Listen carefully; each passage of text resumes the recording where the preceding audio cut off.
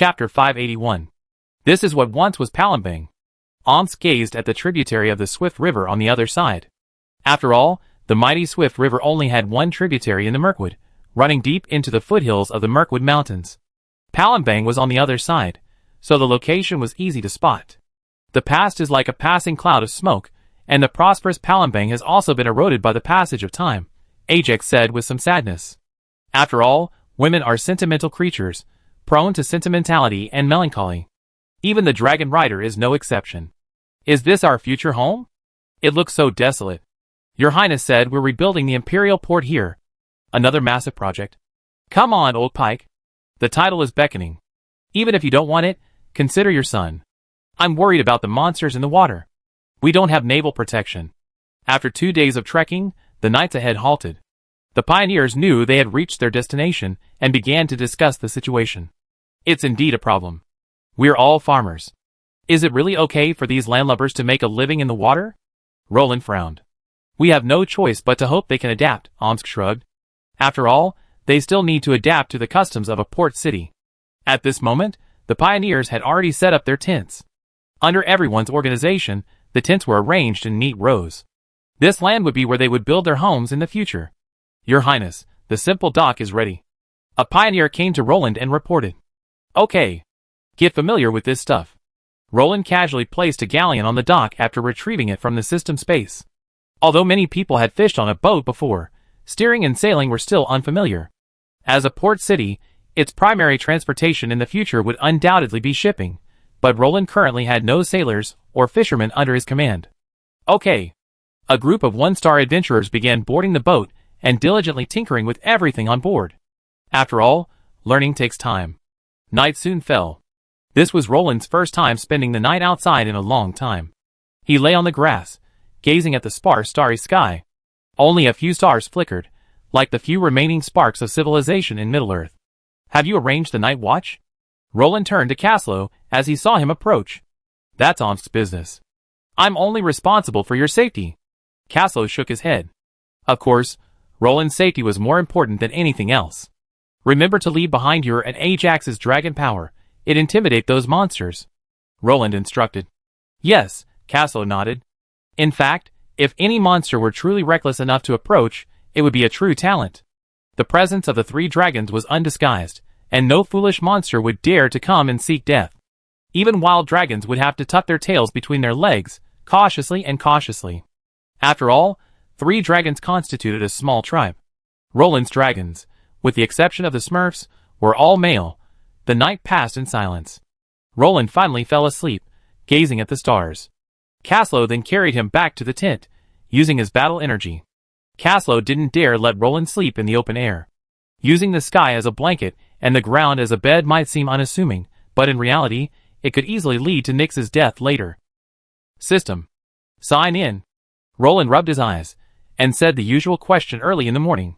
Congratulations to the host for signing in successfully. 1,000 sailors and fishermen will be rewarded. Whatever you thought of, it happened. Roland shook off his sleepiness with a quick thought. After all, these were the sailors and fishermen he urgently needed. Ships are coming. Before Roland could figure it out, he heard a roar. Everyone, weapons in hand, rushed towards the dock. Roland looked up and, having narrowed his eyes for a moment, relaxed again. Over a dozen galleons were approaching, clearly Lagrange style, not to mention their tattered dragon flags fluttering in the wind. Oh my god! We're not dreaming. They're the remnants of the Empire and the army. A group of jubilant civilians leaped from the ships, many of them young and strong men armed with daggers and shields. They were clearly sailors. Stop! The one before you is the King of Rohinian, Lord of the Lagran Empire, Lord of the City of Rapids. His Highness Roland, the current King of the Lagran Kingdom. Omsk, his fighting spirit surging, instantly intimidated the chaotic crowd of sailors and fishermen. Your Highness? The King is here? Upon hearing this, the common people knelt on one knee to pledge their loyalty to Roland, and soon a vast crowd of them knelt. How are you? Roland asked with concern. After all, these people were future technical talents. Whether they were navigating or fishing, Roland desperately needed them, especially fishermen. They were the very people who could fill the kingdom's current food shortage. The Swift River had so many fish to catch, but the fish harvest in Swift River City had always been dismal. While the numbers were still large, they were still pitifully meager compared to the abundance of fish in the swift river. Your Highness, we are doing well. Better than ever. It's our honor to meet you, said a woman with a child. Clearly, the system's 1,000 people included women and children. Omsk. Arrange for them to stay. Remember to distribute the food? Roland turned and commanded. No need, Your Highness. We have more than enough rations. We won't bother the kingdom.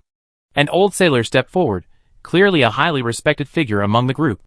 Take it. The kingdom won't let its people suffer from famine. Roland nodded affirmatively. After all, famine wouldn't happen again. Roland guaranteed it with his own wallet. He had spent all his money on food in the system mall, just to prevent the famine that had occurred.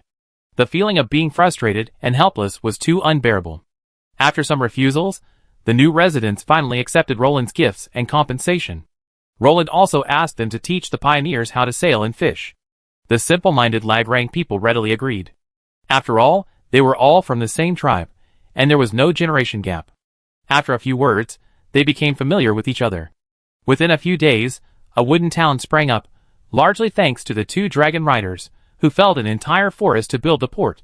Watching the port slowly take shape, though modest, it was fully equipped. Vendors even began to hawk their wares, and the Adventurers Guild sign was the first to go up. Soon, quests were being issued one after another by Omsk. While the levels weren't high, they didn't leave the adventurers idle. It's time to leave, Omsk said to Roland. Over a month, a small town had taken shape through the efforts of all parties. Now Roland only needed to wait for them to evolve and develop on their own. One day, it would grow into a behemoth like Palembang. Okay, let's go!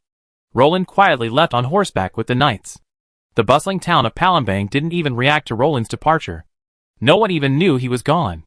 After all, the residents of Palembang were so busy that they had no time to care where their king had gone. Chapter 582. King Roland hasn't returned yet? Yun Feng asked Nyx with a serious face. Roland? No. Nyx shook her head. Hadn't Roland been out sending those pioneers these past few days? This is serious. We need to send reinforcements to Apophis Brio. Yun Feng could only ask Nyx. What happened? Is there an accident? Nyx asked anxiously, pinching the hem of her skirt. The remaining orcs are launching a massive attack on the Lion territory, and the ringwraiths are among them. Yun Feng's face was grim. Just now, he received a magical transmission from the Lion territory. The orc army attacking the pass had become a regular army. Most terrifying of all, the 4 rings had appeared. Apophis Brio was forced to use a forbidden spell of protection to protect them. To contain the orcs' attack, he also used a scroll of offensive forbidden spells. The terrifying destructive power of the forbidden spell stalled the orcs' offensive. The frightened orcs had retreated, but they desperately needed reinforcements. Do we have anyone we can send? Nyx calmed down after hearing Yunfeng's words. As long as the Lion territory hadn't fallen, there was hope. Besides, Apophis Brio was a wise man, and he wouldn't use the forbidden spell as a scapegoat. He would use it when necessary. With the legacy of the King's Landing family, Apophis Brio should be able to hold out until reinforcements arrived. Dragon Knight Squad, Yun Feng said. After all, the only capable fighters were the Dragon Knights. The Griffin Knights were irrelevant. Send the Dragon Knights to support them.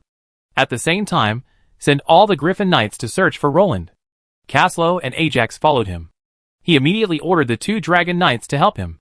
Nyx displayed extraordinary calmness and wisdom, making the most accurate decision in the shortest possible time. I hope the House of King's Landing has a strong foundation, Nyx murmured. Whether Apophis Bleer could make it through this ordeal depended on the help of their ancestors. Your Highness, Olaf said with a lingering fear. That's a tough idea. The ringwraiths are here, Apophis Bleer complained. After all, the original orcs were already a huge headache for him. Who knew the ringwraiths would even join in the fun? If he hadn't been so quick-witted, he would have been dead. How are the brothers? Apophis Bleer finally had time to check on his soldiers. It's okay. The ringwraith's attack was blocked by the protector's arm. Everyone's fine, Olaf said with a lingering fear. Apophis Bleer used the same forbidden ward he had given Roland. The protector's arm resisted the ringwraith's sudden attack. The spell lasted about a week, but it would be reduced by attack. Judging from the current situation, it would only last 3 days before it broke and disappeared. What's going on in the kingdom? Apophis Brio asked anxiously, his eyebrows trembling. His Highness Roland has gone out with the dragon riders and heroes. They're going to open up new land and build a new town. the guard said somewhat awkwardly. Ha ha. It never rains, but it pours. Apophis Brio gritted his teeth, a fierce look in his eyes. It's okay. Just wait. Come on. I wait for reinforcements. Apophis Brio pulled out a stack of scrolls. Give it to 3 people. Make sure one person casting the forbidden spell is awake at all times. If the forbidden spell is about to wear off, tear up the scroll and cast a new one. Apophis Brio warned Olaf. After all, his personal energy was limited, and he couldn't keep an eye on everything. Olaf looked at the 3 scrolls of the Protector's arm in his hand and grinned, his scalp tingling. 3 forbidden spells. That was a lot of money. His hands were shaking as he held them. Remember, if the forbidden spells fail, everyone will die. Apophis Brio was self-aware. Without a 6-tier combat power comparable to the Ringwraiths, he had no right to engage in an equal dialogue with them. For now, he could only rely on forbidden spells to stall for time. Although Apophis Brio still had some offensive forbidden spells, he didn't intend to use them. The orcs didn't have the strength to shake them, and the Ringwraiths, who could shake them, couldn't be easily eliminated by simple forbidden spells. After all, a Ringwraith wouldn't just stand there and let you attack them. This resulted in the forbidden spells and Apophis Brio being more deterrent than practical. Honestly, they were not as effective as the protective forbidden spells. This made Apophis Brio yearn for his family's 6th-rank combat prowess.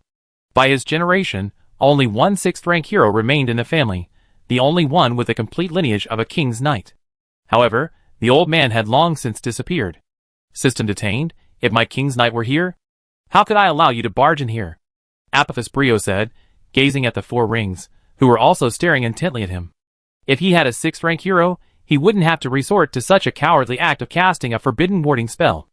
Holen? Roland was startled, then saw Knight Holen tumbling down from the still encaled griffin. Lord Caslow. Lord Ajax. The Queen has ordered. Hurry to Lion territory for support. The Ringwraiths are invading Lion territory. Ignoring Roland, Holen headed straight for the 2 dragon riders. Alright. Caslow and Ajax exchanged glances, each seeing the solemnity in the other's eyes. Without even bothering to greet Roland, they both rode off on their dragons. Wait a minute. Hwilin explained everything. Roland, seeing his dragon rider flee before he could even react, finally stopped Hwilin as he was about to take off and asked. The remaining orcs attacked the Lion territory. Hwilin said. Those rubbish can really defeat Apophis Brio and his men? This truly opened Roland's eyes. How utterly useless was Apophis Brio that he could be defeated by a bunch of weakling orcs and have to call for help. It's the regular army. The orcs from Gambata Fortress. And the 4 rings. Hwilin said solemnly. Omsk. Gather the troops. Kill him. Roland was stunned when he heard the Ringwraiths. Uvasar's score hadn't been settled yet. If he couldn't kill the 9, killing 4 would be fine for some fun. Calm down. Calm down. Omsk quickly hugged Roland as he prepared to mount his horse and charge. It's too far. We won't make it, Omsk said hastily. Get out. I'm riding my dragon. One of the 6th Order from the north must die today. Roland, determined, kicked Omsk aside and pulled Doss from his arms. Doss, still a little dazed after being pulled out, stared at Roland with wide, innocent eyes, as if to say, you better be okay, not sick. Quick! Use your ancestral powers. We're going to take on those Ringwraiths. Roland rubbed Doss's head and said murderously. Ah? Doss was stunned, then murmured softly. No need for an adult form. A young one will do. Anything that can carry me into battle is enough. Roland took out the Dragon Rider's spear, the one-long Sanskrit chant. This divine weapon, once used by the ancient Osbeja, shone brightly in Roland's hands for the first time. Roar! Doss's blue eyes flashed, and 2 giant platinum and gold dragon phantoms appeared behind him. As the 2 phantoms dissipated, a 20-meter-long golden holy dragon emerged. Compared to the adult form of over 30 meters last time, Doss was now much smaller. Ong! Roland, who had just climbed onto the dragon's back, disappeared into the space gap with Doss's low roar. Apparently, Doss had used the power of space to initiate a spatial jump. Huh? Wait for me. Omsk was stunned. In the blink of an eye, Roland, a living man, disappeared along with the dragon. This frightened Omsk so much that he immediately soared into the sky, his fighting spirit gushing out of his body, propelling him through the air. Forget it. Let's go back. After 2 minutes of flying, Omsk shook his head speechlessly. Seeing Roland leaping through space, he wondered how long it would take him to fly away at this speed. He wouldn't even have a warm poop. Everyone. Target, River Rapids. Let's go home. Omsk returned and waved to the Lagran Vanguard Knights. Clearly, Roland's failure to catch up had left Omsk feeling uninspired. And the king was lost again. Chapter 583. Oh my god. Slow down, Dose. Roland said worriedly, leaning over the dragon saddle. After all, Dose was leaping through space like a man in heat. The constant, rapid spatial shifts had already made Roland feel a distinct discomfort in his stomach. At this moment, Roland probably didn't realize he had already successfully surpassed Caslo and Ajax. Dose, leaping through space, was much faster than the two flapping dragons. Roland was immersed in the thrill of flight. As a true dragon rider, this was his first time flying on a dragon's back. He had never ridden Dose before. After all, Dose was still a young dragon, and to ride him required him to draw upon his ancestors' power, transforming into the form he was now. Slowed down. Roland, holding onto the dragon saddle, finally vomited. Unable to adapt to the constant distortion of space, Roland, dizzy and unable to adapt, had transformed into a jet fighter. Wait! Roland, who had landed Dose in the forest, covered his mouth as he rolled off the dragon's back, sprawled on the ground, and began to vomit. After vomiting for a long time, Roland finally recovered.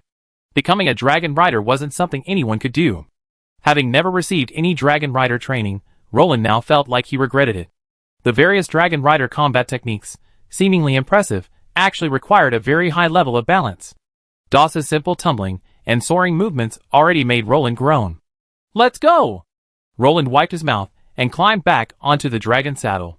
As a dragon rider, if he couldn't even conquer the sky, he might as well cancel the contract and continue to be a peasant. My friend? Are you alright?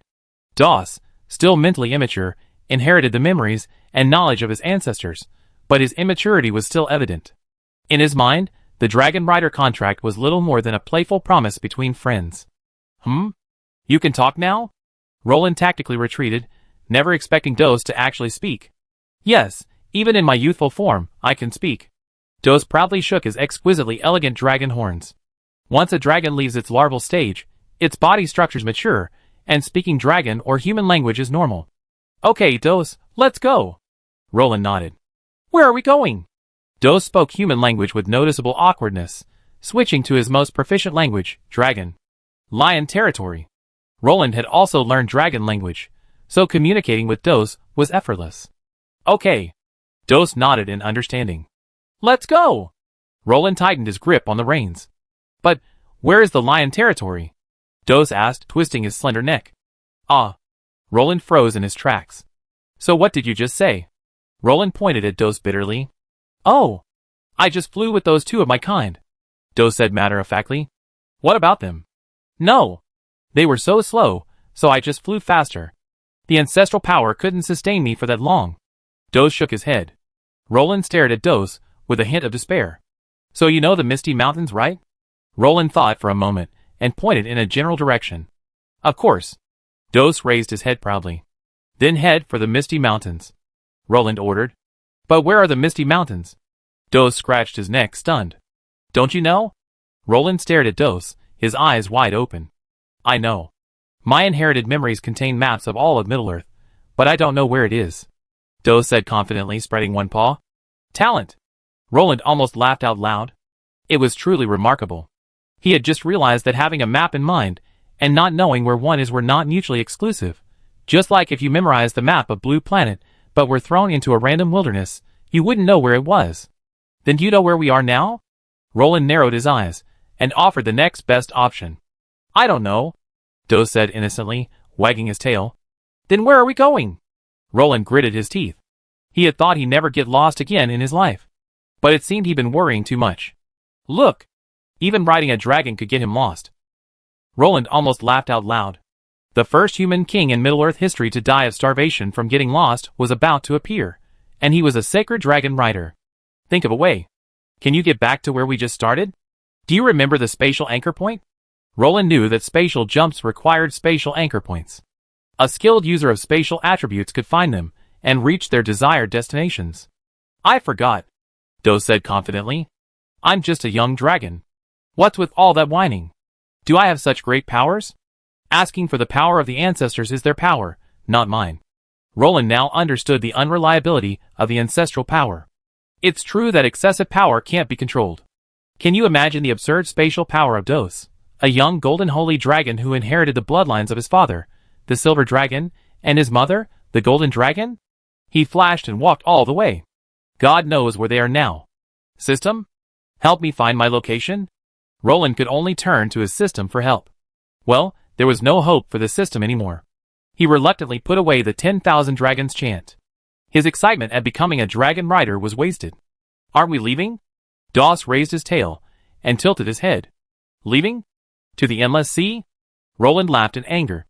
At your speed, everyone would be able to see the sea in no time. Swish. Roland drew his dragon slayer sword and his holy shield, Elir. After all, he had only himself to rely on now. Dos was no longer a reliable figure. Return to your original size. It would save some energy. Roland shook his head helplessly. On! A flash of platinum light flashed, and a small dragon, as long as an arm, slithered into Roland's arms. Crack! Roland sighed after slashing a branch blocking his path with his sword. He took slow, shallow steps forward through the forest, piled high with countless rotten leaves. This is either the Misty Mountains or Mirkwood. Roland grabbed a handful of rotten leaves and examined them. This situation could only occur in a large forest. In early spring, the forest hadn't sprouted yet, and Roland couldn't determine his location by the trees. Thankfully, the sun began to set, and following its path, Roland finally found his bearings. However, the next choice was fraught with difficulty. The reason was simple. Just look at Roland's current, utterly hopeless position. The Misty Mountains to the north were Orc territory, and the Mirkwood to the south were Orc territory. Roland's allies were in Moria to the south, and the Enchanted Forest to the north. 50% chance of success. If the choice wasn't right, the feast would begin. Roland did consider an east-west route, but the distance was too great, and it would have taken too long. But it was Dos in his arms that finally spurred Roland to make his decision. After glancing at the unreliable dragon in his arms, Roland decided to play it safe. Between heading north and south, he chose west. At least heading west would guarantee encounters with gathering places of humans, elves, and dwarves. A touch of civilization still lingered in the west, and the invasion of darkness hadn't yet shattered Western civilization. Chapter 584. Our position, heading west, is either the Eastern Road or the Anduin River. Roland pulled out a map and began studying it. Unaware of their current location, Roland could only determine their position based on obvious landmarks in the west. If they could see the Anduin River, they were in the Misty Woods. If they saw mountains behind them, they were in the Misty Mountains. The Eastern Road, which ran through the Western world, could also confirm their current position. Let's go! Roland put away the map, drew his sword, and stood up. I hope we won't run into any trouble. Roland shook his head. It was clear that facing a difficult enemy alone would be a real problem. Yeah, Dos responded, signaling Roland to leave it alone and just follow him. Most importantly, Dos could survive long periods without food or water. It was like Roland had a large pendant. Not having to worry about feeding the dragon clearly reduced his burden. Sigh. Roland shrugged helplessly. He should have just gone back with Omsk, and not let Dos take him flying around. Now that was it. Those people must be terribly worried, but the reality was completely different. None of them knew he was missing. Omsk thought he'd gone to the Lion territory. Kaslo and Ajax thought he was still with Omsk and the others. His wife, Nyx, also thought her husband was safe under the protection of the soldiers. Roland was left alone, shivering in the unknown forest. Squeak! A faint sound echoed, accompanied by the crackling of branches and leaves. Roland, who dealt with these things all day, knew what it was immediately. Disgusting orcs? Crack! Roland dodged behind a tree trunk, gripping the dragon slayer sword tightly. His eyes were sharp and resolute. After all, he fought orcs for so long, so he was familiar with their strengths. Roar!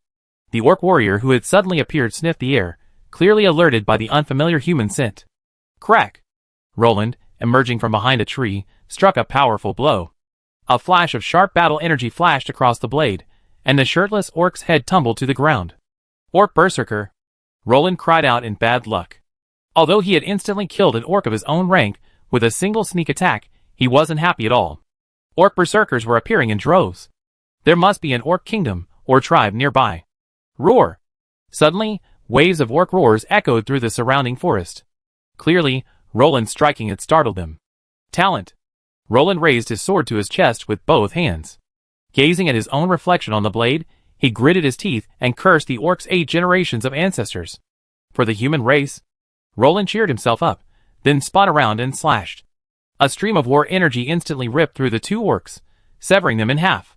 Their still dead upper bodies wailed and struggled in a pool of blood. Bang! A rusty battle axe was past Roland, the terrifying shockwave making his heart skip a beat. If he hadn't instinctively dodged with his keen senses, the blow would have likely struck his shoulder armor. Roland wasn't interested in gambles on whether the Archduke Dragon armor could withstand such a powerful blow. A berserker orc? He narrowed his eyes at the giant orc before him, his muscles bulging and his skin cracked from the swelling.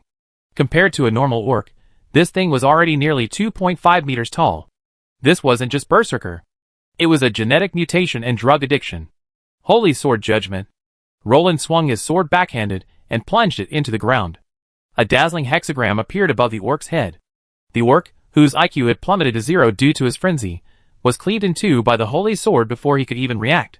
The scorching divine power then gave him a barbecue, leaving him radiating a meaty aroma. You're courting death. After parrying the attacks of several small foes and slashing them back, Roland switched from fighting to retreating. Hours passed quickly. Before him lay a path of orc flesh and blood. Every few dozen meters, an orc corpse fell to the ground. It was clear that the advancing orcs had no idea how to fuel their attacks. It's getting dark, Roland said grimly, looking up at the sky. After all, given the current situation, there was no way he could build a fire. The orcs were doing him a favor by allowing him to climb a tree and fight all night. Go back to your dark, damp place, bastard. There's no hope for you. Ajax, engulfed in flames, stood proudly atop the simple pass, dragon lance in hand, gazing calmly at the ring wraiths before her. Clearly, the 4 rings were no match for her defenses. Leave. Sin, Caslo said gravely. You will eventually be devoured by darkness. Amaratha whispered, then vanished in a puff of black smoke. The other orcs, naturally unwilling to remain there and await death, turned and fled. Clearly, both sides fought this battle in perfect harmony. Ajax and Caslo, fearing a trap, hesitated to act rashly, while Amoraso, originally only intending to lead his men to steal the chicken, now saw 2 dragon riders personally approaching him, and with only a few stern words, he could only flee in disgrace. Both sides were wary, and refrained from risking their lives. The battle ended peacefully after a tacit exchange of harsh words. Thank you both for your support. Apophis Brio wiped the dust from his face and expressed gratitude with a formal expression. Of course, the King's Landing family is closely tied to the kingdom, sharing its fate. The king and queen will not let you fall into despair. Caslo skillfully managed to curry favor with Roland and Nyx. After all, relationships between top nobles require daily maintenance.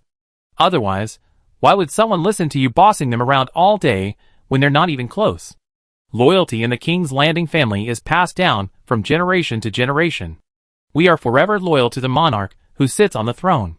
Apophis Brio patted his chest, acknowledging the favor, but also indirectly hinted at an old tradition of the King's Landing family. I will not participate in the internal struggles of the royal family. I will be loyal to whoever holds that position, no matter who it is. Caslo and Ajax, who heard the subtext behind Apophis Brio's words, remained silent.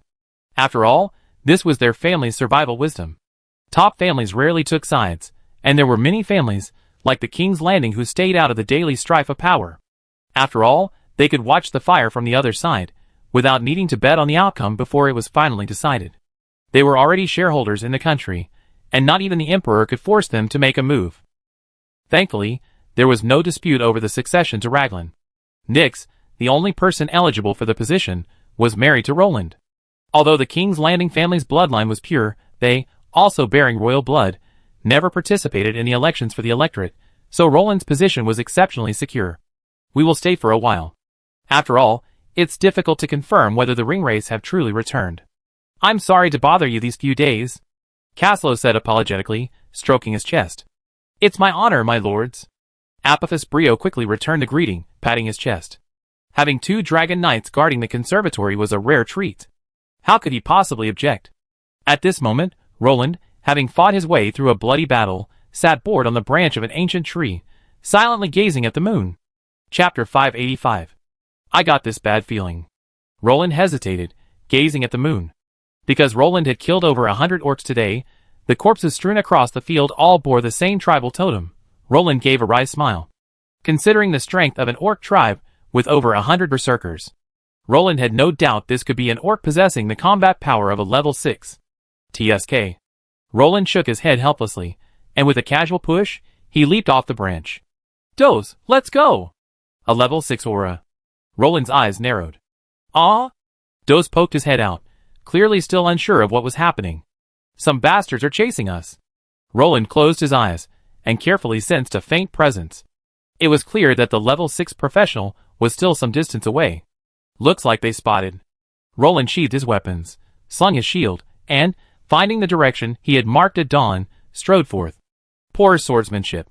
Docker, a 6th rank overlord priest of the Misty Mountain Orc Kingdom, carefully examined the dead orc's corpse. The chaotic crisscross of sword marks on it made him sneer. Roland, with only minimal training, certainly didn't possess the swordsmanship of a normal soldier. His instinctive attacks were, in the eyes of professional warriors, as comical as a child wielding a sword. Haha, a human paladin. What a disgusting smell. Docker sneered cruelly. As one of the priests of the Misty Mountain Orc Kingdom, he was primarily responsible for defending the Dwarven Moria region. Today, however, he unexpectedly discovered that a group of hunting berserkers hadn't returned on time. He personally went out to search at night, discovering the remains of orcs strewn across the field. From the lingering war energy on the corpses, he easily determined Roland's condition. What a disgusting smell. Roland sighed helplessly. The approaching aura of a 6th level being from behind clearly told him he was being pursued. The confident orc overlord deliberately released his aura, evidently enjoying the pursuit and the pleasure of experiencing the human knight's despair. Dose. Your parents won't let us down, will they? Roland said softly, gently stroking Dose's scales. Roland clearly knew he couldn't escape, and turning back to fight back might even offer a chance. After all, Roland doubted that Dose, at full power, couldn't suppress a 6th level being. The only thing Roland wasn't sure about was the duration of Dose's ancestral power. Human. In the dark forest, a giant tree crumbled apart by the brutal blows, and a majestic and burly orc emerged from the smoke and dust. Who are you? Roland leisurely gazed at the 6th level orc before him. Judging from his appearance and attire, he should be a tyrant. He had the impression that there were many orc tyrants, but the most famous were the 2 killed in the Battle of Lonely Mountain. Who are you, a tiny human paladin? Docker tilted his head and smiled, his sharp fangs casually exposed, flashing a cold light. Clearly, he wasn't about to attack immediately. Playing with a mouse was a form of amusement. Huh? You shady bastard, you dare ask my name? Are you stupid from living in a cave? Since you know I'm a paladin, you should understand that I have nothing in common with you bastards. Roland sneered disdainfully. Interesting, ant? Do you think being a 3rd level paladin gives you the right to speak so arrogantly in front of me? Hasn't anyone told you that everyone below level 6 is just an ant? With that, Docker attacked fiercely. A massive palm of flaming battle energy appeared out of thin air and suddenly grabbed Roland's body. Roar! Fiery, sacred golden dragon breath burst forth madly from Roland's chest. You think you can kill me? Amidst the smoke and dust, Roland slowly emerged, carrying the 10,000 dragons chant, several times his own strength. Docker's pupils shrank.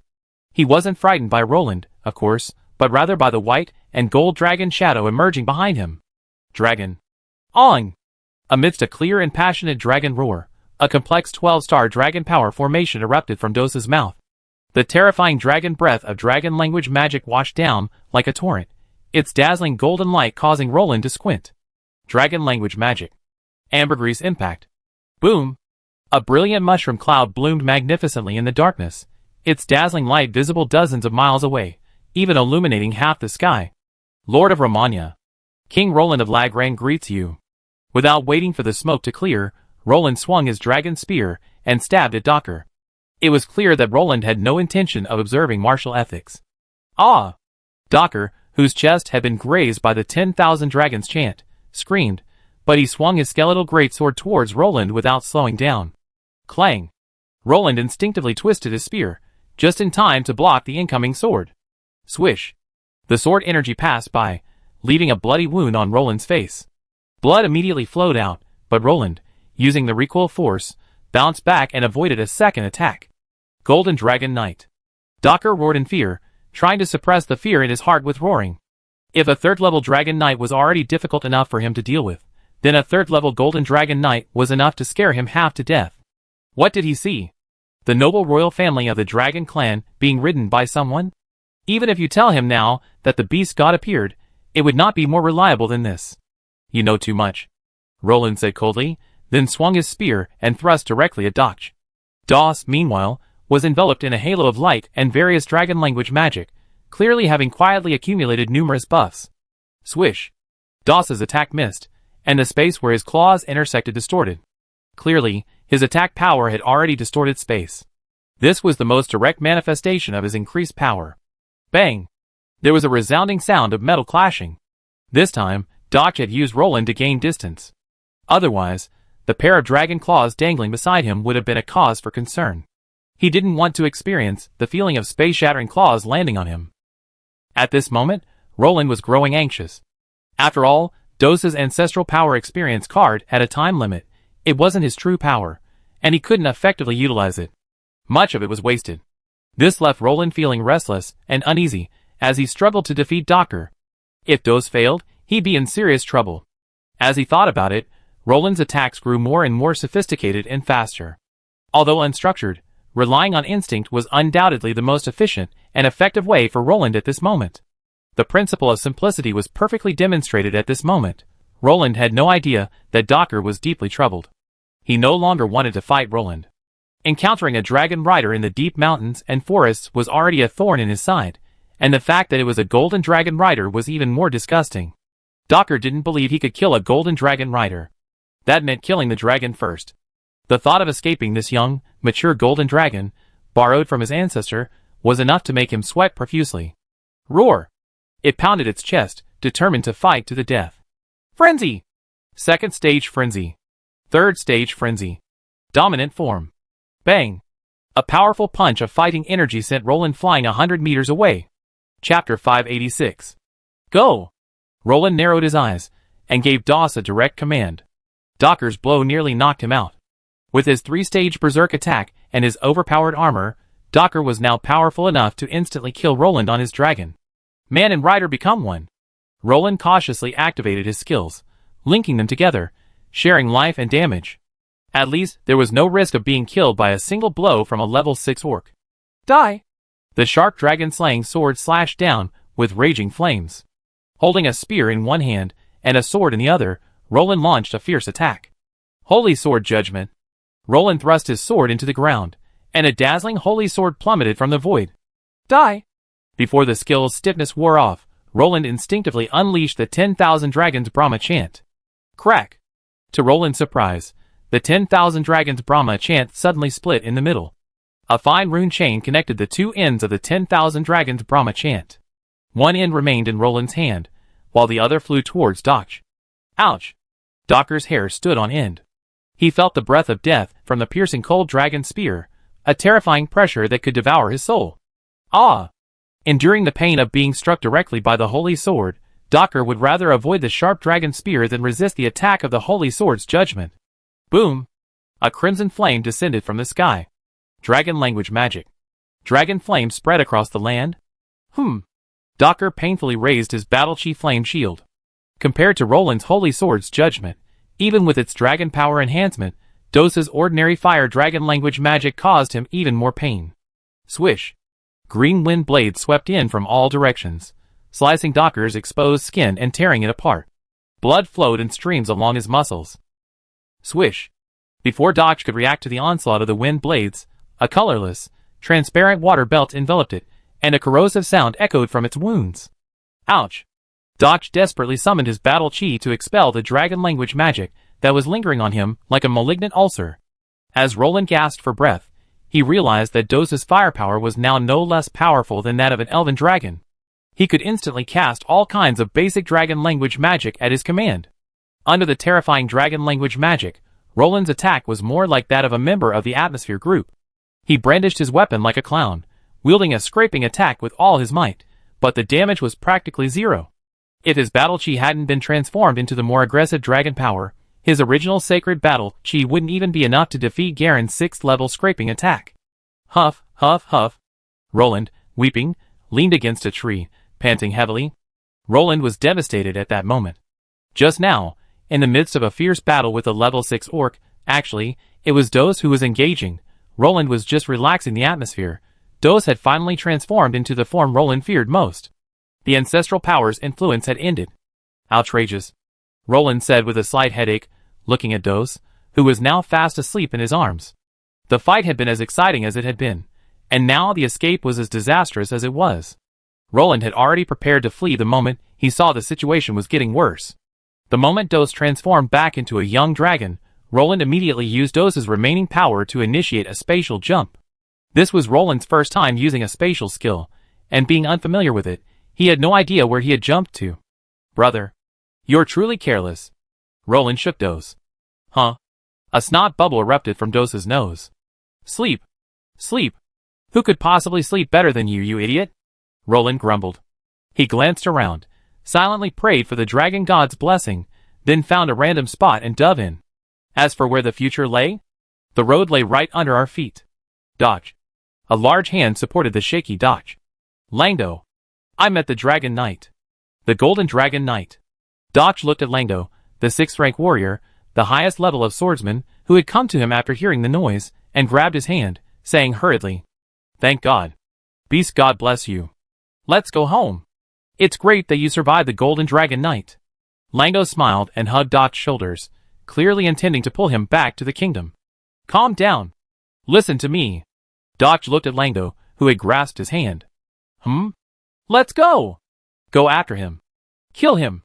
We must kill him. Otherwise, we be in big trouble. Docker said fiercely. My beast god. Have you been beaten silly? We be in big trouble if we catch up.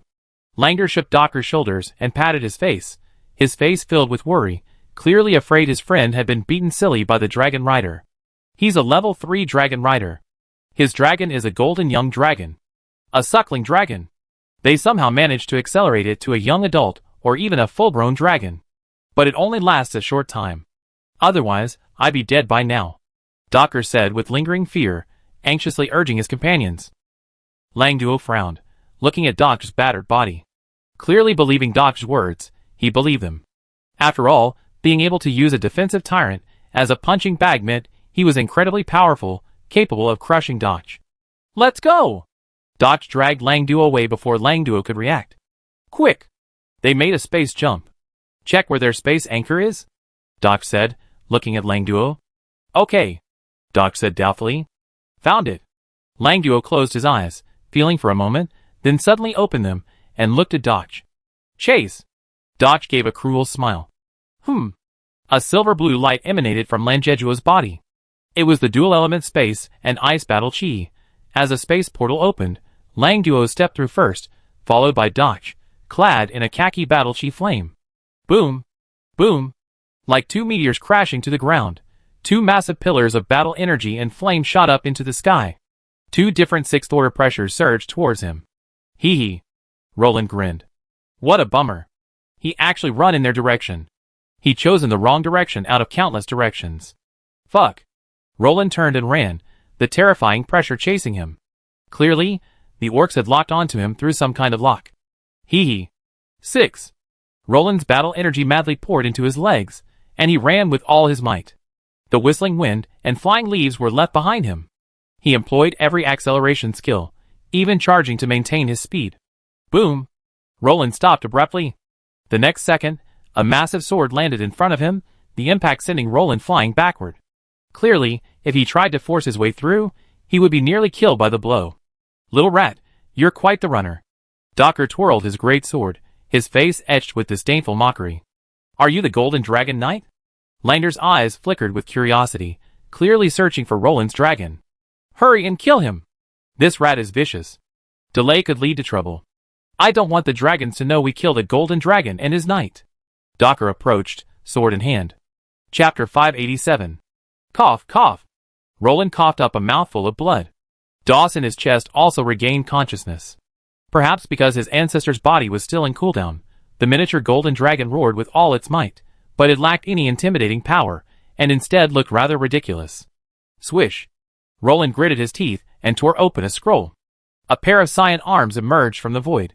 Countless magic circles blossomed beneath Roland's feet, and a cyan shield enveloped both man and dragon. Forbidden spell. Protector's arm. This forbidden spell, traded to Roland by Apophis Brio, was unleashed before Roland could even warm it up.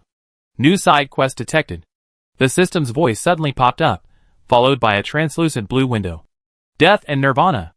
A lonely king, lost in the misty mountains, is pursued by two 6th level orcs. Life or death hangs in the balance. Surrender or fight to the death? Turn to dust or be reborn. This quest is automatically accepted and cannot be declined. Objective: kill the pursuers or escape successfully. Reward: the Dragon Rider family. The loyalty of Anthony Doss, the 4th level Thunder Dragon Knight. Ha ha. Damn you. Roland laughed, his voice swearing. How did you think I could fight back? I was able to escape only because of the presence of the late Emperor Lagran. Forbidden spell? Docker was stunned. Clearly, blocked and unable to move forward, he had discovered something wrong. Guardian forbidden spell. This human is something. Langito's eyes were filled with fear. To be honest, he really didn't want to fight a Dragon Knight, let alone a Golden Dragon Knight. Killing a knight would mean forging a mortal feud with a dragon, meaning you would live under the shadow of a dragon for the rest of your life. Killing a dragon means you would live under the shadow of the dragon clan for the rest of your life. When a pure-blooded dragon dies, the blood curse in its blood will attach to the creature that killed it. The blood curse will remind every nearby dragon that there is a dragon slayer here. Then congratulations, you will be hostile to dragon-blooded creatures for the rest of your life and hunted by every dragon you meet. Even a demon dragon, hostile to other dragons, wouldn't hesitate to attack a dragon slayer upon seeing one. After all, a Dragon Clan war is a Dragon Clan war. Anyone outside who dares to slay a dragon will face death. Otherwise, why do so-called dragon slayers spend their lives hiding in dark corners? He dares to venture out into the world. But at this moment, Docker couldn't care less. He had already offended a Golden Dragon Knight and killed him. If he didn't eliminate the root of the problem immediately, would he wait for him to grow up and become a nuisance to their ancestors? Attack! Docker's greatsword slashed against the forbidden spell. A pair of cyan hands calmly emerged and intercepted the full force of the 6th level tyrant's attack, calmly and without a trace of emotion. Roar! Langito's face shifted for a moment, evidently figuring out the situation. After all, he had already offended the Golden Dragon Knight, and with no powerful guardians nearby, it seemed best to eliminate him before it was too late. Silver Cross Storm.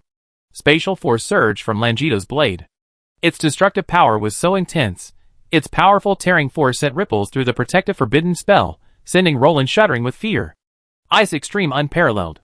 As Langito's dual attribute battle energy slammed into the forbidden spell shield, the Guardian's arm's defensive effectiveness noticeably decreased, but aside from a slight weakening of the shield, no other issues arose. Feeling the false alarm, Roland hurriedly poured himself a variety of potions. While he didn't have many high-end potions, Yunfeng had already made a good supply of basic ones. As Roland downed the large quantities, the effects began to take effect. His displaced organs were noticeably healed, and his internal injuries were slowly healing. No! Too slow. Roland felt a surge of anxiety as he watched the two orcs swing their swords at lightning speed. After all, no one knew the power of a 6th level attack better than he did. Without the protection of the forbidden spell, he probably wouldn't be able to withstand even a single blow. Dose. Are you okay? Roland asked. Now he could only rely on Dose to escape this predicament. Ouch. Dose shook his head in frustration. Clearly, the ancestral power hadn't responded to him. Perhaps his body could no longer withstand the powerful ancestral power, a protective mechanism passed down by their ancestors. Roar! Docker slammed his rocket head butt into the forbidden spell shield, causing it to shake slightly. The forbidden spell is about to break. Roland frowned. The increasingly thin protector's arm had clearly reached its limit. The fact that it took nearly 5 minutes of full-force attacks from 2 level 6 orcs to finally break was a testament to the spell's strength. Dose. Roland suddenly pulled the golden dragon Dose from his arms, and said softly, I know you have the ability to leave. Escape. Live well. If you get the chance to see my wife, tell her. I love her. Roland's eyes sparkled with tears. He didn't belong to this world. How could he survive in Middle-earth? Leaving his mark on the continent was already a complete regret. Just consider it a dream. Roland thought back, unknowingly assimilating himself to this world. The name Earth felt both familiar and strange. He could no longer remember the people and events of those days. Instead, he remembered Nyx's gentle face and holy body, Caslow's concerned voice, Renault's resolute figure, Yunfeng, Omsk, and the others. Time flies. Roland sighed, a faint ray of spatial force flickering in his hand. Dragon Emperor. Live for me. Roland gently placed his hand over Dos's head, activating the remaining spatial dragon energy within him. Space Leap. Activate. A miniature spatial portal opened in his palm. This was the last chance for survival left to Dos by his ancestors, a chance opened by his knights. Ouch! Before Dos could react, a suction force sucked him in, and the next second, he disappeared. What a careless little fellow. Roland chuckled, then used the remaining spatial dragon energy to obliterate the spatial anchor. Clearly, he had figured out how the two orcs had caught up with him. Hee hee. Roland laughed, his brilliant smile sending a chill down the spine of the two 6th rank orcs, who were diligently attacking the forbidden spell. Although Docker couldn't understand what he had just done, the primary requirement for becoming a 6th rank cultivator was to comprehend the laws of space, so he had a basic understanding of spatial power. Seeing him send the dragon away, the hairs on his body stood on end. Langer clearly knew what Roland had done. Seeing no hope of escape, this damned human had cut off his tail to save his life, sacrificing himself to shield the golden dragon's escape from space. He even obliterated the spatial anchor. You're sweating profusely, bro. Roland smiled brightly. Two orcs trying to hunt the royal family. Ha ha. What do you think the old dragons on Dragon Island will do? That's a golden dragon cub that even the ringwraiths wouldn't dare to attack. I am the king of Rohanyan, ruler of Lulong Fortress, king of the kingdom of Lagrang, elector of the Lagrang Empire. I bear the royal blood. The late emperor. All demons apologize. Roland, holding the 10,000 dragon Sanskrit chant, spoke slowly, his voice low and commanding. Although the two 6th rank cultivators couldn't understand his words, the title Elector was surprisingly jarring. Elector? The one before them was one of the heirs of the human emperor. And the first in line. Sacred Covenant. Roland waved his hand, drawing a golden hexagram. Glory. Mercy. Justice. Loyalty. Fraternity. Protection. Courage. Humility. As Roland chanted, 8 halos appeared around him. His aura had reached its peak. Do you think you can kill King Lagrang? Roland taunted. Sacrifice. As he calmly uttered the last 2 words, his battle spirit finally surpassed the peak of the 3rd level and reached the 4th level. Boom! The flame of life ignited, and Roland's entire body burned with golden flames. This was the manifestation of his vitality. When the flames extinguished, it also meant the knight's death. Live with honor. Die with honor. My heart is like my sword. I would rather break than bend. Roland looked indifferently at the 2 6th level orcs before him through the extremely thin protective forbidden spell. Bang!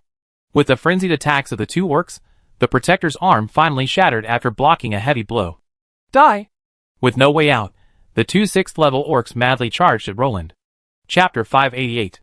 Boom! A violent sonic boom echoed, and 2 6th level orcs were knocked back by one long fanchong. Roland was also sent flying over 10 meters. Clearly, Roland had suffered a loss, but for surviving a head-on confrontation with 2 6th level paladins, he was truly a man of his word. TSK. Roland tilted his head and straightened his twisted right arm without even a frown. Guess what this desperate skill of sacrifice does besides risking his life? Doesn't it just block out most pain? Add to that the potions Roland just guzzled. Ha ha. Now Roland can say to anyone he meets, a mere fatal injury. Nothing to worry about. Did I even start sacrificing myself to play with you? One of the 3 of us has to die today. It's either me or me. Anyway, I'm dead today. You 2 bastards, don't even think about it.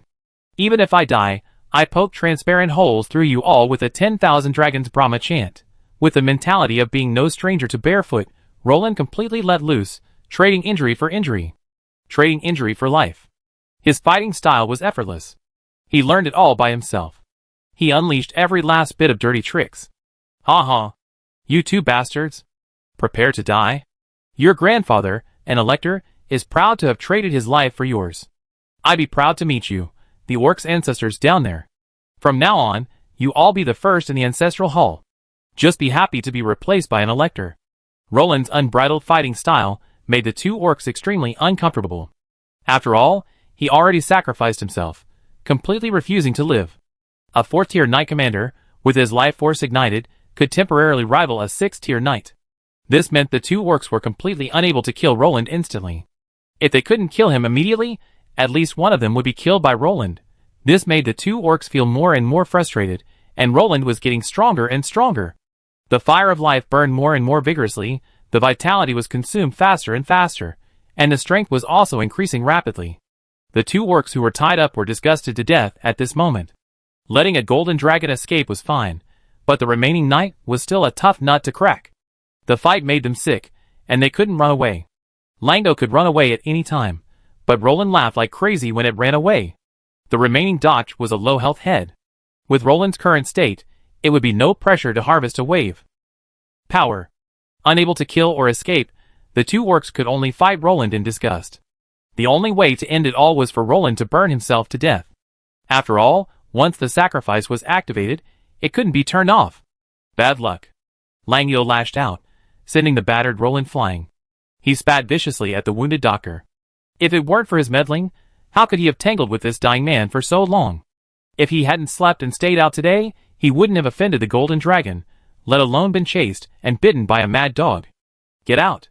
Langito's greatsword left a foot-long wound on Roland's body, and he cursed as he kicked him away. Ah! Roland, relentless, seized the opportunity to use 10,000 Dragons chant to slash Docker's shoulder, causing him to scream in agony. Come, come, come! Look at my face! Do you see it? Elector of the Legrand Empire. Roland! Go down and tell your ancestors that you, a level 6, took me away. Roland roared, turning and attacking Docker.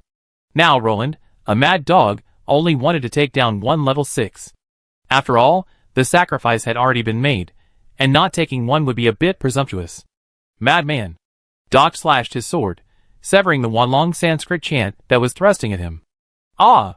The next second, Roland, clutching the Dragon Slayer's sword, threw himself into Doc's arms, the sharp blade piercing his abdomen. Swish! A streak of sword energy flashed, and Roland's right arm, holding the Dragon Slayer's sword, was completely severed. The solid Grand Duke dragon armor couldn't stop the sharp spatial blade. Roland groaned, his mind momentarily stagnating even with his pain-blocked senses. Huff, huff, huff. Roland stumbled backward, holding onto his severed arm. Dotch, flung dozens of meters away by the impact, was now foaming with blood at the corner of his mouth. Ouch!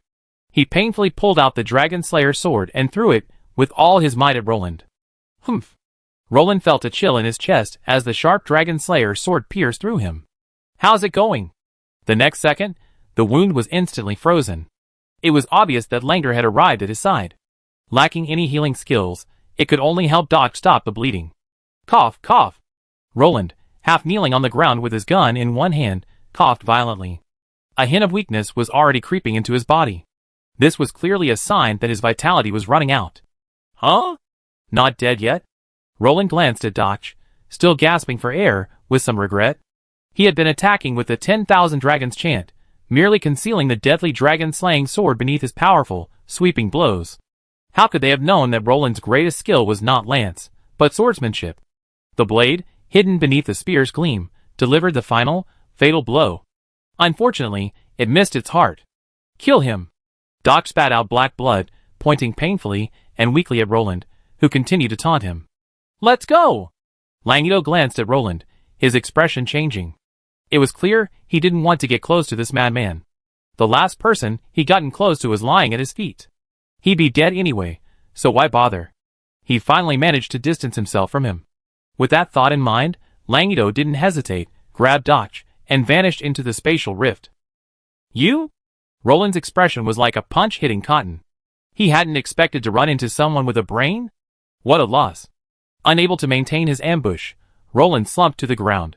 An extreme weakness spread from his heart throughout his body. He felt the weight of his dragon armor weigh him down. Bang! Roland, lying powerless on the ground, stared blankly at the sky. The stars had already set, and a ray of morning light shattered the silence of the night. Dawn! He strained his gaze to the east. A ray of red light crept over the horizon, clearly signaling a new day. Unfortunately, he would never see the sun again. Nix. I'm so cold. So cold. Roland murmured. In his final moments, he was still thinking of his first and only woman. The dragon-slaying sword on his chest grew colder, as if it had sucked away the remaining warmth in his body.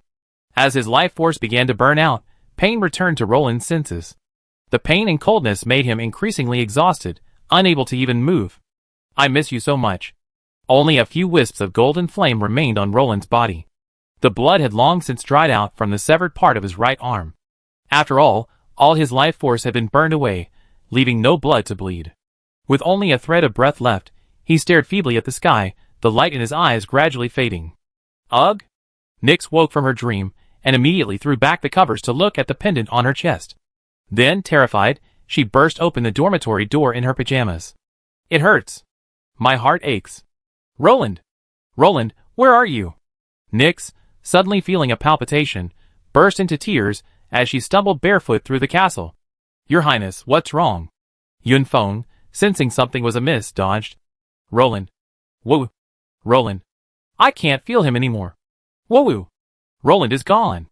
Nyx, tears streaming down her face, pulled out a Bauhinia pendant from her chest, its petals already broken into pieces. A heart-shaped Bauhinia pendant?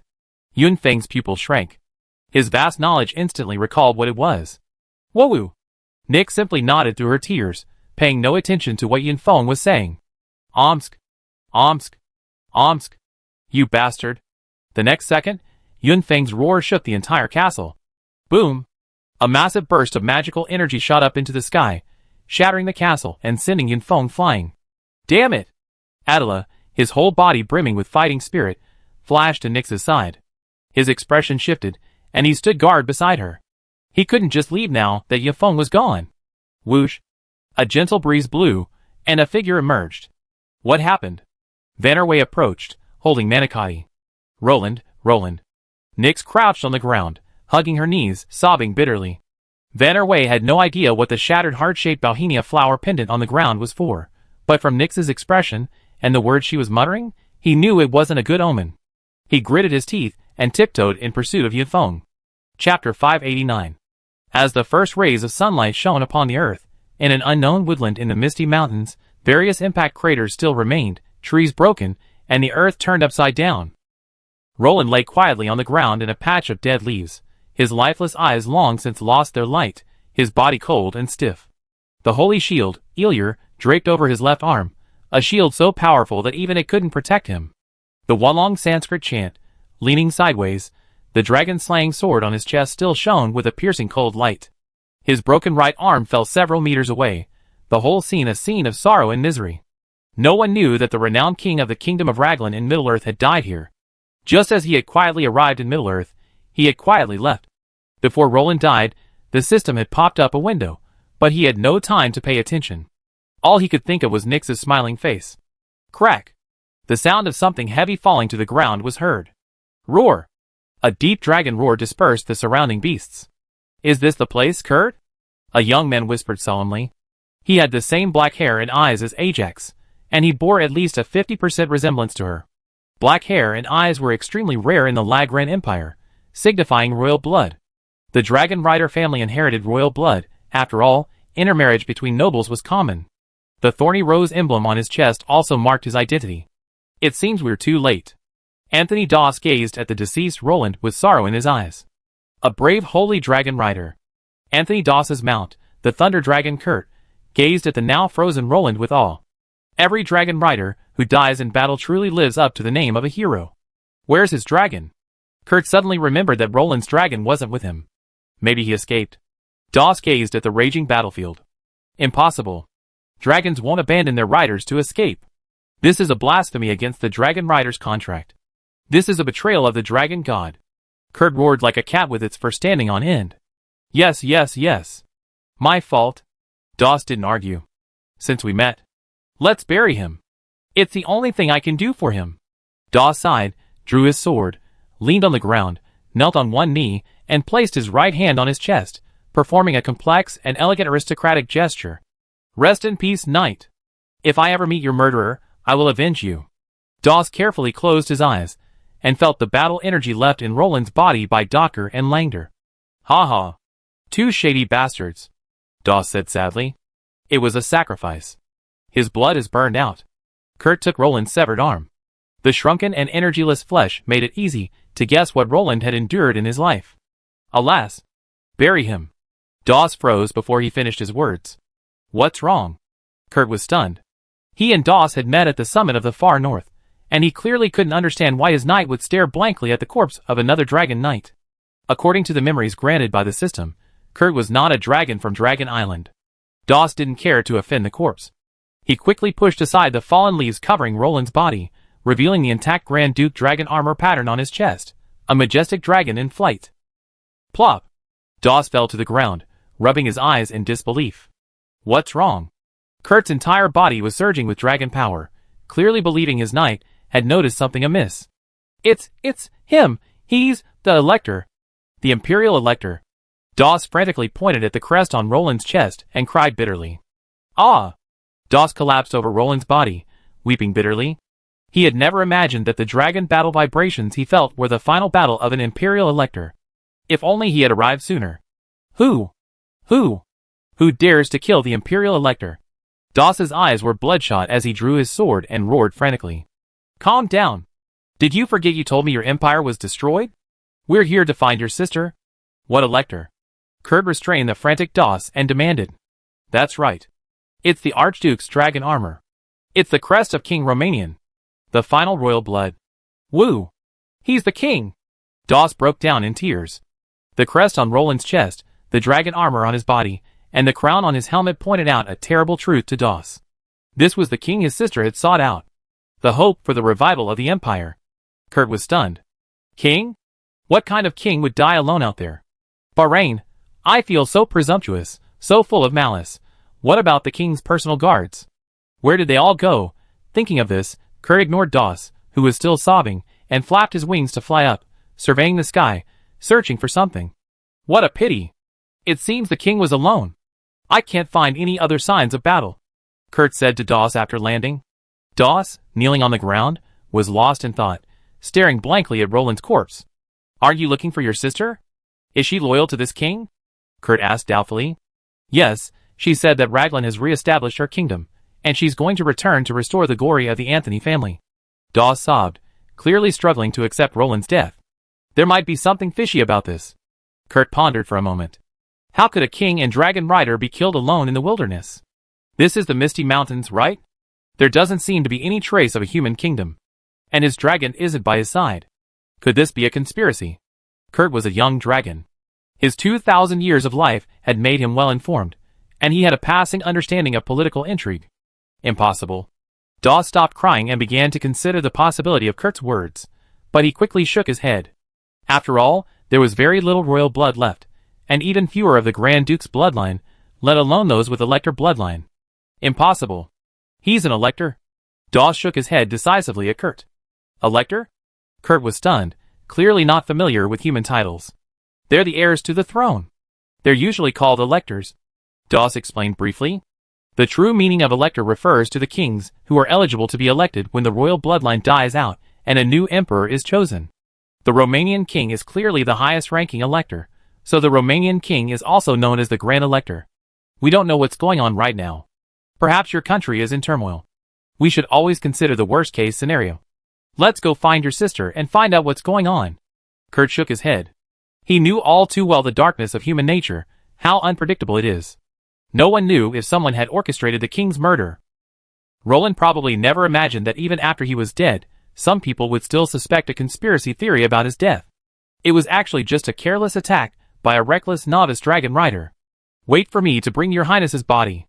Doss's gaze fixed, and he nodded to his dragon, clearly determined to get to the bottom of this matter. Chapter 590. Anthony Doss wrapped Roland's body and severed arm in cloth, and then gathered his belongings. He carried Roland's body and secured it to the dragon's saddle. Kurt silently watched Anthony Doss's actions without saying a word. No one but the dragon rider could ascend to the back of a dragon. The dragon's back was a blind spot in the dragon's defenses, and ascending it signified absolute trust. Just like Caslo's storm dragon, Cardo, only Roland, who had helped him transform, could ascend to his saddle. But for Kurt, Roland was an exception. After all, a fallen dragon rider was enough to earn the respect of all dragons. Let's go! Let's find out the whole story. Anthony Doss's eyes flashed red. Where's your highness? Yun Feng, his eyes red, grabbed Omsk's neck guard and said coldly. Your highness? Aren't we chasing Caslo and Ajax to support Apophis Brio? Aren't the ringwraiths invading there? Omsk looked at Yun Feng, who had rushed over so early in the morning, with a look of astonishment. What's wrong? Raynor flashed in front of the two. After all, he wasn't blind, He could sense Yunfeng's powerful 6th-level pressure from miles away. So Rainer, immediately activate the communication array to contact the Lion Lord. Ask about His Highness's situation. Yunfeng looked at Rainer with a grim expression, one hand still clutching Omsk. Alright. Rainer sensed something was amiss in the atmosphere, but he remained silent. He was about to turn to notify the fortress's central control when Yunfeng dodged and rushed over. I do it myself. Only a single word lingered in the air, and Yunfeng's figure had long since vanished. What happened? Renaud asked, looking at Omsk. I don't know. Omsk spread his hands. Ever since Roland's escape, he laboriously led the knights on a patrol from Palembang to Lulong Fortress, clearing the roads along the way. He barely settled into the fortress for half the night when Yunfeng rushed over, grabbing him and asking where His Highness was. He also wanted to know where Roland had gone. Could he catch up to the Golden Dragon? But with 2 dragon riders at his side, King Roland would surely flee if he couldn't defeat them. Let's go and see. Renaud shook his head. Yunfeng, who never left the house, had already escaped, so he knew things were going to be complicated. Omsk shrugged and followed Renaud. Omsk, who had just entered, was struck head-on by Yunfeng's staff. His head was buzzing. He knew from the crisp sound that it was a good start. What's wrong? Renaud stopped the excited Yunfeng and asked. The 2 dragon riders aren't with King Roland. Yunfeng's face was extremely grim. Tell me, where did His Highness go? Yunfeng rushed over and grabbed Omsk. No. I don't know. He rode Doze to chase Castle and Ajax, and I couldn't catch up with the dragon rider. Omsk spread his hands innocently. How could something with 4 legs catch something with 2 wings? What's going on? Renaud, confused, grabbed Yunfeng and asked. I don't know what happened either. I want to know what happened too. But? His Highness Nix's heart-shaped Bauhinia pendant shattered. Do you understand? Yunfeng slapped Renaud's hand away. So? Vannerway, who had been watching the show for a while, was confused. Soul binding. King Roland has fallen? Renaud took a few steps back in disbelief, then collapsed to the ground helplessly. So, where is Roland? Can anyone tell me? Yunfeng said sternly, looking around. His gleaming cold gaze sent a chill down Omsk's spine. Wait! Omsk finally realized the power of the heart-shaped Bauhinia pendant. He stood up straight, staring at Yunfeng in shock. He pointed at Yunfeng, his finger trembling, unable to speak. Why are you pointing at me? I just wanted to ask you where King Roland went. Yunfeng roared angrily. This? You? Omsk faltered, waving his hands. The problem was, he didn't know. Roland fell? Vannerway was shocked. That shouldn't be possible. He knew a bit about the Lagran Kingdom's background. How could so many 6th-rank warriors and dragon riders not be able to protect a king? It didn't make sense. Didn't Roland go out with 2 dragon riders and Omsk? Could they be mistaken? Vannerway frowned. He felt something was amiss. Could they be overthinking it? The heart-shaped Bauhinia flower shattered. It couldn't be a mistake.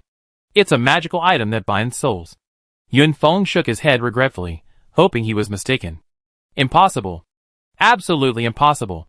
Renaud cried, clutching his head in disbelief. Don't cry. Let's find King Roland first. Omsk frowned, wondering where Roland could be. Search, search, search. What can we do? Yunfeng roared angrily. They didn't even know Roland's whereabouts, so how could they possibly look for him? First, notify the 2 dragon riders, and have all the air riders spread out to search. Omsk said grimly. Now they could only use the crude method to eliminate him. Was it worth it? Roland wearily opened his eyes, only to see a blur of chaos before him, save for a vast golden shadow. Wasn't I dead? Roland paused in a daze. Was it worth it? The golden shadow continued. What's worth it? Dead is dead. Roland shrugged, unsure of how his mind had managed this movement. Is it really worth it? An elector's final demise in the wilderness, unknown. Unknown. The golden shadow continued. What the hell? Who are you? The system? Can you resurrect me? Roland was irritated by the figure's words. Are you willing to go back? The golden shadow said calmly. Go back? Go back to where? Go back to Earth and become a social slave? Roland thought the system was really sending him back to Earth, and he internally complained. After all, he'd been king for so long, and returning to being a social slave wasn't going to be easy. He might as well die if that really happened. Go back to the one you love. The golden shadow continued. Who are you? How can I get back? What's your purpose? Roland was stunned, first surprised, then confused. After all, there's no such thing as a free lunch. Who am I? I'm a long-dead soul, a life that shouldn't have existed. The Golden Shadow sighed. As for how you get back? It's simple. The way back is right here beside you. Beside me?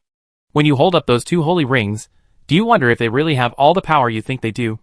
Holy rings? I only have the Ring of Glory and the Ring of Mercy. What use do they have? Besides amplifying the knight's order and skills, Roland said, a little stunned. Do you understand the origins of the holy rings? The golden voice said with a hint of amusement. I only know there are 3 of the rings. The One Ring, 3 for the elves, 7 for the dwarves, and 9 for the humans. I really don't know anything about the holy rings. A flicker of ignorance crossed Roland's face. Go back. Return to where you belong, King Roman Island. As an elector, the throne is your final destination. The Golden Shadow smiled. Buzz. A golden light quietly emanated from Roland's corpse, glittering. Chapter 591. Kurt was instantly startled, as he keenly sensed a surge of energy emanating from his back. Land. Anthony Doss also noticed something strange about Roland's body in the dragon saddle. Could it be the necromancy of corpse explosion? Kurt shuddered. After all, only the necromancer's corpse explosion could unleash such terrifying energy from a corpse. That shouldn't be the case. Anthony Doss carefully untied Roland's body and laid it flat on the ground. Because the body was wrapped in cloth, neither the man nor the dragon could clearly see what was happening. Finally, Anthony Doss gritted his teeth and said, Your Highness, I apologize. Anthony Doss reached out and peeled back Roland's shroud. Only then did he discover the energy sources were located in his left ring finger and right index finger. Holy ring? Anthony Doss was stunned. Clearly, the Dragon Knights were no strangers to this thing. A powerful holy ring was the ultimate goal of every knight. After all, paladins rely on talent, Dragon Knights rely on charisma, and the only thing they could hope to obtain was a holy ring. This power makes my heart flutter. What are they? A magic ring? Kurt was stunned. Clearly, the terrifying power had led him to mistakenly believe that Roland was holding a magic ring. The holy ring, the antithesis of the magic ring. It's the ultimate pursuit of every righteous knight. Anthony Doss shook his head. While the conditions for obtaining the holy ring were harsh, at least there was hope. The source of this power seems to be connected to our dragon race. Kurt suddenly said after carefully examining it. No wonder this thing seemed so familiar. It turned out to be the purest essence of the dragon race. In fact, the birth of this thing is indeed inextricably linked to your dragon race. I think I've seen you somewhere before. Roland squinted, trying to see the figure's true features, but it was clear he could make out little beyond a blur. Ha ha. Little one, looking me in the eye requires immense strength. You're not even capable of gazing at my presence. The Golden Shadow teased. Wait. You're the dragon god. Roland squinted, catching sight of a glimpse of scales and claws before finally guessing the true identity of the figure before him. It was the dragon god. No wonder he felt such a strong sense of familiarity. After all, the golden figure's aura was majestic and intimate, a sense of blood connection that was irresistible, as if they were blood relatives. Clever kid. The dragon god's remnant smiled brightly, clearly delighted that someone could recognize him. You're not. Roland hesitated, squinting his eyes. After all, the next words would be a bit disrespectful. Didn't I fall? Yes. I fell a long time ago. I am the first dragon god in the world, and also the last.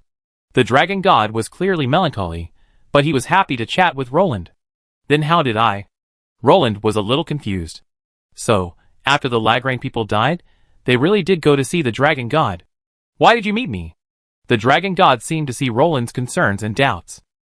It's a long story, but perhaps it's fate that you met me. The dragon god shook his head, stunned by the harsh conditions for their meeting. First, you have to be a pure-blooded royal or imperial family of Lagrange. The dragon god began to explain. Roland clearly didn't understand. Let's put it this way, your ancestors have my blood flowing in them. The dragon god organized his words, and explained them in a simple and understandable way. Roland was stunned. A true descendant of the dragon? The first emperor of Lagrange was my son. The dragon god's voice was full of teasing. Okay, now Roland understood. No wonder Lagrange is the kingdom of dragons. No wonder the proud dragon race allowed the birth of a large number of dragon riders. After all, we're all family, right? Doesn't that mean the dragon race is my family? Okay, It seems the Lagrang people really do that. At least the dragon rider families are one after another. And then you have to be a dragon rider. The dragon god's voice continued. Okay, Roland nodded. It was indeed demanding. No previous Lagrang emperor could guarantee becoming a dragon rider. After all, the dragon rider contract couldn't be forced. It all depended on a personal connection with the dragon. And then what? Roland asked curiously. Finally, you have to possess the holy ring, the dragon god said casually. It seems only the human emperor Lagrang can achieve this. Roland frowned. The requirements were indeed harsh. They required pure blood, a dragon knight, and a holy ring. The human emperor was the only one who met these requirements. So it's really a miracle you're meeting me. The dragon god's remnant soul was amused. Holy rings were usually in the hands of electors, the human emperor, or top nobles. Only the human emperor could meet all three requirements. The holy rings are artifacts I forged back then. The 9 holy rings correspond to the 9 powers and spirits of a knight, but there's also a dragon knight holy ring above them. He can call upon the power of the 9 holy rings for his own use. He's the one who can resurrect you. The dragon god smiled and explained to Roland. Then I guess there's no hope for me, Roland said somewhat dejectedly. The dragon god was stunned. I only have the ring of glory and mercy, Roland said dejectedly. Don't worry, child. The emperors are with you. Before the dragon god could speak, a brilliant golden figure emerged from the void. My child, march forward bravely. The blood of the emperor flows through you. Another brilliant golden figure appeared. Don't be afraid. The emperor blesses you. A reckless death in battle is more respectable than a cowardly survival. The dragon god and the empire bless you. 31 figures appeared before Roland, emanating auras of strength and weakness. The sacred golden light made Roland feel particularly comfortable and at ease. Junior King Romanian, King Lagrange, and Elector Emperor Roland greet the emperors. Roland patted his chest in greeting. After all, before him were 31 former Lagrange emperors. Unlike the dragon god, whose face was unclear, the emperors' faces were clearly visible. Especially the iconic face of Emperor Karl the Great, which Roland recognized at a glance. Go back, child. Fate has brought us together. You weren't destined to die. Hope for Lagrang still exists. Return to where you belong. Remember, only by living can you have everything. The dragon god's voice grew louder, but to Roland it sounded utterly unreal, as if fading away. Each of the Lagrang emperors slowly melted, finally transforming into a ball of golden essence, while the invisible dragon god gradually faded and vanished. Wait! Roland reached out his hand, wanting to say something, but his consciousness grew increasingly heavy, and then his vision went black again. Outside, Anthony Doss was gazing in confusion at the glowing holy ring in Roland's hand. As they and the dragon studied it, the ring's light suddenly intensified.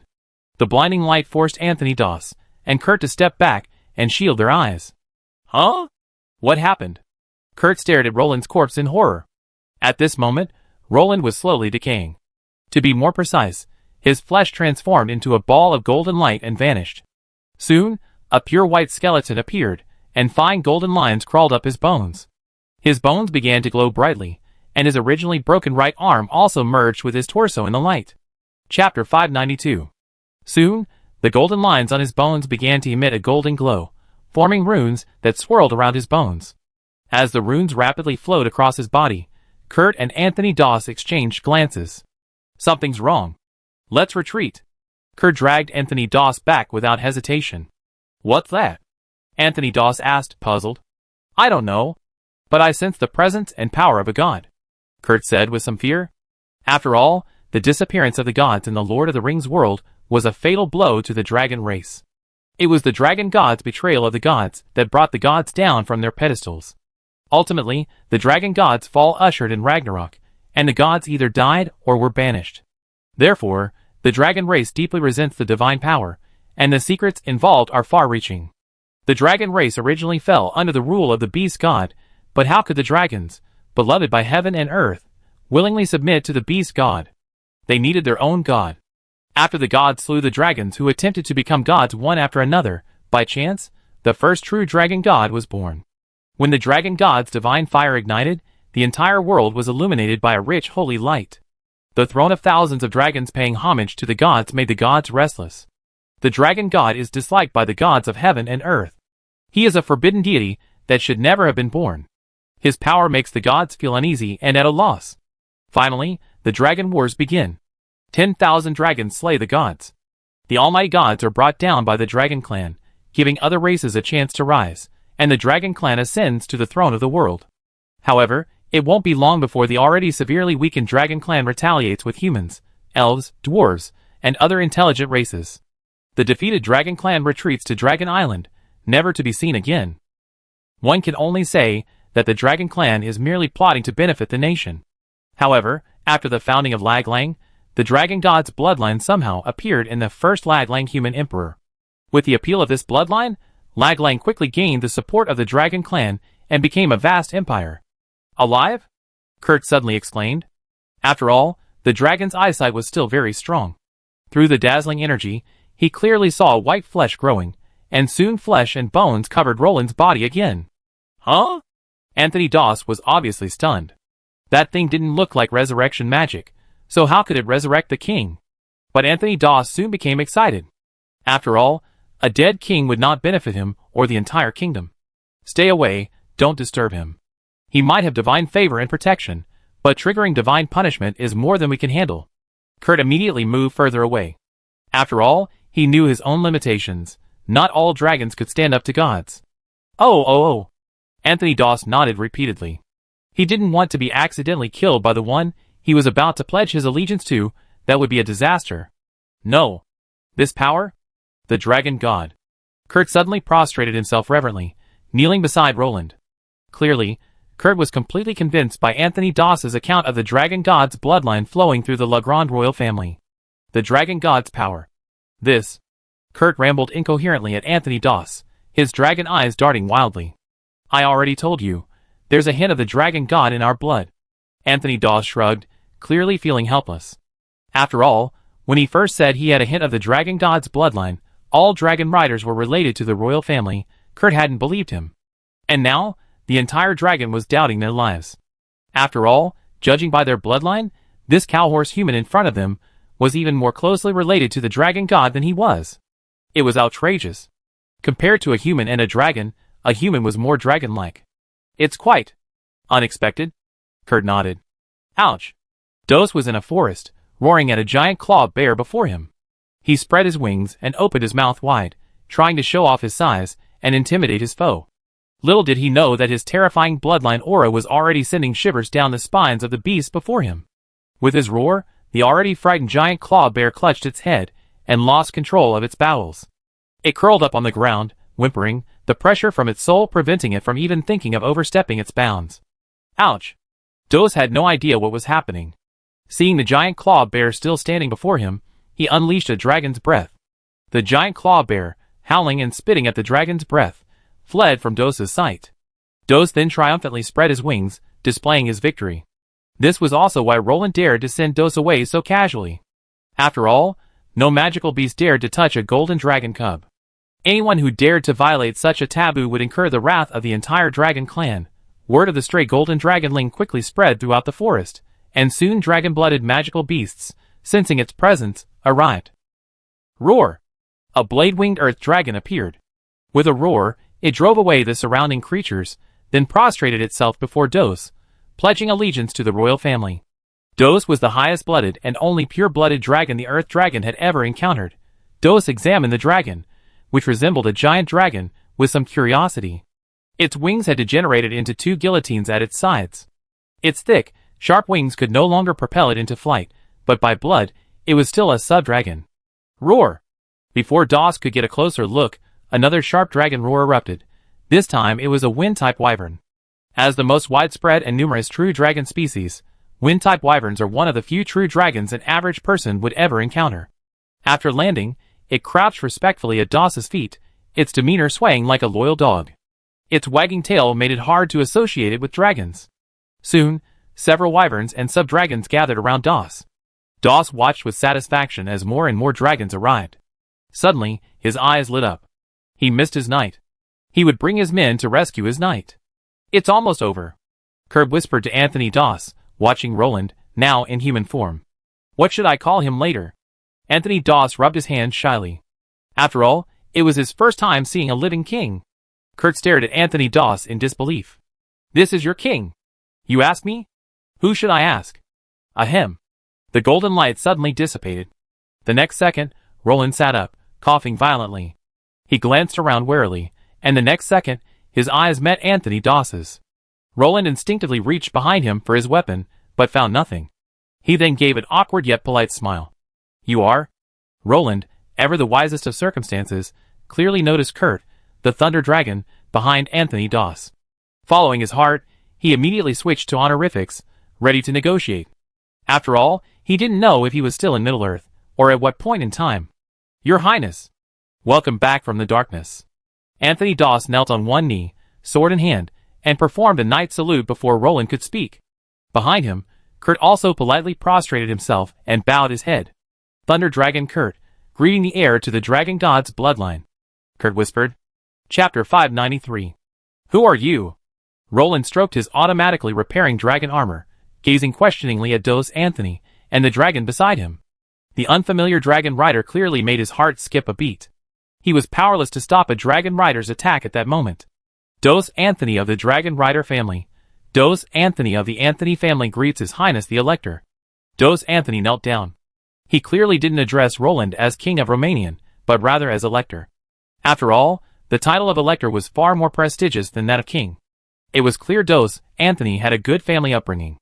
This intelligent response made Roland beam. My knight, there's no need for formalities. I am Roland, the current king of the Kingdom of La Grande.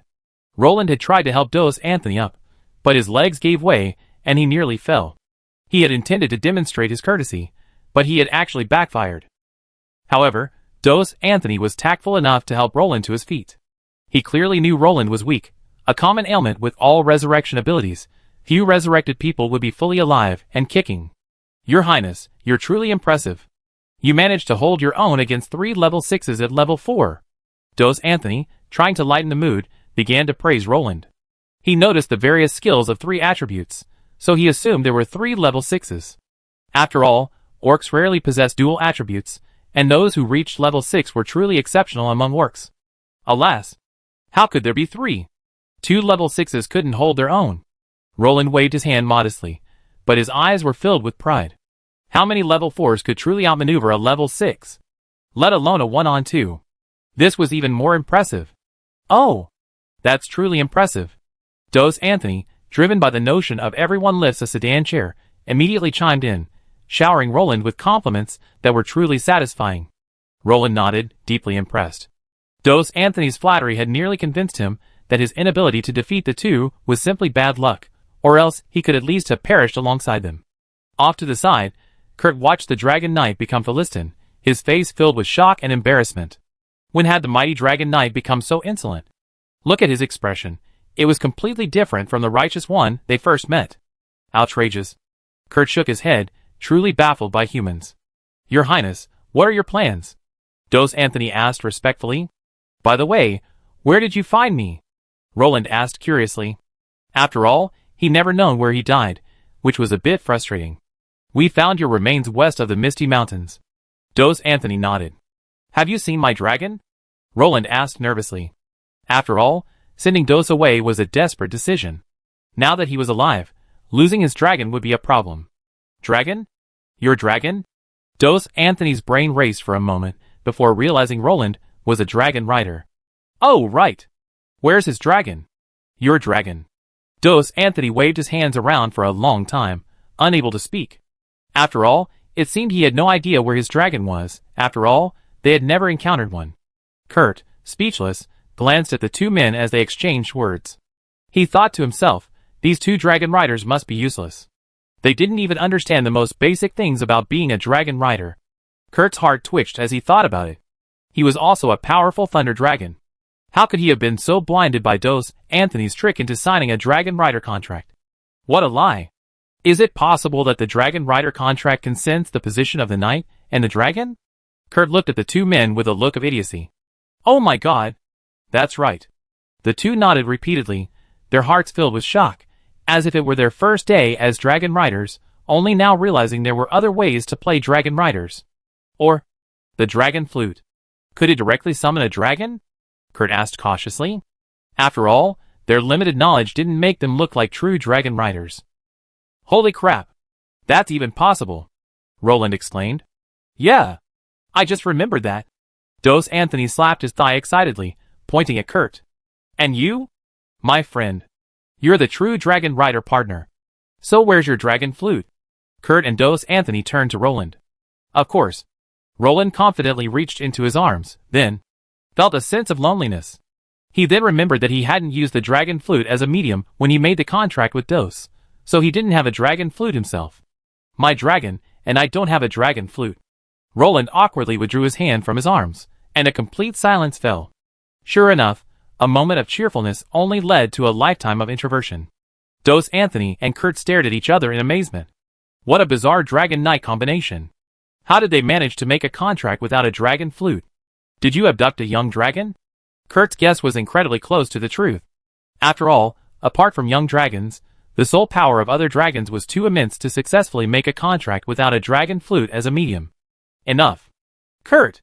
The Imperial Elector wouldn't do that. Dos Anthony declared righteously. How could the electors, the embodiment of morality and honor, commit such a beastly act? You're slandering the king and the electors. Dos Anthony angrily lashed out at Kurt. After all, Kurt had touched his faith.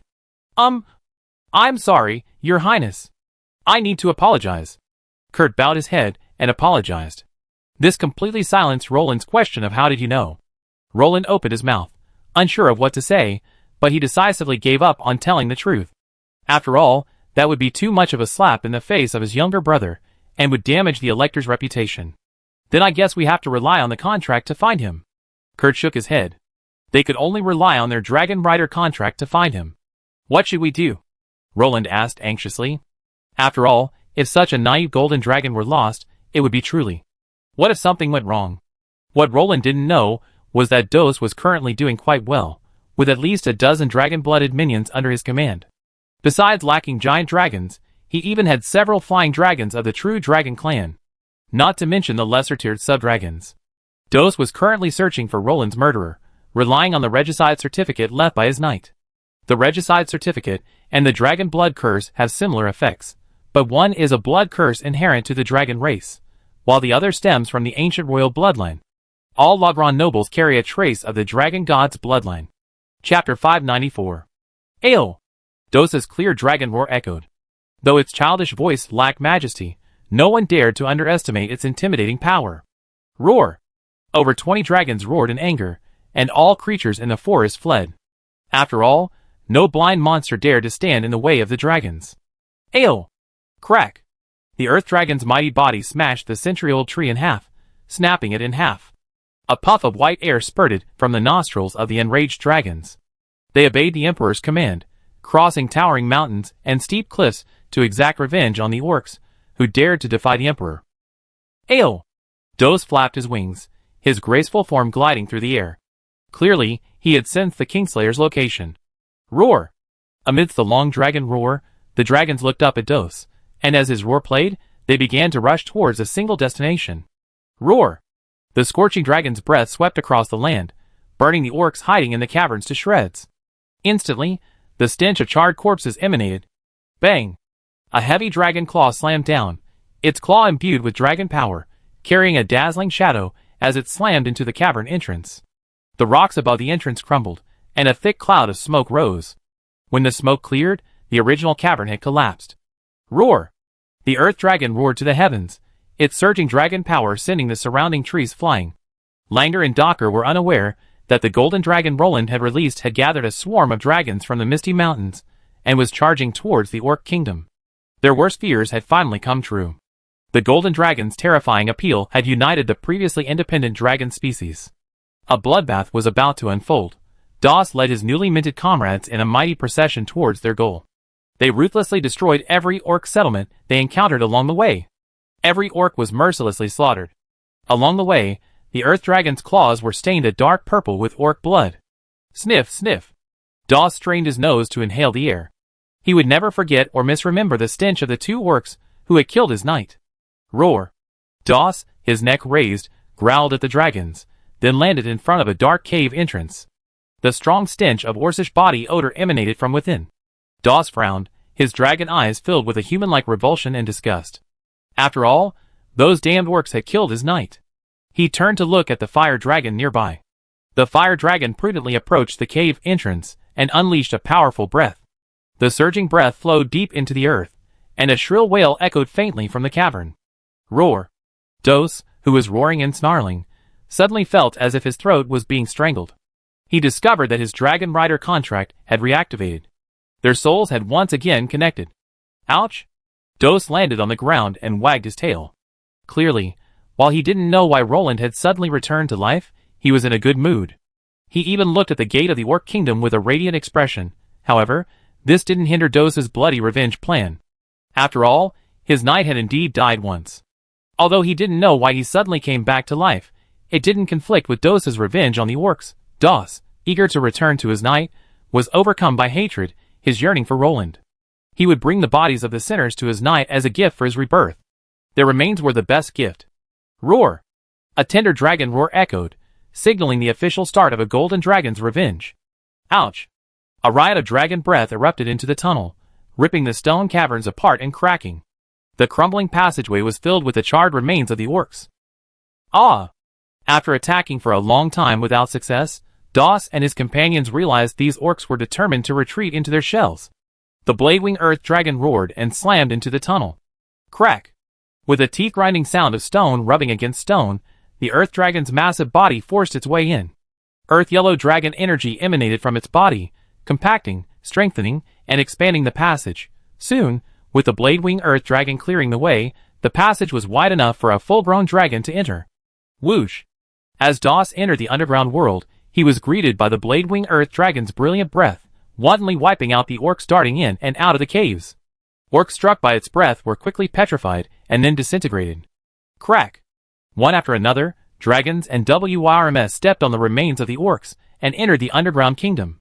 This orc kingdom nestled in the misty mountains finally faced a life-or-death moment. Golden Dragon. Langer's eyes narrowed. He had spotted it when Dos and his men attacked, but he had decisively retreated deep underground. He figured the dragon whose knight he had slain would at most vent its anger on the surface, and then leave on its own. There was no point in antagonizing it. Losing would cost him his life, and winning would only cost him his life. Winning or losing would be a losing proposition, and he was no fool. However, Langido had never imagined that the powerful golden dragon bloodline would so quickly ensnare a group of dragons. And it seemed they were determined to fight them to the death. Hoping for luck, the 4 6th level orcs from the Orc Kingdom avoided provoking the dragon's wrath and anger. But reality dealt them a harsh blow. When Dos led the dragons into the underground, all the orcs understood that this dragon had set its sights on them. A fight to the death. Slay the dragon! The indignant orcs roared, charging towards the dragons that had entered the Orc Kingdom. This was the fog. For the first time, the Mountain Orc Kingdom had been attacked within its borders. Thorin and his men had killed the Goblin King. The desperate orcs wouldn't sit still and wait for death. The 4 level 6 professionals all activated their trump cards, believing they would be dead if they held back any longer. Roar! Dos roared angrily at Langer and Docker. The murderous intent in his eyes, and the raging dragon roar made it clear to the others that he was coming for them. What the hell have you done? Why did you provoke a Dragon King? A level 6 orc, his body ablaze with flames, shouted angrily. Damn it! We all be buried with you. Another orc declared, fending off the attacks of 3 flying dragons. The pressure brought by over 20 dragons of various species was unprecedented. While none could rival the power of a Tier 6, if you consider the situation as 20 or so peak Tier 5 and Tier 4 enhanced professionals attacking 4 Tier 6s, you understand why. Furthermore, dragons inherently possess inherent strengths. Powerful dragons can often attack other races at higher levels, and orcs are no exception. For a moment, the dungeons of the Orc Kingdom flashed with dragon language, magic, dragon breath, and orc abilities. Dust billowed, and vast swathes of underground structures collapsed. The tough dragons often withstood the Tier 6 attacks, trading blows for blows. Now, they once again experienced the terror of being dominated by Roland's desperate fighting style.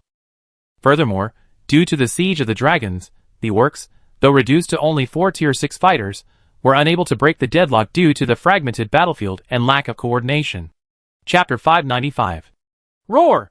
A dazzling dragon's breath surged forth, and the 6th-rank orc warrior could only raise his shield and desperately resist the onslaught. The orc, his body ablaze with flames, wore a crown and swung his sharp sword. The blade's light, like a streak of light, shone with a dazzling halo, and directly cleaved a ground dragon. Ouch! The ground dragon howled as it was spun away by the swirling battle energy and blade. A deep wound, visible to the bone, appeared on its side. The laceration, which stretched across most of its side, was hideous and terrifying. Roar! Before the Orc King could seize the opportunity to pursue and kill the severely injured ground dragon, a nearby flying dragon, waiting for an opportunity, let out a gust of breath. Damn it! The king, terrified and furious, raised his arms to cover his head. The next second, he was blasted dozens of meters by the surging dragon's breath and slammed headfirst into a stone wall. You lunatics! What the hell have you done? The king roared. It was. I never imagined that my kingdom's minister would just slay a human king so recently. In fact, many Alliance kings have been slain by orcs and dark creatures in Middle-earth, but this is the first time a golden dragon rider has fallen. Despite their formidable physical defenses, these low-cost dragons withstood the attacks of 4 level 6 orcs. With the exception of Docker, whose combat power was severely inflated, the other 3 were genuine level 6 warriors, yet they were utterly suppressed by these dragons. They were also thankful that the Underground Kingdom's confined space prevented the dragons from unleashing their full might, otherwise, they would have likely perished 8 times over by now. Awing! The fiery dragon breath lashed out at Docker's swollen battle shield, shredding the thin barrier. Before Docker could raise a new one, a bloody maw suddenly struck from the side. Crack! Each tooth was coated in dragon power, its sharp fangs capable of tearing through even adamantine gold. Clearly, Doc's legs weren't any harder than adamantine gold. Ah! A chilling roar emanated from its mouth, its sharp fangs piercing its flesh one by one. Ah! Before Doc could break free, another massive mouth closed in. Ah! Doc's battle spirit, which he had painstakingly gathered, instantly collapsed. The intense pain, along with the dragon power, corroded his internal organs, leaving him feeling a suicidal ache. Rip! Another dragon's mouth bit down on its limb, but this earth dragon swung its head desperately, tearing its left arm off. Ah! Doc didn't have Roland's pain shield activated after his sacrifice, so his senses were now incredibly sharp, and the intense pain caused him to twitch. Roar! The other 2 dragons raised their heads, and Doc instantly felt the pain of his limbs being torn apart. Plop! A stump of a body, only one leg remaining, fell from the sky. It groaned as it struggled to crawl, trying to disappear from the dragon's sight. After all, it felt it could still be saved. Bang! A sound like a watermelon popping echoed. Everyone looked to see a majestic golden dragon crushing the severely injured Docker to death with a single forepaw.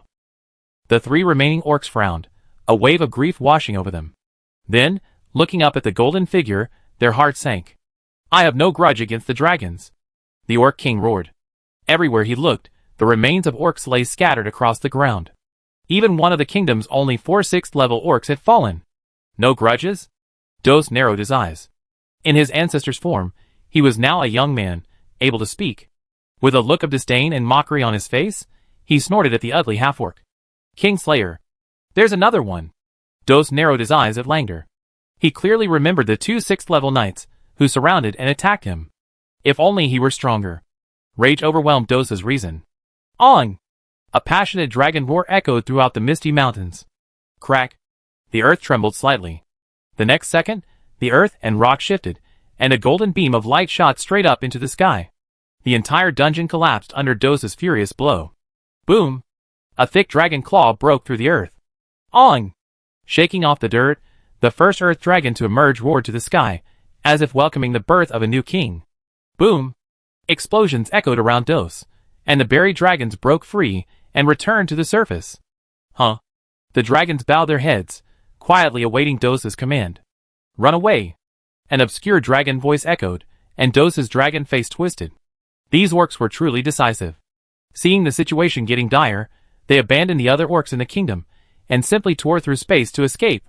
Roar! The other dragons growled in response to Dos, seemingly at his mercy. Take your time. Dos shook his head, looking around. Despite their earlier excitement and the orcs' miserable state, the dragons weren't faring well either. Almost every one of them was injured, and several were severely wounded. After all, a 6th level dragon was still quite impressive. Aside from Doak, who had already been severely injured by Roland, they spared no orcs. Even with the dragon race's high life level status, fighting against higher level dragons still couldn't overcome the shackles of the peak level. Level 5 sub-dragons, and flying dragons were still somewhat inferior to true level 6 dragons. It could be said that the fight was a draw, with Dos taking the upper hand. Langdo. I need an explanation. Why did that dragon target us? What does regicide mean? The king placed his sword against Langdo's neck. Alas! Langdo sighed and recounted the entire story. The remaining two blinked, unable to utter a single word except fuck. There was such a big deal. No wonder they're holding on to it. You killed the knight. Good job. Brilliant job. Bullshit. The king was devastated. Who could he turn to for justice? He was eating hot pot and singing songs, oblivious to anything when a group of burly dragons stormed his home. The culprit was his own servant, who had killed the knight. An ordinary dragon knight would be fine. But a golden dragon. What should we do? The other orc said, glaring at Langdor and clutching his arm. It had been hit directly by the dragon language magic. If it hadn't been for its ability to block most of the damage, it would have been amputated by now. Let's get out of the spotlight for now. Those people are crazy. The king pondered for a moment. He believed the dragon was just venting its anger, and would leave when it had enough. But it clearly underestimated Dos's perseverance. Homeless, Dos had plenty of time. He was determined to fight the Orc Kingdom to the death, tracking them down. If the Orc King found out, he'd probably go to Dragon Island and beg the dragons to bring back his wandering golden dragon. What a torture. Puff. Once out of the cave, the dragons could show off their prowess. They flapped their wings excitedly and soared into the sky, circling Dos's sky. Serving the king was the ultimate honor. Ah! Dos growled, and all the dragons continued their march in the direction Dos pointed. The Orc King probably had no idea they were running with a signal generator, the Kingslayer blood curse on Langdor. Chapter 596. Roland was currently sitting behind Dos Anthony, while Kurt had become a rare dual-rider dragon. Kurt was quite happy with the situation. After all, Roland not only possessed the blood of the dragon god, but his mount was also a golden holy dragon. This nearly brought Kurt to tears, having learned that there were no golden dragons on Dragon Island. Following the royal family had become his wish and goal. According to the contract, your dragon should be here, Dos Anthony said somewhat awkwardly. It was indeed a coincidence that Roland's dragon had the same name as his own, and pronouncing his own name felt a bit strange, so he simply stopped pronouncing Dos's. Well, let's go find him, Roland said urgently. He was worried about Dos. Although there was basically no one who could threaten him, Roland couldn't rule out the possibility of a rogue dragon. A young dragon with little self-defense ability was no less than a piece of unclaimed fat meat. Then you lead the way, Kurt said respectfully. If a dragon rider deserved his respect, then a golden dragon rider was even more so. After all, he was the Emperor's companion. Especially with the dragon clan currently devoid of golden dragons, this golden dragon was extremely valuable. According to Kurt, Roland's best strategy was to slowly cultivate a new dragon island. The dragons on the old dragon island wouldn't care about whether you were an empire or a kingdom. Anyone who learned of the golden dragon would be razed to the ground by the enraged dragons. Since Roland currently had no means to protect himself or his dragons, forbearance was the best option. That is, the golden dragons on Dragon Island had to be exterminated. Otherwise, by tracing their bloodlines, those golden dragons could find the scattered Dos. However, rather than worrying about the vanished bloodline, the silver dragon's elusive nature was the most formidable. If a playful silver dragon spotted him, Roland would be in trouble. If the golden dragons were the dragon's royal family, then the silver dragons were their law enforcers. Their superior mobility gave them a natural advantage in pursuit. Okay, he's in this direction. Roland sensed the contract and felt a fiery sensation coming from the west. Okay, let's go! Dos Anthony nodded and gently patted Kurt. Kurt nodded imperceptibly, then tilted his body slightly and glided towards the direction Roland pointed. Sniff, sniff, sniff. Dos raised his head sharply, sensing the powerful aura of a young dragon. Now in his youth, his perception of pure-blooded dragons was even more acute. He could clearly sense that the other dragon was heading their way. However, Dos didn't react particularly strongly to the dragon's appearance. The powerful dragons would only serve as his accomplices. Their bloodline's dominance made any other dragon powerless to challenge them. Besides the demon dragon, no other dragon seemed to dare to challenge the golden dragons. Dos's mind was now preoccupied with revenge. A young dragon was far more useful than these sub-dragons and lower-level dragons. With the aid of a true dragon, Dos had at least an 80% chance of defeating those 6th-level orcs in the Orc Kingdom. Roar! Awing! The dragons hummed uneasily, sensing the approach of a powerful dragon. Protecting the royal family, they unleashed their full might and power. The radiant dragon power soared into the sky, visible from dozens of miles away. Roar!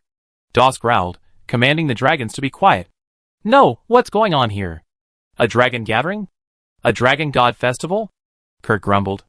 From what he could sense, there were at least 20 dragons of various species gathered. Clearly, this force was powerful enough to wreak havoc in the Misty Mountains, probably. My dragon god. How about we take a detour? Dos Anthony grinned. It would be hilarious to fly over and be targeted by other dragons. While giant dragons weren't afraid of sub-dragons and flying dragons, they couldn't withstand such sheer numbers. Dos Anthony didn't want to experience the consequences of quantitative change leading to qualitative change. But the contract's direction is right there, Roland said weakly. Your Highness, you better be telling the truth. Dos Anthony's eyelids twitched, but he gritted his teeth and continued flying towards the dragons. Roar! Dos soared into the sky like an onion, anxiously soaring into the air, leaving behind a group of dragons staring at each other. Ah! The flying dragons followed Dos and soared, circling in the air below, ready to fight for him at any moment. Ah! A young golden dragon? Kurt was stunned, clearly surprised by the sheer number of golden dragons. He even thought the dragon god no longer protected Dragon Island. Otherwise, if the royal family on Dragon Island were extinct, how could the rest of the island prosper? Dos, long time no see. Roland smiled with emotion. He tapped his toes, and with the impact of the dragon power within him, he briefly flew, actually glided. Hang! Dos swooped down and caught Roland from the ground, humming softly, expressing his longing for his knight. Welcome back, my knight, Dos said happily to Roland. Well, luckily I didn't die, I'm still alive. Roland patted him on the back and cursed with a smile. To be precise, I died once, but I came back to life. Dos corrected him. He had truly felt the piercing pain in his soul the moment the Dragon Knight contract ended. It was his contracted knight's final wail. Who is this? Dos asked, gazing at Kurt and Dos Anthony in the sky with interest. Greetings, Emperor. I am Kurt, from the Thunder Dragon clan of Dragon Island. This is my knight, Dos Anthony. Kurt lowered his head and bowed to Dos. Dragon Island? You're from Dragon Island? Why are you sworn into me? Dos's dragon eyes narrowed, clearly puzzled. After all, the dragon clan of Dragon Island was a separate system, and in addition to the clan leader, each clan had a dragon emperor. There are no more royals on Dragon Island. You are the last dragon emperor, Kurt said with a hint of sorrow. Then who rules Dragon Island now? Dos's pupil shrank. It's the joint rule of the clan leaders, Kurt said truthfully. Gulp. An untimely swallowing sound was heard. Everyone's eyes turned to the source of the sound, only to see Roland, perched on Dos's back, his face a pale color. Then everyone turned their heads silently. Dragon Island, how's it going, little brother Roland? Are you sweating profusely? You don't want Dragon Island to know that you have a golden dragon here, do you? By the way, what are you doing? Kurt asked, gazing at the dragons being gathered by Dos. Gather them to help with revenge, Dos said calmly. Kurt and Dos Anthony exchanged glances. As expected of royalty, their revenge methods were so unique, featuring a live show of shaking people. Huh?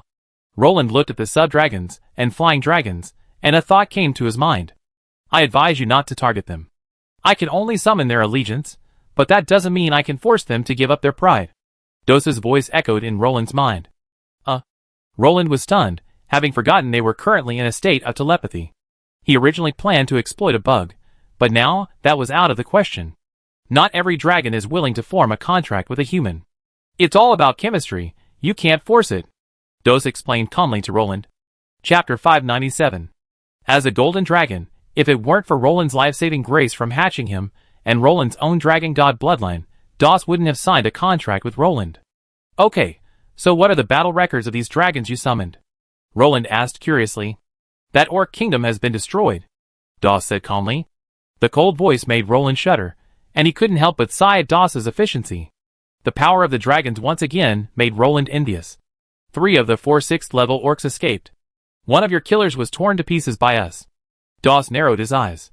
Was it that space and ice-type orc swordsman? Roland asked curiously. No, it was an orc who was already seriously injured. Dos shook his head. Roland understood instantly. It was probably the 6th level orc warrior he severely injured. Picking on the weak wasn't unreasonable. Wait. You mean there are still 3 6th level orcs on the loose? Dos Anthony asked, looking at Dos. Of course. I'm hunting them. Dos's eyes flashed with a cold glint, clearly determined to fight to the death. How are we going to find them in the misty mountains, so vast? Your Majesty?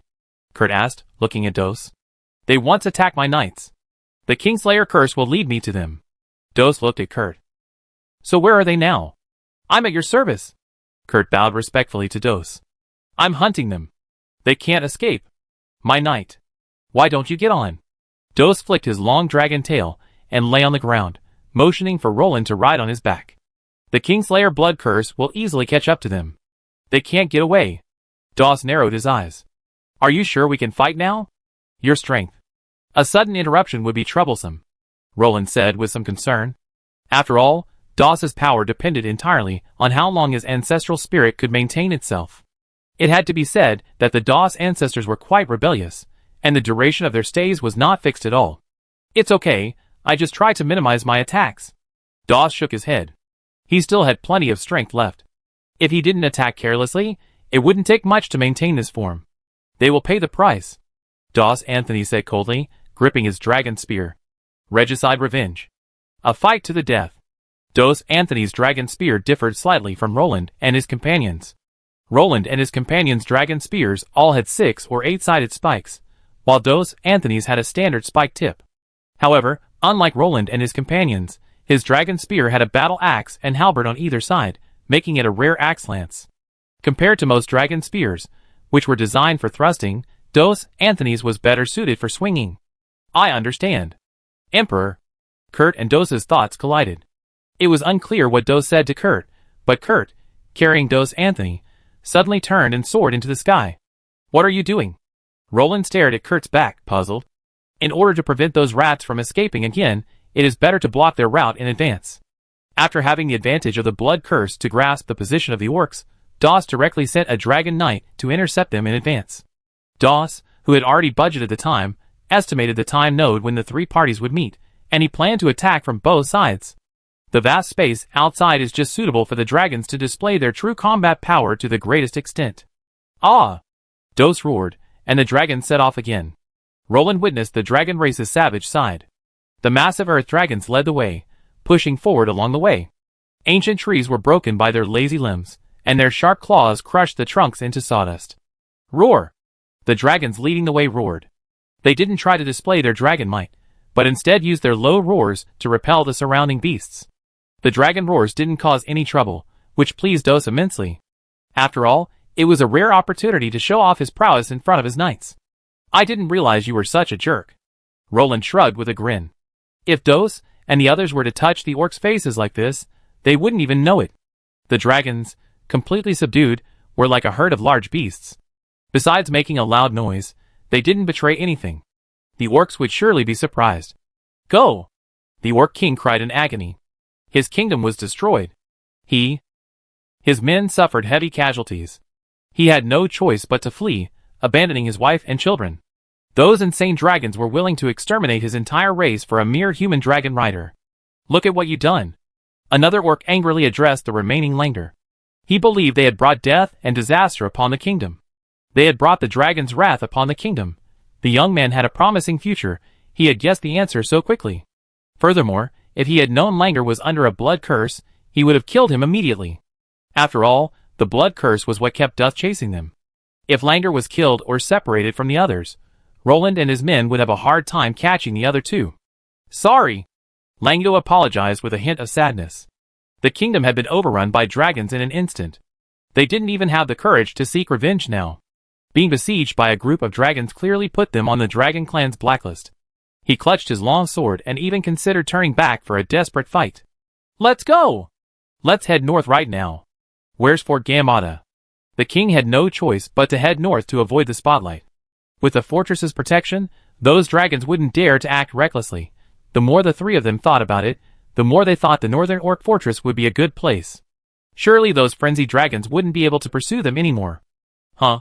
A soft sigh echoed, and the orc king gripped his warhammer with a ferocious look. Damn it! Those lingering creatures! Langdor gritted his teeth. King! Let's fight him! King Slayer! His crime is unforgivable. Dos Anthony, perched on a boulder, slowly stood up, supporting himself with his axe and spear. Then, with a leap, he landed on Kurt's back, who lay sprawled beneath the boulder. Bang! Kurt pushed himself up, his slender dragon tail lashing with a flash of purple lightning as it struck a boulder, instantly shattering it. Dust and smoke spread, obscuring Kurt and Dos Anthony's figures. Watch out! Langer swung his sword upward. A lance, wielding a thunderous axe, suddenly pierced through the dust.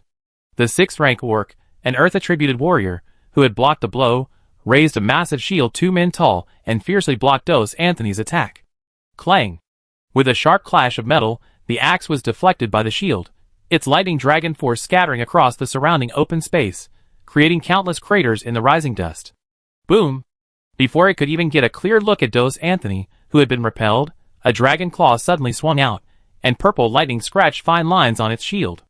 Before it could react, it was sent flying backwards. Crackle! Boom! After a few seconds of interlaced electric sounds, a loud thunderclap sounded, and thick purple lightning descended from the sky. Chapter 598. Buzz! The war energy flame shield suddenly rose, its dazzling spatial force intertwined with the power of ice, desperately resisting the falling thunder. Roar! A faint dragon roar echoed through the thunder. As the 3 orcs stared in astonishment, the lightning bolt that struck the shield suddenly split in 2, hurtling straight towards the other 2. Boom! A sturdy arm plunged into the ground, and the Earth-type orc overlord used his body to absorb the lightning, channeling it into the earth. He sustained little damage, as Earth was most resistant to lightning energy. Boom! A scarlet gold battle axe phantom soared into the sky before suddenly slashing down. Infinite Sword Saint! Dos Anthony spat fiercely, swung his axe and spear, and charged forward. A purple axe and spear phantom suddenly appeared, colliding with the battle axe. Boom! There was silence for a second, then a powerful shockwave swept through, tearing and shattering countless giant trees. The terrifying power made everyone's eyebrows jump. Swordmaster? This thing is actually a Swordmaster? You're telling me an orc with an axe is a Swordmaster? Dos Anthony was so angry that he laughed, but the facts didn't allow him to disbelieve. After all, the Swordmaster's ultimate move. The Infinite Swordmaster had even used it. Be careful. He might be able to break through my protection and kill you, Kurt warned, his dragon eyes furrowed. As a 6th-level swordsman with the highest level of power, how could the Infinite Swordmaster's skills be simple? Roar! Kurt threw Dos Anthony away. The next second, the void shattered, and an icy blue sword shadow sliced through Dos Anthony's previous position, leaving a deep gully and freezing everything. Brave assault. Dos Anthony's face turned green as he climbed back up. This combo was about to take his time. He even unleashed his brave assault, and his instant ultimate nearly killed him. Bang! Before Langer could capitalize on his victory, a dragon spear emitting a dragon's roar ripped him away. Clang! The Orc King, the Fire Sword Master, blocked Roland's sneak attack with his great axe. After his attack failed, Roland didn't give up, simply using the momentum to withdraw. After all, it wasn't the first time he committed such an unethical sneak attack. Since he had no morals, he couldn't be held hostage to them. Human! Langido exclaimed in astonishment. This human should have died long ago. He had clearly ignited his life and initiated the sacrifice. How could the sacrifice be stopped mid-stride? Even if it was stopped, the fatal wound piercing his chest would only be a fatal wound, right? Langido wanted to curse. He wanted to report someone for cheating. This Middle-earth was so unplayable. Sacrifice skills can be stopped mid-stride, but only a few can forcibly end the sacrifice state through external force. Before that, the after-effects of the burned vitality will still be consumed by themselves. Hee hee. I remember you, bastard. Roland dodged again and attacked Langido. Roar! Langido swept Roland back with a powerful blow. Before he could even catch his breath, a burst of colorful dragon breath sent him flying. Ouch! Langido howled in pain as the dragon breath washed over him. He tried to unleash his battle energy to dispel the dragon breath, but the golden dragon's elemental dragon breath was mingled with all elements except evil. How could it be so easily removed? Heretics! Die! Dawes slowly stepped out of the void, looking down with disdain at the 3 beleaguered orcs. Sure enough, the added advantage of a dragon rider made the fight much easier. Boom! Several rapidly approaching dragons launched a relentless attack, unleashing a barrage of magic and dragon breath. The orcs, who had previously been evenly matched with Roland and his men, were instantly tormented. Their defenses became futile, and their blocking attacks were inadequate. Void Claw! the Orc King exclaimed. Ugh! The Earth Overlord, unable to dodge, was directly grazed by Doss's void claw. The claw, composed entirely of spatial dragon energy, pierced through the air, shearing off a large chunk of flesh and internal organs from its abdomen. Blood spurted out instantly. Roar! The tyrant, in full force of his frenzy, didn't even bother holding back. After applying various skill states to his body, the severe wound on his abdomen actually began to heal. In just a few breaths, the wound was completely healed. Breath of the Earth. Earth-based recovery skills. One of its trump cards has been lost. Doss's voice echoed in Roland's ears. This skill meant that the tyrant's chance to counterattack by trading injury for injury had been eliminated. Be careful, Roland muttered silently. After all, each elemental profession had different skills. Besides the familiar common skills, there would inevitably be inherited skills, unique skills, even self-awakened skills, and even self-created skills. These variables all needed to be considered. After all, victory or defeat could be determined by a single skill or talent difference. Even the dead were not safe. Wasn't Roland a living example? Who knows if anyone's ancestors had any connection to the gods? What if one of these orcs was a pure-blooded descendant of the beast god? That would be a real problem. However, the probability of this happening is practically zero. Even if it did occur, it would be a head-to-head duel between the remnant souls of the beast god and the dragon god. Presumably, these two fallen gods would have much to say to each other. Bang! Roland, with his powerful swings, could only rely on his understanding of swordsmanship to wield the dragon lance. The 10-meter-long spear looked rather out of place in his hands, and to regular dragon riders, like Doss Anthony, it was nothing less than an eyesore. It was like seeing salty rice dumplings in the north and salty tofu pudding in the south. The irritation gave Doss Anthony goosebumps all over his body. Dang! Doss Anthony said his cerebellum was beginning to shrink as he watched Roland once again swing the dragon lance like a great sword. Swish! Roland, riding Doss, soon engaged the Orc King in battle, a battle to the death between the two kings. Only now, riding a golden dragon, Roland realized the true power of these 6th-level orcs. Compared to Azog, the 6th level who Roland had personally killed, as a finishing blow, fighting a fully powered 6th-level orc made Roland truly realize just how terrifying the 6th level was. His sneak attack on Docker was a miracle. Even surrounded by dragons, these 6th-level orcs remained as stubborn and stinking as stones in a latrine. Aside from Doss's void claws replacing the Overlord's recovery card, these scoundrels, despite their wounds, would flee faster than rabbits given a chance. Boom! With a blast of 10,000 dragons chanting, Roland, breathlessly, pulled Doss away from the battle. Even with the dragon's support, the power of the 4th and 6th levels was still a formidable barrier. This forced Roland to retreat and recuperate. 1 man against 1,000. Roland instantly activated the Holy Shield, Illir, and as he channeled all his dragon power into it, 1,000 clones instantly appeared behind him. For glory! For glory! The clones drew their swords and roared, charging forward like moths to a flame. Under the 6th level attack, they were shattered into streaks of light, seemingly seeking their own death. However, Roland never expected these phantoms to do anything. He simply sought to stall and disrupt their rhythm. Chapter 599. Damn it! I feel my strength draining away. Doss's voice suddenly echoed in Roland's mind. Roland narrowed his eyes, clearly surprised. This is awkward, Roland said helplessly. It was clear that these dragons, along with the Dragon Knight Doss Anthony, couldn't hold back the backbone of these orcs. Roland desired complete revenge, not future dangers. Since the Orc Kingdom in the Misty Mountains had decided to go to war, Roland would give them war. If they weren't so far from the Raglan Kingdom, Roland would have seriously considered bringing his entire army into encircle and annihilate them. As for the Raglan forces in the Misty Mountains, Roland hadn't considered them. After all, with Apophis Brio's limited force, entering the Orc Kingdom was a foregone conclusion. I want to kill these level 6s. Roland and Doss thought to themselves. If he wasn't lucky, he'd be completely annihilated by these bastards. I want to kill them too. But it's difficult with our current strength. Doss lamented as he attacked. His strength had already. It began to fade, a sign that the power lent to him by the ancestral spirits was about to run out. If you truly wish to kill them, find a way to unleash the power of that dragon spear in your hand. Doss glanced at the 10,000 dragons chant in Roland's hand. Frankly, Osbeja would have cried his heart out if he knew Roland had been wielding the 10,000 dragons chant like a firewood stick. How many coveted Dragon Knight artifacts were now being used as a hammer in Roland's hands? In reality, Roland hadn't yet unlocked the correct usage of the 10,000 Dragons chant, or perhaps the 10,000 Dragons chant hadn't fully recognized him.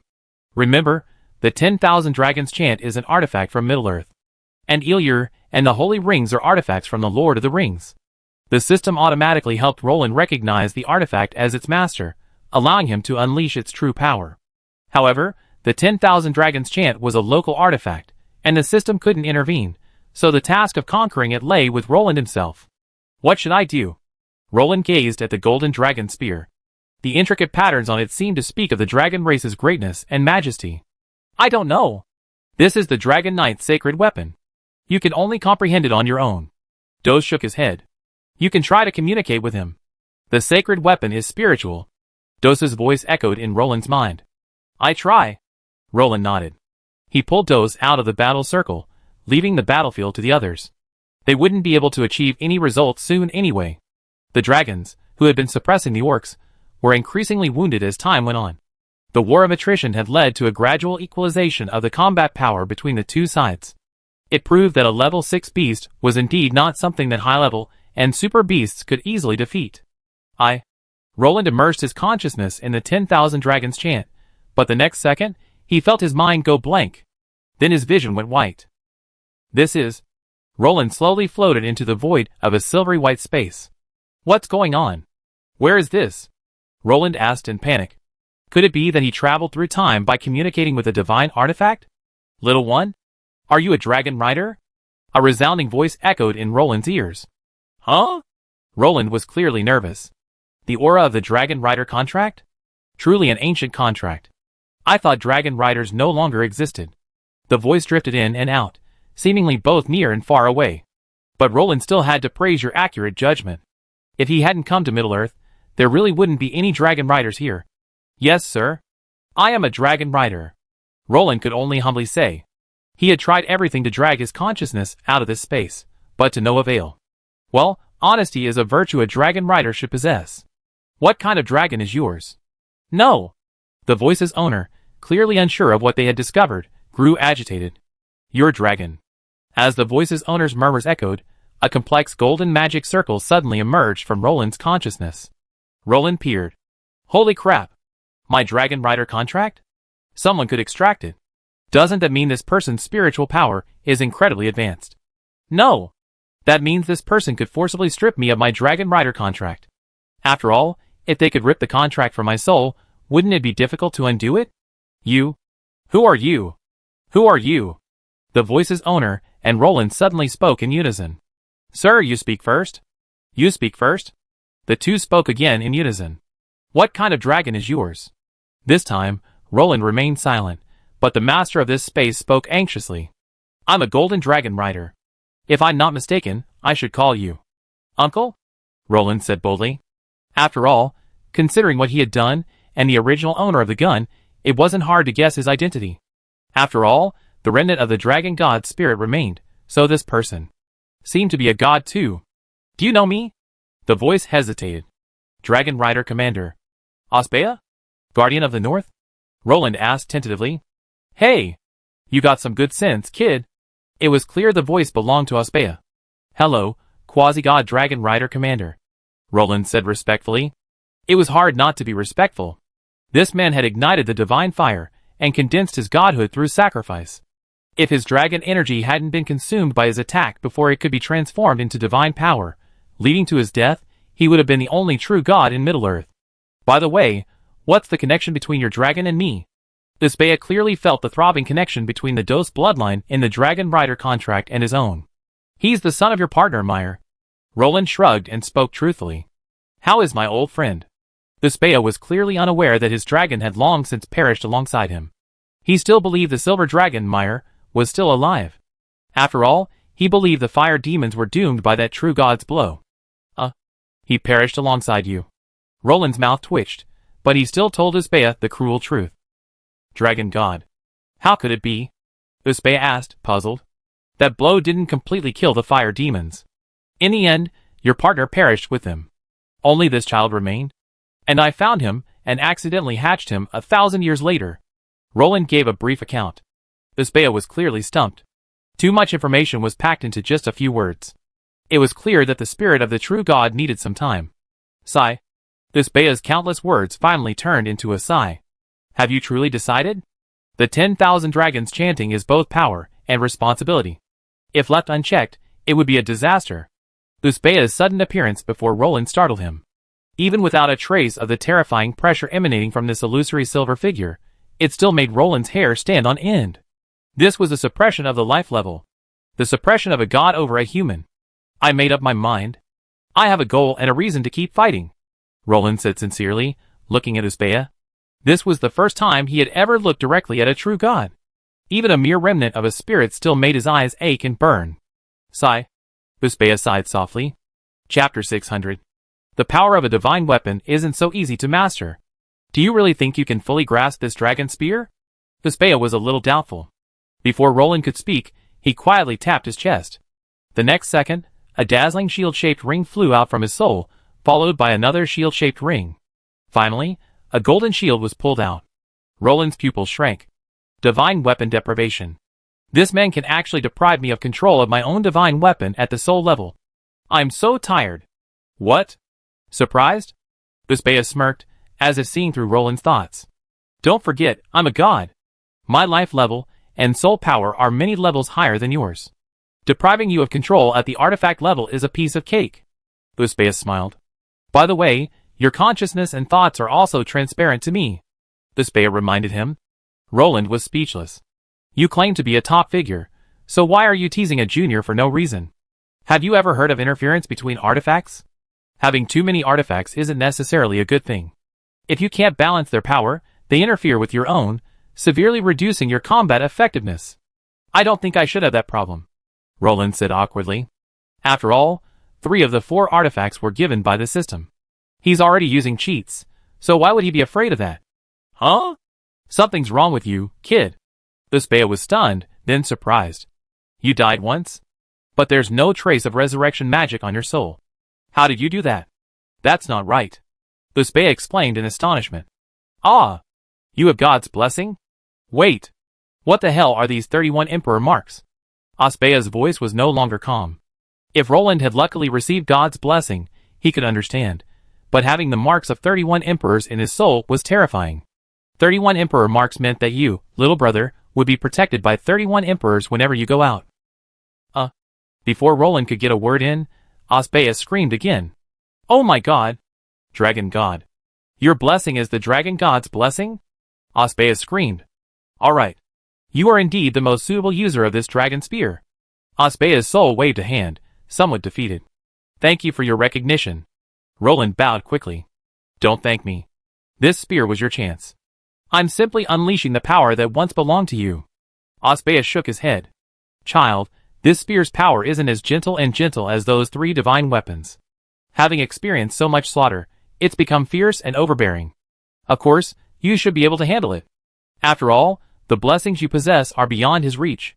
Usbea shook his head with emotion. He had sealed the true power of the 10,000 dragons Brahma chant, because he feared the user would inadvertently allow this uncontrollable force to obliterate their soul. After all, divine weapons attacks were designed to strike directly at the soul. However, Roland, with his full complement of buffs, clearly had no such problem. The 10,000 dragons Brahma chant's divine power level could never surpass that of the dragon god. I'm ready.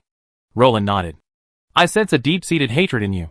Just like I did back then, I can't dissuade you, just as I can't dissuade myself. But child, I want you to remember this. True strength always comes from within. Stay true to your heart, and you won't be corrupted by external forces. Usbea said earnestly, looking at Roland. In Roland, he saw a reflection of his past self, so familiar, so pathetic. Go, and never let down those who love you and those you love. Usbea's voice began to drift, growing farther and farther away, echoing in Roland's ears as if from the horizon. Your Majesty, will I ever see you again? Roland suddenly felt a little uncomfortable, as he addressed the increasingly fading remnant of Usbea's soul. I am him. He is me. Usbea smiled and pointed upward, implying that his remnant soul had merged with Wanlong Fancheng. OM! Wanlong Fancheng suddenly trembled, and an aura from the primeval world emanated from it. Swish! Roland opened his eyes, and realized that although he had been conversing with Usbea's remnant soul for a long time, in reality, only a moment had passed. Hey! What happened? Why are you staring blankly? I can't hold on any longer. Dos's voice echoed in Roland's heart. Sorry for the long wait. Roland apologized. Let's end this feud. Roland patted Dos's back. Roar! Dos roared in understanding, leading Roland into the fray. Buzz! Roland raised the 10,000 dragon Sanskrit chant and, with all his might, activated it. The terrifying suction drained the dragon power from his body. Then, following the Dragon Rider contract, he began to drain Dos's dragon power. Plop!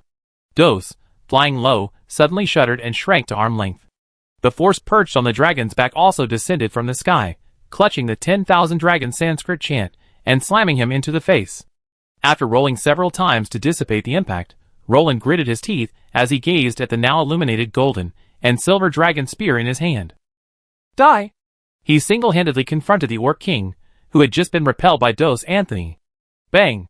The battle axe sent Roland flying. The Orc King twisted his neck, making a cracking sound, and looked at Roland with a scrutinizing gaze.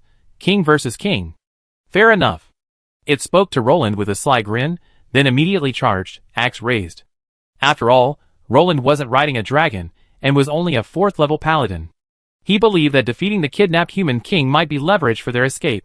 Because it wanted to kidnap Roland, it hadn't used its strongest attack, fearing that it might overdo it and kill him with a single blow. Whoosh! Roland instinctively swung the 10,000 Dragons Brahma chant to block. The 10,000 Dragons Brahma chant drew a graceful arc, and the next second, a dragon roar erupted. Ong! Ong! Ong! A sound like the chanting of millions of dragons echoed from the dragon spear, its fine lines radiating a golden and silver glow. Roland, caught in the midst of it, instantly felt a surge of power. Swish! Roland instinctively swung his spear to block the attack, but a slicing sound was heard. He looked in the direction of the sound, and saw the Orc King, who had just charged fiercely, staring blankly at the remaining half of his axe handle. Roar! A wild dragon roar resounded through the heavens and earth, and the dragon patterns on the 10,000 dragon Sanskrit chant flew out in a series of dragon shadows. These dragon shadows began to swirl around Roland's body, making him look as if he were covered in a layer of floating golden armor. Plop! The Orc King suddenly fell to the ground. Roland, nervously confronting it, was stunned. Only the lower half of the 6th-rank sword master before him remained standing, his arms and upper body falling to the ground. The terrifying scene made Roland's pupils shrink. It turned out that the careless blow had instantly killed the sword master. Only then did Roland understand what Aspasia meant by his immense power. That one strike had instantly wiped out a 6th-rank sword master, even though he hadn't fought at his full strength. Chapter 601. Ouch! Under the astonished gazes of the crowd, Roland's legs gave way, and he knelt prostrate. He only managed to hold on to the 10,000 Dragons Brahma chant, but then the weight of the 10,000 Dragons Brahma chant felt like 1,000 pounds in his grasp. Roar! Kurt swung his neck and dragged Roland and Dos back. He was the first to notice the anomaly. That terrifying blow had most likely ripped the man and the dragon dry. No. Nobody told me. This thing has such a strong after effect. Roland gasped, lying on the ground. He hadn't felt it when the 10,000 Dragons Brahma chant drained his power, but the after effects hit instantly after that blow. Roland could only say, "Your artifact is surprisingly good. It doesn't react when draining, but the effect only appears after use. It's not so easy to control an artifact," Kurt said to Roland as he exhaled a breath of dragon's breath, blocking the orc's attempted sneak attack. At this moment, Kurt's voice and Aspasia's voice overlapped in Roland's ears. He now understood Aspasia's meaning. You might not be able to grasp that artifact. The fully unsealed 10,000 Dragons chant drained him dry, leaving him with only one shot. We might not be able to stop these two. Dos Anthony panted. He, a level 4 dragon knight with a group of dragon-like monsters, was simply no match for these two level 6 orcs. Furthermore, most of the dragons were seriously injured, and almost all of the earth dragons had lost their combat effectiveness. They had already fulfilled their duty and fought for the Emperor. The instinct for survival overwhelmed their bloodline's dominance. 6 more flying dragons. Roland forced himself to sit up. He tried to count the flying dragons in the sky. It was obvious that 6 dragons in poor condition could not stop 2 desperate orcs. Forget it, if it's really impossible, don't force it, Roland said to Dos Anthony. After all, safety was paramount, and the dragons in the sky were now battered and wounded. Boom! Dos Anthony retreated after swinging his axe. The 2 level 6 orcs, seeing the encirclement thinning, desperately drove away the entangled dragons and broke away from the battle. Ah! The dragons' sharp cries echoed through the sky, and soon they too dispersed. Without Dos's leadership and restraint, the dragons naturally wouldn't stay for long. What a shame! Dos's regretful voice echoed in Roland's mind. He had never expected the level 6 orcs to be so tough. Even a swarm of dragons couldn't crush them. In fact, this was because most of those dragons were high-level magical beasts, not much different from level 4 professionals. The fact that they could hold the siege for so long was a testament to their dragon blood. Never mind, even just killing 2 was already a difficult feat. Roland finally came to terms with it. After all, he had looked around, and aside from Dos Anthony and his pair, who were equally powerful, the others relied solely on numbers to achieve quality.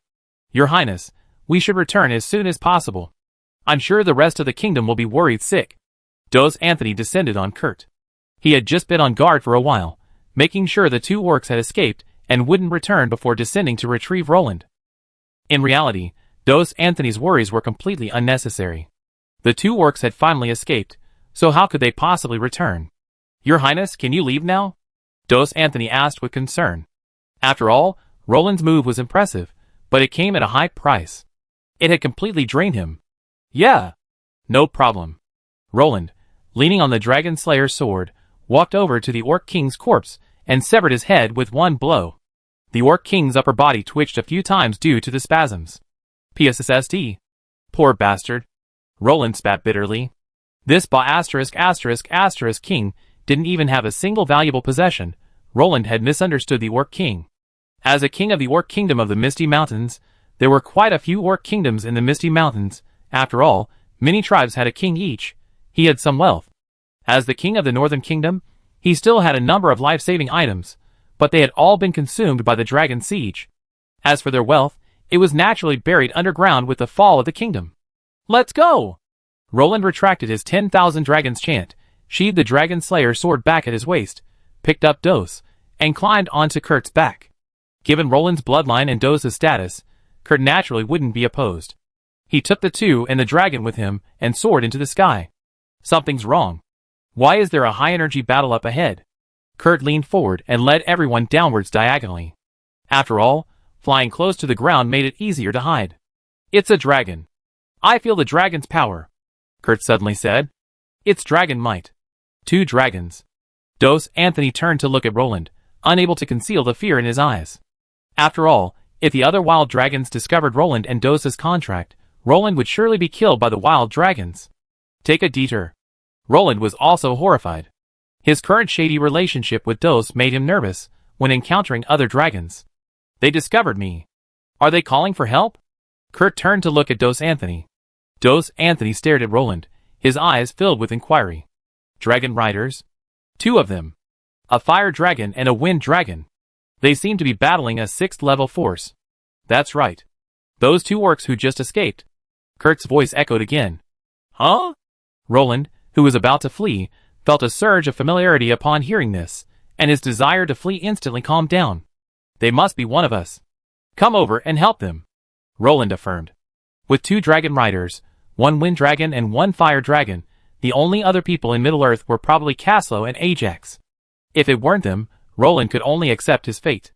Boom! The fiery dragon breath set the forest ablaze, and Ringwar's dragon language magic filled the air. Damn it! Kill them! Ajax roared sadly. Die! Compared to Ajax, Caslo was much more concise. He dove straight down with his dragon spear thrust forward, the immense force of the impact nearly knocking the Earth Overlord into the ground. Langdor and the Overlord were in a tragic situation. They had barely escaped the dragon's pursuit, only to encounter Caslo and Ajax, who were tracking them down following the massive energy fluctuations created during their previous battle. They had initially disregarded the 2 level 6 orcs, now focused on finding Roland. After all, they wanted to see him alive or dead. However, as they approached Ajax and Caslo before they could react, Ringwar and Cardo clearly felt the burning heat of the Kingslayer's curse emanating from Langdor. This is too much. We've been searching for days, and now the real culprit is here. The Kingslayer curse must have worked because something bad happened to Roland. Without a word, Caslo and Ajax launched into a frenzied fight. They, along with Omsk, were largely responsible for Roland's loss, and now encountering the regicide, they were naturally filled with envy. It's a case of searching high and low for something, only to find it effortlessly. Sister? Dos Anthony exclaimed, looking at Ajax, who was chasing the orcs like a mad woman. Dos? Ajax, who was attacking, looked up in surprise at her brother's voice. Chapter 602. She had never expected the dragon rider she met in the wilderness would be her beloved younger brother. After all, she had sought help from the stranger dragon rider solely because non-hostile dragon riders would help each other. Their dragons all came from the dragon clan, and dragons saw each other frequently, so no one wanted to stalemate. This meant the dragon riders were essentially using their dragons' reputations to fight and attract others. Originally, 2 dragon riders would have been evenly matched against 2 level SIXS. However, these 2 level SIXS were in poor condition, giving Ajax and Castle a significant advantage. However, achieving a kill proved difficult. Langdor's spatial power was too troublesome. To prevent the blood-cursed orc from escaping, Ajax, who was primarily attacking the Earth Tyrant, had to divert most of his strength to help Castle seal off the spatial barrier. This effectively limited their efforts and prevented them from defeating the 2 orcs. They happened to encounter Dos Anthony riding Kurt. Naturally, Caslo and Ajax rushed for help. After all, it would have been easy for 3 dragon riders to stop the 2 orcs, but they never expected this newly appeared dragon rider to be their younger brother, Dos Anthony. How could you? Ajax looked at Dos Anthony hesitantly, accidentally glimpsing Roland, grinning gleefully from behind his dragon saddle. Your Highness! Caslo and Ajax exclaimed simultaneously, allowing the 2 orcs to escape. Not good. The couple exclaimed again, then attacked the 2 simultaneously. Stop them! They have the Kingslayer curse, Ajax said to his brother, Dos Anthony. Oh! After a moment's pause, Dos Anthony immediately charged forward on Kurt. Halfway through, he suddenly remembered something and quickly dismounted, setting Roland down. Your Highness, be safe. Dos Anthony nodded to Roland, then soared into the air on his dragon, leaving Roland, stunned, clutching Dos. The world isolates me. A familiar background music echoed in Roland's heart. The lonely king stood on the desolate hill, watching the 3 dragons and 3 men bombard the 2 orcs. This time, the 2 men weren't as lucky as before. After all, the dragons were indeed quite powerful, and the dragon riders easily outmatched them in a one-on-one battle. Originally, they could hold out for a while in a 2v2 situation, but the situation reversed instantly after Dos Anthony and Kurt joined the fray. After Ajax and Renoil locked down the Earth Overlord space to support Langdor, Dos Anthony and Caslo naturally took on the most formidable space and ice hero, Langdor, without mercy. Sizzle! A high-speed electric current echoed, and a thunderbolt appeared, striking Langdor. Bang! A smooth ice mirror appeared, directly blocking the falling lightning. The mirror shattered, and the lightning was deflected. The experienced orc easily blocked the attack and quickly disappeared into the dimensional space. The next second, Cardair's wind blades followed suit, but Langdor clearly underestimated the power of the dragon. The ultimate wind attribute is sharpness. Extreme wind can even cut through space. Clearly, Cardair's wind belongs in this category. Swish! The sharp wind blade cut through the space and opened a wound on the chest of Langdo, who was hiding in it. Apparently, the experienced orc dodged at the last moment, and the wind blade only broke his skin and flesh, but did not separate his limbs. Boom! Langduo, forcing his way through space, suddenly crashed through a spatial barrier and fell. It turned out that a dense electric net had somehow formed in the sky, locking down the entire area. War magic. Thunder Seal. Langejua's pupil shrank, clearly frightened by this skill. As one of the few lightning-based domain sealing skills, Thunder Seal can directly lock down all objects within a certain area. Breaking through the blockade is easy, all it takes is to break this skill. But Langduo, with most of his health depleted, had no energy to distract himself from breaking through the seal. Roar! A cyan dragon claw slashed down from the void, carrying a series of space-tearing sounds as it struck Langduo. Sadly, Kurt's thunder blockade just happened to separate the 2 orcs. In the thunder zone, Langdor dodged thunderbolts while simultaneously fighting Cardo's wind blades. Over there, the Earth Overlord, being singled out by Ajax, was in even worse shape. He looked like a roasted sweet potato. If the pinnacle of wind dragons is ultimate sharpness, then the pinnacle of fire dragons is ultimate destructive power. The terrifying dragon flames rose to the Earth Overlord, leaving him screaming and shrieking. Because Earth dragons are not good at displacement, he could only rely on his own strength to withstand the fire dragon magic. Boom! A terrifying explosion echoed. Before the smoke could clear, Ajax leaped from the dragon's back, his dragon spear piercing the smoke with a dazzling red glow. Click! Click! A series of crisp footsteps echoed, and as the smoke and dust cleared, Ajax emerged, dragon spear in hand. The slender spear was slung across her back, and in her hand, she held a ferocious head. Plop! She casually tossed the mangled orc head to the ground. Only one left. The Kingslayer. She narrowed her eyes slightly, as she gazed at the still struggling Langido. Gulp! Roland swallowed. Fire dragon riders were truly ferocious. He watched Ajax practically forcibly pin the overlord down and tear it apart. The raging dragon flames nearly singed his eyebrows clean off. Roar! Seeing his companions perish one after another, Langido could no longer suppress his inner terror. He desperately ignited his battle spirit and life force, attempting to force his way out of Kurt's blockade. Bang! Silver spatial force and blue ice power merged. Furious and shocked, Langido gathered all his battle spirit, shielding himself against the wind blades and charging headfirst into the edge of the lightning blockade. Puff! Before he could achieve his goal, a red dragon spear pierced his chest. He turned back with difficulty, seeing Ajax still throwing the spear. Hood! Hood! Langido reached out with a trembling hand to grasp the dragon spear protruding from his chest. Shock and resentment filled his eyes. In his haste to escape, he completely ignored Ajax, who had freed his hands. Swish! Dos Anthony leaped from the air and swung his axe spear straight at Langido. The sharp tip pierced Langido's abdomen, lifting him up. Puff! Caslo, who had arrived, swung his sword, sending a large head flying. Purple-black blood spurted into the air.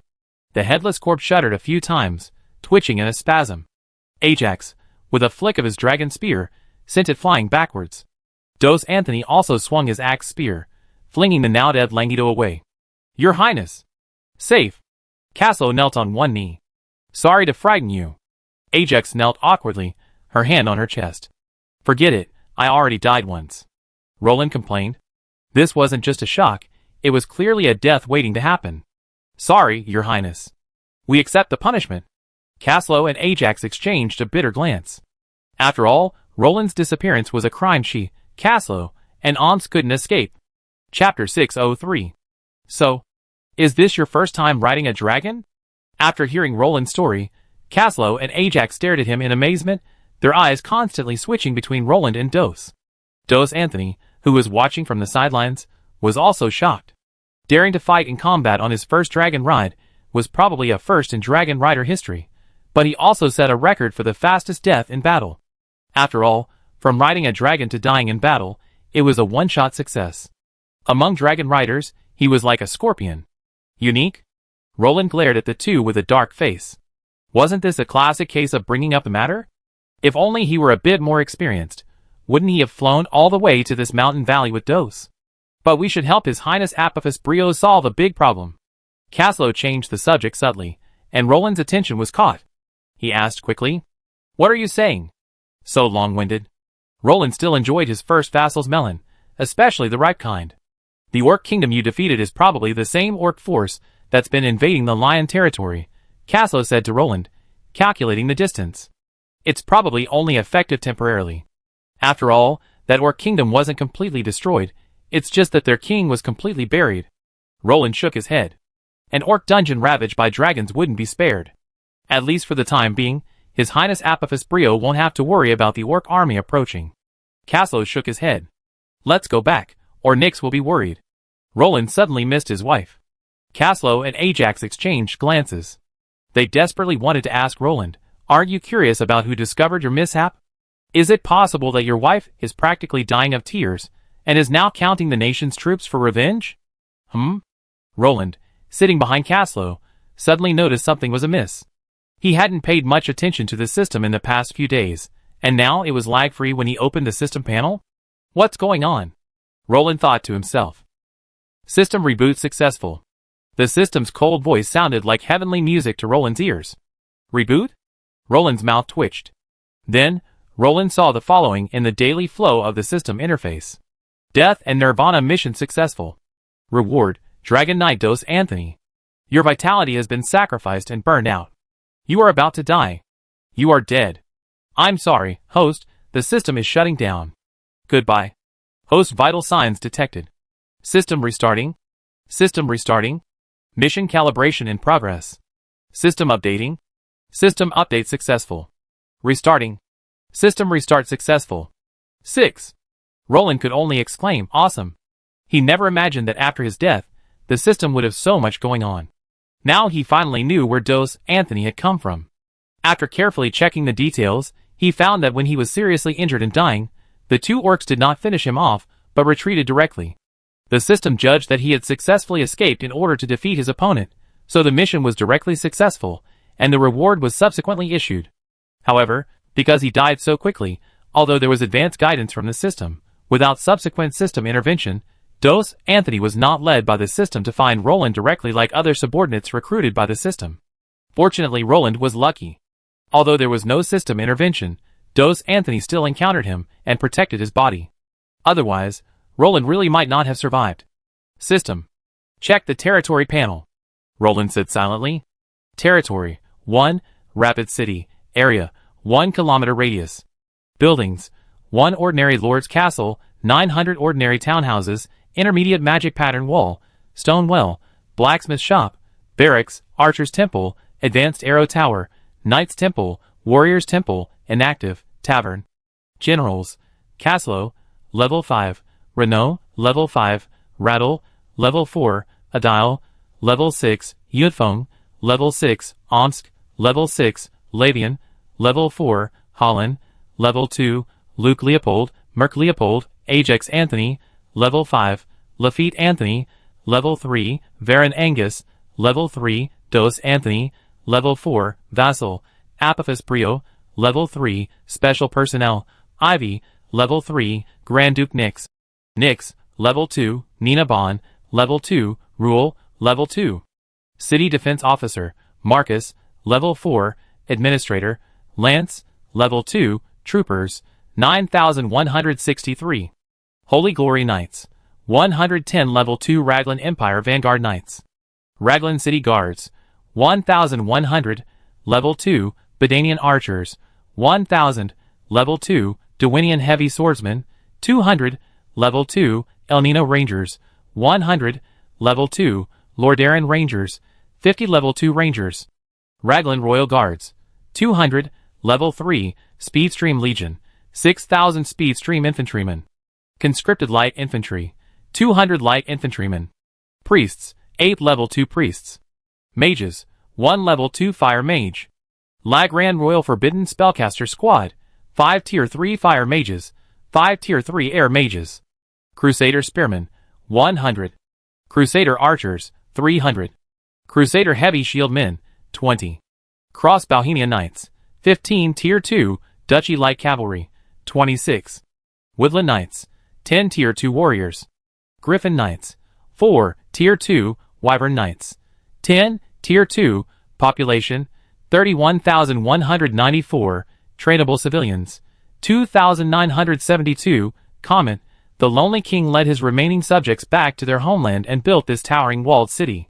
With the influx of new residents, the city has become more vibrant and lively. Everything is progressing well. The city's military is formidable, capable of defending itself even against a large-scale attack. The city now has its own territories and appears to be thriving. Note: soldier training is lacking, and the ability to awaken and train professional players is limited. Abilities: 1. As the only city in the Kingdom of Raglan in Middle-earth, it attracts the remnants of Raglan. The system will direct a group of wandering Raglan civilians to this location daily, hoping the Overlord will properly accommodate them. 2. Recruitment of local civilians to train flood infantry. 3. As the ruling center of the Kingdom of Raglan, the people of Raglan receive a faith bonus while in the city. Note: this city has recently experienced war, and its residents are still grieving the loss of their loved ones. 2. Tupit Territory, Village Buildings, Well Wall, Lord's Hall, 20 houses. Lord Baron Balder. Subjects, 349. Comment: one of the few remaining centaurs in Middle-earth, they are grateful for the kindness of King Roland of Raglan and are loyal to him. Note: while these centaurs are capable, their small population makes them ineffective in large-scale battles. Note: this territory was temporarily abandoned due to war. 3. Lulong Fortress. Area, 1 kilometer in radius. Buildings, 8 dragon-killing towers, 100 heavy crossbow towers, super magic rune walls, war inscriptions. Comment: this is the last remaining proof of the Empire's existence. Beneath the towering Lulong fortress lie the remains of orcs, the bones of black knights piled high. Evil spirits swear their vengeance here, darkness rests here. The dark walls are stained with the blood of the Dark Alliance, and the entire fortress rests on a mountain of corpses. Note: this war-torn fortress is now riddled with holes, and in need of repair. Fortunately, the powerful kingdom soldiers repelled the formidable enemy. 4th, Delvin, town, area, 500 meters in radius. Buildings: wooden and stone walls, basic arrow towers, ordinary houses, a well, a tavern. Population: 1,463, 465 civilians can be trained. Comment: this agricultural town is brimming with life and vitality.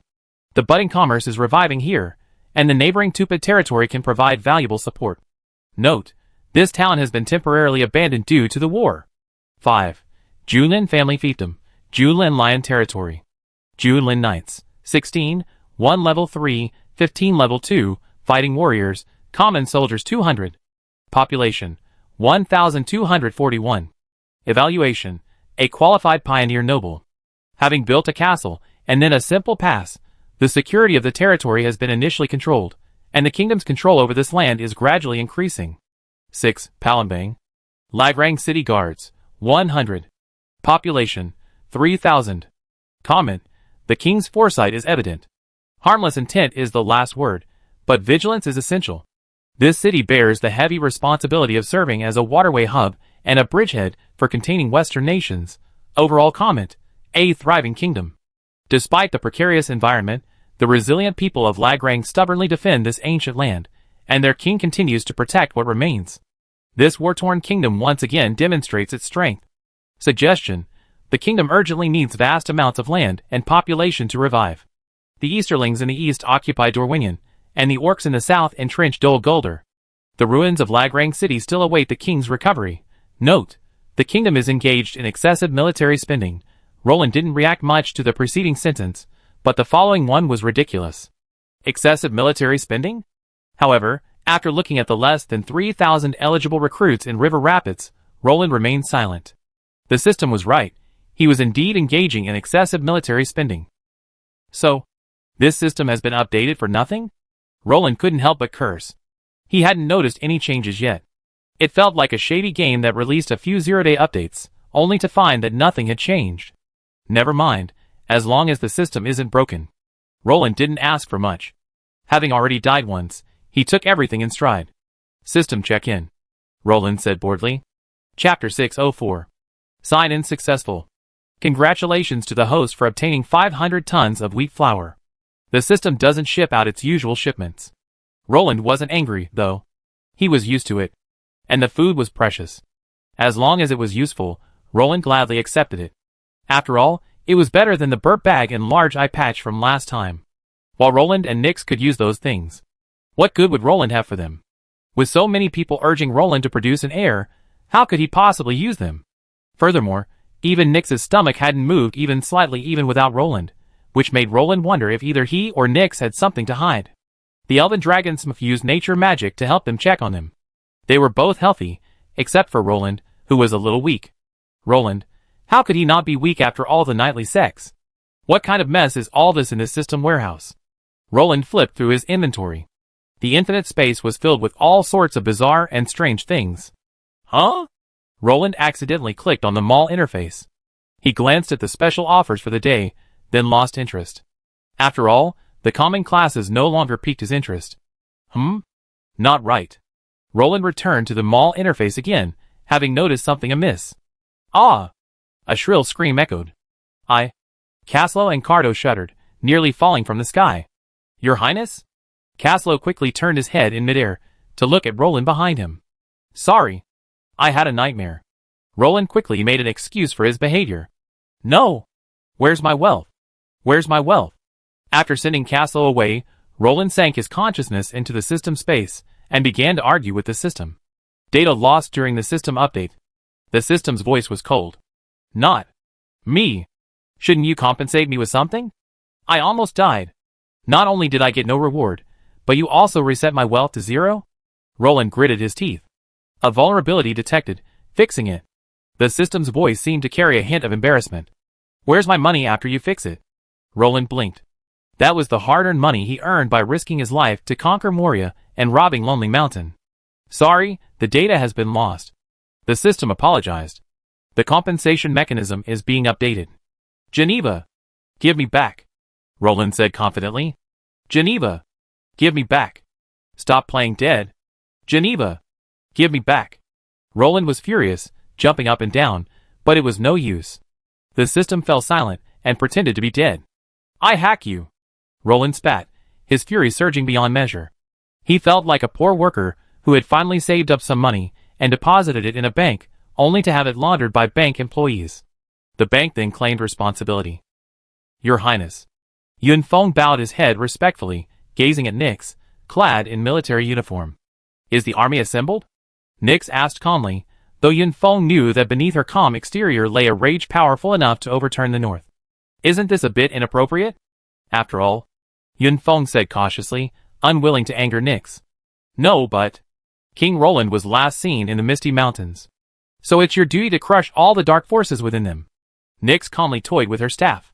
Using secret techniques, she had located Roland's last location, finding him in the northern part of the Misty Mountains. Now that she knew Roland's location, the entire dark forces within the Misty Mountains would be doomed. Since they didn't know who the culprit was, they simply pushed forward. Yun Feng knew that the now relatively calm Nix had fallen on the brink of madness. Nix had actually ordered the entire army to be assembled. Nearly 9,000 troops were assembled at Lulong Fortress. According to Nix's plan, this army, powerful enough to change the situation in the north, would cross the Swift River directly through the Old Forest Road, then cross the Anjuan River at the Car Rock Ferry and directly into the Lion Territory, and then sweep across the entire northern Misty Mountains. Unbeknownst to Yun Feng, the heartbroken Nix had another hidden thought, unspoken. She blamed Roland's death on Duke Apophis Brio, the current head of the King's Landing Lion family, and threatened to strip Apophis Brio of his title. My husband died in obscure circumstances saving you, and you still want to sit in that position? Prepare the army to march. Nix said calmly, gazing northward. Shouldn't we leave some troops behind in the kingdom? Yun Feng asked awkwardly. After all, if they left, the entire Lagrang kingdom would be left empty. The kingdom's enemies won't make any moves for now. Those adventurers are enough to maintain security in the surrounding area. Nix shook her head. Yun Feng was stunned. It seemed the queen wasn't ready to die, was she? He carefully examined Queen Nix and realized she might truly be determined to die, or perhaps, in despair, Nix was determined to take everyone with her, and Roland with her. Please wait a moment. The knights led by Omsk are still en route. Yun Feng whispered. Okay, then let's all rest for a while. Nix nodded. The queen has gone mad. Yun Feng suddenly appeared beside Omsk and dragged him to a corner. Damn it! You scared me to death. Omsk slapped Yun Feng's hand away. King Roland died in battle. Queen Nix is right to raise an army for revenge, but the problem is that her will is no longer clear. Yun Feng said, holding Omsk back as he began to leave. Your Highnesses will cannot be disobeyed. Omsk shook his head. But we can't watch the queen destroy the territory King Roland conquered with such great difficulty. The kingdom has just been revived. Yun Feng looked at Omsk firmly and said, as subjects, we can only obey orders. Loyalty is our duty. Omsk said calmly. We all tried to persuade the queen, but we all failed. So let's serve the kingdom. Omsk said with a touch of tragic solemnity, gazing at the dragon flag flying over Lulong Fortress. We still have a choice. Yun Feng gritted his teeth, as if making a difficult decision. Swish. The sound of a long sword being unsheathed rang out.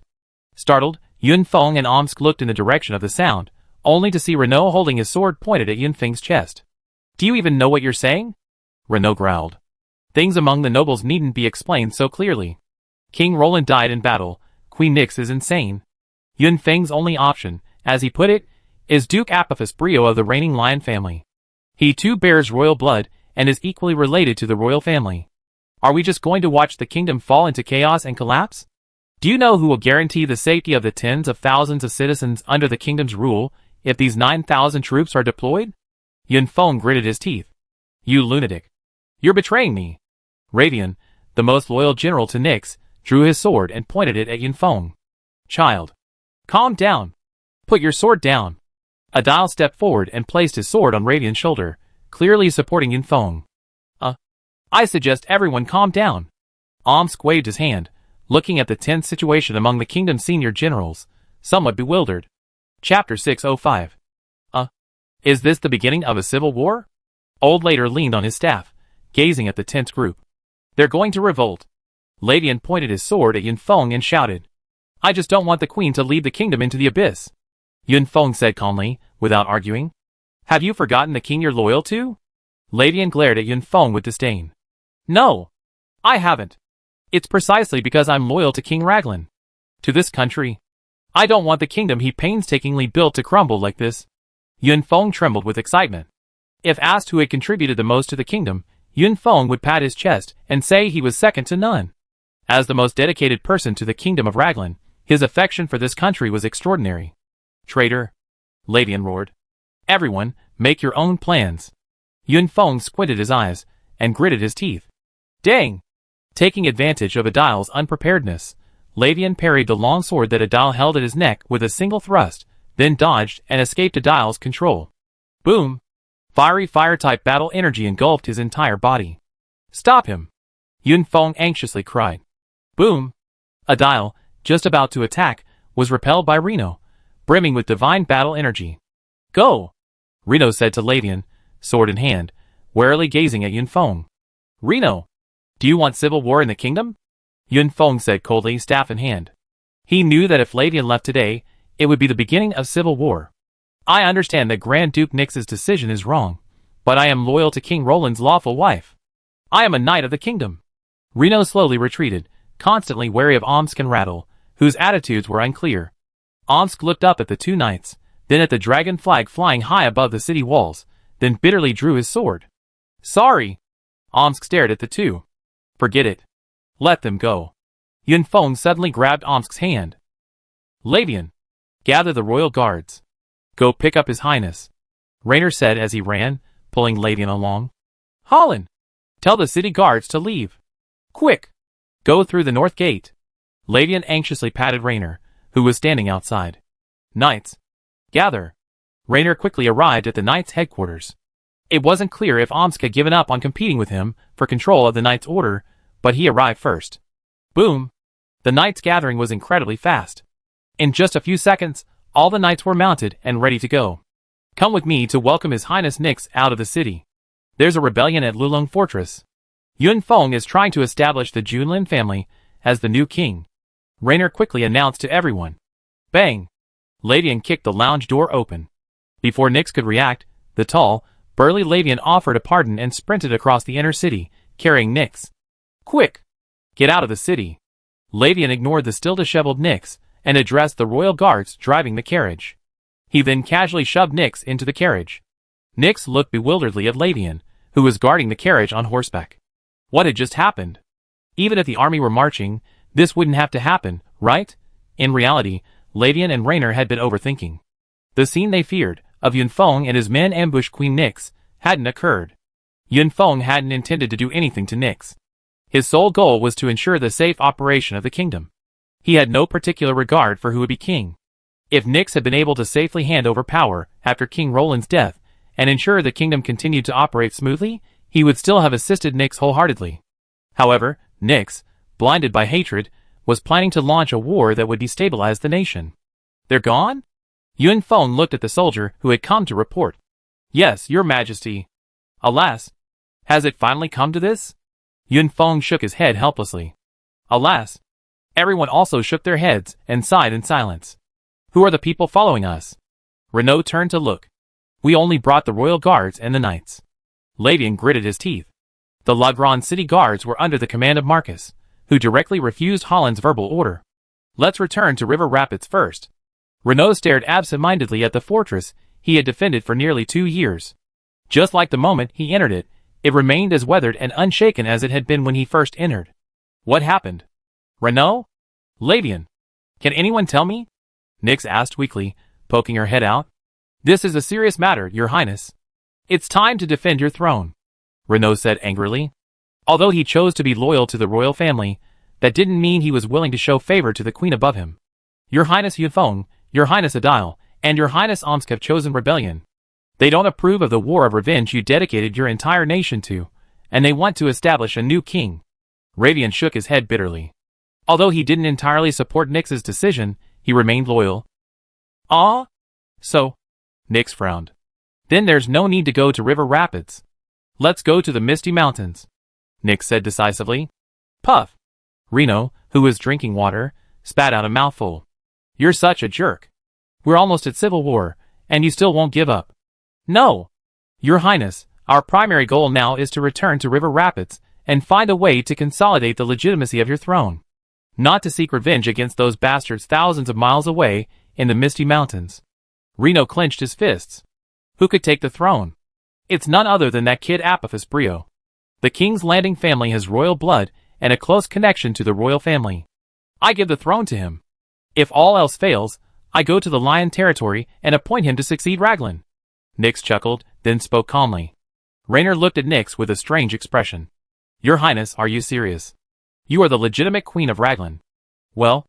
Ladian faltered, suggesting you reconsider. That's all.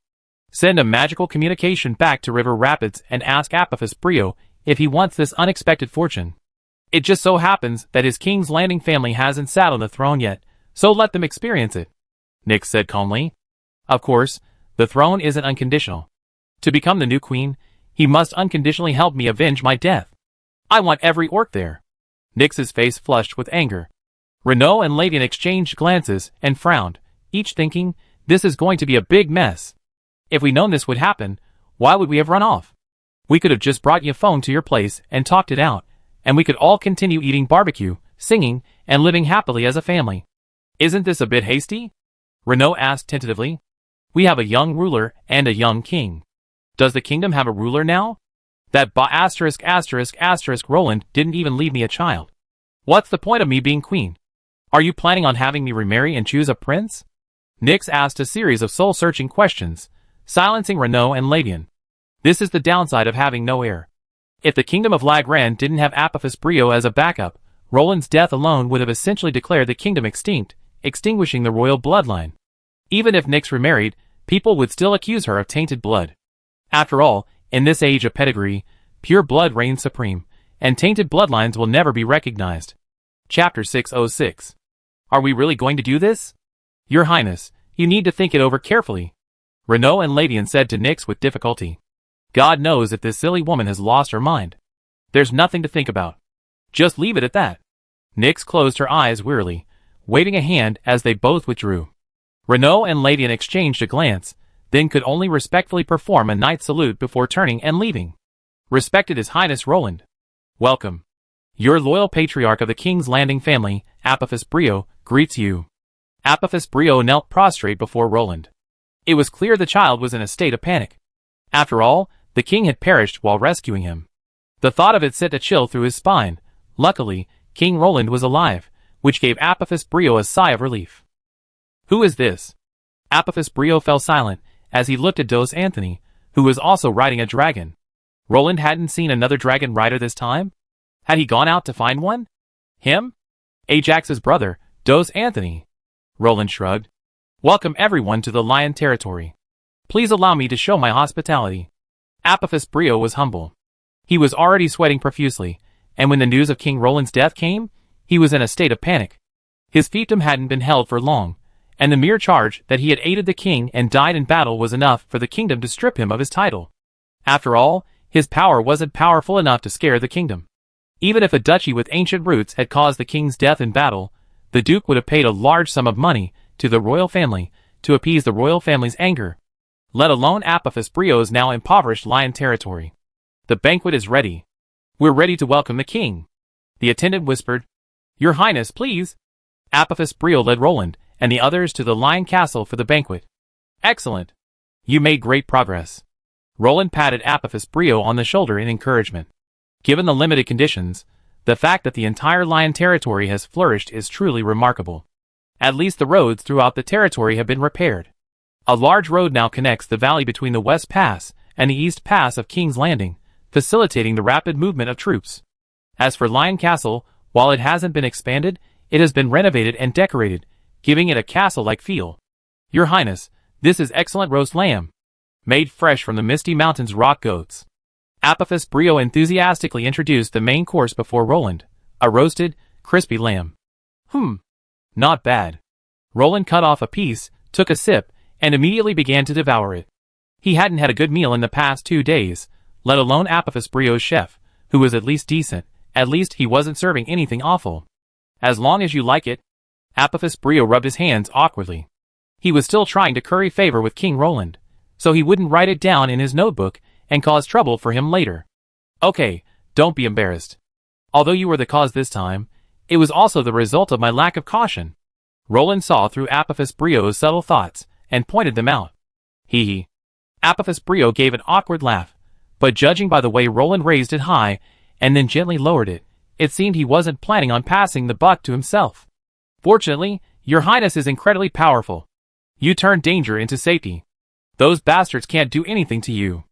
Apophis Brio showered Roland with flattery, his tone incredibly sentimental and his voice incredibly sincere. Actually, I died once, only to be resurrected by sheer luck. Roland glanced calmly at Apophis Brio.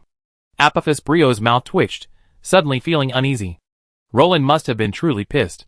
No wonder the magic communications from Streamwind City were pouring in, one after another questioning him. Your Highness!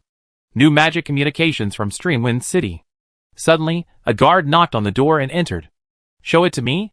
Apophis Brio was taken aback, but didn't dwell on it. After all, Roland was alive, so the Queen couldn't hold him responsible, right? Your Highness!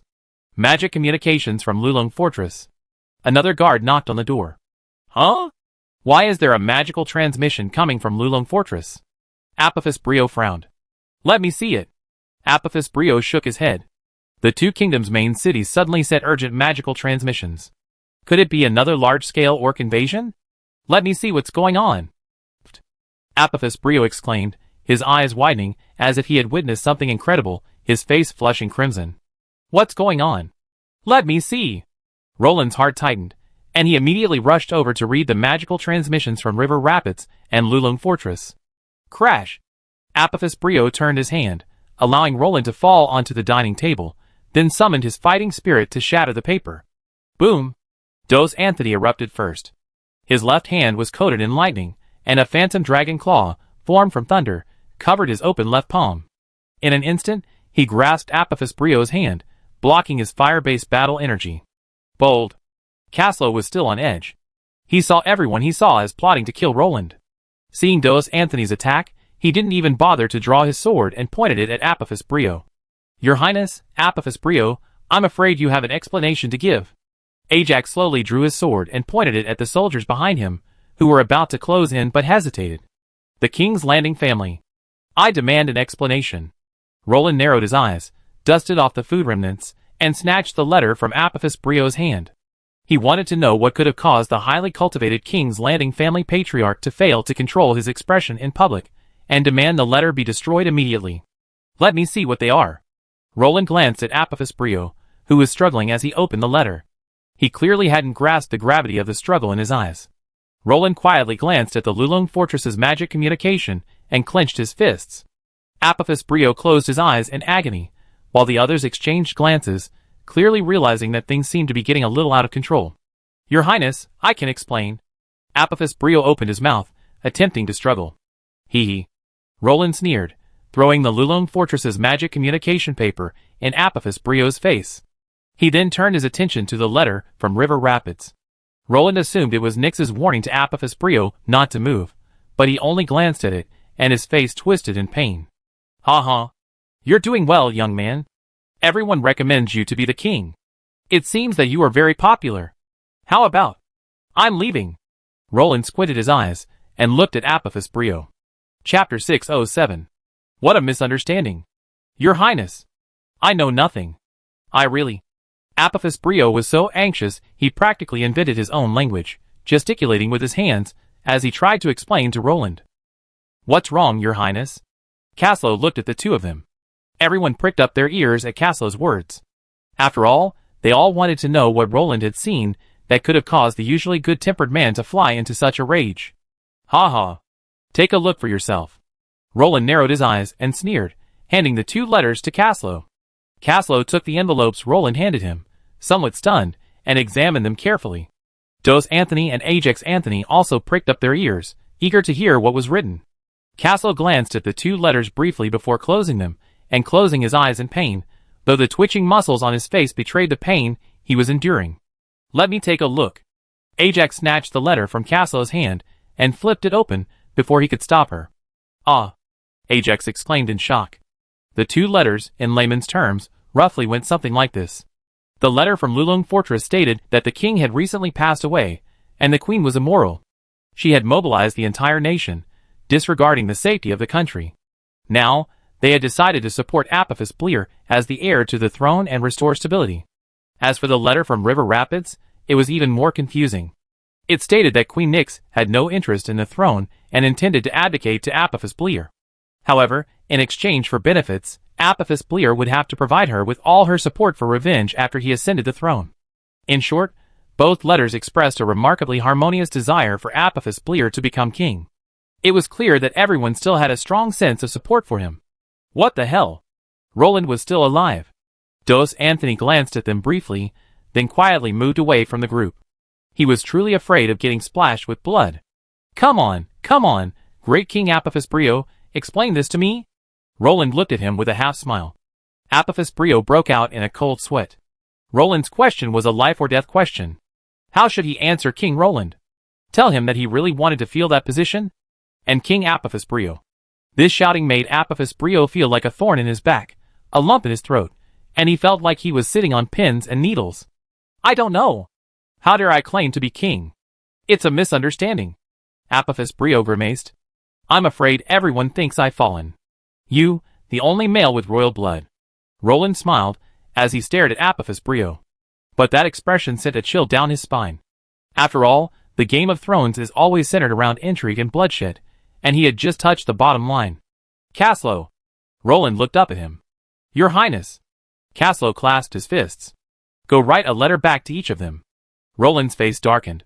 In my name. Tell Nyx I'm not dead yet. No need to mourn me in advance. Roland's eyes were filled with speechless silence. And tell Lulong Fortress. Tell those eager to change masters to wait a moment. There's no need to rush into choosing a successor for the kingdom, Roland said coldly. Apophis Brio, standing nearby, quietly took a few steps back, glancing at Roland. He knew someone was about to suffer. Manage your territory well. Don't dwell on those messy things, Roland warned Apophis Brio with a glance. Although this matter probably had nothing to do with Apophis Brio, Roland didn't want him to have any unnecessary thoughts. As you command? Apophis Brio breathed a sigh of relief. Roland had clearly passed this hurdle. It was clear that Roland didn't want to dwell on it, merely reprimanding him with a few words. Apophis Brio considered this the best possible outcome. But soon, Apophis Brio's brow furrowed again. Your Highness. Apophis Brio extended his hand as he watched Roland stride out. What's the matter? Is there something wrong? Roland's voice was cold, causing Apophis Brio to wince. Won't His Highness rest for a day? Apophis Brio looked at Roland. If Roland returned, Yun Feng and the others would surely be in trouble. After all, if this happened to any other king, it would have been fatal. If we stay another day, no one in the kingdom will know what's going on tomorrow, Roland said angrily. Watching Roland and the Dragon Knight's hurried departure, Olaf looked at Apophis Brio curiously and asked what the letters had said. It's nothing. It's just that someone is going to be in trouble. Apophis Brio glanced sympathetically in the direction of Lulong Fortress. It was clear that some of these people had suffered. Let's talk about what to do. Omsk folded his arms, looking at the others with a playful expression. After all, everyone had resolutely chosen Apophis Brio after learning of Nyx's seizure. But they never expected Roland to be still alive. Their behavior was quite interesting. Yun Feng and the others exchanged glances, each reading 2 words in their eyes. Exhausted. Let's take it one step at a time. King Roland will take full responsibility when he returns. Kill him or chop him up. Yun Feng also launched into action. Since resistance was futile, he might as well accept it calmly. King Roland probably won't blame us. After all, there's a reason for this. Lance reasoned rationally. Never challenge a ruler's authority. Admit your mistakes. Yun Feng patted Lance's shoulder and said calmly. Although this incident was a bit of a coincidence, they were still wrong. Everyone fell silent after hearing Yun Feng's words. Ah! Nyx's surprised scream made Renaud cover his ears in pain. Lavian, standing beside him, wanted to do the same, but due to his different status from Renaud, he was destined to enjoy Nyx's demonic voice. Finally, Nyx's scream ended at Lavian's grimace, and she turned to ask Renaud about Roland's return. The anticipation and hope in her eyes were obvious.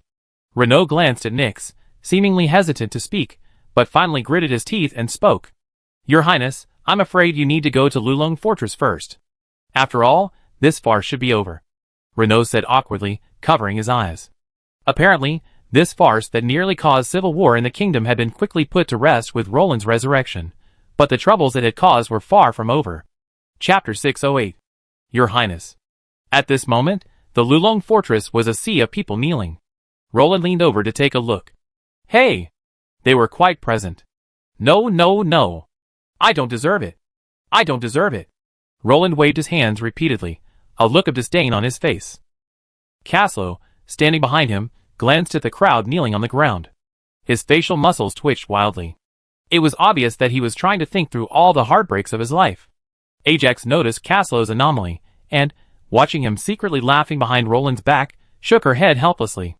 Then, she pressed her palms together into a blade, unleashing a brilliant burst of fire dragon power. Ouch! Caslow no longer had to hold back his laughter. He clutched his waist, grimacing as he breathed. Roland turned to look at Ajax, the knife-wielding hand, and Caslow, the gritting face. He quickly turned away. I'm sorry, Your Highness. We thought you. As the ringleader of the incident, Yun Feng had to step forward and give Roland an explanation. So you plan to overthrow Nyx? Roland said with an unwavering expression. If the queen is allowed to act so recklessly, the kingdom will collapse in a matter of seconds. We are not only loyal to the royal family, but also to the country. Yun Feng bowed his head. Roland was a bit hesitant. After all, Nyx's decision this time was too radical, causing everyone except Lavian, the diehard fan, and Renaud to stand against Nyx. Roland had no way to punish them now. After all, if he really tried to punish them, the kingdom would no longer function. Return to your positions. This time, let it go. It won't happen again. Roland narrowed his eyes. Even if he wanted to punish them, he couldn't. These people combined accounted for more than half of the kingdom. Let's go! Back to River Rapids. Roland didn't intend to punish these people, but he also didn't know if he wanted to show them a friendly face. The king's dignity still needed to be calibrated. Ignoring the crowds of people kneeling on the ground, Roland turned away with a sullen face, leaving the remaining group staring at each other in bewilderment. Your Highness? Are we just leaving like this? Caslow asked doubtfully. After all, while this farce was ridiculous, it was still essentially a coup. If they weren't punished, there would be no guarantee of future problems. What else? Kill Yun Feng and Onsk? Roland asked angrily. What he didn't realize was that many people there simply disagreed with Nyx's actions and stood by idly, like Rattle and others. However, their attitudes clearly indicated their disapproval of Nyx. They tacitly stood with Yun Feng and the others. If they took action, the scope of the conflict would be too wide. Idiot! Shut up. Ajax tapped Caslow's helmet, signaling him to stop talking. Oh!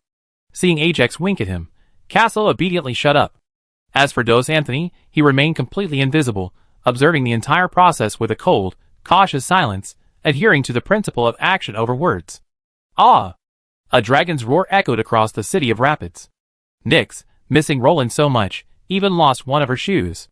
She quickly ran to the castle rooftop, waiting for the dragon riders to land. Woo, woo, woo! Before Roland could say a word, a fragrant breeze blew into his arms. In the blink of an eye, his breastplate was soaked with tears. Roland hugged Nyx with heartache and gently wiped her tears away, but Nyx's tears flowed like a dam bursting, not giving Roland a chance to wipe them away. Why is this happening? Do you know how worried I am about you? Nyx screamed hysterically in Roland's arms. Ajax, pulling her brother in Caslow, quietly slipped past Roland. They didn't disturb the reunited couple, being a third wheel wasn't their style. Okay, stop crying. I won't do this again, Roland said distressfully, ruffling Nyx's slightly messy hair. It was obvious that the wife he thought about day and night had no intention of maintaining her image. Whoa! You bastard! You just bully me. I don't want you anymore. Whoa!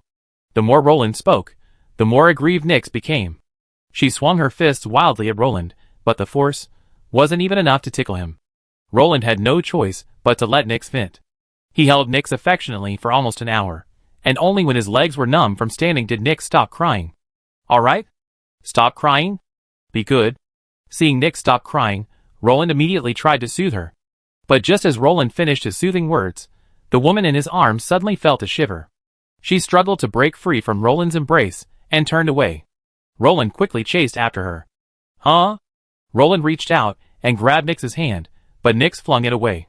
Don't be angry. Roland quickly grabbed Nyx again. He knew that at this point, he needed to be thick-skinned and persistent with the girl. Just because she refused to be sued didn't mean she really didn't need it.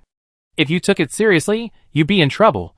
Nyx shook off Roland's hand again, and Roland and Nyx dragged each other all the way out of the dormitory, where Nyx quickly slipped inside.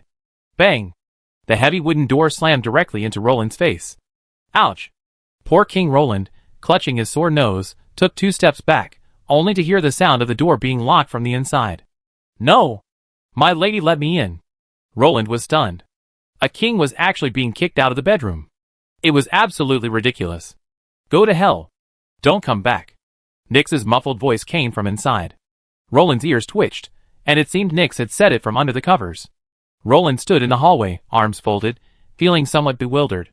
Scratching his head, he could only lean against the door, waiting for Nyx to open it. Lavian, upon hearing that Roland had returned alive, rushed over first. He saw Roland leaning against the door, with a constipated expression on his face. He glanced at the tightly closed door, and immediately understood. He glanced at Roland, scoffed, and left. Roland clenched his fists. This really deserved a beating. Your Highness. Renaud knelt on one knee and saluted. General Renaud, please rise. Roland quickly helped Renaud to his feet. He had always been confident in this commander-in-chief, who had been with him since the beginning, and this time, the throne crisis had indeed lived up to Roland's trust. You're so careless. What's the difference between you and throwing the kingdom away? Renaud immediately launched into a tirade against Roland.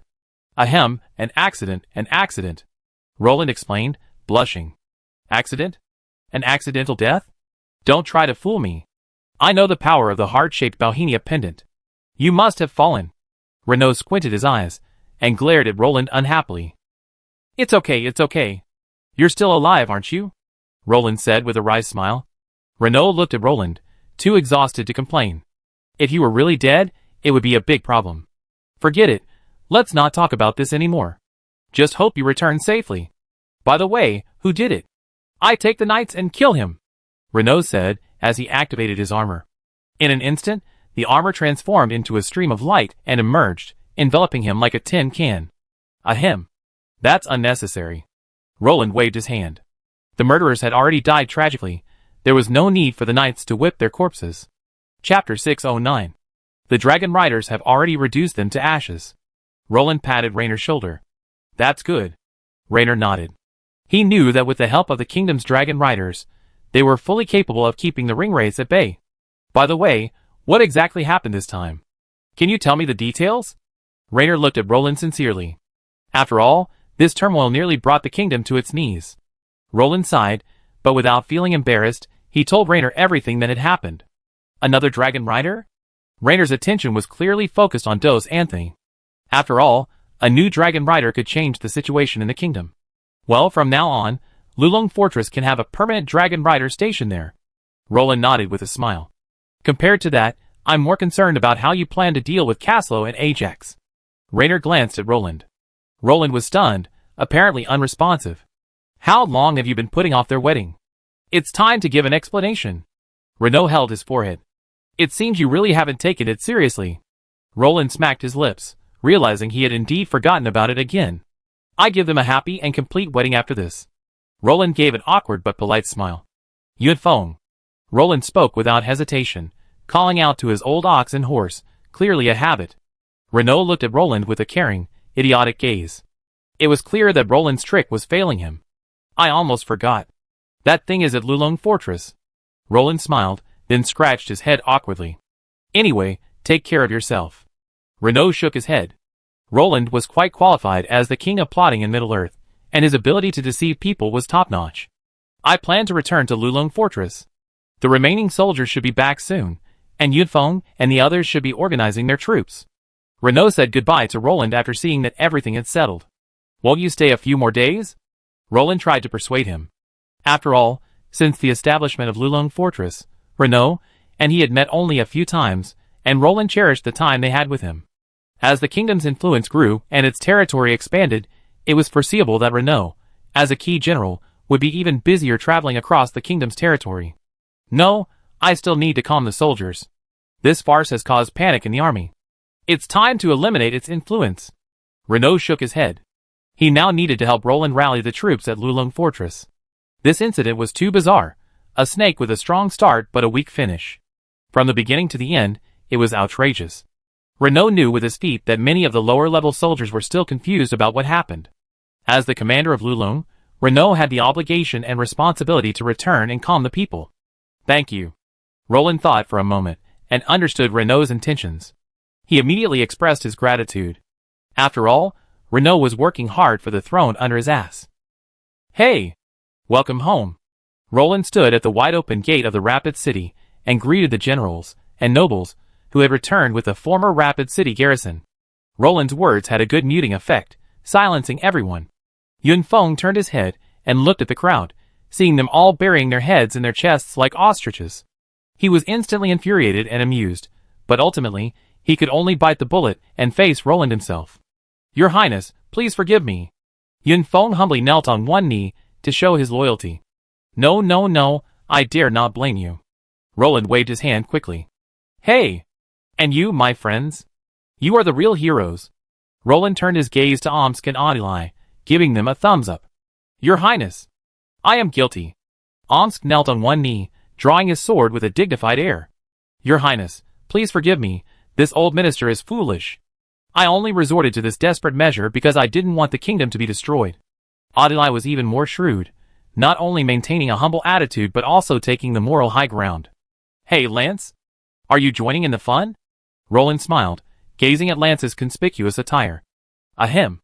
Lance didn't say anything, but he knew to stand at attention when being hit, so he knelt without a word. Don't hide, Marcus. Why are you hiding behind a soldier? Is there gold behind an infantryman? Roland quickly caught sight of his brother Marcus, who was trying to hide behind a soldier. At this moment, Marcus was hunched over, cowering behind a soldier. After being exposed by Roland, he stood up straight with an embarrassed look on his face, but he quickly corrected himself and knelt respectfully, begging Roland for forgiveness. Okay, Roland had to admit that for a moment he wanted to kick them to death, but he quickly let out a sigh and suppressed his anger.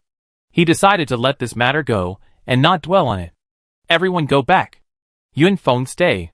Roland glanced at Old Man Rattle, who was swaggering into the city with the team, and shook his head. This old man could be considered a veteran forward guard swingman. In this incident, this old guy was impeccable and slippery. Even Roland couldn't find any evidence against him. A smooth old man, this was Roland's evaluation of him. Your Highness? Yun Feng approached with a reckless air. Roland wouldn't kill him anyway, he was just pouring out some spit on him. Yun Feng had already stood still, waiting for Roland to start his attack. Let's start preparing for Caslo and Ajax's wedding, Roland said to him with a sullen face. Yun Feng was bewildered. He had been dragged out of the house just to help two dragon riders prepare a wedding? You don't want to? Roland narrowed his eyes. If Yun Feng still wanted to give him a hard time, he knew a few tricks. No, it was just a little sudden. Yun Feng shook his head quickly. He was stubborn, but that didn't mean he was stupid. Wouldn't it be foolish to confront Roland at this moment? So Yun Feng willingly transformed himself into a beast of burden once again and began to work hard around river rapids. Any capitalist who saw him would probably praise Roland for his ability to manage his subordinates. Get married? Caslo exclaimed. Bang! Before Roland could say anything else, a loud explosion made his eyelids twitch. What? You don't want to? Ajax's eyebrows arched in anger as she watched Caslo, crouched on the ground with his hands covering his head. TSK. Roland couldn't help but sigh. A good sound was a good sign. Yes. Caslo quickly looked up at Roland and nodded in agreement, fearing Ajax would hit him again. Isn't it a bit hasty? I'm not ready yet. Ajax suddenly lost her previous sternness and looked at Roland with a hint of embarrassment, her cheeks flushing. Although she had been clamoring to marry Caslo, she was still a young woman waiting to be married. The sudden arrival of the wedding had instantly sent this powerful dragon rider, known for his ability to command the battlefield, into a state of turmoil. Caslo glanced aggrievedly at Ajax, still immersed in shyness and joy. He couldn't help but sigh at how simple it was for women to be so hypocritical. It's okay. Yun Feng still needs time to prepare. It will probably be early summer by the time everything is ready. Roland shook his head and smiled. Chapter 610. Did I trouble you? Caslow said a little nervously, looking at the shy Ajax. Although he had always hoped that Roland would give him and Ajax a wedding that would be blessed by everyone, he couldn't help but feel a little nervous when the time came. All right, you two stay in River Rapids for the time being. Let your brother go to Lulong. Roland waved his hand nonchalantly. However, Dos Anthony, who was eating melon with his ears perked up, grinned. Oh my! Eating melon on himself? What? You don't want to? Ajax raised his eyebrows and looked at Dos Anthony, who looked at him with a look of surprise. A sense of pressure from a superior instantly spread. Yes. Yes. Dos Anthony nodded frantically, practically cowed like crazy. This made Roland, standing by, curious about what he had endured as a child at the hands of his sister. All right, that's all. Roland dismissed everyone with a wave of his hand. He had to go back to be with his sweetheart. Nyx had given him such a scare this time, and it probably wouldn't be back for 10 days or half a month. Roland walked briskly back to his bedroom. This unexpected death had not only frightened Nyx, but had also made him cherish those he loved and who loved him even more deeply. He was still thinking about how to comfort his beloved girl when the system's screen suddenly appeared before him. What? Going to die for no reason? Roland had no fondness for this system that withheld his hard-earned money. Bug fixed. Compensation mechanism updated. Compensation reward. A 6th level sage with a random attribute. He'd been nonchalantly wondering what compensation the idiotic system could offer him, but when he heard the word sage, he couldn't sit still. A sage! The Middle-earth bomber, Roland, who had been mulling over a plan to appease his wife, now had no time for it. The thought of a sage had already upset him. A 6th level sage meant he always held a great forbidden spell in his hand. Its power was undeniably powerful. Crucially, this great forbidden spell could be restored and replenished, simply by recharging the CD. I wonder where this sage came from. Roland frowned, pondering. According to the distribution of forces within the Lagran Empire capable of producing sages, only 4 could do so: the Holy Tower, the Imperial Royal Mage Academy, the Mage Temple, and the Forbidden Spell Alliance. He just didn't know which of these 4 factions a sage belonged to. Judging from these factions, the individual combat effectiveness of the Holy Tower sages is extremely strong. This is because single attribute mages from the Holy Tower are all light or holy, and multi-attribute mages often have either light or holy elements. Light and holy are precisely the most advanced elements with high burst damage. The mages from the Imperial Royal Mage Academy are also quite good. These royally trained mages are branded as nobles from the moment they enter the academy, and they identify more strongly with their noble lords. Most of them serve the nobility, or perhaps are of noble descent. Furthermore, the academy's knowledge is more systematic. While they may not possess the extensive combat experience of the other factions, they are more than capable of serving as city defenders. Therefore, most of the owners of mage towers are mages from the academy. Only the aristocracy's vast financial resources can support their towers. The Mage Temple is quite formidable. As the resident mages of each node city's Mage Temple, they not only select new apprentice mages, but also serve as city guards. This faction's mages are quite diverse, encompassing a wide range of disciplines. However, due to its vast territory, many unconventional mages are present, including many sages from the temple. As for the final Forbidden Spell Alliance, Roland didn't give it much thought. This faction is a small alliance of 5th and 6th tier mages, primarily practicing bloodline inheritance, meaning sons inherit their father's legacy. Consequently, this faction has always been small. Furthermore, as the Empire's only neutral force, the Forbidden Spell Alliance has always refrained from participating in wars, unless you strike them in the face. However, no one underestimates this faction's combat effectiveness. After all, a group of mages capable of casting forbidden spells are combined to form a powerful alliance. Is the alliance just an ordinary organization? The above 4 represent the forces within the entire Lagran Empire capable of cultivating sages. They represent 4 groups: those with special attributes, royal nobility, commoners, and high-level professionals. This also encompasses all avenues for mages. After all, mages are different from knights. A powerful family might raise a hero or a tyrant behind closed doors, but it absolutely cannot produce a sage. The birth of a sage requires not only immense wealth, but more importantly, extensive magical knowledge and the guidance of predecessors. This is why nobles cling to the advanced skills of other professions while allowing the forbidden spells and runes of mages to become ubiquitous. After all, even if you know them, you can't use them. Other professions can truly achieve proficiency through time and talent. The reason why mages are referred to as mage masters is because of their scarcity and inexpensive nature. If Roland were to choose, he'd prefer the sages of the Holy Tower and the Academy. The sages of the temple are like a lottery. There's a chance someone with unconventional skills will emerge. The sages of the Forbidden Spell Alliance are mostly members of the military court. Guess what they spend their days researching? All sorts of forbidden spells capable of restarting a principality are developed by these guys, who claim to be neutral. Roland wouldn't even dare use a sage who tinkers with unstable forbidden spells. Therefore, the sages of the Academy and the Holy Tower are more stable and suitable. While they might be a little more conventional, they have the advantage of being fully configured out of the box. Boom! A brilliant beam of light rose, and a ripped earth boar collapsed to the ground, smoldering. This type of high-level magical beast is the most common in Middle-earth.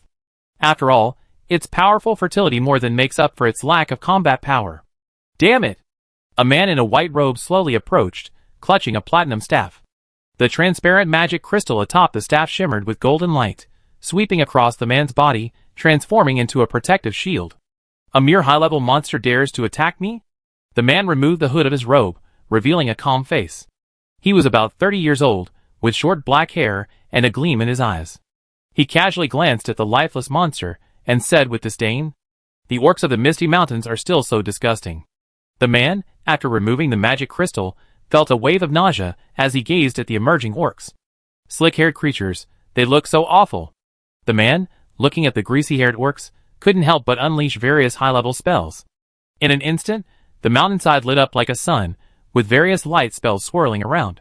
Finally, after a wave of magical power, the orcs were swept clean off their feet, and the man smiled once more. It's time to go back to the Empire.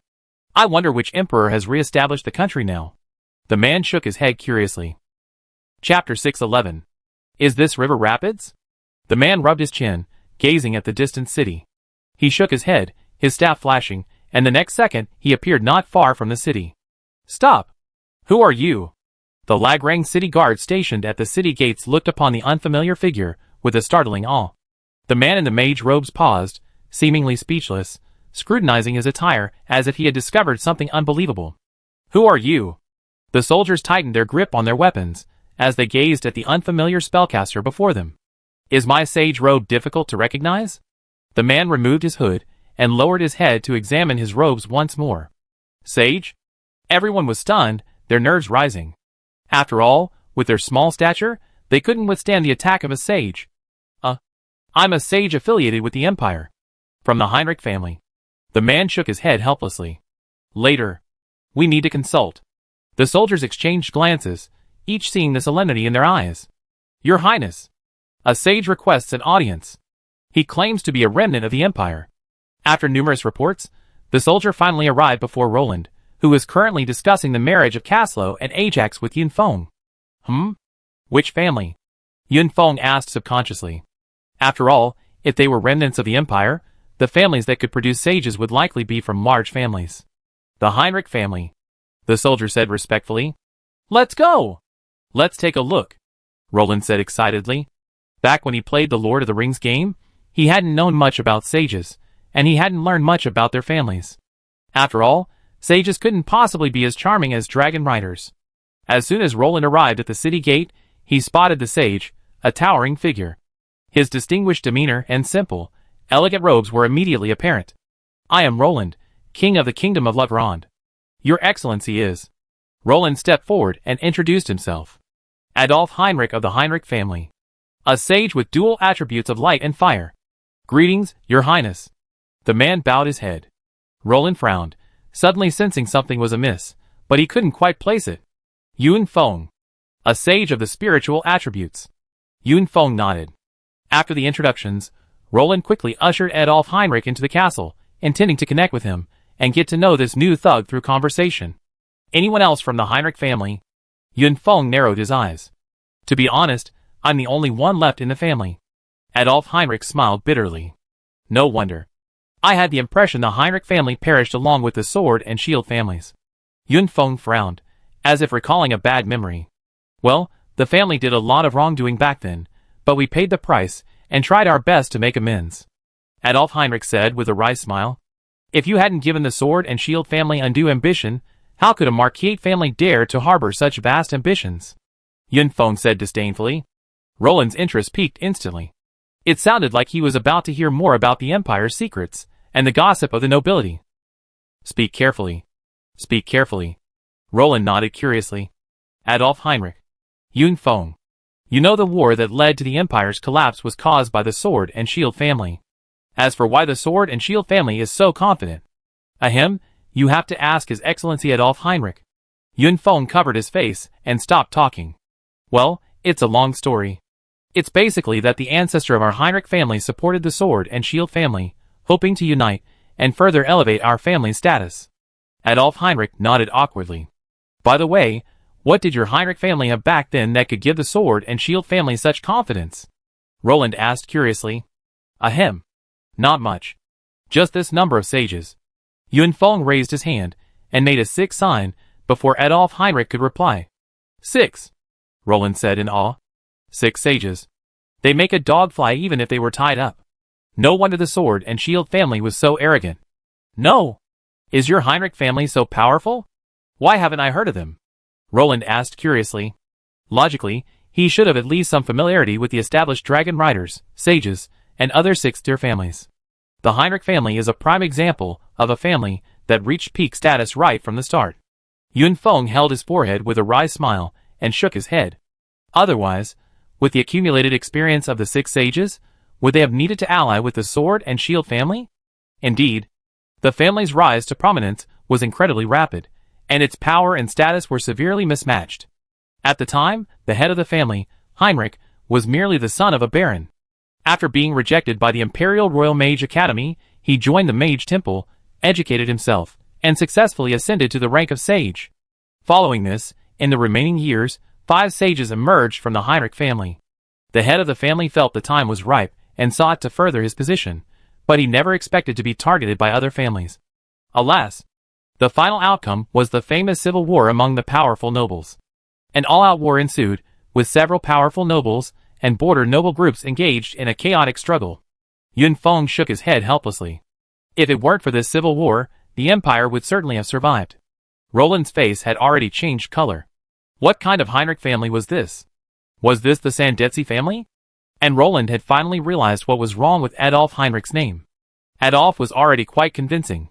Your ancestor didn't intend to overthrow the Empire, did he? Roland said with belated realization. Not really, but the family was dissatisfied with the Empire's upper-level nobles' control of the promotion process, and did consider purging some of the nobility. Adolf Heinrich shook his head. Puff! Roland spat out a mouthful of tea. What a scoundrel!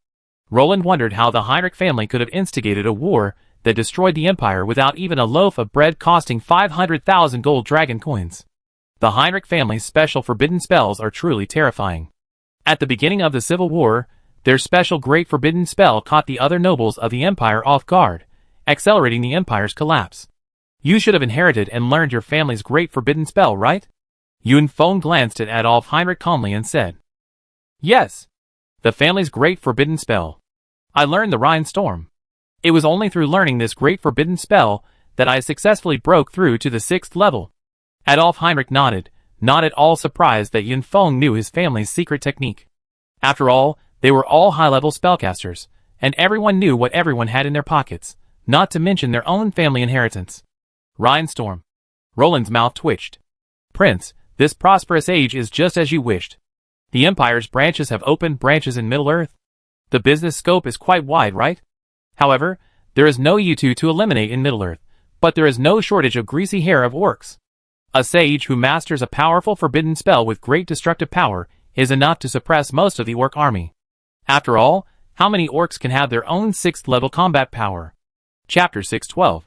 Although Roland was unfamiliar with the Heinrich family, this did not prevent him from understanding the forbidden spell Rhine Storm.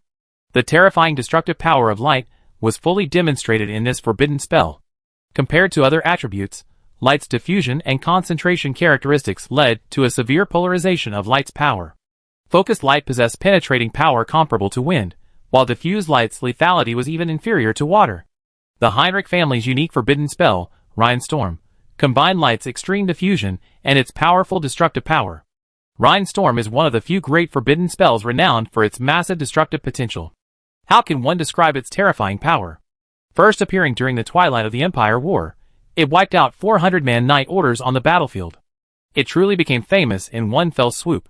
Roland had even paid special attention to this great forbidden spell in the game. After all, among light attribute spells where high-level damage is scarce, Rainstorm is truly a unique entity. If only you had been there during those battles. Roland sighed regretfully, looking at Adolf Heinrich. If Adolf Heinrich had been there, he wouldn't have needed to go through all this trouble. He could have simply closed the door and released the sage. Forget about the orc army. Any sight of them would have been met with a Rainstorm, followed by a direct, surface-clearing attack with a map cannon. After all, how many orcs could defend against a forbidden spell? Orcs simply didn't have that many level 6 shamans. Yun Feng glanced at Roland, somewhat speechless. Luckily, you didn't have a sage back then. If you had, you could have reached the Black Gate. Your Highness, you overestimate me. Adolf Heinrich shook his head. He was very clear about his own position. The world only knows the horror of the Rainstorm, but not its long lead-up. Guess how long it would take to compress all those light elements together. The Rainstorm has significant limitations. It's affected by the weather. Adolf Heinrich stated truthfully. After all, while the light element is powerful, it can still be suppressed by other elements, and is particularly sensitive to the influence of the external environment. But its range and power more than make up for its shortcomings. Roland shook his head. Light is scarce on rainy days, and ice and snow can refract light. None of these factors would prevent Roland from pursuing its terrifying destructive power. After all, what else could he choose when a great forbidden spell could carry off 400 knights at once? At your service, Adolf Heinrich said, stroking his chest and bowing. King Roland had said so, so what could Adolf Heinrich say? After all, Roland was determined to woo him. A powerful sage was like a walking nuclear weapon. It was no surprise that Roland wanted to maintain a good relationship with him. By the way, do you have your own mage tower? Roland suddenly asked. As we all know, the ultimate form of a magus is one who occupies a mage's tower. This type of magus is known as a great magus. Currently, the only mage's tower still standing in Middle-earth is Isengard. Buried in Mordor, the tower housing the Eye of Sauron has yet to be rebuilt. After all, Sauron rebuilt it in 2951 of the Third Age. It's only 2944 of the Third Age. 7 years remain until the mage's tower is rebuilt. This also means that Middle-earth currently has no great magus. Saruman is a wizard. Mage's towers provide immense magical power to the mages stationed within. Each mage's tower with a magus resident is a veritable human fortress. While forbidden spells can't be thrown carelessly like cannonballs, infinite refills of war magic are possible. Crucially, mages' towers can be taken and moved by their owners. That's why, in the Lord of the Rings games, Roland often saw great magus who, upon a disagreement, abandoned their mage's tower and transformed into fortresses, running around the world. Mage tower? Adolf Heinrich blinked and fell silent. The Heinrich family used to have one, but it was destroyed by other nobles during the final battle. Sorry, I'm being rude. Roland realized something. While most sage families would have an ancestral mage tower as a legacy, the Heinrich family was clearly not one of them. The mess they'd made with the sword and shield families was enough to make the other nobles humiliate them. The fact that they had any descendants was a sign of respect from the other nobles, not killing them all. The Augustus family did it, right? I remember the Augustus family's mage tower also collapsed in that battle. Yun Feng looked at Adolf Heinrich, his eyes filled with curiosity. After all, a wise man would never let go of any knowledge, and this kind of secret was clearly a form of knowledge. Yun Feng questioned Adolf Heinrich to confirm the accuracy of the information. Yes. The Augustus family's mage tower, and our Heinrich family's mage tower perished together. Adolf Heinrich admitted it openly, showing no embarrassment. What a pity for the Augustus family. If they had succeeded in taking that step, there wouldn't have been anything like it in the future. Yun Feng said meaningfully. Yes. What a pity for the Augustus family. Adolf Heinrich shook his head and sighed. As if sensing Roland's confusion, Yun Feng was accustomed to his king, who lacked even the most basic knowledge. The Augustus family was trying to capture a bronze dragon. And they were almost there. If they had succeeded, the Augustus family would have joined the ranks of the Dragon Riders. What do you think would have happened if the Heinrich and Sword and Shield families had attacked the Dragon Riders? Yun Feng looked at Roland with a half smile. Gulp. Roland swallowed. He could already picture the horrific scene, besieged by the entire Dragon Rider family. The scene was too beautiful to watch. If the Augustus family had successfully ridden their dragons, the empire wouldn't have entered the Twilight War. The germ of civil war would have been nipped in the bud. Adolf Heinrich sighed. Why did the situation spiral out of control? Roland couldn't help but ask. Yun Feng. Adolf Heinrich. Because the fierce fighting between the various factions ultimately led to the division of the Dragon Rider families, the cornerstone of the empire. The once united Dragon Rider families split into several groups due to hostility from other noble groups. Yun Feng shook his head. Roland understood after hearing this. The Dragon Riders had originally been close friends, but then a few nobles started fighting each other. At first, the situation was manageable, but later, the situation spread too widely and spiraled out of control. The Dragon Riders were also closely related to other nobles, so there were always some families that had conflicts, and that eventually led to a feud within the Dragon Riders themselves. The rest of the story is beyond description. Thinking of this, Roland looked at Adolf Heinrich with a strange look. He hadn't expected the Heinrich family to be the primary driver of the empire's collapse. Then the Heinrich family was stripped of their titles. At the time, the 6 sages of the Heinrich family either died in battle or committed suicide. In the end, the empire didn't investigate further. After all, it was just a Viscount family. Yun Feng shook his head. The 6 sages' families ultimately only achieved the rank of Viscount. It was no wonder that the Heinrich family had chosen to go all out against the Sword and Shield family. Chapter 6:13. Do you think we have the ability to build a mage tower? A basic one will do. Roland suddenly asked Yun Feng. Are you dreaming, Your Highness? Yun Feng rolled his eyes. He was a wise man, not a mere ox. While a wise man could build a mage tower, that didn't mean everyone could. After all, each man had different specialties, and Yun Feng happened to be one of those who couldn't. Roland pouted, feeling a sense of shattered dreams. After all, if they had a mage tower, Roland's expansion plans would be secure. A mage tower isn't just any building. Besides amplifying a mage's abilities, its most important feature is its ability to be moved at will. While most mage towers are essentially immovable once built, that doesn't mean they can't be moved. It's alright, Your Highness. Not having a mage tower won't affect my strength. Adolf Heinrich waved his hand. A mage tower was better, but not having one was irrelevant. After all, mage towers are practically extinct in Middle-earth, and the fundamental reason is that Middle-earth sages are practically extinct. These days, any Middle-earth spellcaster needs only one person to go out for a fight. It's not like in the Lord of the Rings games, where a sage would be embarrassed to greet anyone without a tower. Roland shook his head and gave up. But he really wanted a mage tower. If I stuffed a sage into a basic mage tower, not to mention the average ringwraith, even the Witch King of Aumar would be sent packing.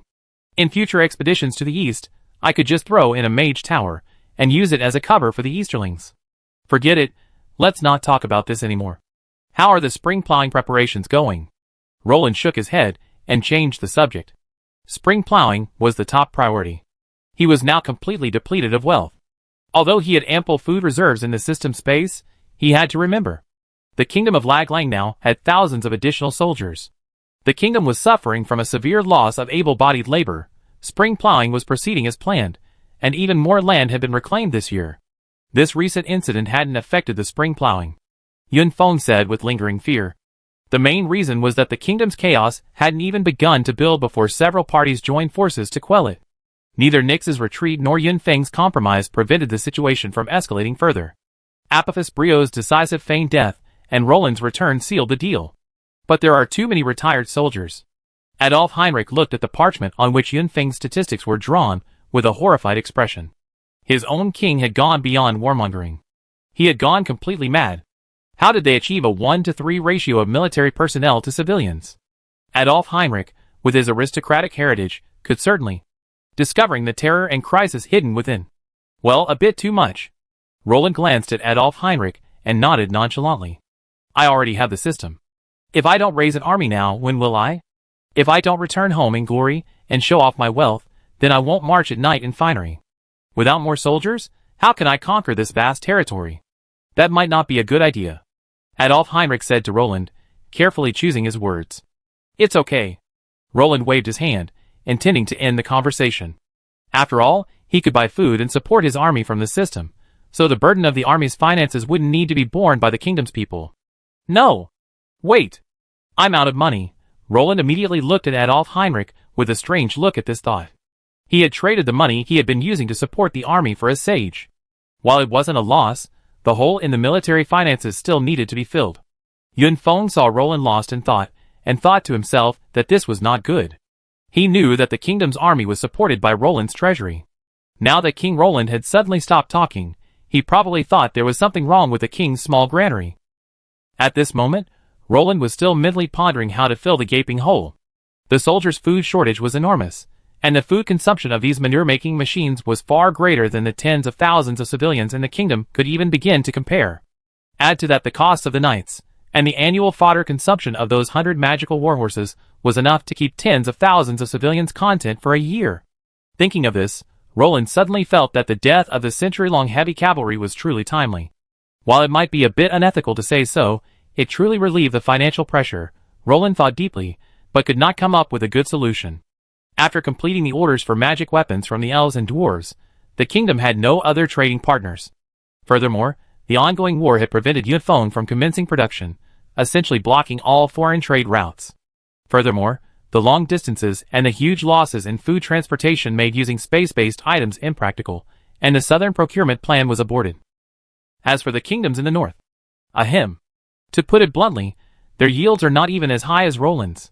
Roland's family can cultivate the land and produce so quickly and efficiently with the help of a curb plow and manure. The other forces just throw their farming methods in and don't care much about them. Being able to feed themselves is already a blessing from God in Middle-earth. The only option left is internal consumption, but with a 1-to-3 ratio, how much tax would be needed to sustain it? If that doesn't work, let the soldiers farm. Roland narrowed his eyes. Prime Minister Chow, I won't emulate your Jianan spirit or your Wei Wu legacy, but I can learn from your military farming, right? Military farming? Yun Feng and Adolf Heinrich were stunned and curious. Apparently, the term didn't exist in Middle-earth. Farming in leisure time, leaving production in wartime. Roland succinctly told the two, tapping the table. How about calling the others to discuss this? Yun Feng narrowed his eyes. He seemed to have grasped a glimmer of light, but he hadn't quite grasped it yet. No need. Even if we need to cultivate the land, only the swift flow infantry and light infantry can go. The other professions can't leave their jobs. Roland shook his head. His goal was clear. 6,000 swift flow infantry were major manure producers. Removing them would save a fortune. Spring plowing has just begun. Just let the swift flow infantry cultivate the wasteland outside Lulong Fortress and Swift Flow City. After all, they were farmers before, so they're quite skilled. Roland smiled. He only needed to feed them until the autumn harvest, and then he would only need to provide for the other professions. The swift flow infantry could be completely self-sufficient. Yes, that's feasible. Yun Feng nodded. It would just be about transforming the swift flow infantry into a half-farmer, half-conscript model. Isn't that what most nobles in this world do? They call up militias to fight in wartime, and work as farmers in peacetime. Except that Roland's militia is more elite, and doesn't need to provide their own equipment. Yes, indeed. This will reduce the burden. Adolf Heinrich nodded. Then do it. Yun Feng, go inform the Rapid City. Have them bring back a group of rapid infantry to reclaim the wasteland. And the other soldiers should also take up their positions, Roland instructed. What's the situation in Palembang? Roland asked again. It's nothing serious. Palembang wasn't involved in this incident. Yun Feng shook his head with a wry smile. Due to military preparations, Palembang's garrison commander, Lance, had been drafted by Nix to Lulong Fortress, while the commander of the La Grande City Guard, Baron Angus, was stationed at Palembang. Upon arriving at Palembang, Baron Angus was so absorbed in reclaiming the wilderness and building the town that he was completely unaware of the farce unfolding in central government. Well, actually, everyone had forgotten about Palembang. When Renault and Lavian were protecting Nix as they fled to Rapid City, they passed by Palembang but never entered. Baron Angus watched the hurried procession without stopping or questioning them. Thus, Palembang was forgotten in the wilderness, and Baron Angus continued to defend it, oblivious to the situation. Roland's mouth twitched as he listened to Yun Feng's story. How could a town garrison commander be so insignificant? Oh! So the Palembang garrison had been transferred. That was all right. Chapter 614. Time flies. June 1st, midsummer, once Children's Day on Blue Planet, is now the wedding day of Castle and Ajax. Over the past few months, everyone has finally completed the post-war affairs. It's exactly 4 months since the Northern War, which began on February 1st. The war in the north, which lasted for about a month, ravaged all the northern kingdoms, except for Dale. After March 12, Apophis Breer ended the stalemate with the Orc army, bringing the entire war to a close. The coalition had its share of victories and defeats, but overall, they achieved a significant strategic victory. Apophis Breer's Lion Lords drove their family power into the heart of the Misty Mountains, like a nail. The Wandering Lion banner and the red-backed Golden Dragon banner were simultaneously planted in the Misty Mountains. The sprawling King's Landing fortress severed the Misty Mountains in half. Communication between the northern and southern orcs was cut off by Apophis Breer, and Apophis Breer faced intense military pressure in the years that followed. However, during this period, Roland's system logged in several events of the return of the remnants, and the Lion territory also gained a lot of benefits. Now the population of the entire Lion territory is nearly 5,000 people. Apophis Breer, who integrated the territory, has forcibly summoned an army of 500 brave warriors. It can be seen that he has learned a lot from Roland, warmongering. But the good thing is that the Lion territory has begun to have some contact with the elves of Rivendell, and judging from the remnants themselves and Apophis Breer's own background, they face much less food pressure than Roland, and are basically at a stage where they can barely feed themselves. As for Roland, it was a mixed bag. Several incidents involving the remnants of the people pushed the population under his rule past 50,000 for the first time. However, the resulting food shortage had Yunfeng scratching his head, and even the wedding of Caslo and Ajax was repeatedly delayed. However, Roland was relieved to find that the system, as if knowing what Roland needed, had been providing him with civilians without any additional military units. This finally freed him from further increases in military spending. Add to that the system's daily check-in bonuses of food and bread, and Roland was able to at least provide for his people. While their quality of life wasn't as high as before the war, at least they were manageable. The fundamental reason was that at least 10,000 of the extra 20,000 people joined the kingdom after the spring plowing season, forcing the kingdom to support them until the following autumn harvest. Even more tragically, due to food shortages, Roland proactively reduced the rations for the army and the castle, reducing 3 meals a day to 2, one of which consisted of watery soup. The army's rations were slightly better, at least ensuring 2 meals were dry. To host the banquet for Caslo and Ajax, Yunfeng, with a look that could have stabbed Roland to death, frantically saved supplies for over a month. Only then was the wedding a success. From now on, you are family. You must support each other and grow old together, Roland said to Ajax, holding Caslo's hand. Although he himself might not have fully grasped the concept of marriage, that didn't stop him from offering the newlyweds the chicken soup of his past life. Yes, yes. Ajax's eyes, red and tearful, excitedly responded to Roland. As for Caslo, he was now completely lost in thought, nodding his head non-stop. Nyx, standing nearby, quietly presented Ajax with a hand-embroidered gift. It looked like something for a child, which made the newlywed Ajax blush. The two women immediately burst into laughter and disappeared into a side hall, teasing each other. Roland discreetly hooked the door shut with his foot, blocking the two women from the moment they were exposed. Otherwise, these two foolish women would have been a feast for everyone's eyes. Be good tonight. Oms came over and winked. Go ahead, young man. Show your knightly prowess. Adile looked at Caslo with approval. Rattle patted his shoulder meaningfully. Hey, hey, hey! You old fools, Renaud said angrily, scolding them while putting his arm around Caslo's shoulders. Enjoy your wedding night. Don't bring shame to our kingdom's dragon riders. If they don't know, they think we're bad riders. With that, Renaud immediately let go of his hand and ran off with a strange grin. As expected, Caslo, realizing what was happening, gritted his teeth and tried to deal with Renaud, but Renaud was prepared and vanished from sight in the blink of an eye. Roland grinned as he watched the other LS offer their blessings to Caslo. Although he felt they were being rather unruly, he felt the urge to go up and make some dirty jokes himself. But after thinking about his image as a wise, suave, and elegant king, he finally held back. He simply stood aside, smiling with his big white teeth, saying nothing, like a sunny and cheerful boy. Sis, if he bullies you, tell me and move out to live with me. If he treats you badly, I beat him to death. Roland's ears twitched, and he suddenly realized that Dos Anthony was whispering something to Ajax Anthony about their siblings. Can you beat your brother-in-law? Nyx chuckled. I'm afraid of him. I'm afraid of him? How could a wind dragon defeat a thunder dragon? Dos Anthony's voice softened as he spoke. As Caslo, the most experienced and powerful warrior in the kingdom, Dos wasn't sure he could defeat him. However, Dos clearly knew where his strengths lay. Kurg was clearly stronger than Cardo. After all, thunder was naturally stronger than wind.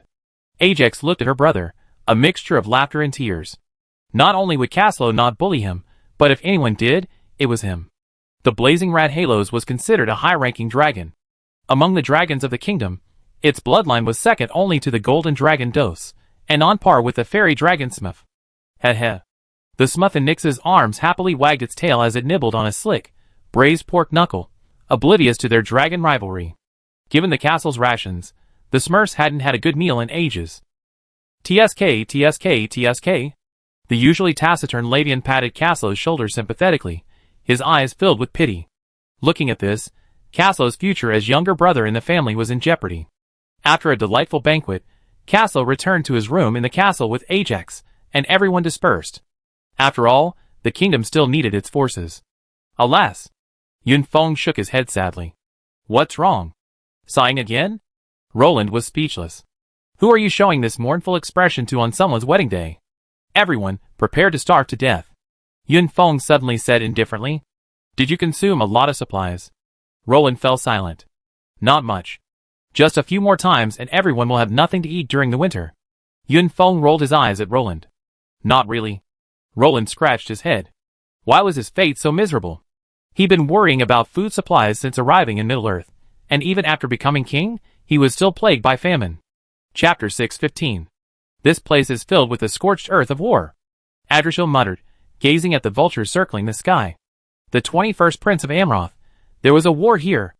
A knight frowned, looking at the debris strewn across the ground. Orcs. Dead for months. The knight, who had gone out to investigate, returned and shook his head. It seems their war is over. Adrashil frowned, holding the banner of Gundor. There are no human remains, they must have one. The knight pondered. They had time to collect the remains, so they must have been victors. And judging by the marks on this wound. Adrashil raised an eyebrow. Such a smooth cut, a vertebra severed in two, it must have been the work of a professional. Adrashil casually tossed the orc vertebra in his hand, and clapped his hands. What do you think, Knight Commander Halfor? Adrashil turned to look at Halfor. This Knight Commander was none other than the Knight Commander of the Swan Knights, who had escorted the Goblin Prince Jesava.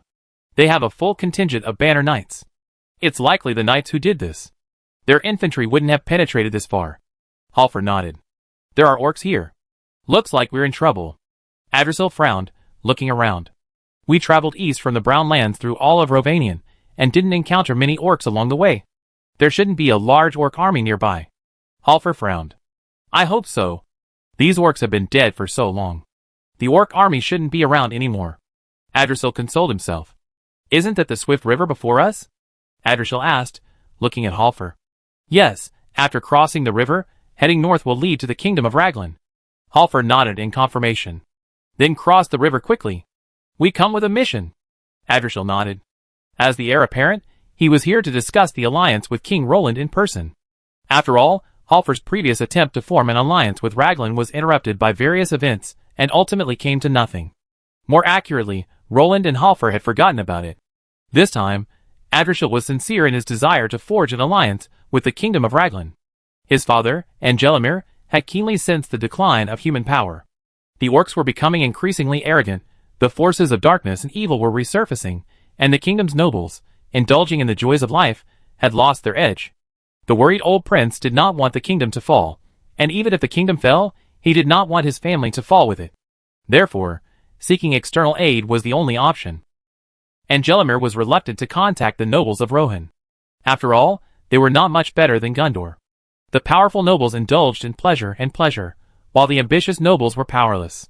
After much deliberation, Angelimir once again turned his attention to the north. The Norse Knights. Adrashil sighed, gazing at the surging rapid river. The Rohan of old, the Raglan of today. The reputation of the Norse Knights still lives on. Halfor nodded and sighed. Let's go and see the brilliance of the Norse warriors.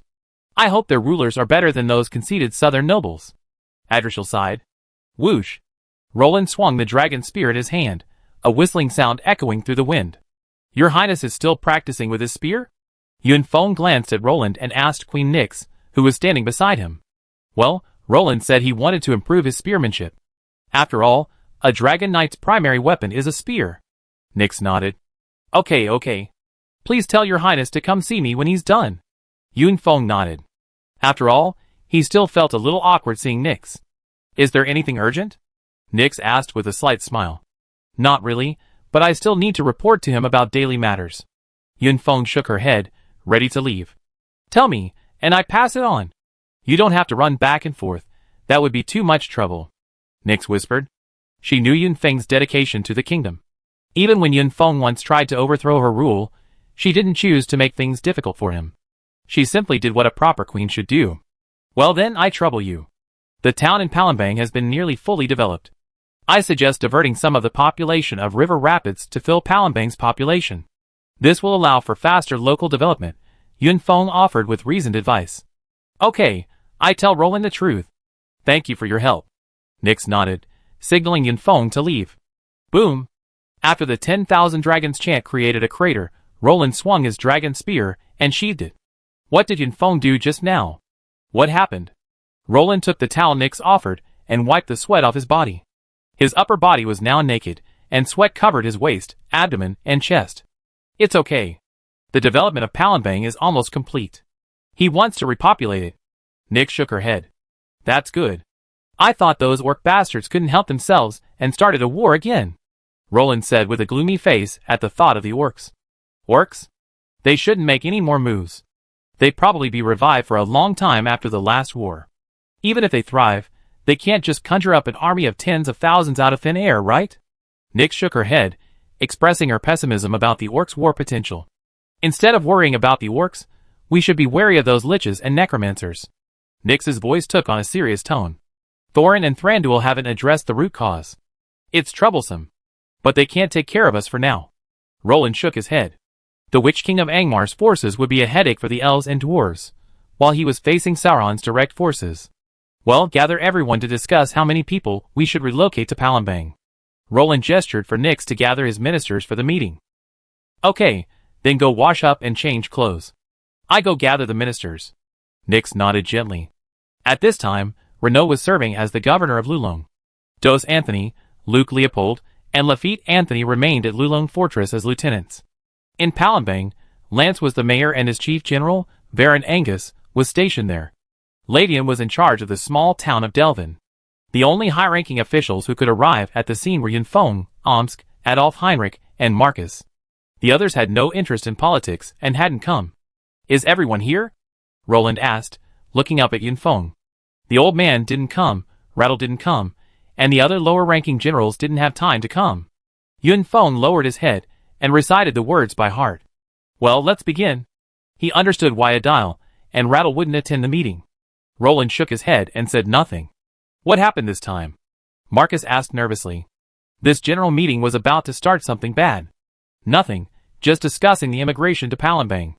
Sauron isn't attacking. Relax, my city defense officer. Roland looked at Marcus, who stood straight and tense. Huh, that's good. Marcus slumped and sat back down. Honestly, the recent war had already tested his nerves to the limit. Chapter 6:16. Has Palembang been built? Marcus said belatedly. Yes, thanks to Lord Lance and Lord Baron Angus, they done their job very well. Yun Feng confirmed. Indeed, they done a great job. Marcus nodded. So, your highnesses, what are your opinions? Omsk asked, turning his gaze towards Roland and Nix. I'm inclined to relocate fewer people. Nix pouted. I intend to keep Palembang's population around 10,000. Roland frowned. It was clear his wife disagreed with him, but Roland wasn't one to argue. Compromising with his wife wasn't out of the question. Roland doted on Nix, and as long as it wasn't a matter of principle, he'd generally go along with her. Why? Adolf Heinrich rubbed his chin and looked at Nix, clearly wanting to know her reasoning. That would make River Rapids more lively. Nix stuck out her tongue, blushing and lowering her head. Her youth, as beautiful as a flower in the moon, was the time for a girl to play most. River Rapids, once deserted, seemed to be revitalized by the influx of new residents. Nix didn't want River Rapids to return to its former state, so she didn't want a mass exodus of residents. Huh? Roland raised his eyebrows. Oh, so that's what you were planning. Roland had never expected Nix's decision to be driven by the desire for more excitement, but then again, it wasn't a completely unreasonable one. Roland nodded, agreeing with Nix's idea. While the starting point was a bit strange, the rationale was sound. After all, it wouldn't be good for River Rapids to be too deserted while serving as the temporary capital. How about this? Starting today, all refugees joining the kingdom will be relocated to Palembang. This way, they won't affect River Rapids' prosperity, nor will Palembang become too desolate. Most importantly, they won't have to relocate the already relocated residents. Yun Feng thought for a moment and offered a smoother solution. River Rapids had recently seen an influx of nearly 20,000 people, and the pressure on the city's functions had nearly doubled. They still needed time to sort out the city's planning, so the new arrivals could be relocated to Palembang. It would kill two birds with one stone. Not impossible. Roland rubbed his chin. Yun Feng's point made sense. The main issue was that Roland couldn't bear the burden of relocating the people again, a waste of money and labor. Then let's do it. Roland shook his head. By the way, Your Highness, we need to find something for those people, right? Adolf Heinrich suddenly asked Roland as the party was about to end. Roland frowned, looking at Adolf Heinrich in confusion. Well, I walked around the city and noticed a lot of laborers wandering around with nothing to do. I asked around, and I found out they're all recent migrants. They don't have their own land or any work to sustain themselves, so they can only wait for the castle to provide them with relief. Adolf Heinrich frowned at Roland. It was clear that wasting this much population was a real shame. Roland turned his gaze to Yun Feng again, his eyes filled with suspicion. They arrived after the spring plowing season. These people have no skills, nothing more than farming. Yun Feng shrugged, implying that those with some skills had already been assigned, and there was nothing I could do about the remaining, purely old-time farmers. Let them continue reclaiming the wasteland. Even after the spring plowing season is over, they can still grow vegetables and other things. Roland said without hesitation.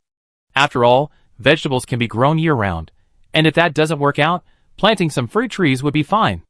Okay. Yun Feng nodded. There's so much wasteland out there anyway, so giving them some vegetable seeds and letting them go out and tinker with it is better than leaving them idle. Oh, and tell them, by the way, all the wasteland they reclaim belongs to them. The amount of land they reclaim this year determines the amount of land they cultivate next year, Roland said calmly, raising his eyelids slightly. The north was sparsely populated, and there was no danger of land annexation, so Roland naturally distributed the unused wasteland to the people for cultivation. Even if land annexation became serious in the future, Roland's generation wouldn't be around to see it. Your Highness! Adolf Heinrich bowed slightly and walked in. Yun. Adolf Heinrich. What's going on? Roland instinctively wanted to call the old thief by his name, but then he realized it wasn't Yun Feng. A magical communication has arrived from Lulong Fortress. Adolf Heinrich asked. What is it? Roland looked up. Since Adolf Heinrich came into the picture, Yun Feng no longer managed the castle's magic center, and Adolf Heinrich was now stationed there. A delegation has arrived.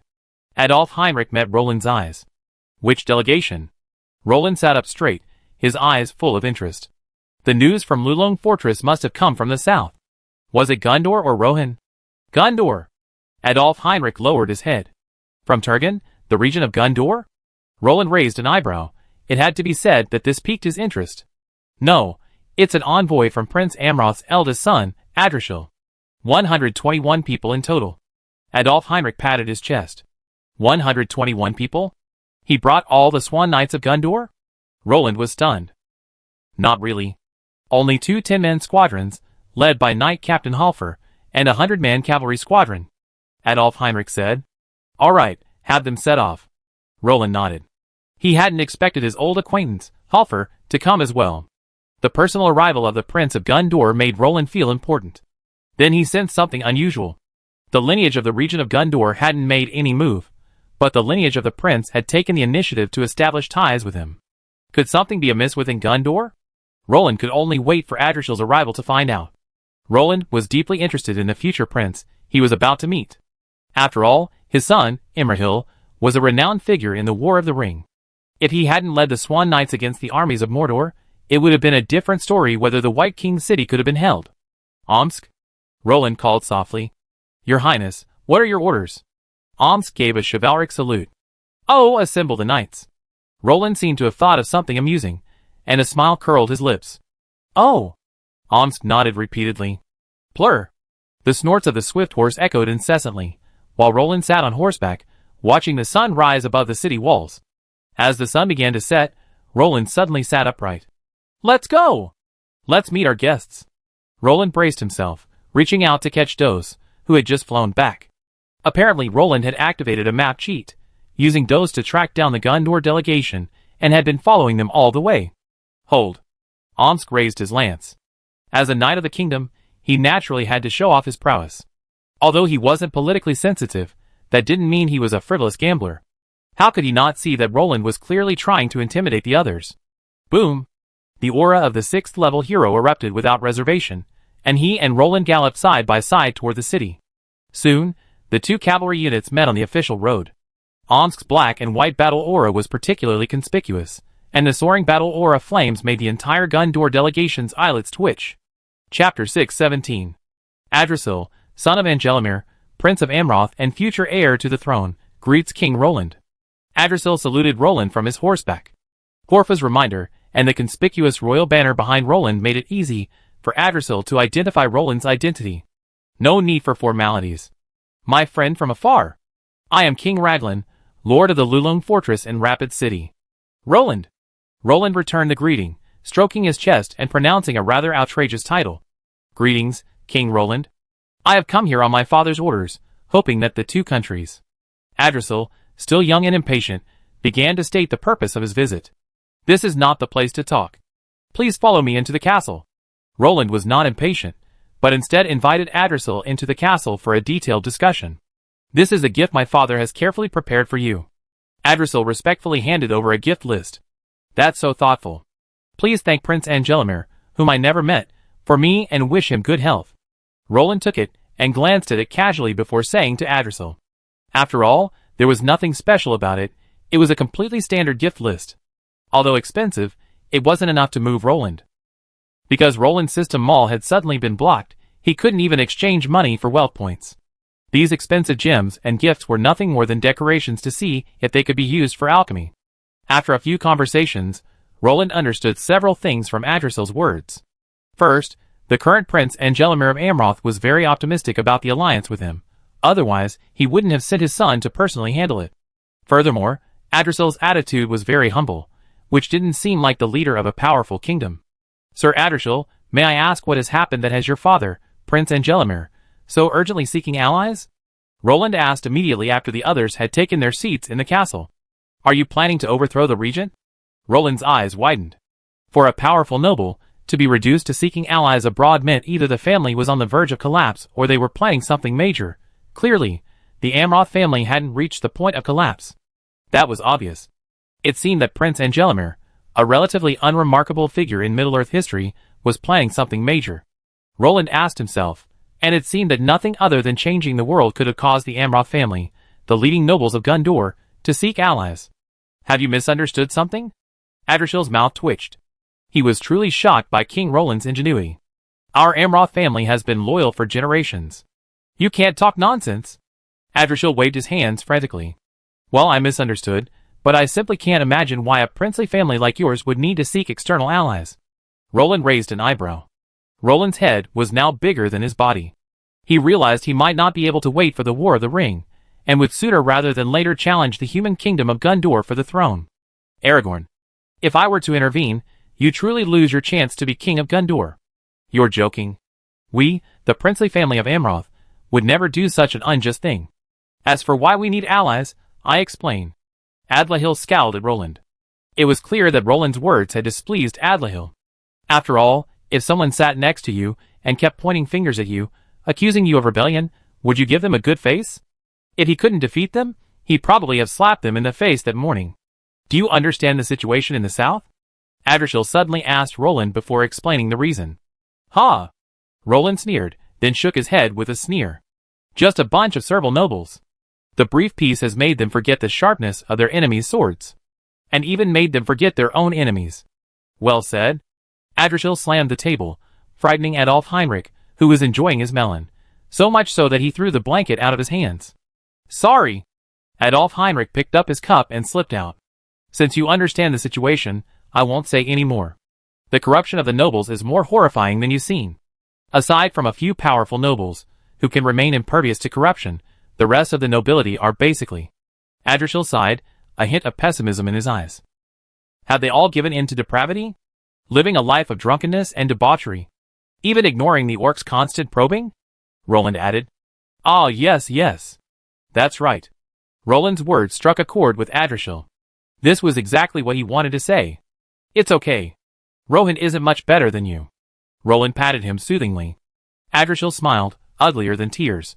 Truly worthy of being the king of the north. Even his unique way of comforting others was so different. My father felt that if things continued like this, trouble would inevitably arise, so he wanted to find a way out for the kingdom. Adrishil said firmly. Well, because the nobles of Rohan are almost completely ruined, and with the increasing friction between the two countries, Prince Angelimir looks down on the Rohan people, or rather, dares not count on them, so you turned your attention to the north, the only place with a strong sense of martial virtue. Roland said playfully. Yes. Adrishil, also an honest man, nodded in agreement. Why does your father think the north will wade into this mess again this time, as they did before? After all, this is your southern concern, and the northerners are already preoccupied with their own affairs. Roland said calmly. History has certainly not been kind to the northerners, but in the final War of the Ring, they shed unimaginable blood and tears for the people of Middle-earth. The world only knows about the War of the Ring, where a few hobbits braved Mount Doom and fought a desperate battle against the orc army at the White King's Gate in Gondor and Rohan. But few know that the true War of the Ring actually had two main battlefields. The Lonely Mountain twins fought to the bitter end against the overwhelming Easterlings.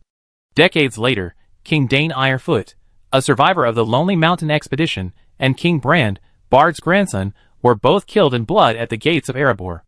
My father said you were knights of the north. Adrishil looked at Roland with a sincere gaze. Puff!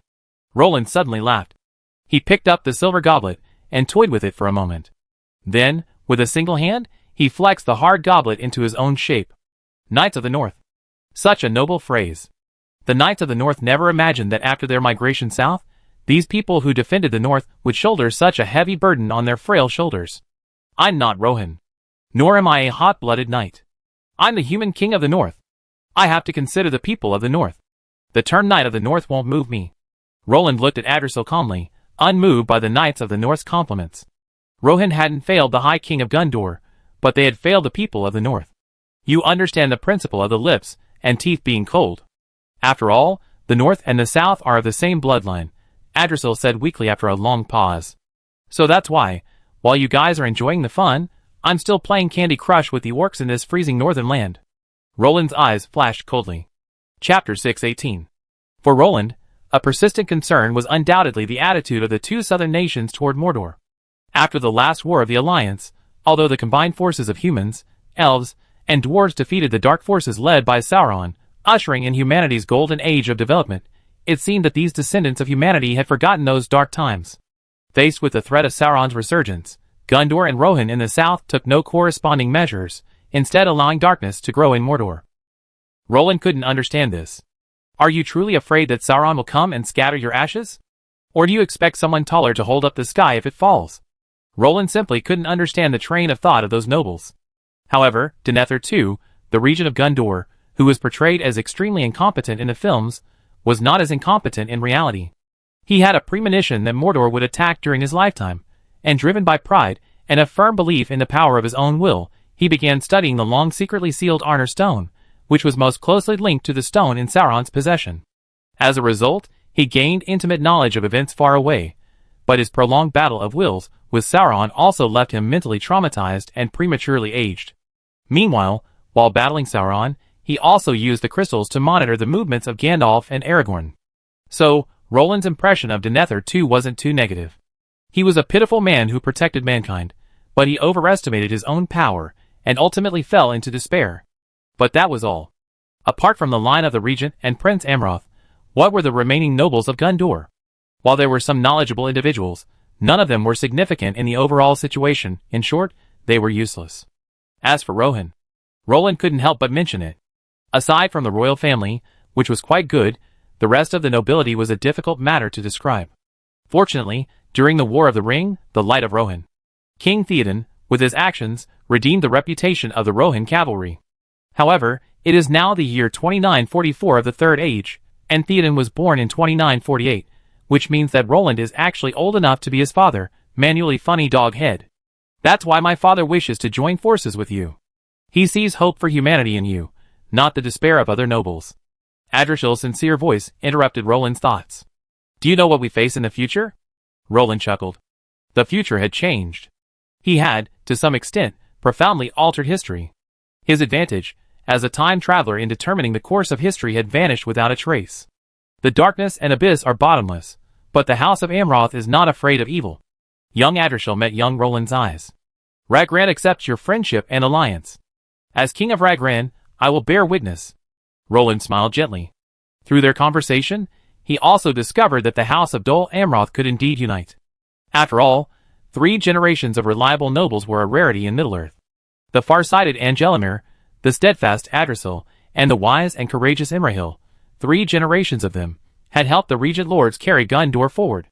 Just because Angelimir had begun seeking an alliance against Mordor in 2944, Roland had to give him a thumbs up. It was the army of House Dol Amroth that had shown the most impressive performance in the Battle of the Pelennor Fields. Their ancestors had been preparing for this battle for decades. That's why he was the first prince to join the siege of the White King city, and ultimately, along with Gondofu, he oversaw its defense until victory. Thank you for your foresight. You will not regret joining forces with the House of Dol Amroth. Adricel quickly presented 2 identical covenants, which detailed the responsibilities and obligations of both parties, as well as the last 2 signatures and seals. Of course, I won't regret it. After all, your son will be a great asset in the future, Roland thought to himself. He then took out a pen and signed his name, then took out his seal, and placed a wax stamp on the document. All right, may our 2 nations unite to resist the infiltration of darkness. Roland returned one of the covenants to Adricel. Thank you, your highness. Adricel accepted the covenant, which now shone with a faint golden light, clearly a magical contract with binding rules. Ding! Historical event triggered. Alliance with Gondor. Reward, 1 honor point. The system suddenly blurted out, nearly scaring Roland to death. Fuck you. System, you idiot. You're scaring people to death. Roland roared inwardly. System, is it possible that I'm not even human? Startled by the system, Roland immediately lost interest in Adricel's polite words. He quickly responded with a few words and said goodbye, citing ill health. Adricel was a curious figure. Having spent years mingling in aristocratic circles, he was quite perceptive. Seeing Roland's absent-minded expression, he knew he must be preoccupied with something, so he excused himself. However, Adricel had also sought Roland's permission to explore the kingdom of Logrand. Roland, eager to check the system, agreed without a second thought. Come on! System, explain to me what these honor points are? Roland asked angrily. After all, the sight of this webgame-like experience reminded him of his hard-earned money. Though a sage wouldn't be a bad idea. Due to the shortcomings of wealth values, such as the tendency to miscalculations and data loss, the system has removed the wealth point function and introduced the honor point function. Honor points can be redeemed for various items in the market. The system said calmly. Will the data not be lost this time?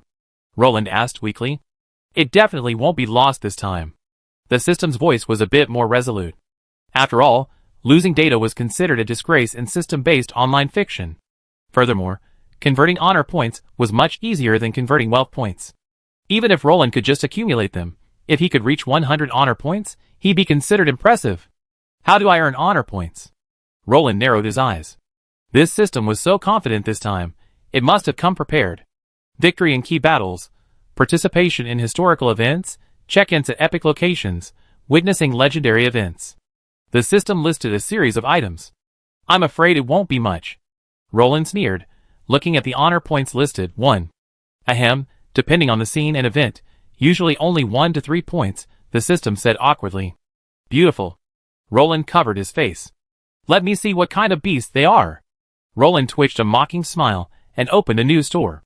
Roland only took a quick glance and already knew the system's limits. Sorry, I was wrong.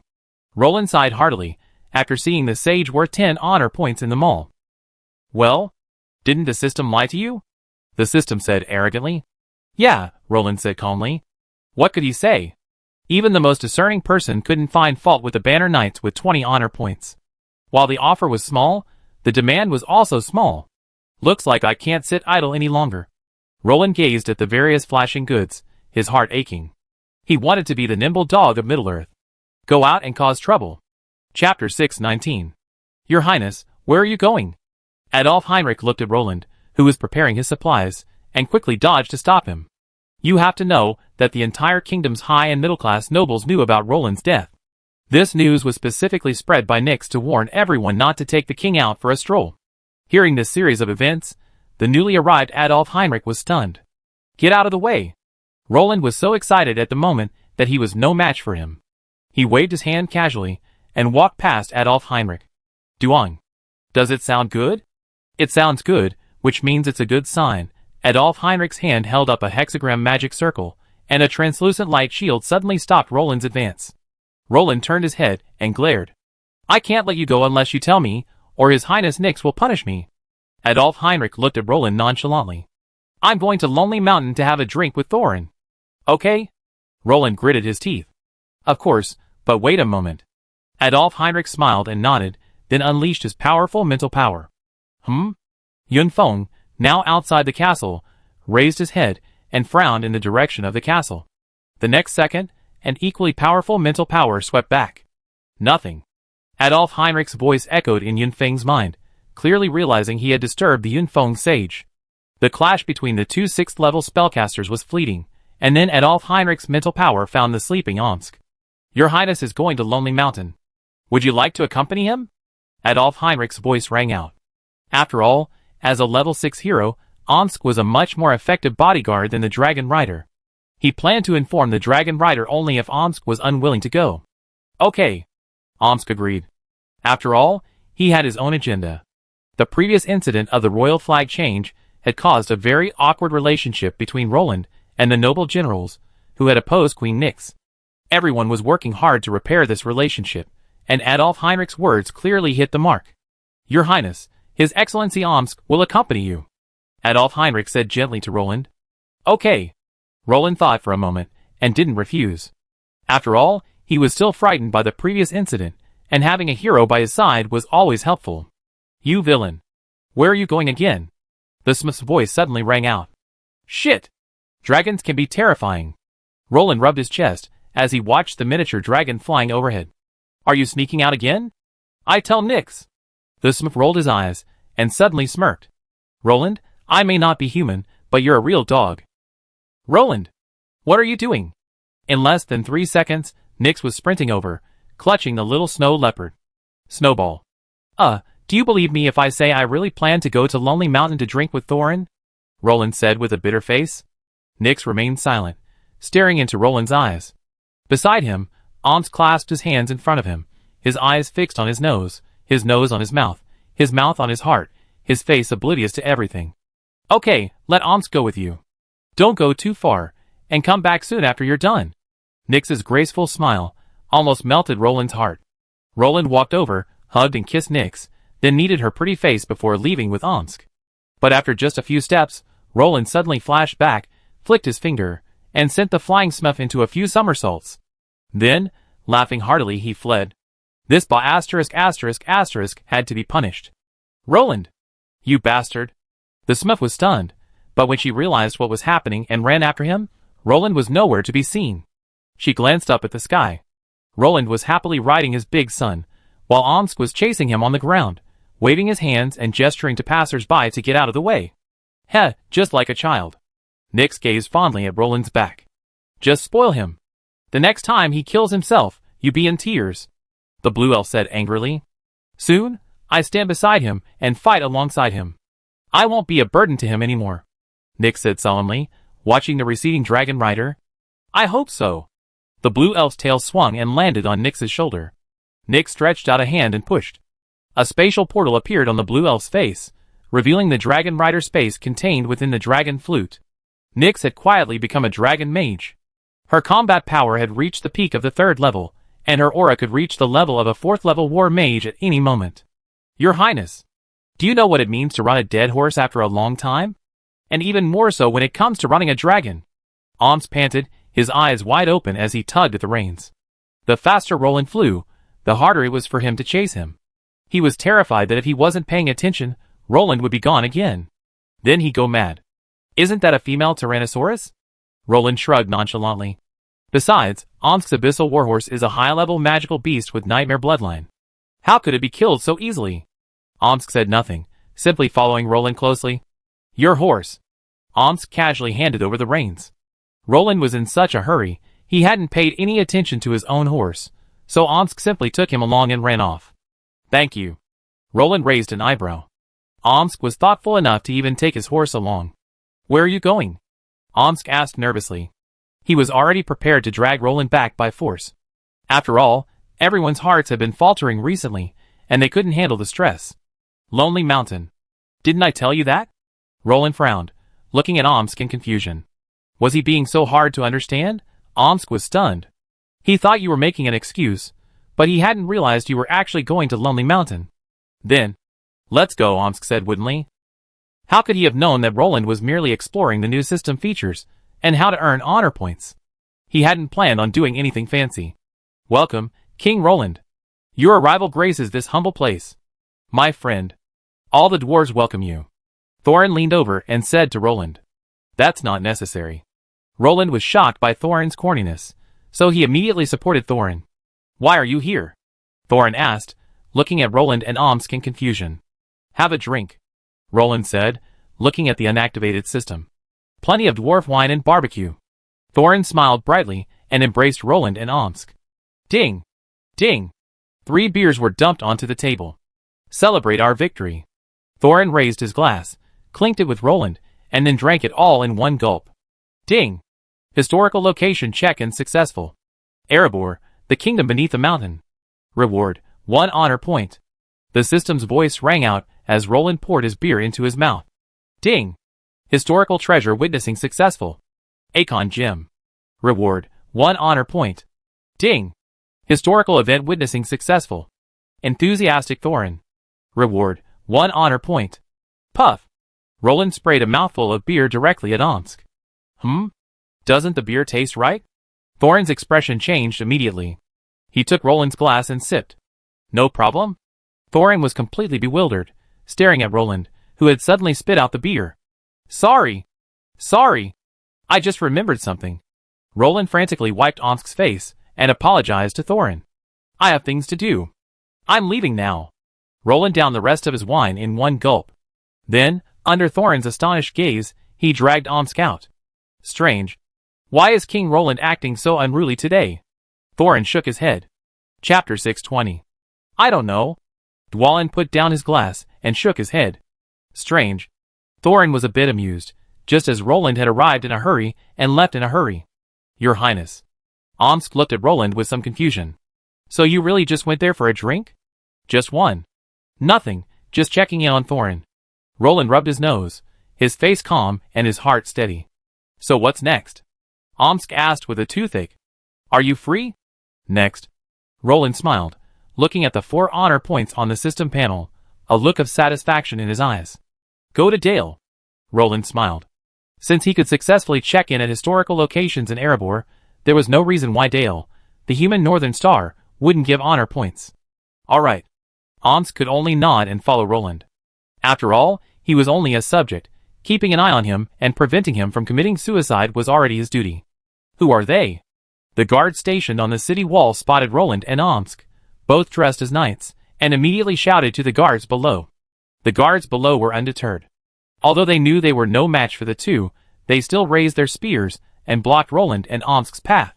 This is King Lagran, Lord of the Palembang, Lulung Fortress, in Rapid City. King Roland. We wish to see King Bard. Omsk glanced at Roland and rode forward. The guards took a closer look. Although Omsk didn't carry Roland's royal banner, his attire was well known in the north, and soon everyone began to whisper. Please wait a moment, we go and inform. The guard didn't act the condescending and harassing manners you see in those sappy novels, but instead politely bowed.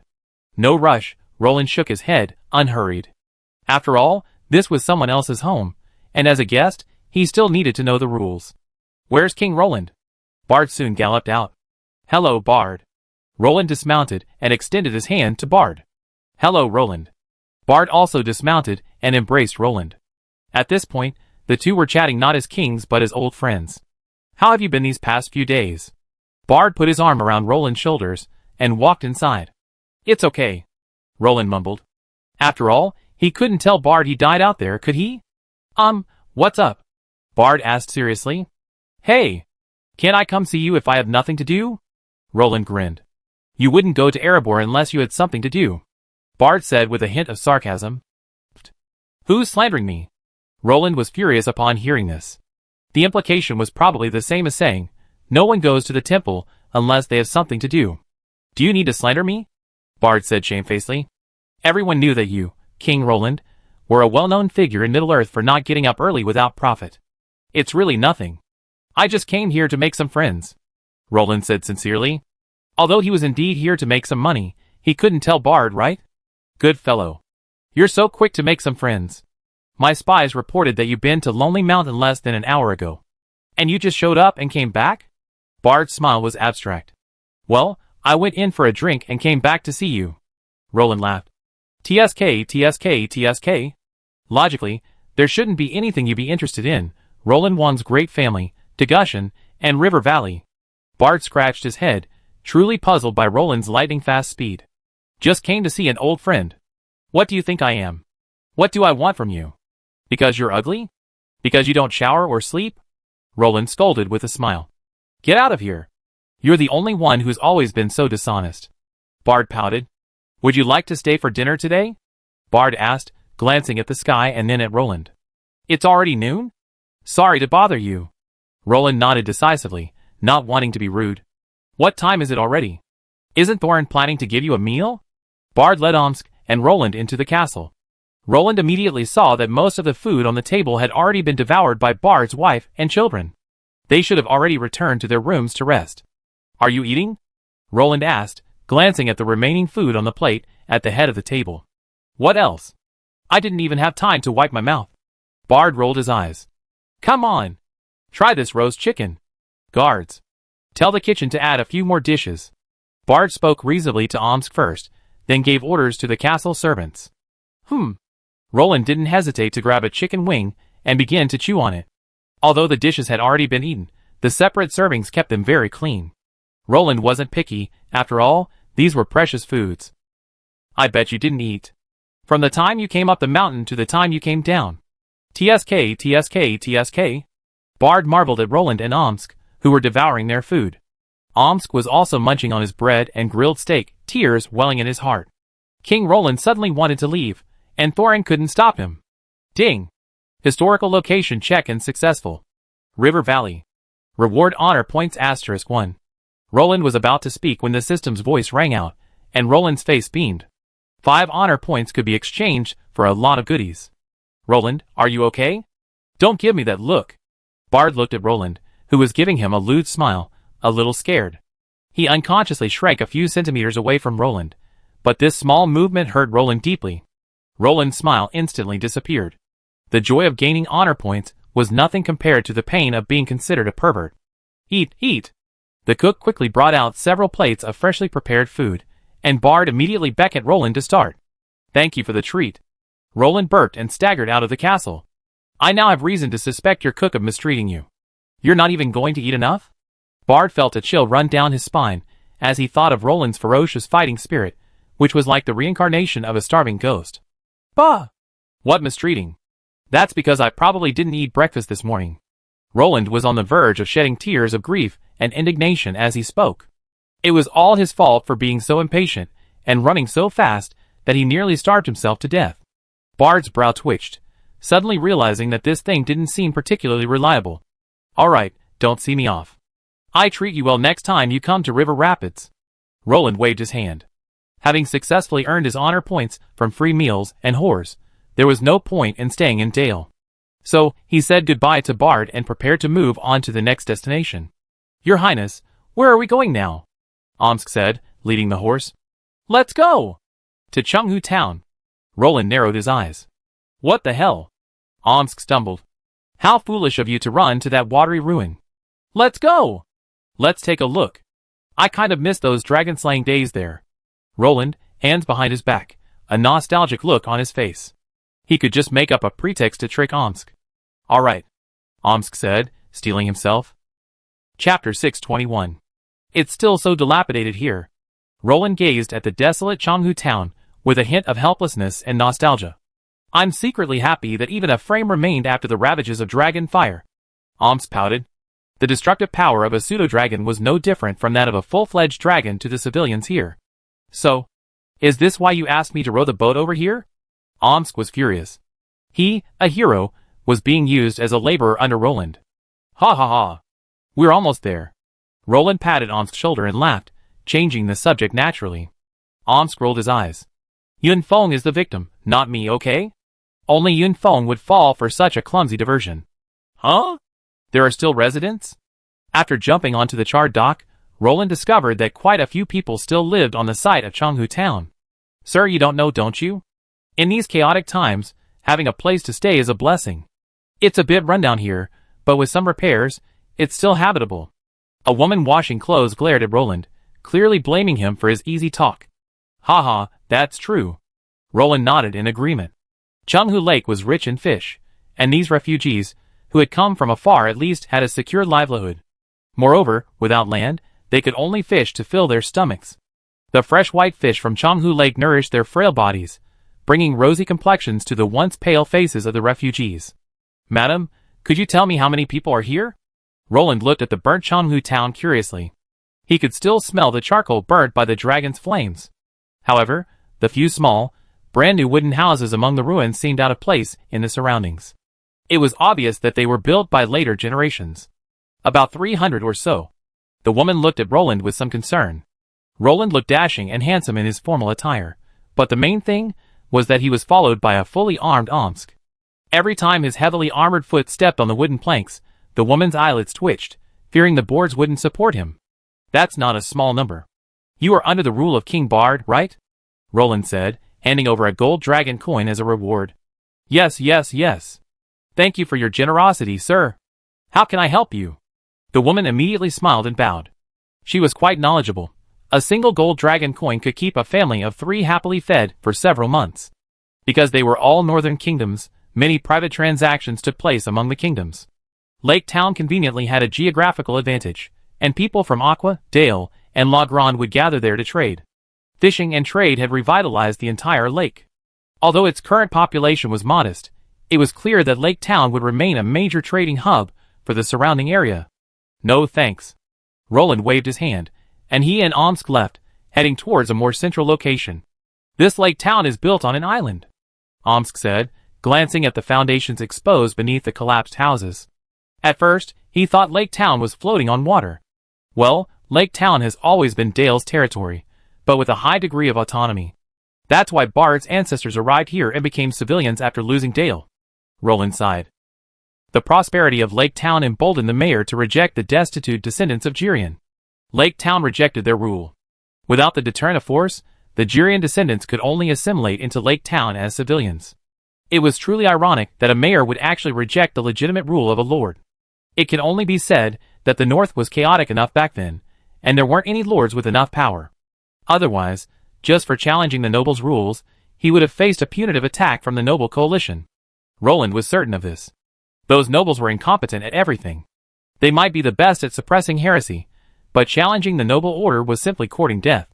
If it were still today, Roland would have sent troops to suppress them. After all, the head follows the butt. Ding! Historical location check and successful. Chenghu Town. Honor point *1. When Roland reached the original town hall, the system's voice finally rang out. Roland breathed a sigh of relief. He had almost thought there were no honor points to earn here. 6 honor points. Roland narrowed his eyes excitedly. He had already spotted a good item, and now it was time to redeem it. Ancient of War, a companion creature of the elves, a towering ancient tree endowed with wisdom, boasting astonishing defense and attack power. It's one of the elven heritage. Quantity, 3. Price, 6 honor points. That's right, Roland has set his sights on the elven Ancient of War. It's not that a team of warriors can't afford it, but rather that the Ancient of War offers better value for money. Compared to having 100 more mouths to feed, Roland prefers the Ancient of War, which can survive by rooting to the earth. And there's another advantage. It's well known that the grassland elves are homeless, and the elf king, Verway, is a wild king. Without the support of the magic well, the grassland elves are far inferior to the woodland elves and star elves, not to mention the ancient elves. If it weren't for the power of the elven holy sword, Manicotti, Verway probably wouldn't be able to defeat the useless Thranduil. The 3 treasures of the elves, the magic well, the ancient tree of war, and the ancient tree of life. Unfortunately, the grassland elves don't have any of them. Why? The grassland elves don't even have a stable tribe. So where can they get 3 big ornaments? It means that Roland is kind enough to help the grassland elves.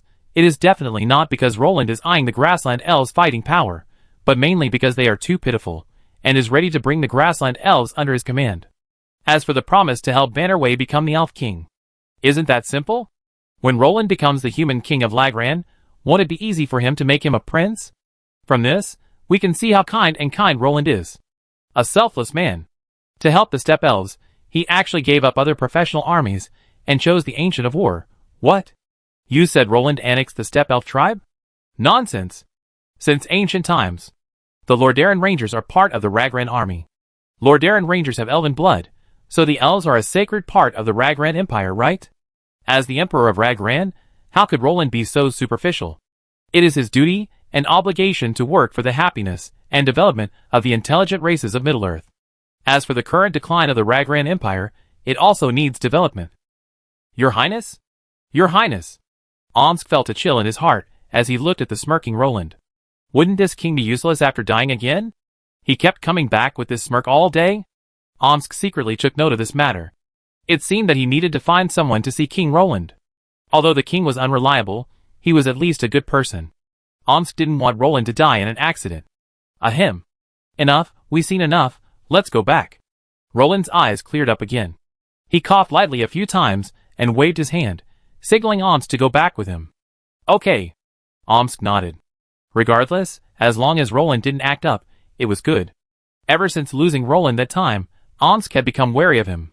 He secretly knew that if he ran around again, he'd just give him a judgment. Chapter 622. Your Highness. This thing? Omsk gazed at the ever-shifting giant tree before him, lost in thought. The 30-meter-tall ancient war tree was as tall as a 10-story building, its body covered in hard, rock-like bark. Countless branches extended from its trunk, its canopy covering tens of thousands of square meters. It cast a shadow across the earth. Several thick roots beneath its trunk churned up the soil, slowly propelling the behemoth forward. 3 ancient war trees marched side by side, a powerful sense of oppression suddenly overwhelming. Even Omsk, a level 6 hero, couldn't help but tighten his grip on his spear. The suffocating presence made him frown. Greetings? Your Excellency. The leading ancient war tree suddenly opened its eyes, its shrunken mouth wide open, and spoke suddenly. Omsk swung his spear, instinctively blocking Roland's path. Apparently, the ancient war tree had triggered its automatic defense mechanism. Something's wrong. Omsk narrowed his eyes. Normally, he wouldn't react reflexively. Snap! Seeing Omsk lost in thought, Roland patted his shoulder, nearly sending him flying. Don't be surprised. It's normal for them to trigger your sensory alerts. They're ancient war trees, and they have a built-in sonic attack. Roland smiled. Although the ancient war trees controlled their sonic power to be ineffective when speaking, the energy still washed over Omsk's body. As a 6th-level hero, Omsk's body instinctively triggered a protective reflex. After all, his body had never experienced such a sonic baptism before. Ancient war tree? This isn't an elf. Omsk looked at Roland in surprise, pointing a finger at him with a puzzled expression. The title of Venerable was reserved for those of the highest status within the elves, and as one of the 3 treasures of the elves, the ancient war tree naturally shared the same habits as the elves. They're considered part of the empire. Roland narrowed his eyes, pondering the description of these ancient war trees, before finally offering a reasonable explanation to Omsk. These ancient war trees are the guardians of Lordaeron. They journeyed here to find us. Roland pondered the system's explanation.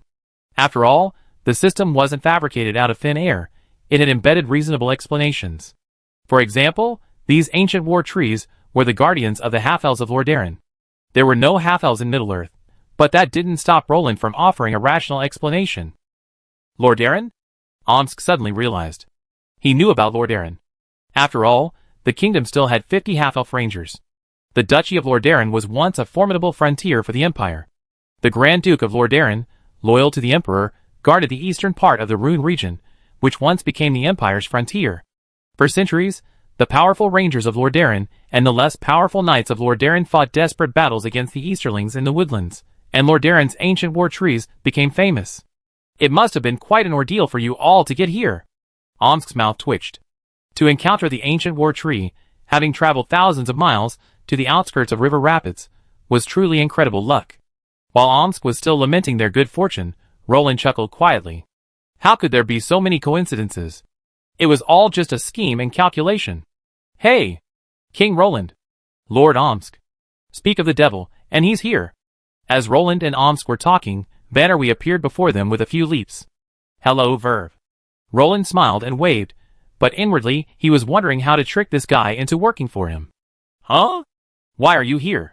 Omsk was quite surprised by Verve's appearance. After all, it was well known that this elf king was either hiding away with the centaurs or in River Rapids, and his level of nerdiness was no less than Thranduil and Eolivia, leading everyone to wonder if all elf kings had some nerdy qualities. Seriously? The long lifespans of the elves make all elf kings nerdy. Can you find any elf king who's ever been out for a stroll? I sense a familiar breath of life. It's a servant of the goddess of nature, Verve said excitedly. Huh? Why are there 3 trees this tall here? Holy crap. Ancient war trees. Ah. Vannerway was stunned by the surging life energy as soon as he looked up. First glance. Such a surge of vitality and natural energy. Second glance. This tree looks so familiar. Third glance. Holy crap. Ancient war trees. Our heritage. Roland said with a wink, hinting, but he left the words unsaid, acting as a deception, leaving Vannerway to figure out the rest. How is that possible? Vannerway said dejectedly. These are 3 ancient war trees. Not only would the grassland elves never possess such things, even the star elves and the woodland elves wouldn't possess them. The magic well is the inexhaustible source of elven power. The ancient life tree is the producer of that source, and the ancient war tree is the barrier to it all. The ancient life tree replenishes the magic well's drain, while the ancient war tree requires the ancient life tree to condense its life water over time into a rock skin-like armor covering its body. Finally, once clad in this bark armor of life water, the ancient life tree ceases to produce life water and takes on a new name. The ancient war tree. The ancient of war is the elves' mobile fortress. It's nearly impossible to completely destroy one. Even a siege by dragons would take ages. Its only drawback is its slightly lower fire resistance, but it's not easily incinerated. After all, it's covered in armor made of condensed life force. Even your attacks might not be as fast as the Ancient of War's recovery. Even more disgusting is that an elf, with a fully developed affinity for nature, is practically immortal standing atop an Ancient of War. Unless you instantly annihilate the elven defenders atop the Ancient of War, they prove to you the truth. Ancient tree defeats ancient tree defeats elves, elves defeat ancient tree defeats elves. Well, the concentrated, solidified life force makes the elven soldiers atop it virtually indestructible, and as long as they can still breathe, they'd be fully revived in the next second. Who in my family understands? The opposing elves open their blood pool right in front of me. And the attack power of this blood pool is enough to instantly kill a level 6 creature, a true Middle-earth version of the Arborite. The War Ancient's attack method is simple. It simply shoots out vines that then wrap around. No!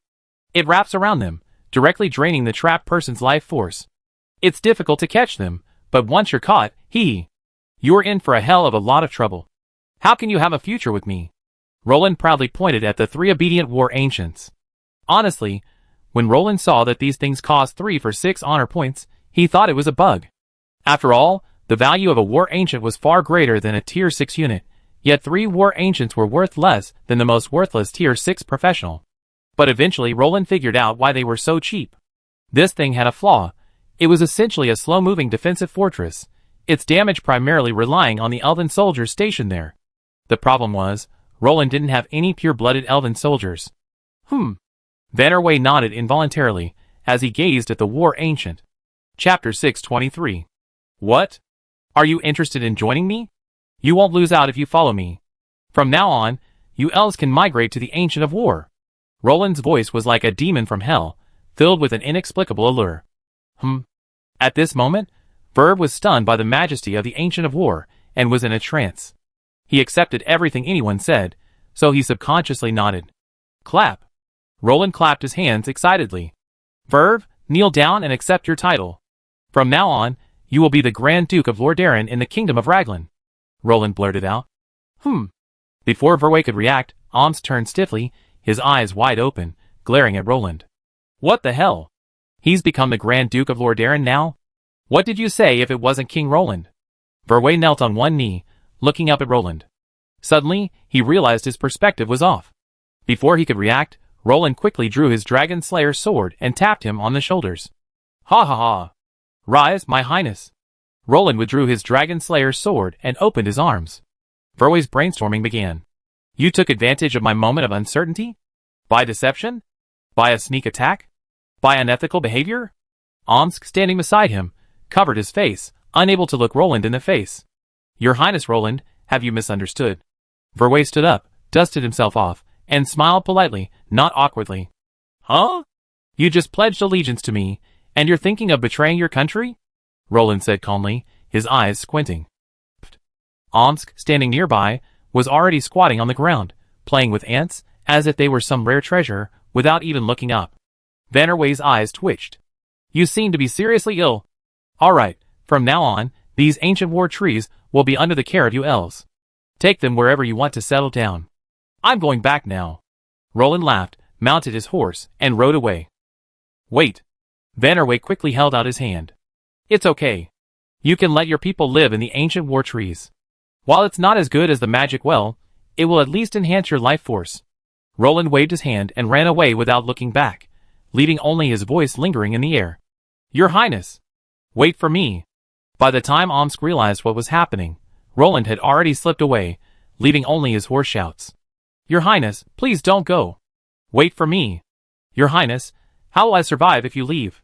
Your Highness! Your Highness, give me back my horse! My horse! My horse! Your Highness! Roland galloped ahead, Omsk swiftly chasing after him. They were still at least 10 miles from the city of Rapids. It would be better to kill him than to let him sit for 11 miles. Roland, who had already vanished without a trace, suddenly realized something was amiss. After all, the abyssal warhorse that was riding alongside him was unoccupied. A closer look revealed that Omsk had tied the reins of the two horses together. So, Roland turned his head and gazed deeply behind him. He couldn't help but mourn for Omsk for a few seconds. And you, Omsk, you are a true hero. Your Highness! The soldiers at the city gate hurried to greet Roland. Huh? His Majesty Omsk's warhorse? Where is His Majesty? The soldier leading Roland's horse asked in confusion. He's exercising in the back, Roland said calmly. Strange. The soldiers scratched their heads, bewildered by the need for a 6th-level hero to train. Shouldn't his physique be top-notch? However, they didn't understand the world of the 6th level, so no one said much. I'm back. Roland laughed wildly as he kicked open the castle door. How could Roland not be delighted after having prostituted 3 ancient war trees and tricked an elf? Back? Where's Omsk? Yunfeng raised his eyelids, then lowered his head. He's losing weight. Roland waved his hand. Meanwhile, huff, huff, huff. Omsk panted as he arrived outside the Rapid City. Your Majesty? What's going on? The soldiers, seeing Omsk's disheveled appearance, rushed over, assuming he'd been ambushed. Where's your Highness? Omsk didn't answer, instead keeping an eye on Roland's whereabouts. It wasn't that he was being too cautious, but rather that Roland was truly a jerk. In the past, he would have walked back slowly, but after Roland's embarrassing experience, Omsk dared not let Roland out of his sight.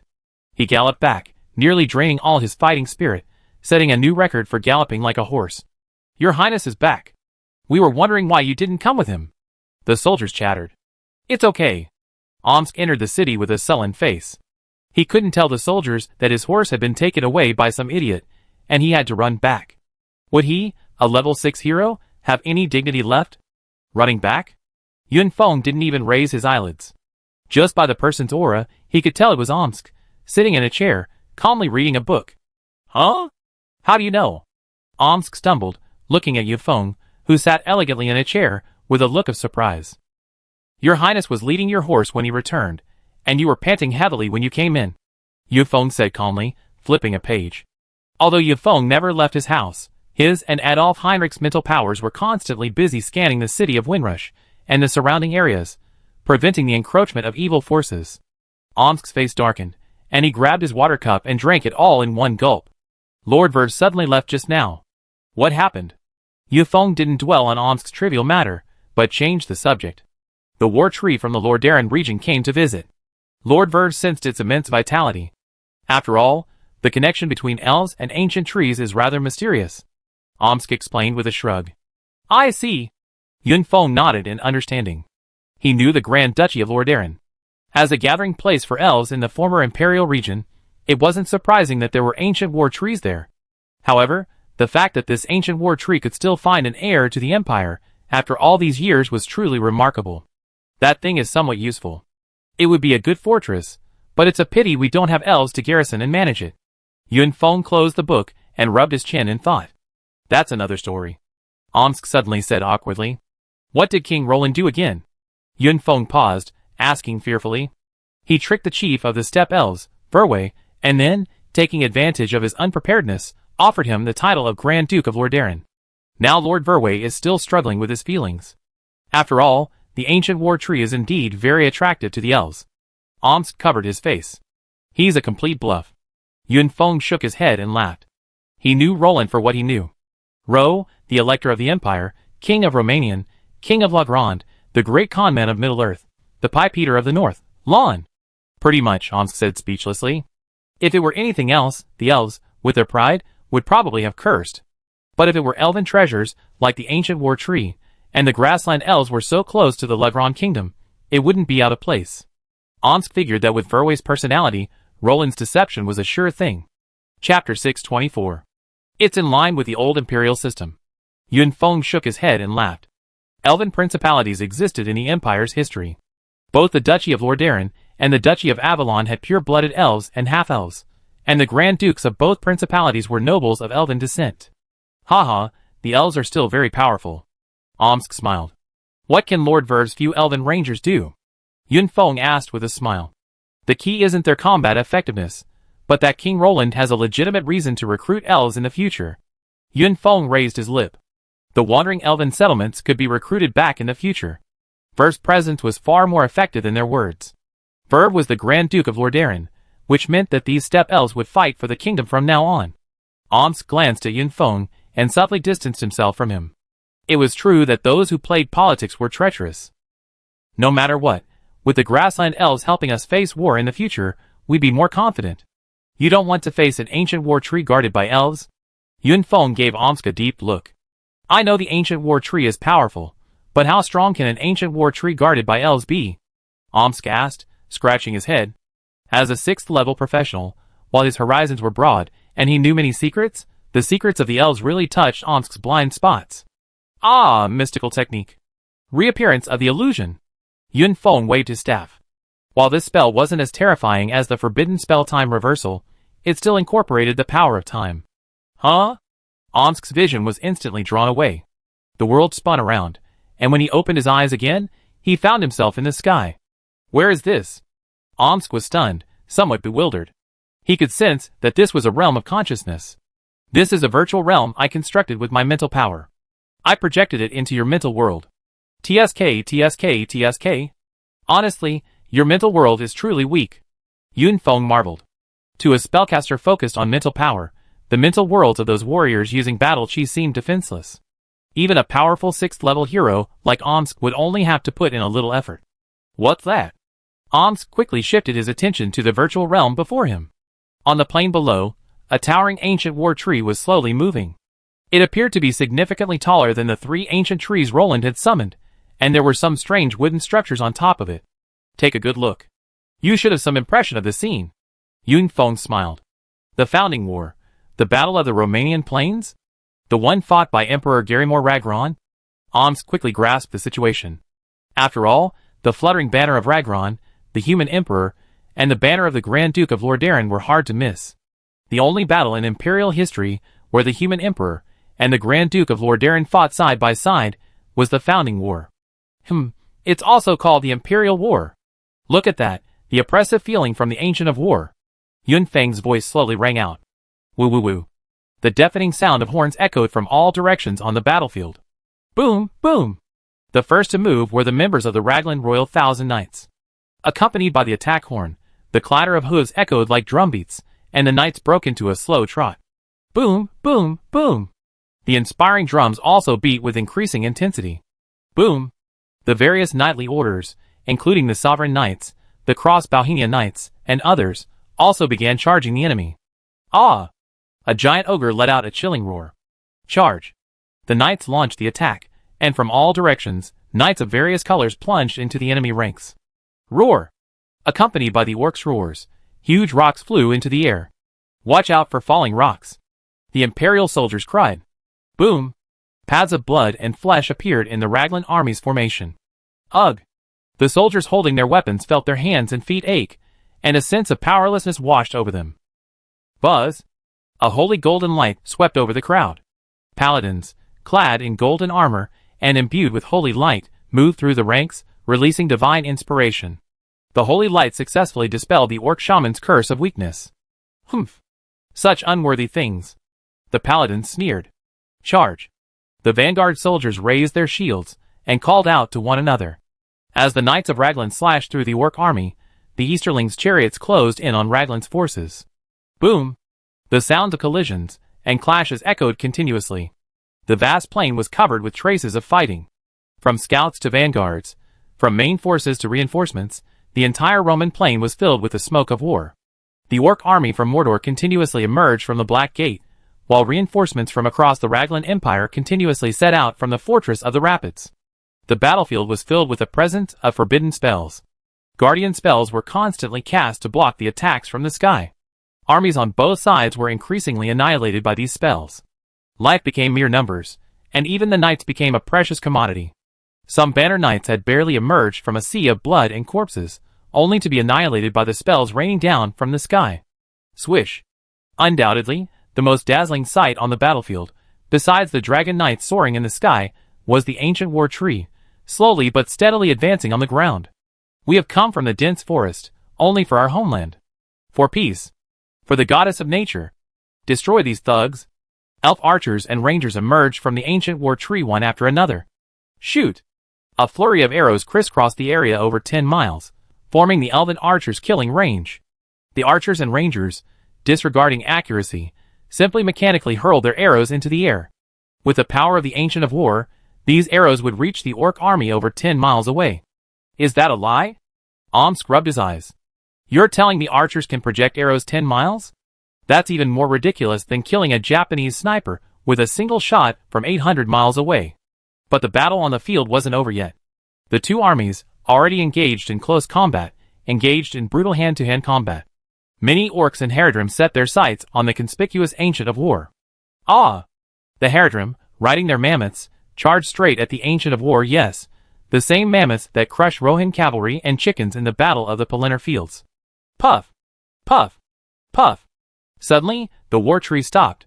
Thick branches erupted from the ground, instantly transforming a 1-mile radius into a thorny jungle. All the Dark Alliance troops who entered this deadly thorn bush were impaled on the branches. When Roland first saw this CG, his defenses were completely broken. Holy crap! Would release, cutting technique? Instantly transformed into a flesh-grinding mill, the war tree slew the orcs, who attempted to advance. Then, the war tree once again moved its roots, slowly but steadily moving forward. Chapter 625. Puff! Countless vines surged frantically, making it difficult for the charging mammoths like mad bulls to move. The dense, forest-like vines entangled the mammoths, and soon the Haradrim and mammoths on top were reduced to mummies. Whoosh! As Omsk watched in shock, a massive, blazing meteorite flew straight towards the war tree. Huh? They even cast the Great Forbidden Spell? Omsk's eyelids twitched. Had they killed too many orcs, attracting their attention? The high priests on the other side had already wielded the Great Forbidden Spell. Buzz! Emerald green vitality crazily overflowed from the war tree's surface, protecting it with a shield constructed purely of vitality. As the war tree's roots dug deep, it frantically absorbed the earth's power, and a layer of earthy yellow energy emerged from its surface. Boom! The resplendent aftermath of the Great Forbidden Spell swept across an area of dozens of miles. Fortunately, there was virtually no trace of the Raglan army. Aside from blowing and tearing a few orcs and Haradrim, it didn't affect the Imperial army. Is this a lie? After the smoke and dust cleared, Omsk took a closer look. Wow! Not to mention being as solid as a rock, the war tree was as immovable as a mountain. Not even a single leaf fell, let alone a casualty. Besides the shield representing the power of the earth being broken, the war tree's outer life force shield had only dimmed slightly. Is this strange? Yun Feng appeared before Omsk as the illusion dissipated and whispered. The ancient war tree is a brand new life that was born from the ancient life tree after it evolved through years and wars. It is essentially a mass of incomparably powerful vitality. The elf garrison on it is basically invincible. The mobile fortress is not built for nothing. Yun Feng smiled and shook his head. There were not many ancient war trees in history, and even fewer cases of ancient war trees participating in wars. Therefore, the only thing circulating in the world is the legend of the ancient war tree. What Yun Feng didn't tell Omsk was that ancient of war trees also come in different tiers. Clearly, the ancient tree in Lordaeron is a significantly enhanced version. At over 100 meters tall, the ancient of war tree is no match for these 3 trees, which are just over 30 meters tall. That ancient of war tree wouldn't even budge from a major forbidden spell, but the kingdom's 3 current ancients would be crippled by a single forbidden spell. Thus, Yun Feng had a clear idea of the role these ancient of war trees play. They could simply be used to gather some elves and deploy them as simple fortresses, potentially destroying fish ponds and clearing out miscellaneous enemies in low-level games. Forget about them for high-level battlefields. If they ran into a Tontion die, they'd likely be swept away in a single blow. After all, Middle-earth, this magical land, is not short of skilled warriors capable of instantly destroying enemies. The matchmaking mechanism in the Middle-earth monster room is truly unique, constantly matching up with strange and bizarre creatures. Therefore, to rank high in the Middle-earth Peak tournament, you need not only sufficient strength but also the ability to survive. Even a demigod is powerful, as Sauron spent years leveling and developing in Dol Guldur. What are you going to do with those ancients of war, your highness? Yun Feng asked Roland curiously, standing on the city wall, gazing at the ancients standing several miles away. We need them to reclaim Raglan City. As for the others, just stand there and act as fortresses, Roland said with a tingling pain. Fighting a weakling might be fine, but if he were to fight an elite orc army, Roland was truly worried about the ancients being worn down by the orcs. The weak orcs weren't to be feared. The real threat lay with the ringwraiths and the high-level professionals who commanded them. As a slow-moving defensive tower, those high-level professionals could easily kite these ancients. That's good. It seems you have your own ideas. I won't say any more. Yun Feng nodded. It seemed Roland wasn't so foolish as to bring the ancient of war to the orcs. Roland's mouth twitched. Although he could be unreliable at times, he wasn't the type to seek his own death. It's not enough that there's a Witch King of Onmar hiding in the fortress of Gumbalda, but Dol Guldur now has Sauron's backing.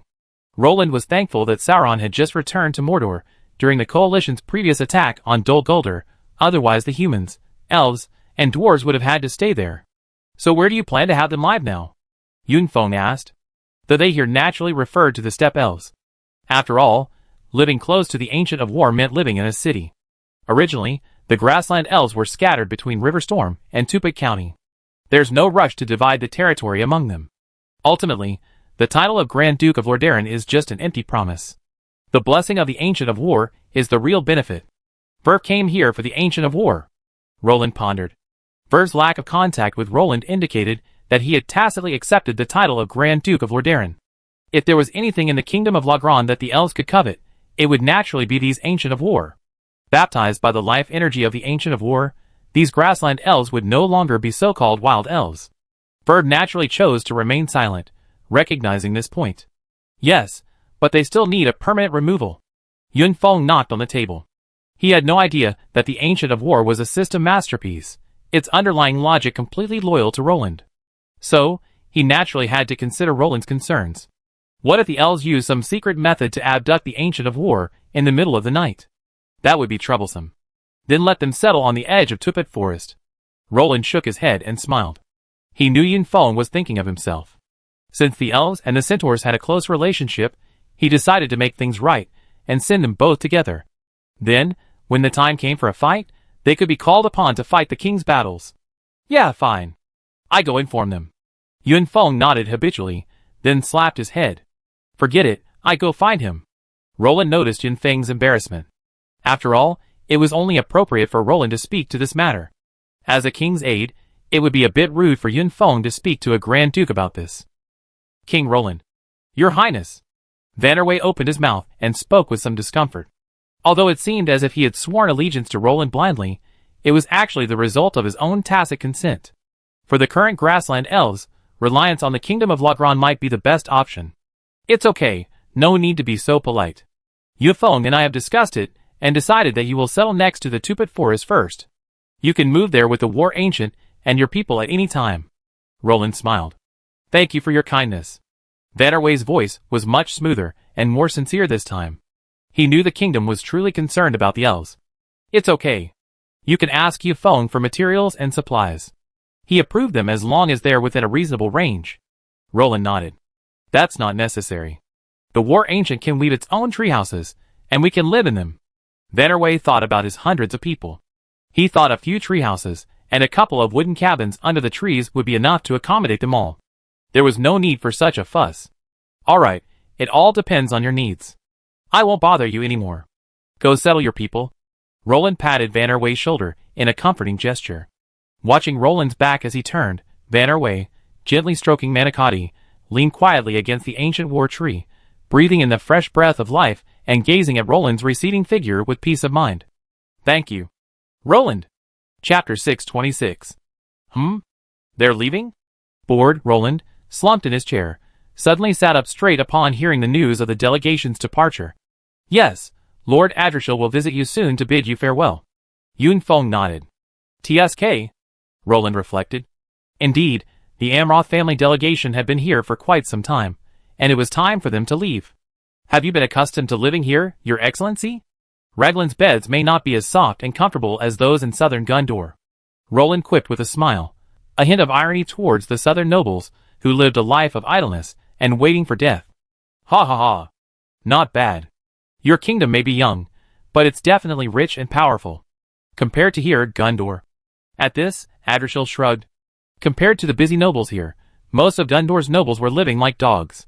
While most of them were busier than the Lagran nobles, their busy schedules were usually banquets or women's bellies. Let time tell. Time will tell. Roland smiled and nodded.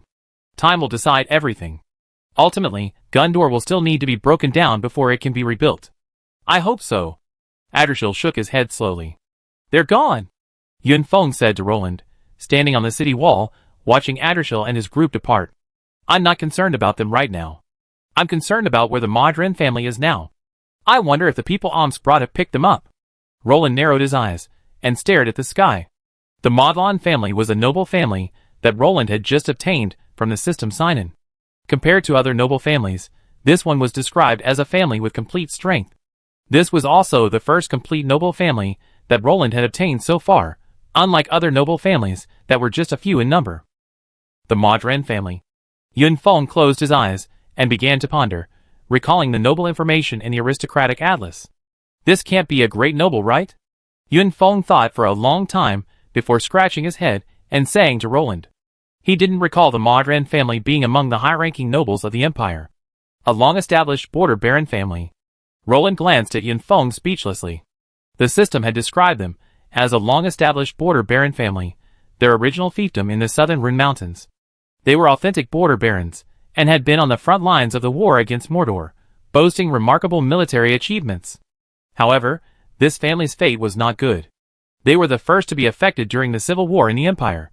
The baron at the time was killed by the sword and shield family, and their fiefdom was razed by the orc army. Border baron? Yunfeng pouted. What power can a border baron possess? Ha. Yunfeng chuckled nonchalantly. After all, Grand Duke Nix and Grand Duke Junling, two top-tier Grand Dukes, couldn't even muster a legion of soldiers. What could a border baron do? Ah! How many legions does he have? Roland glanced meaningfully at Yunfeng. Is this the power of a border baron? A border baron from the Empire's heyday. Yunfeng watched the army before him, its defenses instantly broken.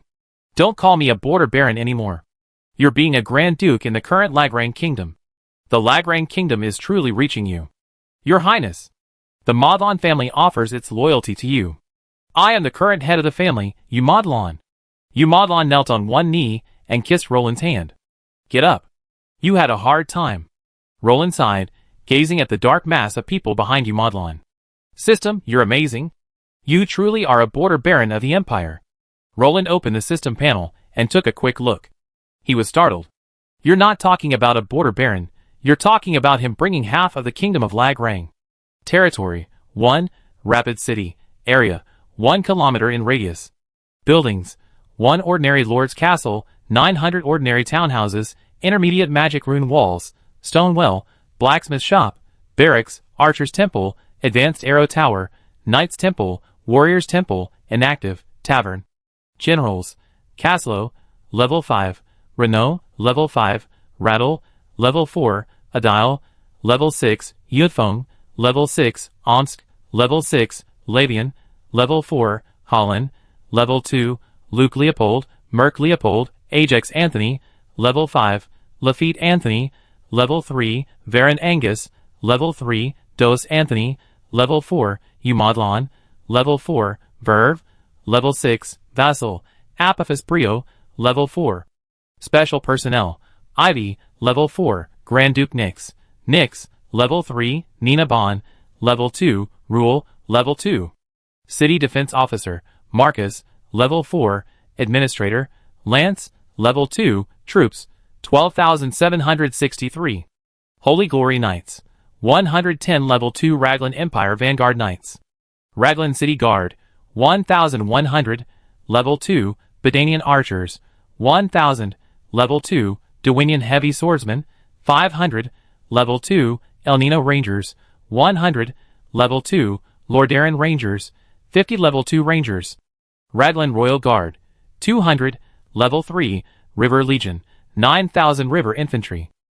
Levy Light Infantry, 200 Light Infantrymen. Priests, 8 Tier 2 Priests. Mages, 1 Tier 2 Fire Mage. Lagran Royal Forbidden Spellcaster Squad, 5 Tier 3 Fire Mages, 5 Tier 3 Air Mages. Crusader Spearmen, 100. Crusader Archers, 300. Crusader Heavy Shield Men, 20. Crusader Bohemia Knights, 15 Tier 2 Duchy Light Cavalry, 26. Glade Knights, 210 Tier 2 Warriors. Griffin Knights, 4 Tier 2 Wyvern Knights, 10 Tier 2 Grassland Elves, 100 Tier 2 Population, 54,828 Trainable Civilians, 11,079. Comment: The Lonely King led the remaining people back to their homeland and built this towering walled city. The city's growing population has given it a more vibrant atmosphere. Everything is progressing well. The city's military is formidable, capable of defending itself even against a large-scale attack. This city has its own subordinate territories and appears to be thriving. Note: soldier training is lacking, and professional awakening training capabilities are insufficient. Abilities: 1. As the only city in the Kingdom of Lagrang in Middle-earth, it attracts the remnants of Lagrang. The system will guide a group of wandering Lagrang civilians to it daily, hoping that the Lord will properly accommodate them. 2. It allows the recruitment of local civilians to train flood infantry. 3. As the ruling center of the Kingdom of Lagrang, the people of Lagrang will receive a faith bonus while in the city. Note: this city has recently experienced war, and its residents are still grieving the loss of their families. 2. Tupit Territory, Village Buildings, Well Wall, Lord's Hall, 20 houses. Lord Baron Balder. Subjects, 349. Comment: one of the few remaining centaurs in Middle-earth, they serve King Roland of Lagrange out of gratitude for his kindness. Note: while these centaurs possess considerable combat effectiveness, their small population makes them ineffective in large-scale battles. 3. Lulong Fortress. Area, 1 kilometer in radius. Buildings, 8 dragon-killing towers, 100 heavy crossbow towers, super magic rune walls, war inscriptions. Comment: this is the last remaining proof of the Empire's existence. Beneath the towering Lulong Fortress lie the remains of orcs, the bones of black knights piled high. Evil spirits swear their vengeance here, darkness rests here. The dark walls are stained with the blood of the Dark Alliance, and the entire fortress rests on a mountain of corpses.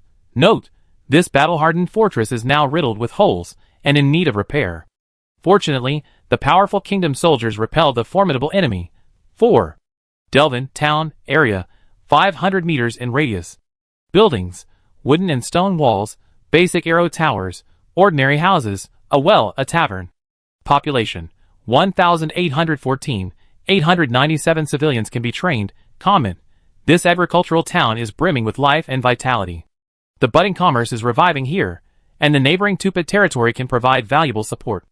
5th, Julin Family Fiefdom, Julin Lion Territory. Julin Knights, 16, 1 level 3, 15 level 2, Fighting Warriors, Common Soldiers 600. Population, 4,974. Evaluation, a qualified pioneer noble.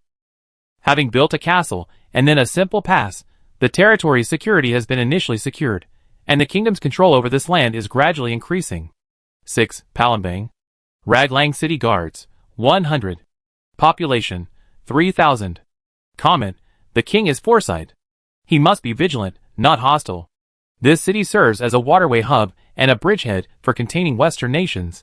Overall comment: a thriving nation. Despite the turbulent times, the resilient people of Raglang remain steadfast in their defense of this ancient land, and their king continues to protect the remaining territory. This war-torn kingdom once again demonstrates its strength. Suggestion: the kingdom urgently needs a large amount of land and population to revive. The Dongi people in the east occupy the kingdom's Daini, and the orcs in the south are entrenched in Dol Guldur. The ruins of Raglan still await the king's recovery. Note: the kingdom is engaged in a war of attrition. A single border baron family alone has brought nearly 20,000 people, and a fully staffed 3,000-man Floodwind Legion, and 300 rune specialties, Dorwinian heavy swordsmen, and 200 woodland warriors. They truly brought half the kingdom of Raglan. What are you doing? Roland looked at Umad-Ran, but stopped talking. You're doing this. Those who know think the system is sending you to join me, while those who don't will think you're coming to compete for the throne. Since the fall of the Empire, a branch of our family has been huddled in the Rune Mountains, barely surviving. But now the armies of Mordor are becoming increasingly active. A raven brought you news, so I immediately led my men on the expedition. Umad-Ran sighed, shaking his head. So what are your thoughts? Roland raised his eyelids. Although the recruits had been implanted with memories faithful to his own, they still had their own thoughts and needs. Furthermore, these new recruits weren't listed separately but merged with his own people. Roland suddenly had a bold guess. To be honest, the Modlon family has stubbornly defended their fiefdom for thousands of years since the collapse of the Empire, doing their utmost to maintain such an army. The Rune Mountains can no longer support them, and the family can no longer afford to support them. Now I want to offer these people and the army to you, hoping that you will spread the glory of the Empire to them. Umad-Ran said sincerely. It was simply too much. Who in his family would understand? A border baron family clinging to their fiefdom for so many years? They simply couldn't afford to support it. Don't worry.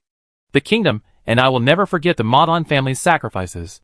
In exchange, I will grant them the title of hereditary earl. As for the fiefdom, you have to wait. Roland's face flushed as he spoke. Thank you, your highness. Umad-Ran quickly knelt down and kissed the back of Roland's hand. A large bag in exchange for a hereditary earldom. What a lucrative deal. Although holding these armies would yield more, the Modlon family was penniless when the system materialized them, and couldn't afford to support them at all. Chapter 627. No. You didn't say there were so many people. Yunfeng's eye twitched. How could he possibly manage so many people? Yunfeng looked at the fluttering star shield banners of the Modlon family, which filled the perimeter of the city. His hands and feet were cold, and he couldn't imagine how arduous his work would be. You? Roland called softly. Your Highness. Umad-Ran knelt on one knee before Roland and said respectfully. There's a new port city that needs you as governor. You can bring your family with you. Roland thought, remembering that Palembang was still being run by Lance and Varan Angus. Lance's ability was adequate for ruling a town, but a city was a stretch, given his humble origins as a noble. Umad-Ran was different. While a baron might be considered a lower-class noble, a powerful frontier baron was truly exceptional. His character and abilities surpassed even those of most earls, making him more than qualified to be a city governor. Where your thoughts lead, my sword points. Umad-Ran said respectfully. All right, excuse the politeness. This is His Majesty Yunfeng, the kingdom's chief court official. Discuss with him how to quickly increase Palembang's population to over 10,000. Have everyone make arrangements and preparations quickly, and you should take up your post as soon as possible. Roland patted him on the shoulder, encouraging him. Okay. Umad-Ran nodded in agreement. Roland smiled and turned away. After all, the rest of the matters were left to his subordinates to handle. He only needed to give orders and see the results. Yunfeng wouldn't have any trouble with the internal affairs. Don't say it's cool to be a hands-off boss. Aren't you going to take care of such a large group of people? Heinrich asked, somewhat bewildered, looking at Roland, who had returned to lie still. Huh? Heinrich, you're still idle in the castle. Why don't you go out and help them? Roland waved him away like a fly. I'm such a jerk. Heinrich looked like he'd been driven crazy. If he'd known, why would he have yelled like that? Yunfeng is the one who's hurting me, but I'm the one who's hurting myself. Better for my friend to die than for me to die.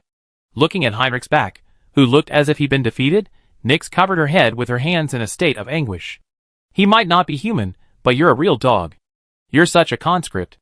Nyx pushed her husband aside and sighed helplessly. Don't blame me. He took the initiative to help me with my worries, Roland said matter-of-factly, casually wrapping his arm around Nyx's slender waist and groping her wantonly. Pa! Nyx slapped Roland's mischievous hand away, rolling her eyes at him. Don't touch me in broad daylight. Someone could come in at any moment. Nyx lowered her voice, glancing at the door. Oh! So you mean I can do whatever I want if no one else can get in, right? Roland said, looking as if he understood, and was about to get up and lock the door. You bastard! Furious, Nyx swung her staff at him. Can we talk properly now? Nyx looked down at Roland, who was curled up on the sofa, rubbing his head. Roland nodded rapidly, almost wanting to raise his hand and say Speak nicely. What exactly are you planning to do with the Maudlin family? There. Nyx glanced out the window, hesitant to speak. After all, they didn't act like they were coming to surrender, but more like they were attacking the city. He gave me the military power and the people. In return, the Maudlin family is now an earldom, Roland said calmly. So proactive? Nyx was a bit surprised. Although she was a benevolent lord and noble, she had been eyeing the Maudlin family from the beginning for her husband and kingdom's sake. She had been trying to trick them into handing over their meat, but they brought their own pickled, washed, and cooked scallions, ginger, and garlic, and then served them themselves. Nyx's proactiveness was a bit off-putting. Were these still the scheming noble she imagined? Were they hard-working people?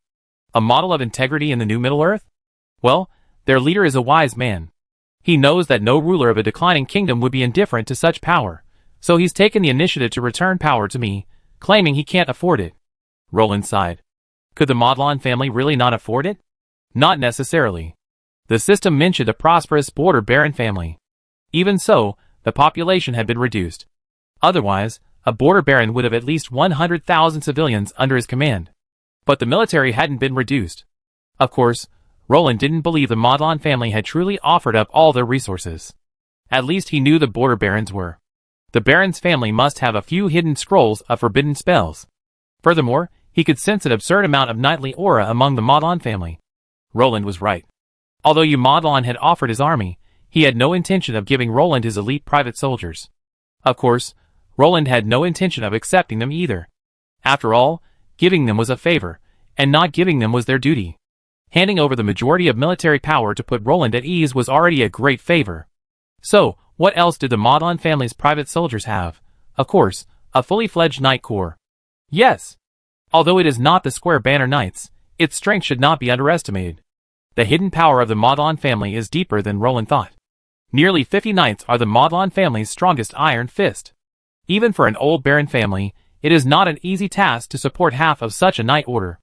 Maintaining such a knight team is already on par with the rest of the family's expenses, but fortunately, it is the family's knight team. Nearly half of these dozens of people are branches and main family members of the Maudlin family, which can be regarded as father and son fighting together. While Roland knew the Maudlin family still had a number of knights, he had no idea they had so many. Even if he had known, he would have been surprised. After all, in the Lord of the Rings games, which powerful Earl family couldn't muster a banner knightly order? Without a knightly order, it would be embarrassing to claim a rank above that of a powerful Earl. Very clever indeed, knowing how to choose and retreat. Nyx nodded. This kind of subordinate is what feudal lords love most. They're capable but not threatening, ambitious but not dangerous.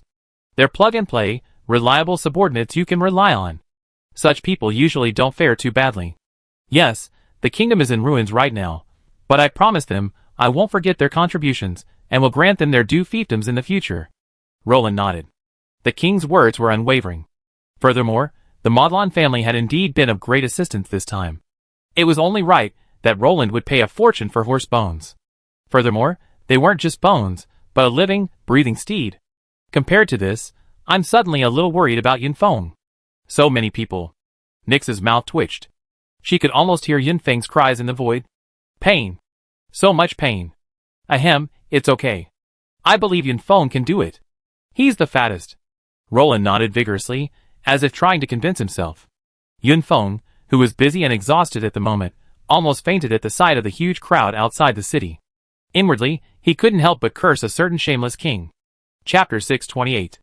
With the added strength of the Maudlin family, Roland felt more confident about the kingdom's development. However, upon looking at the number of his own soldiers, his confidence was instantly diminished. Maintaining just 9,000 flood infantrymen was no small number. They would be overwhelming on a local battlefield, but against a large-scale attack, they wouldn't hold up much better than a piece of paper. The expenses of an army of tens of thousands, plus the need for subsidies from the kingdom for the new inhabitants, were enough to make Yin Feng hang himself 800 times over. The pressure on Roland's wallet had reached a new level. Roland couldn't help but glance at the supplies in the system space. Perhaps they should be able to hold up, right? Soon, with everyone's coordinated efforts, decrees were issued one by one, and the people were about to migrate to Palembang in batches, contributing to its prosperity. Roland stumbled onto the city wall at night and gazed outside. He discovered the southern part of the city was ablaze with lights. Bonfires burned outside, tents clustered around them. This was because the city of Rapids couldn't quickly absorb the influx of people, forcing them to camp outside the city for the time being. Huh? Roland squinted his eyes and observed carefully. Suddenly, he realized that only the Rapids Legion, brought by the Modron family, was stationed outside the city, providing security for the people. Come on! Call Marcus, Roland said coldly. Your Highness. The guards behind him didn't hesitate and hurried to find the city defense officer, Sir Marcus, who was nowhere to be found. Your Highness, you're looking for me? Marcus ran over breathlessly. Dressed in military uniform, he had clearly just been on patrol somewhere. As a historical Lagran defense officer, Marcus was clearly a top-tier figure in both loyalty and ability. Roland watched Marcus, his voice straining with worry, and swallowed back the rebuke that was about to hit his lips. After all, he was patrolling in armor so late at night. Scolding him would be rude. What's going on down there? Is there no one guarding a camp of over 10,000 people? Roland frowned, motioning Marcus to look down. There were only 100 or so flood infantry patrolling the camp. Their defenses were, if not as thin as a sieve, then at best, better than nothing. Marcus's eye twitched. Trouble. He actually forgotten about this. Outsiders, okay. We're not human, are we? I guess the patrols down there were all organized by this legion. Roland said unhappily.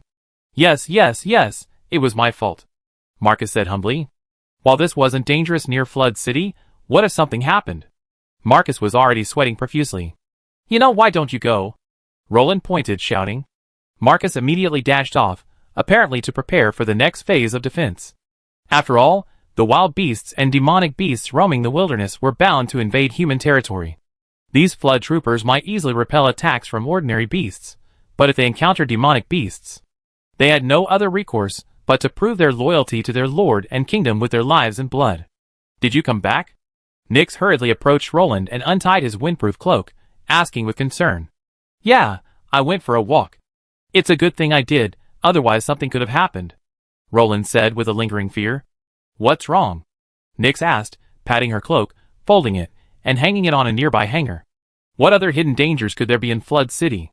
The people brought by the Modlon family were left outside the city unattended, with only 100 or so Swiftstream infantrymen as their only defense, Roland said, covering his face. Even if there were only a few high-level monsters, at least 1,000 people would have died outside today. Nix's eyes twitched, clearly shocked by their abstract operations. I asked Marcus to arrange for manpower.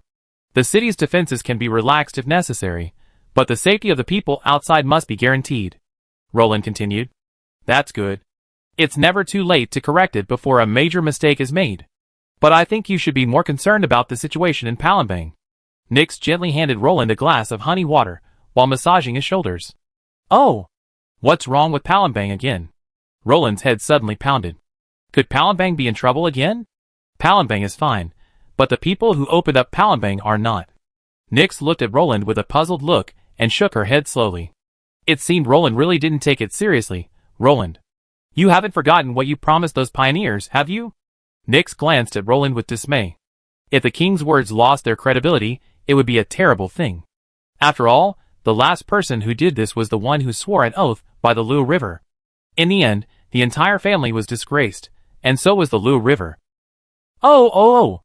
Rewards, huh? No problem. Where's the list? Roland recalled immediately. No need. By the time you get here, it'd be too late, Nix said proudly, turning her head. I already made a rough outline. See if there's anything I need to add or change. Nix handed a piece of paper to Roland. Roland shook it open and took a look. Ismir, male, 23 years old, 3-star adventurer, 3rd level druid. Achievements: killed a 1st level aquatic mist frog, 2 intermediate level explosive baboons, 1 intermediate level white-dude toad, killed over 300 wandering orcs, built a large port, and maintained public order. Proposed reward: Lord. Just one. Roland raised his head in confusion. He had assumed the reward would go to at least several people. One is more than enough. If it's too common, it won't be cherished. Do you know how difficult it is for a commoner to join the nobility? I originally thought there would be at most one knight. Nix shook her head with emotion. While Nix wasn't a heartless noble, she still consciously upheld the nobility. After all, not just anyone could join the nobility, so she naturally had to carefully screen them. Originally, she only considered a knighthood enough, but since this was Roland's first time recruiting talented individuals, she bit the bullet and paid a fortune. This was only after Ismir's personal strength reached the level of a 3rd-tier professional. Nix decided to let him go. Otherwise, according to imperial custom, a pioneering effort of this magnitude would typically reward a few knights with a small amount of money. After all, they weren't a noble pioneering team. While it was harsh, it was also a very realistic approach. Roland nodded thoughtfully. It wasn't appropriate to bestow lavish rewards. After all, the kingdom's foundation was limited, and there were still a host of aristocratic families starving for support. Roland naturally didn't have much political resources to pour into the common people. Of course, even if this were the case in Middle-earth, the common people of any nation would be grateful. After all, Roland had opened such an opening, albeit a small one, but to the common people of Middle-earth, who had no hope of advancement, he was undoubtedly the incarnation of a god. So be it. Roland nodded indifferently. After all, it was only a lord's rank, and it would only cost a few hundred gold coins a month. It wasn't a hereditary nobility, and there were no feasts involved. The entire process was incredibly simple, so Roland left it to Nix to decide. Nix quickly affixed their seals, signifying that the reward document was valid and legal. Chapter 629. What? A letter from His Highness? Ismir, who was working bricks in Palembang, wiped his hands awkwardly as he accepted the document from the king's messenger. By the way, can you read? The messenger paused for a moment, then asked cautiously. Of course. Ismir had read a few books, and while his literacy wasn't extensive, he could at least understand a standard announcement. Ah! Is this true? Ismir stared in shock at the document before him. It instructed him to arrive at the castle of River Rapids before dawn the day after tomorrow, where the king would publicly reward him in front of the castle as an encouragement. Of course. His Highness doesn't have time to play with you. Roland's messenger pursed his lips, looking at Ismir with envy. He knew that starting the day after tomorrow, their fates would be completely different. He would become a noble lord. Oh my god! I made it! King Roland has recognized me. I'm going to be a noble. Ismir was now dancing and leaping up and down the streets of Palembang, like a dying spirit rekindled. TSK? Is there no one in this world he cares about? Madlan, the newly appointed governor of Palembang, frowned in disbelief as he stood in the city hall, Palembang's only 2-story building. The thought of such a person about to join his own class made Madlan shudder. He is an interesting child. He is already a 3rd-level druid at such a young age. He is also a person with outstanding talent. Nefong Madlan on the side smiled. He is Madlan's younger brother.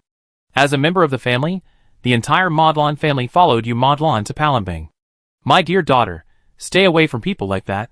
Newly minted peasants love nothing more than to trick inexperienced little girls like you. Madlan suddenly thought of something and quickly turned to stare at his daughter, Liz Madlan, warning her. Liz Madlan didn't take her father's words seriously. Though she was inexperienced, as the eldest daughter of the Madlan family, she was no naivete. While Ishmar's behavior was comical and unsightly, Liz Madlan knew it was a normal reaction for a commoner who had successfully ascended to the nobility. To the eccentric Liz, such a reaction was considered conservative. Old dang? What kind of title do you think His Highness will give him? Liz began, bursting into laughter. You little girl. Madlan rolled his eyes helplessly. This girl had been like this since she was little, always asking old Ding for some gold or something like that, never speaking kindly to him. He, as a father, was even more humble than his grandson, yet Madlan couldn't help but dote on her. After all, she was his only daughter. While his son had a secondary account, his daughter was truly his only child. I don't know. It depends on His Highness's wishes. If he's in a good mood, he give you a lordship, otherwise, he give you a knighthood. Nefong Modlon, watching his glaring brother, could only smile and explain to his niece. Oh, I thought he'd become a baron. Liz shook her head, immediately losing interest. What? Baron? What did he do to dare to aspire to be a baron? Our family worked themselves to death to become pioneer barons. How much blood and sweat did our family shed on the battlefield? Finally, we had the opportunity to pioneer and become hereditary barons.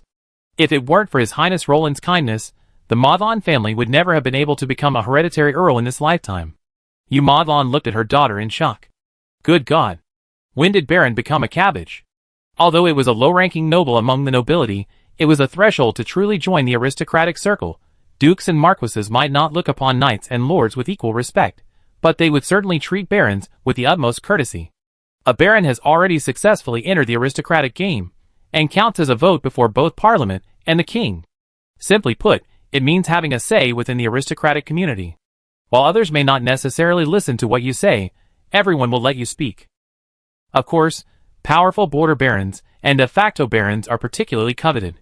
Their influence far surpasses that of some earls. After all, they command fiefdoms and military power that countless court nobles and titled nobles envy. As for hereditary de facto earls, their status is even greater. If barons merely represent true nobility, then earls are the pinnacle of the mid-level nobility. For most nobles, earls represent the pinnacle of a family. The tragic Heinrich family, a hereditary earl family, was particularly noteworthy here. Their 6 sages fueled their ambitions, leading them to encounter the sword and shield family, who were striving to break through the ranks of marquisates and become dukes. Ultimately, they were successfully traded for the Augustus family, a tragic story. Yes, Your Highness, be merciful. This is a rare family advancement achieved through the exchange of a few men and soldiers. Therefore, we must remain forever loyal to the Lagrand royal bloodline. Nefong Modlon nodded firmly. Uncle, it seems the kingdom no longer has any royal bloodline, Liz said weakly. You Modlon? Nefong Modlon. A group of Modlon family members watching the show. Shut up. You Modlon shouted angrily. King Romanian is also a royal branch. Don't talk nonsense. Be careful not to bring disaster upon the family, You Modlon said with a sullen expression. This was a serious matter. Although everyone knew that the legitimate royal bloodline was completely destroyed, how could a minister like you casually speak so carelessly? If the king deliberately thought you were questioning the legitimacy of his bloodline, it would bring disaster to the Modlon family. Humph. That's right. Isn't the King's Landing also a royal branch? Besides the Queen's Nix family, even the Dragon Riders and the Anthony family have some royal blood. If you think about it carefully, how can your family also have royal blood? Liz muttered in dissatisfaction. You Modlon? Nafong Modlon. Nafong. Do you think it's too late for me to kill the rebellious girl now? You Modlon said slowly. Ismir, of course, had no idea the Modron family was watching his erratic behavior. Even if they knew, he would still be mad. He could even open his own family tree. So what was wrong with bragging about such an impressive achievement? Congratulations, Master Ismir. Are you going to become a noble master? Master, please accept my blessing. It was my honor to have fought alongside you. As expected, when you become powerful, the world is a beautiful place for you, surrounded by good people. Ismir was so immersed in the flattery that he was completely lost in the moment. And he lost track of himself.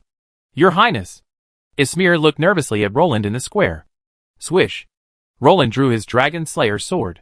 Ismir's neck tightened as he gazed at the gleaming Dragon Slayer sword, and he instinctively shrank back. 6. Roland's heart exploded. What if I'm too ugly? You're dodging like crazy when you see me? Ismir, kneel down and accept the title. But Roland still had to go through the necessary procedures, even though this newly appointed lord seemed a little unwise. Rise. From now on, you're the lord of the kingdom. I hope you be careful with your words and actions, loyal to the kingdom, loyal to your lordship, and loyal to your duties. Roland babbled. Chapter 630. After a grand, for show, but not grand coronation ceremony, the entire city of River Rapids knew of the birth of a new lord. Suddenly, the city was engulfed in a frenzy. The path to advancement had truly opened up to commoners. This made the commoners, still reeling from the heavy casualties of the River Rapids defense, instantly look forward to war and the next expedition, but none of this mattered to Ismir. He donned the brocade robes of aristocrats. As for why they were called brocade robes of aristocrats, it was, of course, because they bore the emblem of nobility. The family crest completely distinguished between commoners and nobles. His crest was a snarling bear with its head facing left. Coming up with it took a lot of thought, but thankfully, Queen Nyx didn't push him. The Grass Kingdom didn't yet have a noble heraldry academy, and since there were only a few nobles, Nyx was in charge. Finally, after racking his brains, he came up with this emblem, unique from any other noble crest. As for why he chose the giant bear emblem, it was, of course, a fusion of his career and his family's aspirations. As a druid, he would be able to transform into a wild bear when he ascended to War Druid. Most War Druids' transformation spells involve transforming into giant bears. The giant bear's roar served as a personal motivator, urging him to strive even harder for hereditary nobility. What should I do? Ismir wandered the streets of River Rapids, somewhat bewildered, surrounded by the astonished and envious gazes of the common people. However, despite suddenly becoming a noble, Ismir was still essentially a commoner. Uneducated in the knowledge of nobility, he nearly made a fool of himself at the investiture ceremony. Lord Ismir. Someone suddenly called out to him. Are you Baron Lance? Ismir saluted awkwardly, rubbing his chest. Haha, no need to be so polite. Lance returned the salute and patted his shoulder lightly. What can I do for you? Ismir looked at Lance bewilderedly. Of course. His Highness Nyx, considering you a newly minted noble, has asked me to teach you noble knowledge and etiquette. Lance explained his purpose. Nyx's original words were to teach Lance a lesson. His poor etiquette lowered the standard of the kingdom's nobility. It was only because there were no outsiders present, or else the nobles of other kingdoms would laugh him off. Lance deeply agreed with Nyx's rather heartbreaking words. After all, newly minted nobles used to be required to attend Guizhou Academy for further training, and only those who passed could be released. But now that the kingdom lacked such an institution, Lance had to do it himself. After Lance explained his purpose, Ismir agreed without hesitation. After all, he was still quite lost after his promotion to nobility. After all, entering a completely unfamiliar world without a guide, he would undoubtedly become a newcomer to the scene. The two agreed on daily study times, and then parted ways. According to Lance's estimate, the entire study period would take about 2 weeks, with a few hours a day sufficient. After all, a minor noble didn't have much to learn. After parting ways with Lance, Ismir was once again lost. He clutched the cash box under his arm and looked around in confusion. He was originally just an ordinary third-level professional. While not fabulously wealthy, he still had a few dozen gold coins saved. It wasn't until King Roland rewarded him with 1,000 gold dragon coins that he was completely lost. Without any spatial equipment, he could only wander around the city of Rapid City with the cash box under his arm. Oh! Stay in a hotel. Ismir patted his head. After all, his kennel was in Palembang, and he had no home in River Rapids. Considering he'd be spending the next 2 weeks in River Rapids, he could only stay in an inn. While River Rapids wasn't large, it had developed a few taverns and inns. After all, dwarves and peddlers from Dale and the Kingdom of Aqua still came here to trade. So, after paying a gold dragon, he successfully secured a 2-week stay in a room of approximately 10 square meters, along with 3 meals a day. TSK? The Modran family? The Heinrich family. Apophis Brio closed his eyes in a daze, glancing at the information. Although the population of the Lion territory of King's Landing had approached 5,000, and its military strength had reached 600, compared to the Modran family, he seemed more worthy of being a baron. What the hell? There's actually a family from its heyday that still survives? Apophis Brio scratched his head as he looked at Olaf. Olaf was now a lord, and Apophis Brio, to reward this loyal centurion, had given him a family heirloom awakening potion, helping him ascend to the ranks of professionals. While not the knight Apophis Brio had hoped for, he was nonetheless a versatile warrior. I'm actually more curious about this Heinrich family. What's so special about a family that even you fear? Olaf asked curiously. Ahem. Apophis Brio coughed softly. What could he say? If the Junlin family's fiefdom hadn't been in the north, they would have likely been trounced by this family. The Heinrich family, allied with the sword and shield families, undoubtedly had the confidence to declare war on any archduke or duke's family. It was these two families that launched Empire Season 1, and their demise heralded the start of Empire Season 2. At the thought of this, Apophis Brio's face darkened. It's over. They're not coming after me this time, are they? Is Season 3 about to begin?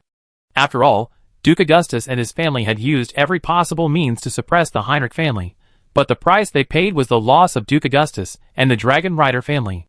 Besides the destruction of his family's legendary Wizard Tower and Heinrich's epic Wizard Tower, the current Duke Augustus, a green dragon rider at the peak of his powers, spilled his blood into the sky.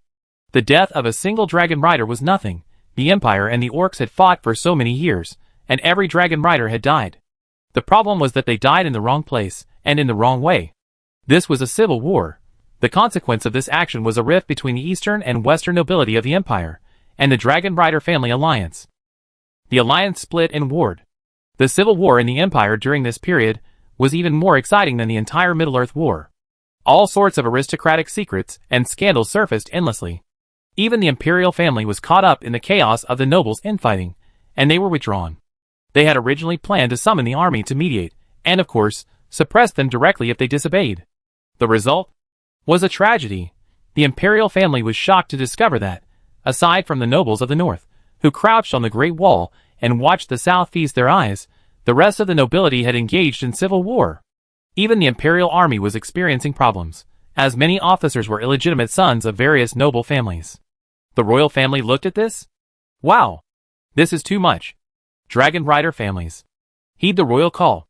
And then, the entire Lagran Empire knew that the Anthony and MacDougall families had started a Dragon Rider showdown over who was the mistress. The Anthony and MacDougall families were originally one family, both descendants of the first king of Rune, but from different maternal families. Well, the Dragon Rider families have started fighting each other, and the royal family can only hide in the quilt, watching the various families rampage outside. Just wait! Let's see which of these idiots will win. Chapter 631. Continuing from the previous chapter, when the Dragon Rider families began to fight each other, the imperial family's control over the empire had reached its lowest point. They couldn't just pull back the northern army to mediate, because then the northern nobles would be furious.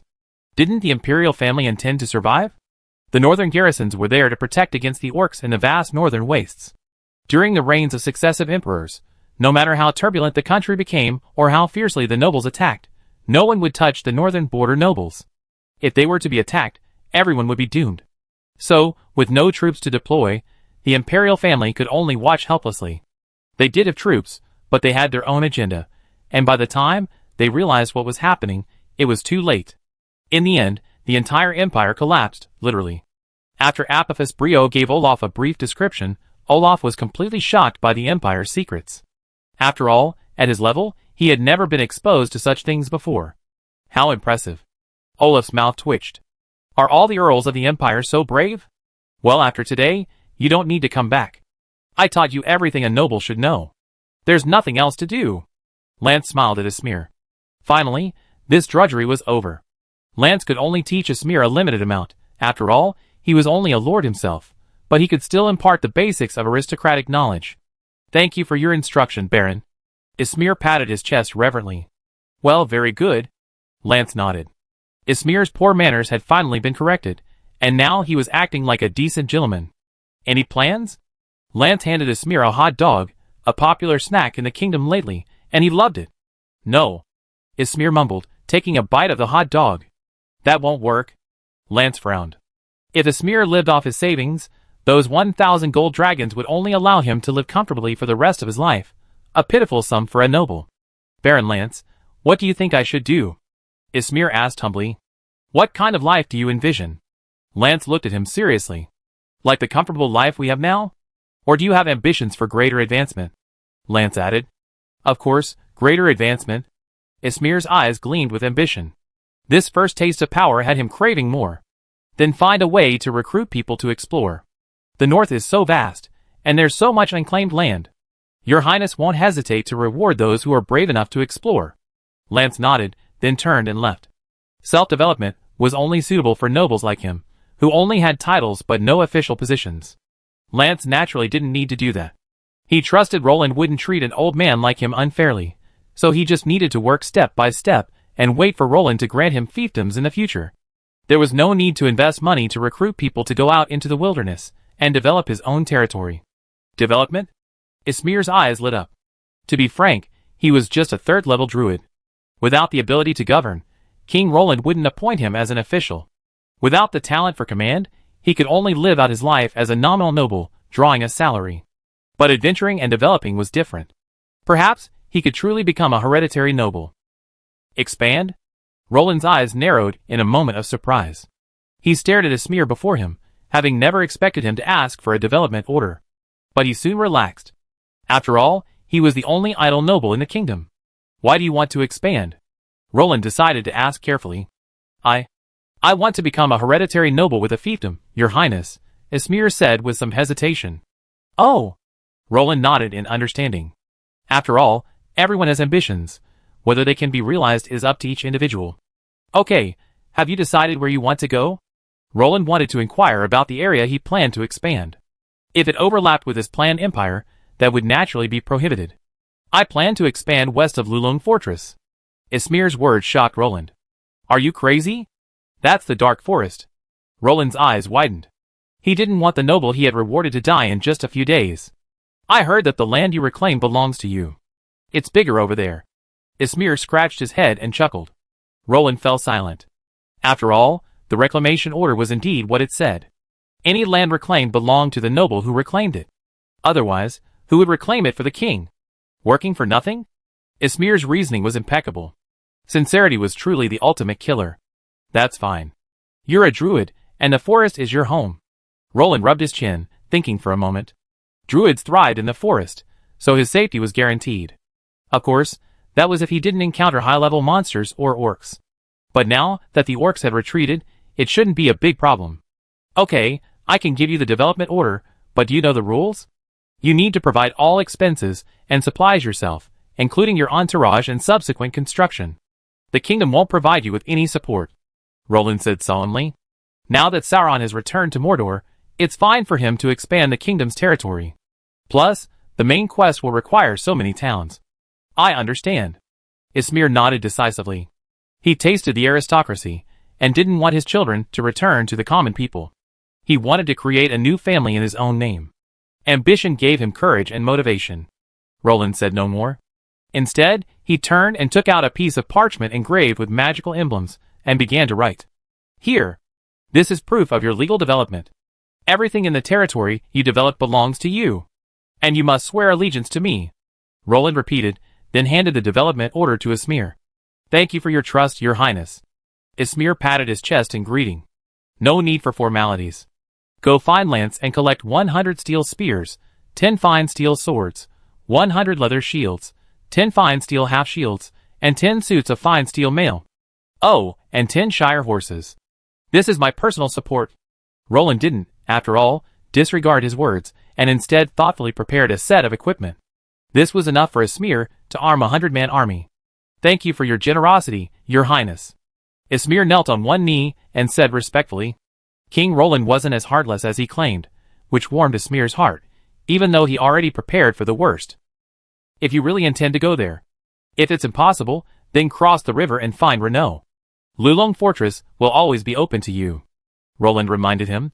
There wasn't much he could do, and this was the best he could offer. I understand. Ismir nodded. This was the fallback Roland had left for him.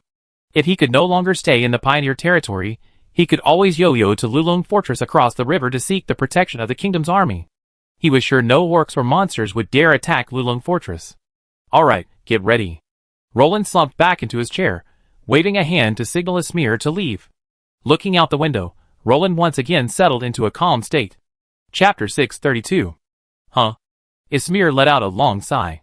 After all, being alone with King Roland was too much pressure. Even Roland himself didn't realize it, but after so long in high office, he had unknowingly cultivated his own kingly aura. His aura was completely different from that of the rogue who had just arrived in Middle-earth. Finally, I can start my own business. Ismir was extremely excited. After all, with the example of Apophis Brio, the Duke of Kingsland, he could at least become a hereditary lord by following his example, right? After all, a hereditary lord's fief didn't have to be too large. Generally, a large village would suffice.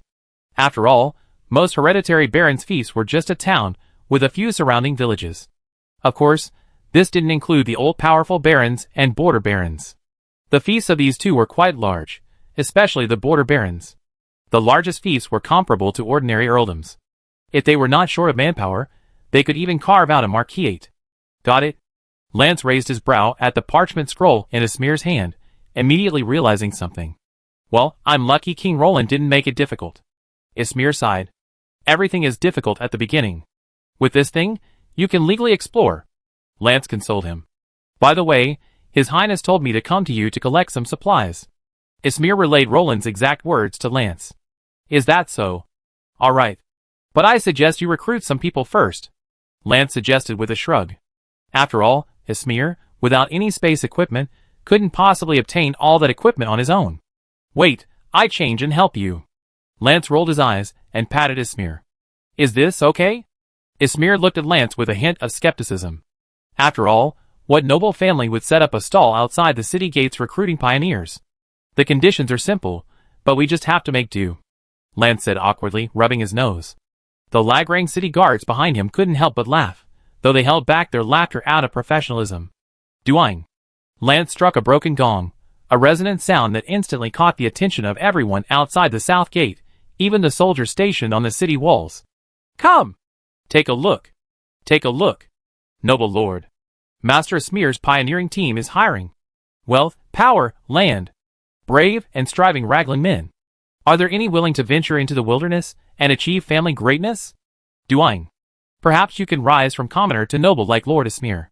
Don't miss it if you pass by. Duang. Lance, clad in linen and hooded, lowered his hat brim and shouted at the top of his lungs, his shouts echoing with the crisp sound of a broken gong. Me. Ismir's legs went weak. At this moment, he wished he could transform into a beast and slap Lance to death. He, Ismir, was a lord now, after all. Even if he was shameless, he couldn't just throw his face on the ground and stomp on it while singing. He had already envisioned his social demise in River Rapids. Marcus, perched on the wall, quickly ducked his head, fearing someone would recognize Lance and tarnish his reputation. Lance, seemingly masked, was actually without one. Hiss. Omsk felt a toothache, his entire body numb. He was grateful that Lance had thought to cover his face with a cloth, otherwise, he and Lance would be embarrassed walking around together. Come on! Gentlemen! Take a look at Duang. Lance shouted earnestly. Ismir, beside him, had already sat frozen in his chair. His eyes were vacant and fixed, as if there was no one in the world he cared about anymore.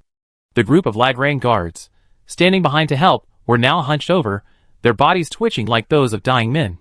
Their faces flushed red, their heads buried in their chests, their lips bitten fiercely, their eyes fixed on the ants on the ground as if they were moving gold coins. What are you doing? What's all the commotion?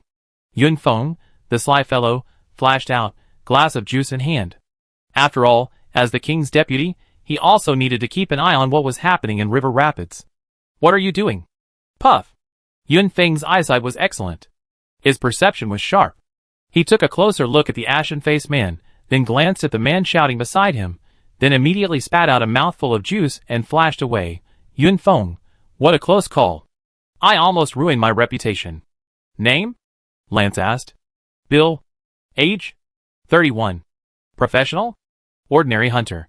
It must be said that although Lance's shouting was extremely embarrassing, it was quite effective.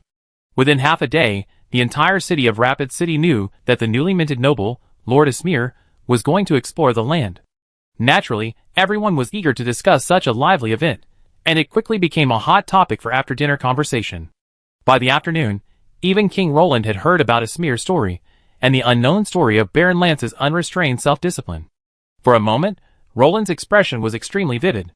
After all, for a noble to say such a shameless thing undoubtedly required great courage. This made the fun-loving Roland feel extremely regretful. After all, he missed such a grand event, but this had nothing to do with Ismir anymore. Heartbroken, Ismir looked at the 20 people before him and let out a long sigh. Although he no longer had a face, at least his goal had been achieved. These 20 individuals were carefully selected by Lance. Each one was a strong man with a family.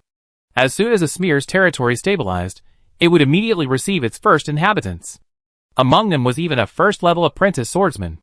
Although only the knight and archer classes in Logron currently had stable awakening channels, mage and ranger were coming soon.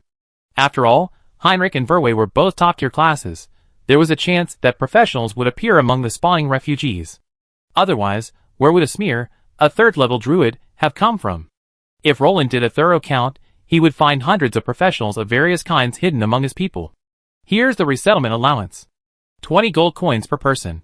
Spend a good night with your family tonight, and we meet back at the same place tomorrow morning." Ismir took out his cash box and counted out 20 gold coins for each person. This was both resettlement allowance and life-saving money. There was a high probability that they would never return from this journey, and 20 gold coins would be enough for their families to live on for a long time and raise their children to adulthood. "A wise choice," Lance exclaimed. After all, not every noble would be willing to take such a large advance on a pension.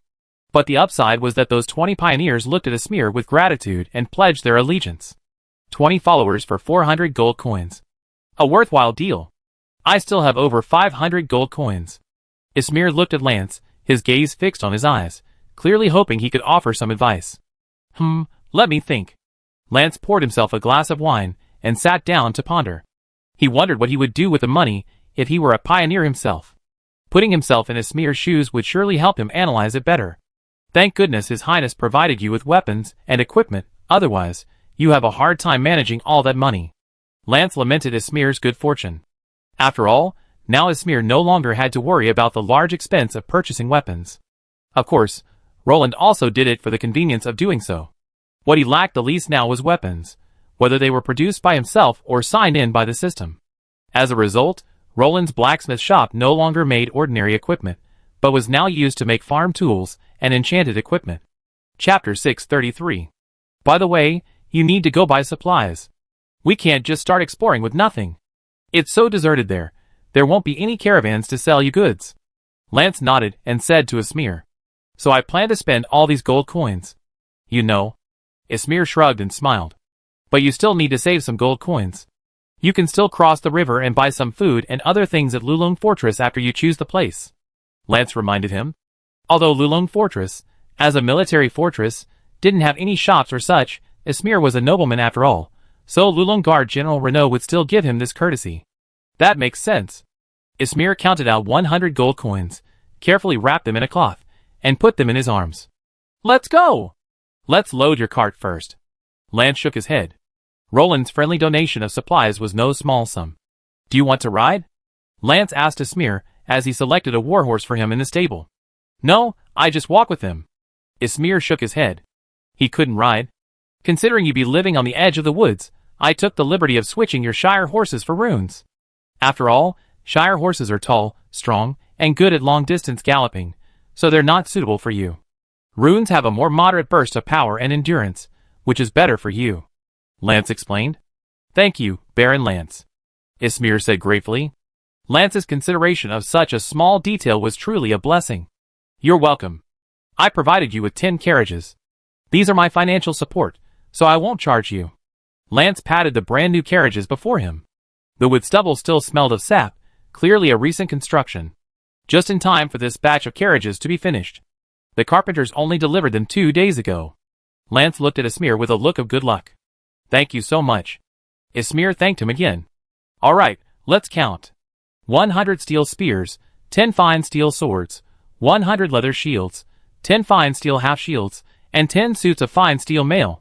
Lance checked himself, dusted off his hands, and said to Ismir, this equipment alone filled an entire carriage. No problem.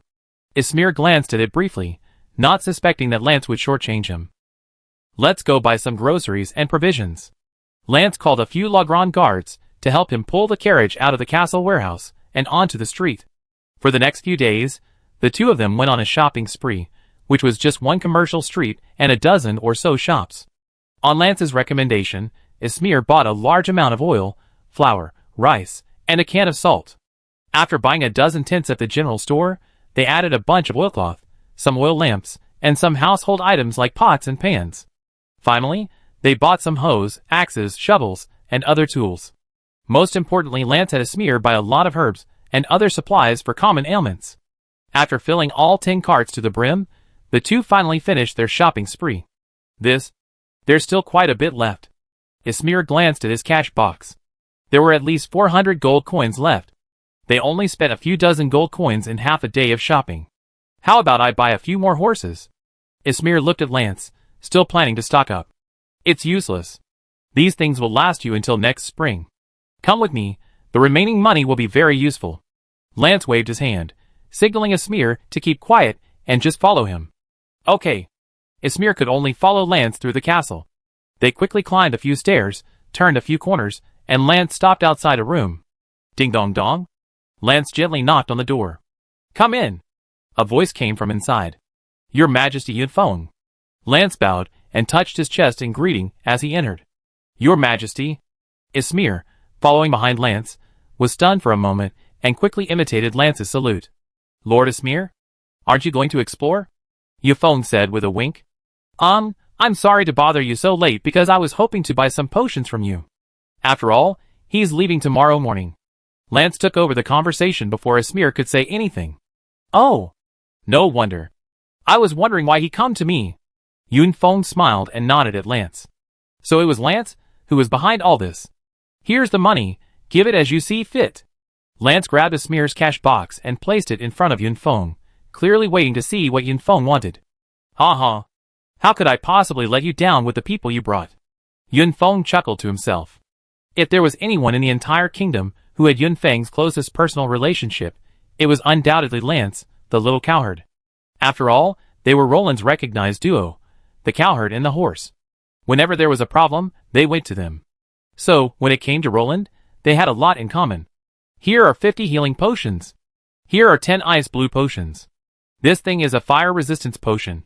Here are 100 antidote potions. And a berserk potion. And this 1 cubic meter space bracelet, all for you. Yunfeng took the potions from the space bracelet. Although, aside from the berserk potion and the fire resistance potion, they were all worthless basic potions. The value of that space bracelet wasn't enough to buy even a scrap with Ismir's money. What he saw was beyond Ismir's comprehension. After all, he had never dreamed of owning space equipment. Thank you, Your Majesty. I visit you again someday. Lance saw Ismir still in a daze, unresponsive. He leisurely put the potions away with the space bracelet, then took Ismir away. Thank you, Your Majesty. Ismir, who had been dragged out, finally reacted and thanked Lance before he closed the door. How could this be some oxen or horse? This is my adopted father. Father, I bowed down to you. Let's go! The armor and sword His Highness gave you are enchanted equipment. Use this to keep it safe. Lance tossed the space bracelet to Ismir, causing him to scramble to catch it, fearing it might break. Thank you very much, Baron Lance. Ismir gave Lance a deep look. It was clear he was indebted to Lance. Yunfeng must have given him those things out of Lance's favor. And they were all potions he needed, essential for his own use. Both the healing potion and the antidote were crucial. As for the berserk potion, it was naturally his trump card, ready to be used desperately. It would weaken him for a while, but it was better than death. Chapter 634. Come back alive. Lance wished sincerely.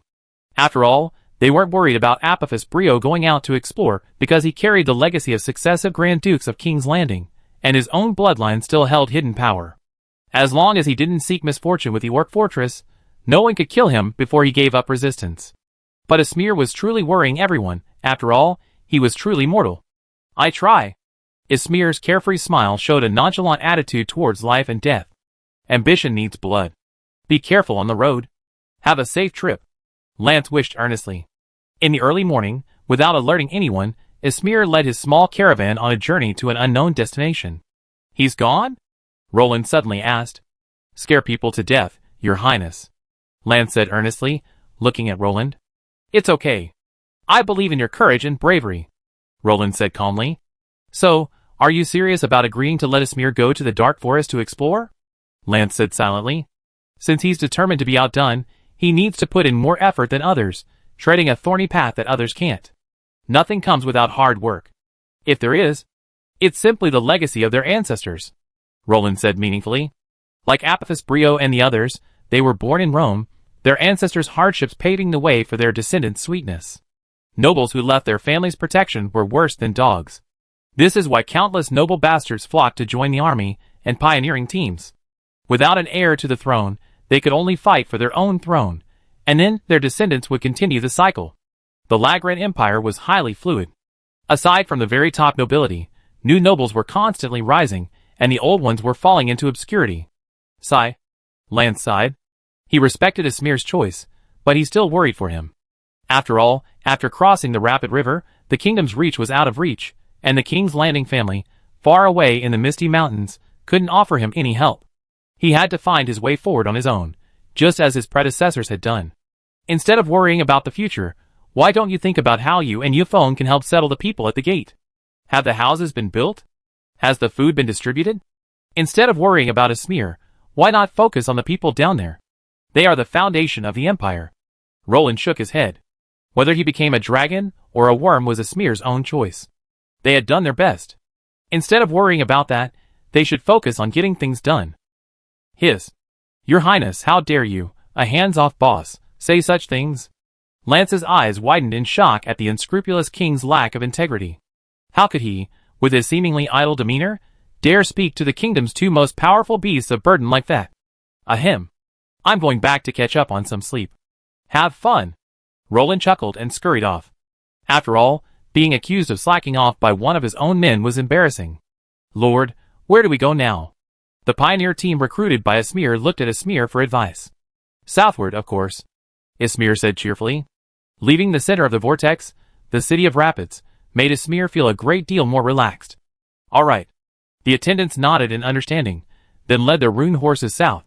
Thank you, Your Highness, for paving the official road. Otherwise, traveling would be far too arduous. The pioneer team members chattered, clearly pleased with the hardened stone pavement beneath their feet. That's great, but we haven't reached Palembang yet. We only paved about 10 miles. Someone said. We should reach Palembang before tonight. We rest there tonight, Ismir said, looking at the sky and calculating the time. Yes, sir. Everyone agreed in unison. Let's continue on our journey. The conditions ahead will be difficult. I hope everyone can overcome them. Ismir once again reminded everyone of the hardships of pioneering. Ha ha! Could it be harder than going hungry? Yes. My lord, just keep us well fed. Forget about the orcs. We tear off their heads if the ring wraiths come. The cheerful Raglan men promised, patting their chests. Ismir had no doubt their words were true. After all, the Raglan men, who cherished honor as their life, were renowned for their bravery. No need to exaggerate. Ismir smiled and shook his head. If they really encountered the ring wraiths, they would all be dead. Forget about tearing off their heads, even surviving a single blow would be a complete death. My lord. It's almost dark. Hurry. We should be close to Palembang, Ismir encouraged. After all, the wilderness at night was still very dangerous, and their small force should avoid traveling at night unless necessary. I see a fire, my lord. It's the walls of Palembang. One of the attendants pointed to a faint light illuminating half the sky in the darkness ahead.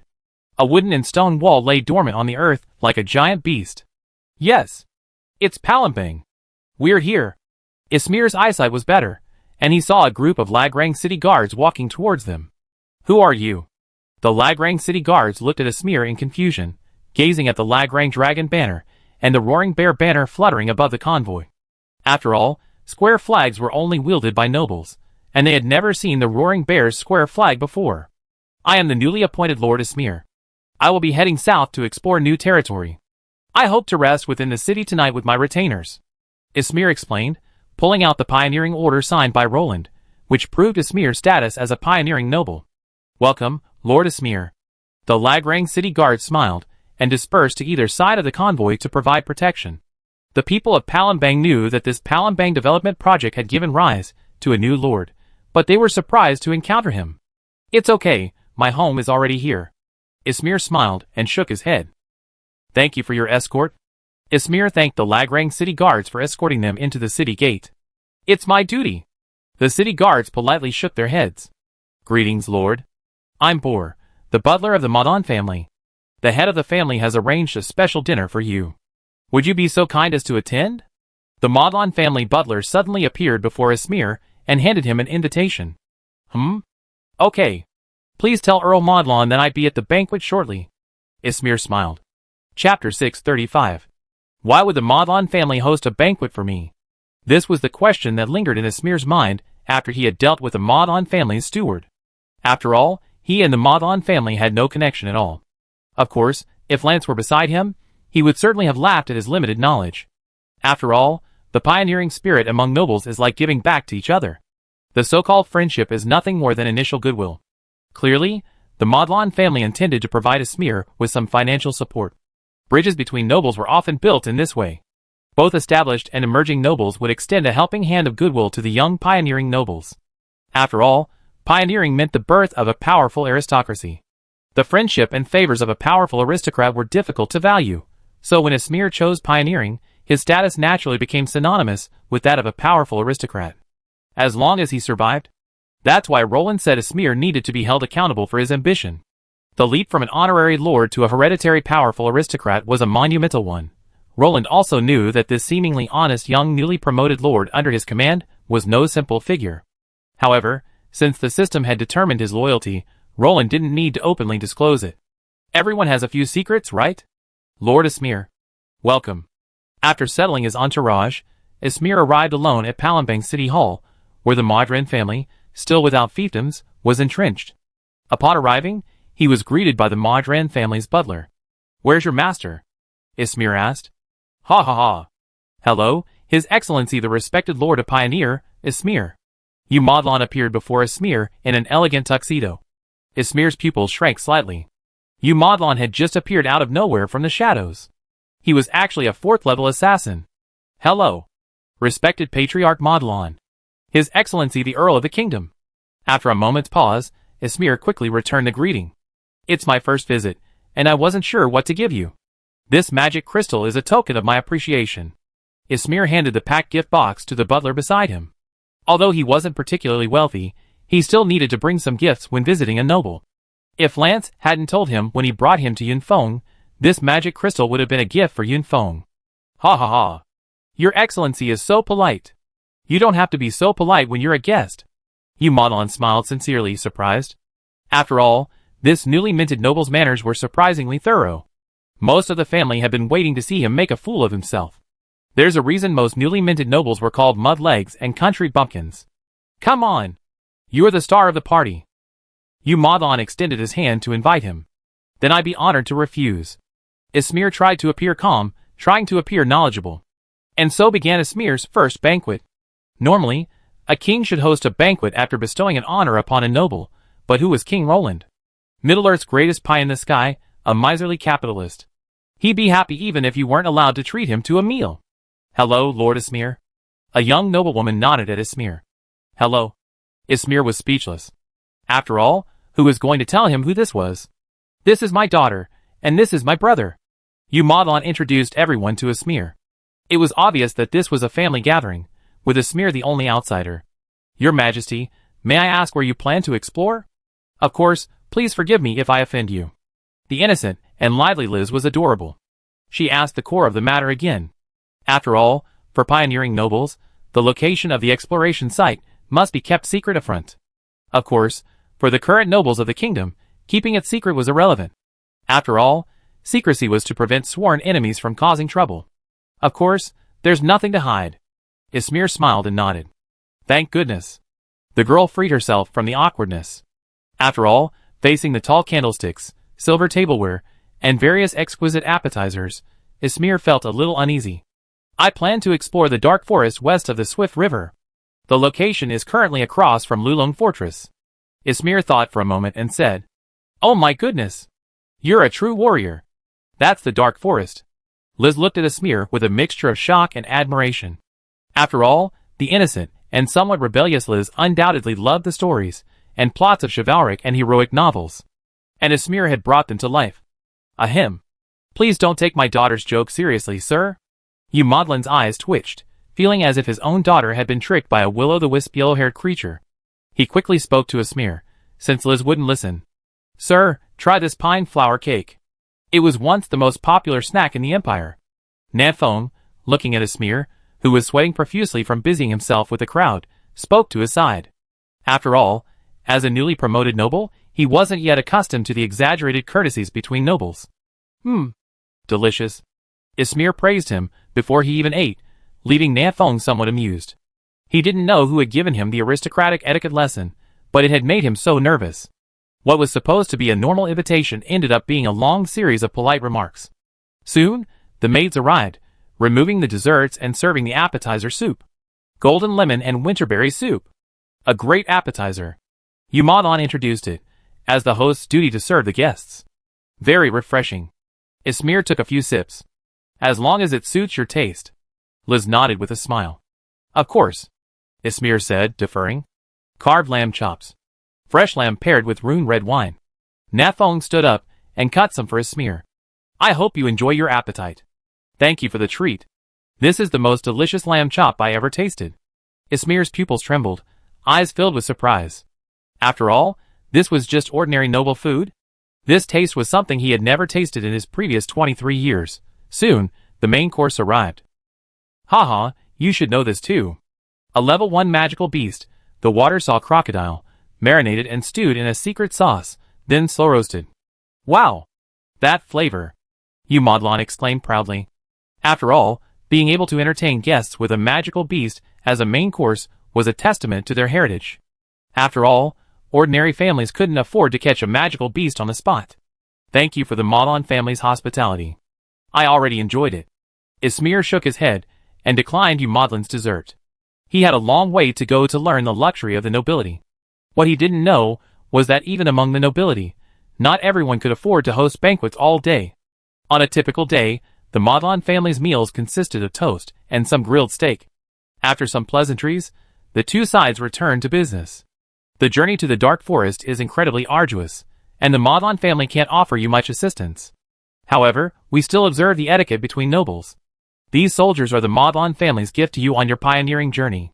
Yu Modlon clapped his hands, and a team of soldiers immediately emerged. Chapter 636. This is... Ismir looked at the soldiers before him, somewhat bewildered. These are the family sword and shield soldiers. One of the most basic arms of the imperial nobility. This is their training manual. You can train a group of your own for use in your territory. Yu Modlon smiled and said to Ismir, Meet your new lord. From now on, you are Lord Ismir's retainers. Yu Modlon looked at the soldiers behind him, as he released the Modlon family's allegiance contracts with them, and handed them to Ismir. Greetings, sir! A team of family sword and shield soldiers quickly approached Ismir, knelt on one knee, and swore their allegiance. Stand up, get up, Ismir said, somewhat bewilderedly. He had never expected to send troops. The problem was, Lance hadn't taught him how to handle such a situation. It's okay. These family sword and shield soldiers simply signed a loyalty contract with the Modlon family. The contract is transferable. It's normal for nobles in the Empire to give soldiers to each other. The king won't object. As if sensing Ismir's confusion, Yu Modlon explained. After all, soldiers loyal to the nobles were also their private property, so they could naturally be given away. After all, many of these soldiers had indentures. Many, trained from childhood, would also serve as assassins in special circumstances. After handing over their army and subjects to Roland, the Modlon family still retained some private soldiers. This squadron of sword and shield soldiers was just an insignificant unit. For a border baron with rich backgrounds, they could easily raise hundreds of such sword and shield soldiers. It's just that the cost and effect were disproportionate, so it was unnecessary. Wouldn't it be better to raise a few knights with that kind of money? Thank you, Your Excellency. Ismir looked at Count Yu Modlon with sincere gratitude. After all, with limited funds, he could only muster 20 pioneers. Even the influential Prince Thorin had only assembled a dozen or so pioneers. These 10 fully armed and trained soldiers were exactly what Ismir needed. Sir, where are we going now? The sword and shield captain asked, patting his chest and lowering his head as he looked at Ismir. Let's go back to my house first. Ismir glanced at the deepening night and could only shake his head. It was too late to check into a hotel now. As you command? The sword and shield soldiers looked at Ismir, but there was no point. Following orders, the sword and shield soldiers quickly split into two lines, flanking Ismir and guarding him as he moved forward. Swish. Ismir lit a candle, its flame illuminating his room, which was less than 50 square meters. Ahem, the conditions are a bit rough. Here are some blankets for everyone to sleep on for the night. Ismir blushed slightly, though his expression was hard to discern in the candlelight. Originally, this house was perfectly adequate for him alone, but suddenly shoving 11 people into it made the already spacious place feel cramped. Ismir took advantage of the moment when the family sword and shield soldiers removed their armor to carefully examine this elite squad of soldiers. The Modlon family was quite considerate. These soldiers were all young and strong, clad in meticulously crafted steel mail armor, lined with tan cowhide, and covered in linen robes. They were barely 3-layer armored units, armed with a two-handed greatsword measuring 1.5 meters long. The 1-meter-long infantry combat greatsword could easily cleave armor and bone. Their armor consisted of a half-shield made of fine steel, also standard imperial armor. Offensive sword and shield soldiers. Ismir gazed thoughtfully at the swords and shields. It seemed these infantrymen weren't simply tanks holding the line. Most of the frontline tank swordsmen were armed with standard one-handed swords. After all, their role was to maintain the front, not to emphasize offensive capabilities. Two-handed greatsword swordsmen, for example, were different. Dorwinian heavy swordsmen, for example, were both support points on the front line and meat grinders on the battlefield. Aside from their appalling mobility and lack of ranged attack, they were practically perfect. The sword and shield soldiers had already begun to snore, while Ismir, with his eyes wide open, blinked at the moon outside the window. Everything will be fine, Ismir said firmly, pulling an irregular crystal from his arms. Interesting. Roland had discovered Ismir's secret the moment he first laid eyes on him. After all, Ismir was a life unit born from the system, and everything he had was bestowed upon him by the system. Just like the wealth and heritage that other refugees possessed upon their spawn, Ismir possessed his own heritage. Ismir, Lord of Honor. Possession, Goddess of Nature, Fragment, Territory, none. At that moment, Roland looked at Ismir with a strange look in his eyes. No wonder this kid had become a third-level druid at such a young age, all by himself. He had the Goddess of Nature's divine fragment. That was enough. But Roland had no intention of stealing his subordinate's possessions. After all, the Goddess of Nature, and he had no connection. He wanted the dragon god's divine power, so he could let the elves covet the Goddess of Nature, but the divine power fragment probably had some kind of protection mechanism. Aside from Roland, who had the system, no one else noticed Ismir was carrying a fragment. Divine power fragments were born from the system, so how could the system not know? That's why Roland readily agreed when Ismir decided to go exploring. After all, the kid had a fragment of the divine power. Wouldn't it be a waste of talent to stay in the kingdom instead of going out and exploring? In the end, he'd be left with nothing but a 6th-level druid. Better to let him go and explore the lands for himself. After all, with the divine power protecting him, this kid was likely invincible. This also explains why Lance was surprised when he saw Ismir easily get the pioneering order.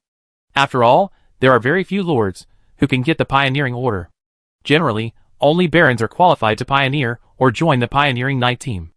A nobleman's bastard, without inheritance rights, yet still yearning for a future. Help me. Breath of Nature. Ismir muttered, clutching the fragment of the Goddess of Nature's divine head. He knew only that it held a vast and gentle natural force, but he had no idea what it was, so he named it Breath of Nature. Goddess of Nature, thank you so much. Buzz. Emerald green light drifted from the divine head, and strands of it wrapped around the sleeping sword and shield soldiers. Like a pulse, the emerald green light pulsed through the soldiers' bodies, then slowly merged into them. A green leaf symbol flashed across their hearts, and then the entire divine head's light dimmed, as it drained of its power. However, Ismir knew this was the cooling period after using Breath of Nature, so he carefully stored it and drifted off to sleep. If Ismir had a system panel like Roland's, he'd be able to see that the panels of these sword and shield soldiers were completely different. They used to be ordinary soldiers, but now their status bars clearly displayed. Blessing of the Goddess of Nature. Apprentice Swordsman Transformation. Chapter 637. This is when the family sword and shield soldiers opened their eyes in the morning and saw the war energy emanating from their hands, they looked around in shock. They had become noble professionals? But they clearly didn't have the talent for professionals. Awake? Suddenly, a gentle voice rang out. It was the now fully dressed Ismir. Sir, this... The soldiers were agitated. The inexplicable war energy within them made them extremely nervous, fearing it was some kind of curse or skill. Don't even think about it. This is a secret of the Ismir family. As my retainers, I grant you power, and you must return my loyalty. Ismir said nothing further, simply telling the sword and shield soldiers not to ask questions they shouldn't. Yes, sir. Everyone was startled and fell silent. After all, the power that created professionals was something they had never heard of. But sir, we don't know how to control this power. The soldiers blinked and froze for a few seconds before finally speaking weakly. Ismir was scratching his head. After all, he couldn't quite explain their current state. When he accidentally gained the Breath of Nature, he inadvertently triggered its energy, granting him the power of a druid. Unlike other druids, who transformed into various magical beasts to fight, he became a rare breed of nature druid. This type of druid wielded the forces of nature, commanding the powers of water, fire, wood, earth, wind, thunder, light, and shadow with ease. He became a unique druid. Although most druids are classified as spellcasters, They largely transform into various magical beasts for melee combat, so druids often play the same role in the army as combatants. It's a shame Ismir didn't have a system. If he had, he'd have seen these soldiers' faceplates completely transformed. Nature Guardians, Swordsman Branch? Roland had been keeping track of Ismir's movements on the system, and sure enough, the new soldier type that suddenly appeared on the system panel caught his eye. It seems to be the power of the Godhead fragment. Roland checked the system log and clearly saw that last night, the name of this team of Nature Guardians was still the Family Sword and Shield Soldiers, but then, they gained the blessing of the Goddess of Nature, and were baptized by divine power into a brand new profession. Roland was naturally not surprised at all. After all, even the remnants of such a prestigious item as the Godhead, its power was unmatched by other items. After all, the system classified Godhead fragments as mythical items. What a shame. Roland shook his head. The system panel showed that the Goddess of Nature's Godhead fragment had entered the energy recovery period. In simple terms, it was time to start the CD. This thing is a treasure, and a treasure for a minor noble, but it's pure worthlessness for Roland. Waiting 100 or 80 days for 10 first-level professionals is abysmal, considering the cost-effectiveness of this at the kingdom level. Ah? My lord, you want me to teach them skills?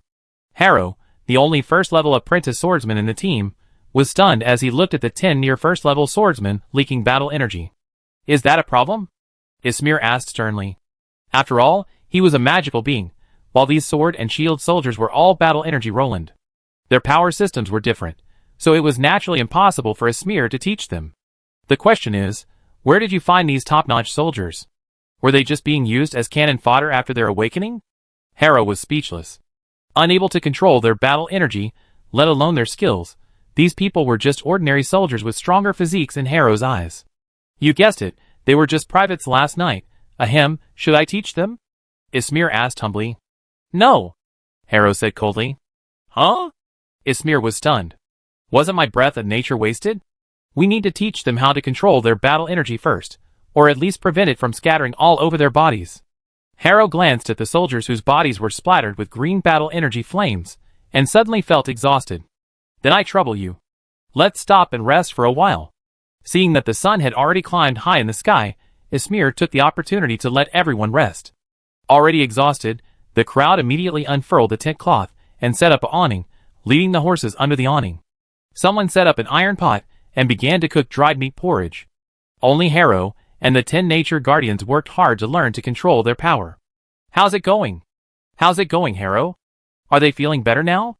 Ismir glanced at the sword and shield soldiers and noticed they were no longer inexplicably emitting war energy flames. This meant they could at least control their war energy. The next step was to learn skills. After a few days of consolidation, they can start learning skills. But as promised, I only have some basic skills to teach them. Thankfully, they can learn swordsman skills. Harrow had warned Ismir in advance. Forget any secret techniques, he only had some blocking and heavy slashing skills to learn. After all, he was only a first-level apprentice swordsman, so he shouldn't have too many expectations. That's good. Thank you for your trouble. I won't treat you badly after the territory is expanded, Ismir promised. After all, if you want a horse to run, you have to feed it. Otherwise, who would work for you in vain? As expected, Harrow clenched his fist and nodded vigorously after hearing this. Ismir saw this, and was very satisfied. He was sure that Harrow would not hold back, and would teach these soldiers with all his heart. By the way, sir, what should we call these soldiers? We can't just keep calling them the Family Sword and Shield Soldiers, right? Harrow asked. From today on, you be called Nature Guardians. Ismir lowered his head.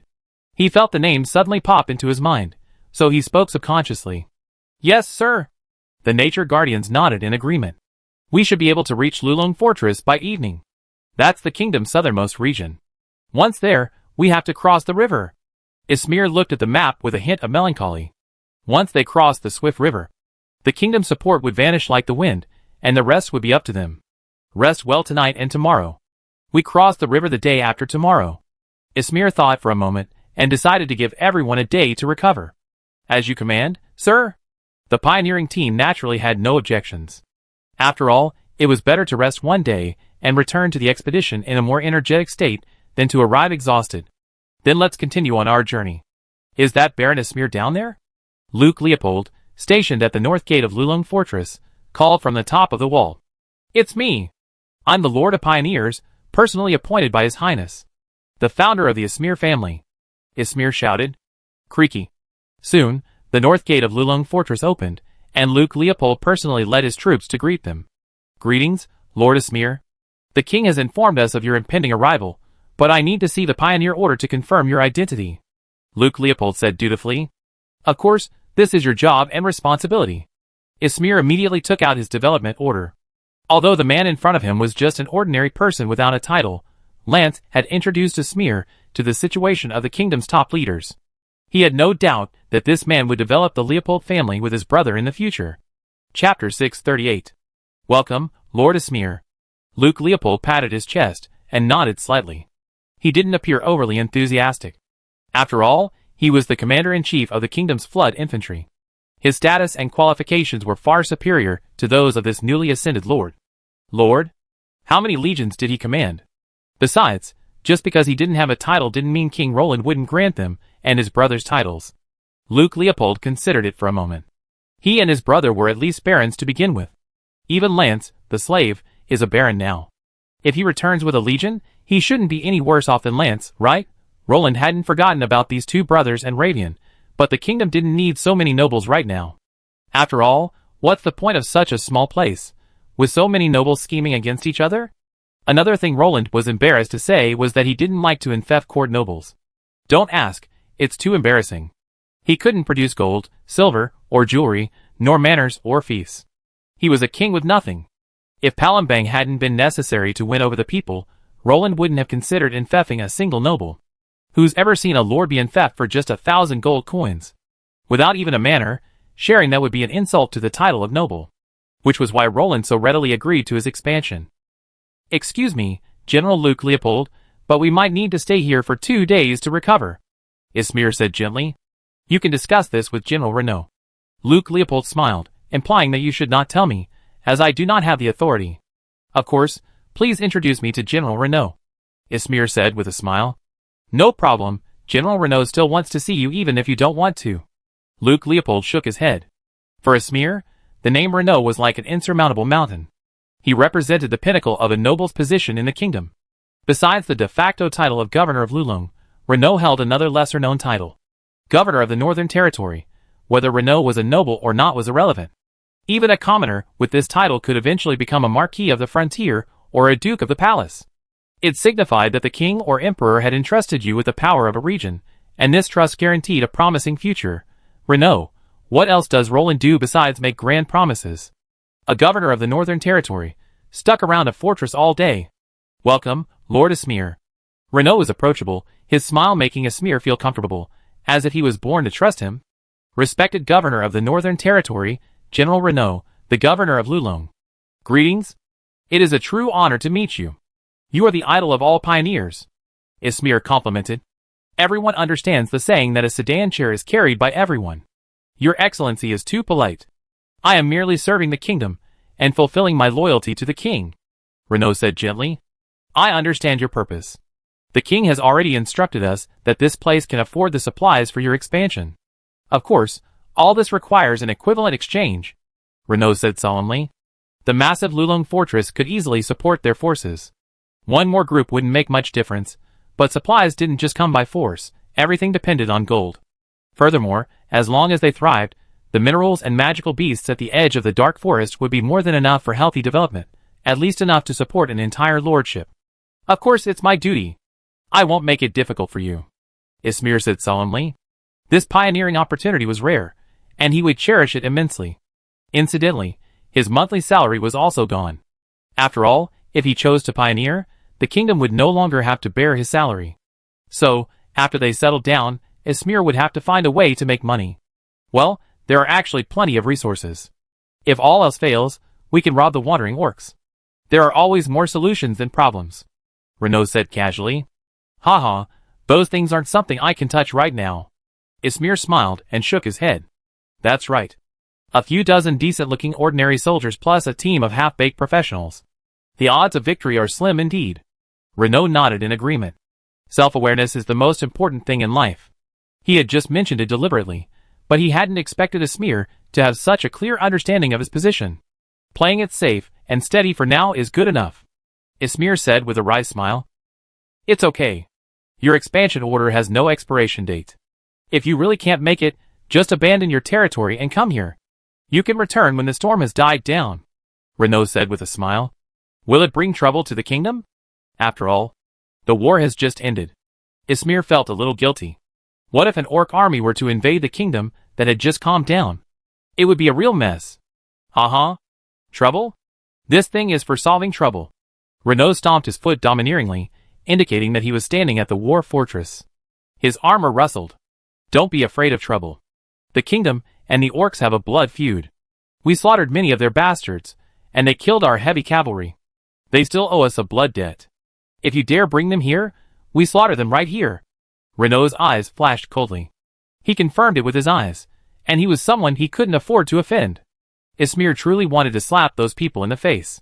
Who said General Renaud was so gentle and easygoing? He was practically writing butcher on his face. The murderous aura surrounding him, who knows how many wronged orcs contributed.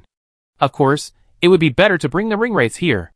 Those little bastards hide in the shadows all day long, and it's rare to catch one of them. If you sneak over here, I make you a hereditary baron. At least you can become one. The thought of a ringwraith who relied on the power of space made Renaud's heart ache, and he gritted his teeth. Gulp. Ismir swallowed. Oh my god. How could I, Ismir, fight the ringwraiths? I still want to start a family. I don't want to die before I even start it. That's not going to work. Could it be that the ringwraiths are carrying my body? Ismir said stubbornly. After much thought, he finally came up with this idea. The ringwraiths killed the kingdom's nobles and showed off their bodies before the battle. TSK. Morality. King Roland, even at the 3rd level, dared to confront the ringwraiths head-on. Renaud said calmly. What he didn't mention was that Roland was almost beaten out of his defense by the ringwraiths. Ahem, how can I compare to His Majesty the King? Ismir scratched his head. He thought, Ismir, I gotten to where I am today thanks to my own talent and hard work. The breath of nature gives me strength. Alright, if you're okay, go to bed early. I go check on the city defenses. Renaud decided to end the conversation. After a while, he found Ismir to be quite a good guy. At least, he had a clear goal and self-awareness. He should be someone who could accomplish things, so he didn't have to worry too much. Roland had originally asked him to keep an eye on him, but seeing how cautious he was, maybe sending 2 dragon knights to watch over him from the sky would be enough. By the way, General Renaud, we might have to stay an extra day. I want everyone to repair, Ismir said, looking at Renaud's back. Whatever. As long as it doesn't interfere with the city defenses, I don't mind if you stay until next year. Renaud waved his hand, interrupting him. Chapter 639. General, they're gone, Luke Leopold said solemnly, looking at Rainer. Send a dragon knight to keep an eye on them. He's a smart man and knows what to do, Rainer said nonchalantly. After all, a man who knows his place and knows when to advance and retreat wouldn't be so foolish as to commit suicide. Okay. Luke Leopold nodded. After all, he was Rainer's assistant, so whatever Rainer said was his. Sir, how do we cross the river? Everyone looked at the turbulent rapid river, their eyes filled with helplessness. After all, the vast rapid river not only nurtured the Lagrang people, but also devoured countless lives. The swift rapid river doesn't care if you're its offspring or not. Huh? Ismir was clearly prepared. He clapped his hands and summoned his magic. Would release. Cough cough. It's a mess. Force of nature. Vines entwined. Gaga. The sound of twisting branches echoed, and countless vines emerged from the ground, rapidly entwining and contracting. Soon, a vine over 10 meters long and 4 or 5 meters wide. Just a boat. Will this work?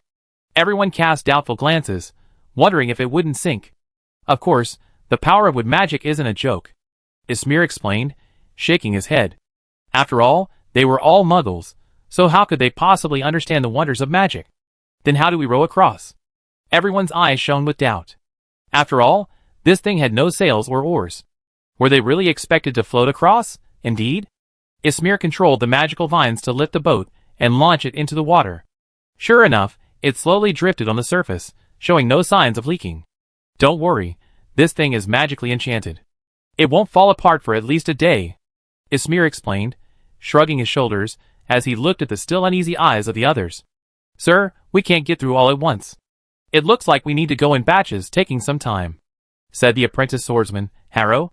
Well, it'd take more than a dozen attempts. I plan to let you go first, while these warhorses and carriages pull one at a time. Ismir glanced at the heavily loaded carriageway. Won't this thing sink? The carriages probably wouldn't be able to withstand it. No. Ismir shook his head firmly. Natural magic naturally included water control, and using water to carry the boat was the only solution he could come up with. That's good. Everyone nodded repeatedly. After all, those things were their future fortunes. Please. We're going to explore, not to survive in the wilderness like Bear Grylls. Dragon God. I swear I built a big ship for our territory. Everyone's legs felt weak.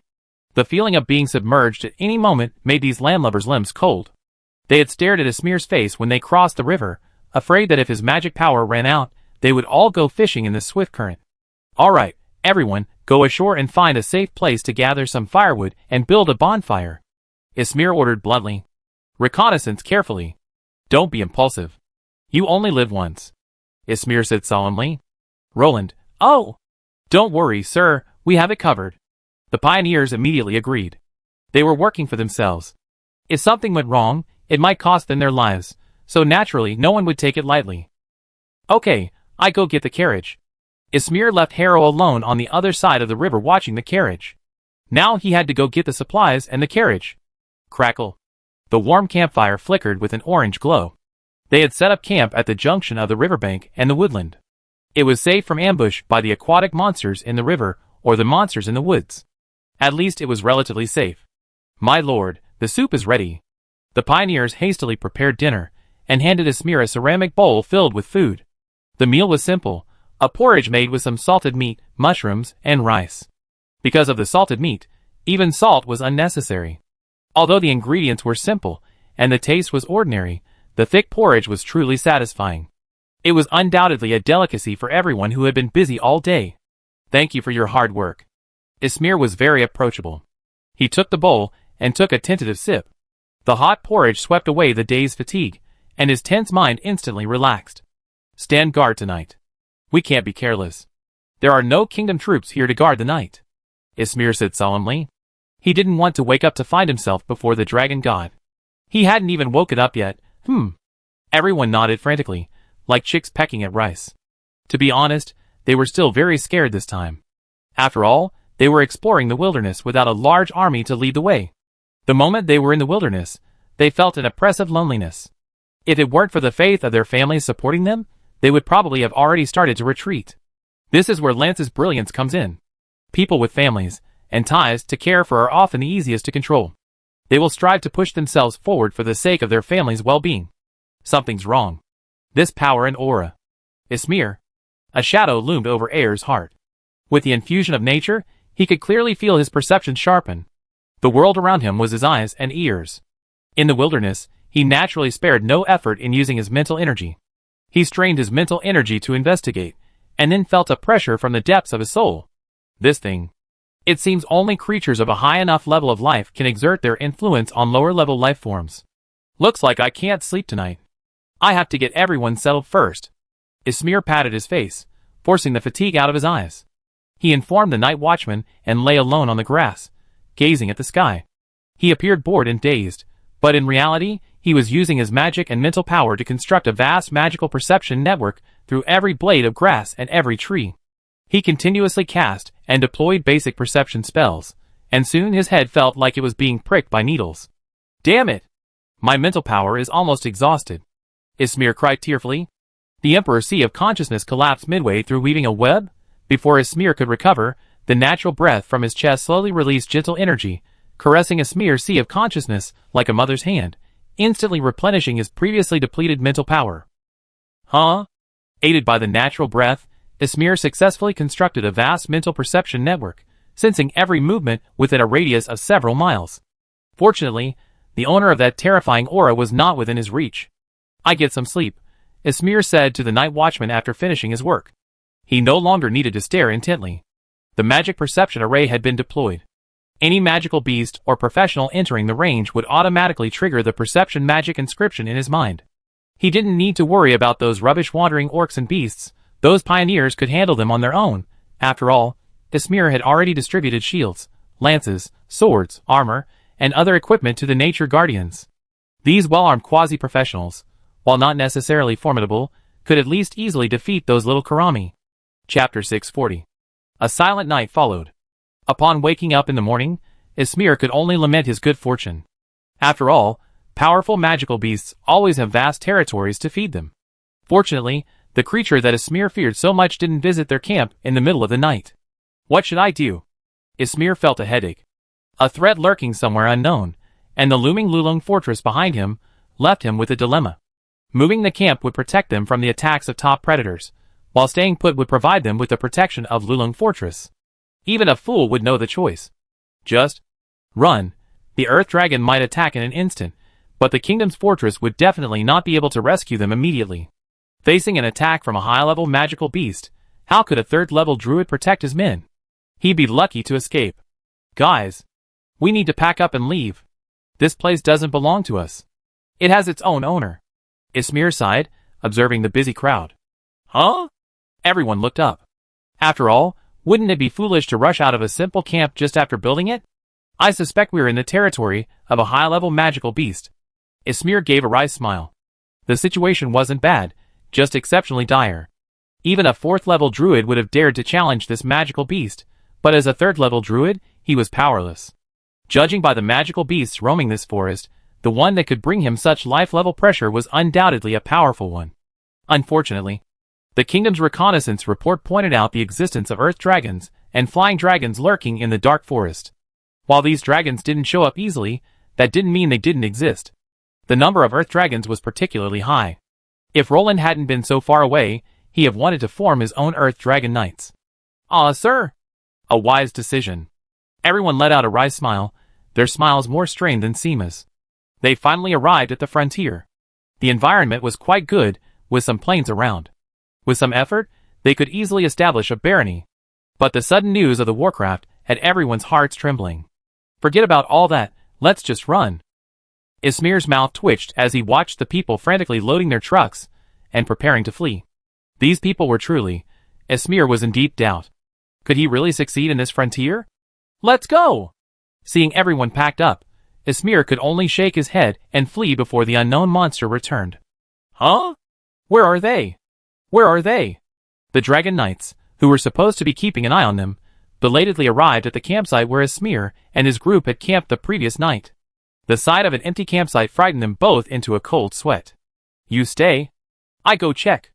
One of the Dragon Knights gritted his teeth. If there really was something foul going on, at least there was someone who could report back and avenge him. Huh? The dragon folded its wings and landed on the ground, obediently awaiting the knight's instructions. The Dragon Knights, however, were already eagerly investigating the situation. It wouldn't matter if they didn't, but a quick glance would give them a high blood pressure. Damn it! The campfire's still warm. There's wood and building materials scattered on the ground. So they're planning to use this as their base? What made them abandon this place? The Dragon Knights looked around solemnly, confusion flickering in their eyes. What's going on? Seeing their companions return, the remaining Dragon Knights in the sky approached without hesitation and asked. They disappeared. They were here not long ago. Damn it! We lost a noble. We should have kept a watch on him day and night. A Dragon Knight exclaimed angrily. They could already imagine General Renault's wrath. Because these people were so close to Lulung Fortress, they chose not to keep a constant watch on them. Instead, they stationed themselves inside Lulung Fortress and checked their whereabouts from time to time. Let's go back and report to General Renault. We can't delay any longer. One of the Dragon Knights, who had gone down to investigate, hurriedly said. Now they could only try to find a way to fix the problem and find them. Okay. The other dragon rider nodded and flew back to Lulung Fortress as swift as a meteor. What? People are missing? Renault was bewildered. How could a group of living people get lost? Did you search thoroughly? Renault's mouth twitched. There's no sign of them anywhere. The dragon riders narrowed their eyes and exchanged glances. Take me to the scene. Renault shook his head helplessly. He had no choice but to investigate on his own. Okay. The two dragon riders exchanged glances and nodded. Roar! A massive shadow emerged from the dense forest. Crack! Sharp claws stamped deep footprints on the ground. Its reckless charge flattened a vast mass of brush, and a terrifying pressure spread outward. Roar! Suddenly, the figure stopped, its head raised, and it sniffed the air carefully. It knew its territory had been invaded by unfamiliar prey and a powerful foe, a wyvern. It gazed warily to the west, its eyes, already brimming with intelligence, flickering. Finally, it took off, heading westward. It was determined to defend its territory. There are wheel tracks here. Going south. It seems they were forced to migrate. What happened? Renaud speculated, half kneeling on the ground, observing the lone remaining wheel track. Perhaps a powerful beast? Or orcs? The dragon rider behind him exchanged glances. Not sure. A powerful beast wouldn't give them a chance to escape, and orcs. There are no signs of battle here. This left Renaud perplexed. After all, Renaud's perception was certainly not as sharp as that of Esmir, who possessed a fragment of the goddess of nature. He couldn't figure out what had happened, even with all his might. How do we chase them? They entered the dense forest. The dragon knight said helplessly, scratching his head. After all, finding them beneath a dense canopy would be too difficult. Their target is the Romanian plain, Renaud said firmly after a moment's thought. He reflected that a man as intelligent as Esmir wouldn't simply plunge into the perilous dark forest. He must have encountered an irresistible force, and decided to relocate his camp. Besides the open space around the old forest road, the only other nearby destination was the Romanian plain to the south. Then the dragon knight behind him hesitated. We go south and wait for them. Renaud gritted his teeth. While he had a responsibility to the kingdom's nobles, that didn't mean he would send a large army into the forest to search. Roar! A forest-shaking dragon roar echoed throughout the edge of the murky forest. A khaki figure swiftly dashed through the jungle. It had already sensed the presence of the invaders, but unfortunately, they had already left its territory, which delighted it greatly. After all, it was reluctant to engage in a battle to defend its territory. However, it also smelled the scent of other weak prey in the invaders' position, which immediately aroused its ferocity. It moved its sturdy limbs straight ahead, following the scent in the direction of Esmir and his companion's retreat. Damn it! The scent of an earth dragon! Esmir's pupils shrank. Chapter 641. Run! Speed up! Esmir roared. The men, fearless, whipped their horses and spurred them forward through the jungle. The dense underbrush made every step difficult, and they could only grit their teeth and force their way through it. What happened, sir? The bewildered men asked as they ran, looking at Esmir, who had suddenly lost his temper. Long way. It's a wild dragon. Are you going to die if you don't run? All professionals, clear the way. Esmir roared with a dark face, tearing through the trees blocking his path with magic. Everyone fell silent, but their pace visibly quickened. The nature guardians drew their steel swords, and used their fighting spirit to hack at the bushes blocking the carriage's path. The once difficult path now became much smoother. Oh no! Coming for us! Esmir said bitterly. Within his mental range, the terrifying dragon's might was drawing ever closer. It seemed to him that the very air was being shattered by its presence. Hello. Take the common people with you. Esmir gritted his teeth and suddenly said. Although he was just a peasant newly minted into the nobility, he still inherited the glory of the imperial nobility. Protecting his subjects was his duty and obligation. Fight! Descendants of Raglan! Esmir roared. He paused, watching the carriages pass by. He casually pulled a spear from the last carriage, and stood with the other nature guardians. Don't engage head-on. Hold him off for a while, then we retreat. Esmir warned. The enemy is a ground dragon. Be careful not to engage it in a prolonged battle, and beware of its breath. Esmir judged. If it were a flying dragon, it would have caught up long ago. Only a ground dragon traveling on 4 legs could match that speed. All right, sir, you don't have to say that. We know it's dangerous, but the fact that you spoken about it makes us even more afraid. What half-baked, first-level professional could possibly face an earth dragon head-on? Ouch! A few minutes later, a cluster of trees, each about the thickness of a man, suddenly collapsed before them, and a massive creature burst forth amidst a cloud of dust. Armored earth dragon. Everyone's eyes widened. The visible armor on its back immediately revealed the identity of the incoming creature, an adult, mid-level warcraft. An armored earth dragon. If it were just an ordinary mid-level warcraft, perhaps everyone would have breathed a sigh of relief. After all, a level 3 druid like Esmir could still hold his own against a mid-level warcraft. However, dragons inherently possess a talent: cross-level combat.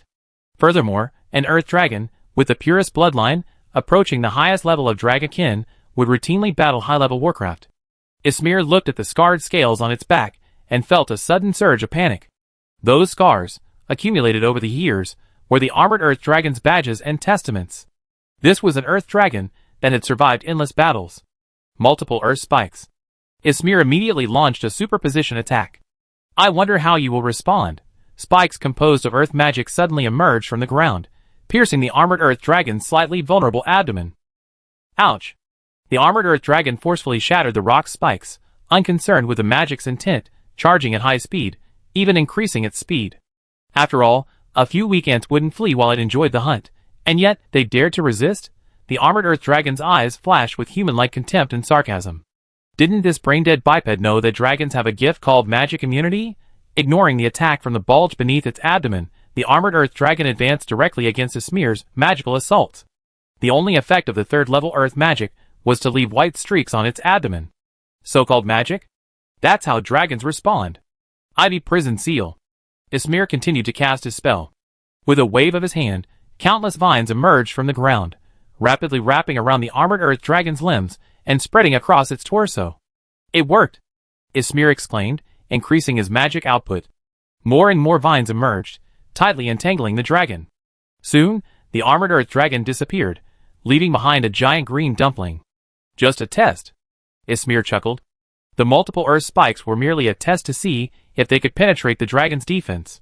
In truth, Ysmir had no intention of defeating it. He was simply stalling for time. Your Excellency is brilliant. You're brilliant. Your Excellency is brilliant. The Nature Guardians immediately applauded and offered their own praise. Who cares?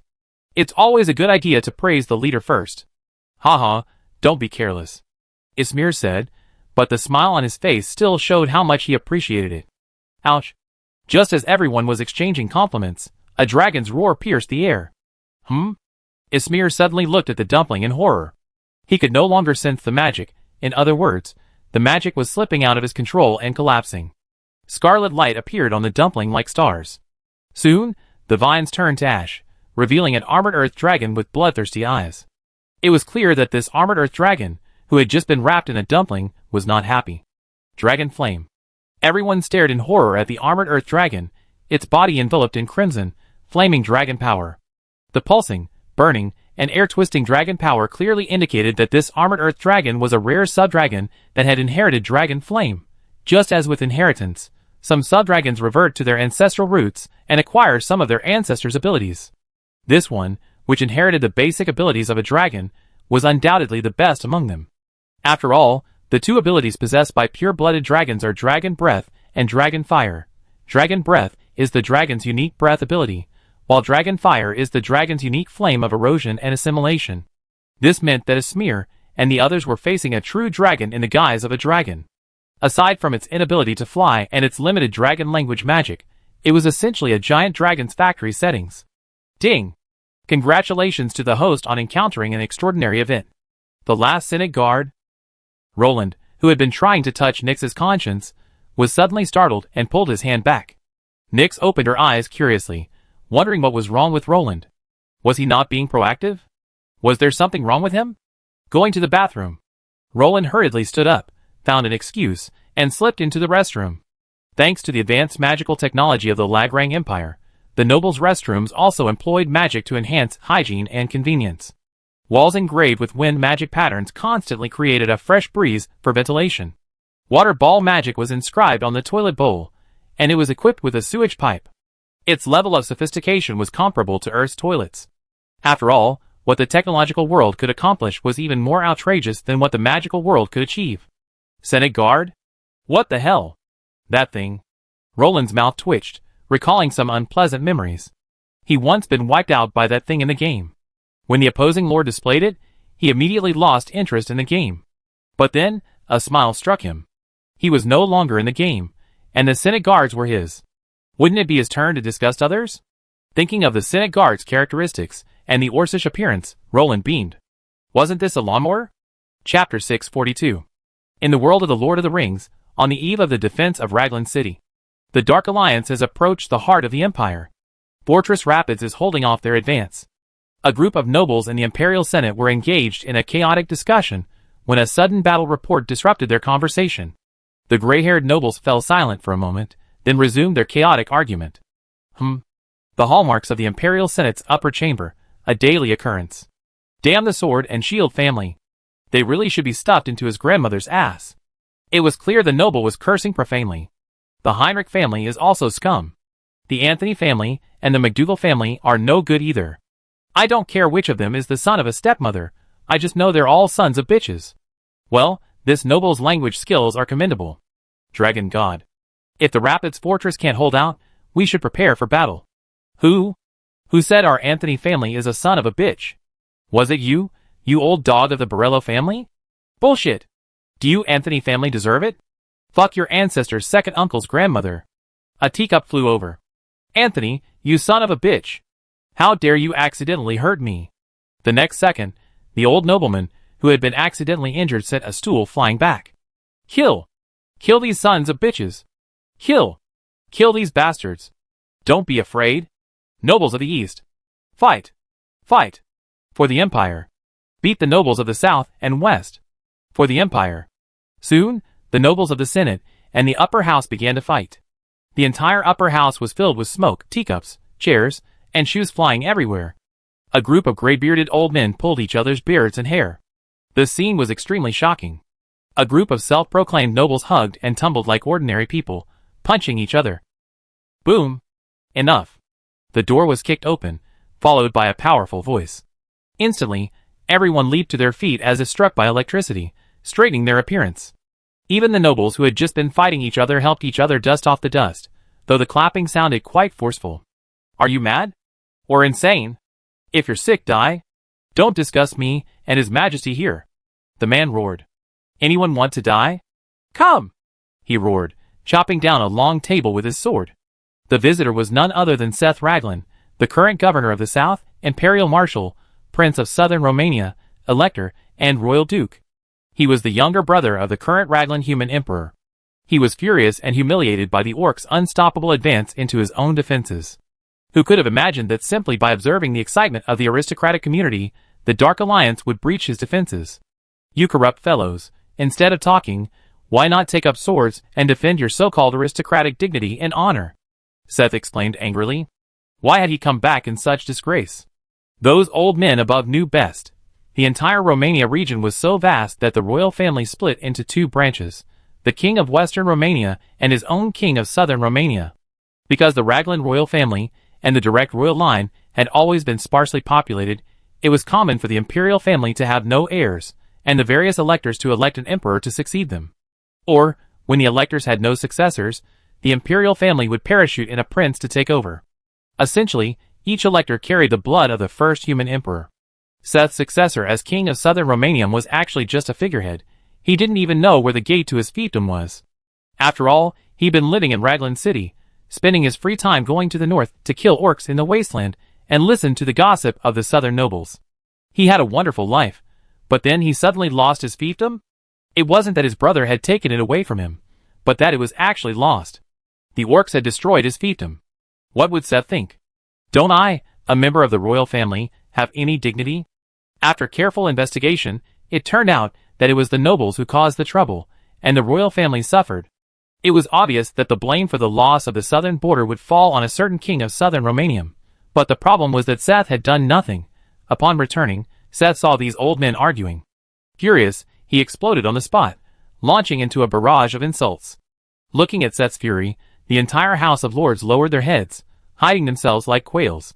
We just received news that the orc army is at the gates of the city. They attacked the fortress of the Flood. The Black Knights and the Ringwraiths have all gone to battle. Prince Seth was killed in the battle at the fortress of the Flood. The fortress has suffered heavy casualties. They're requesting reinforcements. As the visitor finished speaking, the entire Senate fell silent. The House of Commons naturally wouldn't gather unless necessary. After all, they were made up of civilian representatives. But the members of the House of Lords were constantly engaged in the Senate, exchanging insults. Those present were all experienced nobles, and they naturally understood the significance of Seth's death at the fortress of the Flood. Then send in troops, someone said gravely. The problem is that the Empire is out of troops. The old man from the Anthony family said dejectedly. The fighting in the north is still going on. The army is converging there. Otherwise, how could they easily defeat us? An old man glanced at him with disdain. Guess why the orcs are so unstoppable in the south? Where have all the nobles and imperial troops gone? Only the Royal Legion remains in Raglan. Everyone we could send from the East Emperor Fortress has already been taken away by Seth. Are there any powerful nobles around our imperial capital? The man paused mid-sentence. After all, the look people gave him as if he were a fool reminded him, you still remember this is the imperial capital. Where are the powerful nobles in the entire empire's direct jurisdiction? There are only a few who hold official titles. What emperor would dare to keep an army he can't control?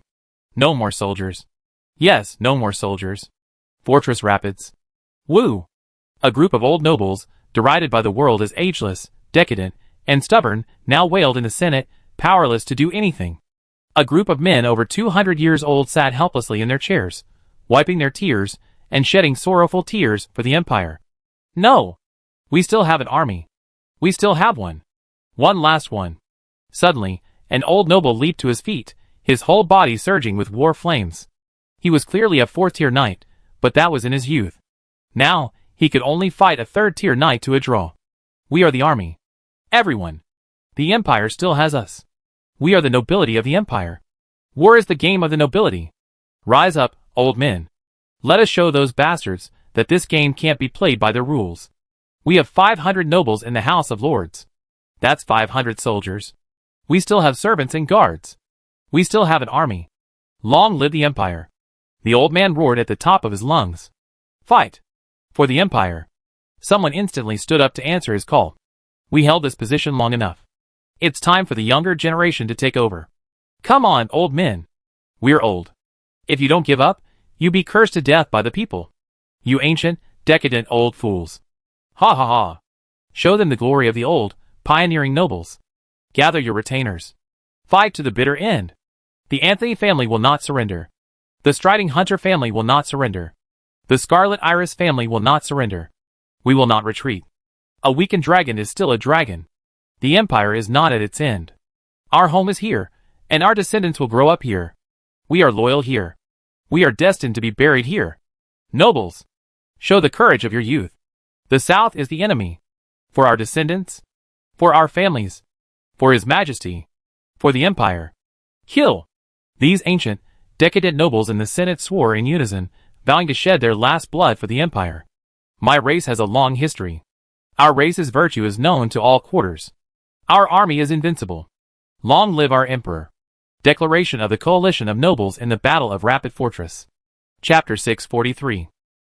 This final reinforcement force, comprised of veteran nobles, family retainers, and Senate guards, arrived in the northern part of the fortress at its most critical moment, successfully helping the fortress maintain its stalemate. This bought precious time for Governor Rayner, who was drawing reinforcements from the northern border. After all, a large army would take time to move, and a teleportation array couldn't transport hundreds of thousands of people. But how long could a group of elderly nobles and their retainers hold out? They gave the answer, 2 days. 2 days after the last reinforcements arrived at Fort Swift Stream, the last of the elderly noble knights collapsed in a pool of blood. The entire Fort Swift Stream had practically fallen. Aside from a few defenders in the core fortress, who still held out desperately, there were no imperial soldiers anywhere else.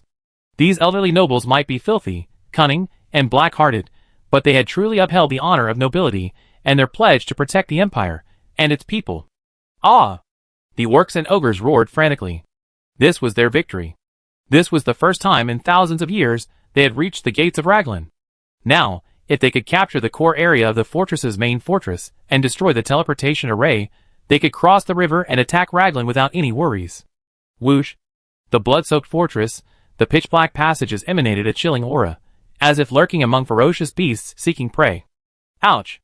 An impatient group of orcs rushed into the passage, eager to capture it and feast on human blood. Swish! A streak of sword energy suddenly flashed across, and the orcs near the passage stared wide-eyed as they saw their limbs torn apart and falling to the ground, struggling to death. Heavy footsteps echoed from deep within the dark passage, causing the orcs, who had been eager to fight, to pause and gaze in doubt at their comrades struggling to survive on the ground. What could be in there? The unknown is the greatest fear. A tall figure slowly emerged from the passage. The orcs gazed in horror at the approximately 2.5-meter iron tower. Suddenly, forgotten memories flashed back to them. The oppression and fear these human soldiers had inflicted on them over the past 2 days was even greater than that of any other 6th-level professional in this fortress, It was none other than a Senate Guard soldier, ordered to single-handedly guard this passage. These half-giants, with some autumnal giant blood, were known as blood mist generators and battlefield meat grinders during the Battle of the Fortress of the Flood. Their movements decimated dozens of orcs, inflicting immense psychological pressure on the orc army. These half-giants from the frigid north were muscular and towering. While not as imposing as true giants, they still commanded the attention of the Lagrang Empire. Originally, these half-giants, with their minimal resistance to magic, would have eluded the Imperial army. However, thanks to the infamous Blood Mist incident, these melee mincers successfully entered the Senate sights. Speaking of the Blood Mist incident, we must mention the Jean Den family, a family as renowned as the sword and shield in Imperial history. Because their emblem was the Blood Mist blade, they were also known as the Blood Blade family. This family's reputation was truly infamous. Originally a family of border earls, they were considered respected members of the upper nobility within the empire. However, during their expansion, they illegally seized territory, resulting in the creation of a duchy-sized earldom in the eastern part of the empire. While the nobles initially turned a blind eye, their excessive exploitation of their subjects led to complaints filed with the capital. The Imperial Senate, besides the 500-member upper house of nobles, also has a 2,500-member lower house of commoners. These seats are evenly distributed among the noble fiefdoms of the imperial cities.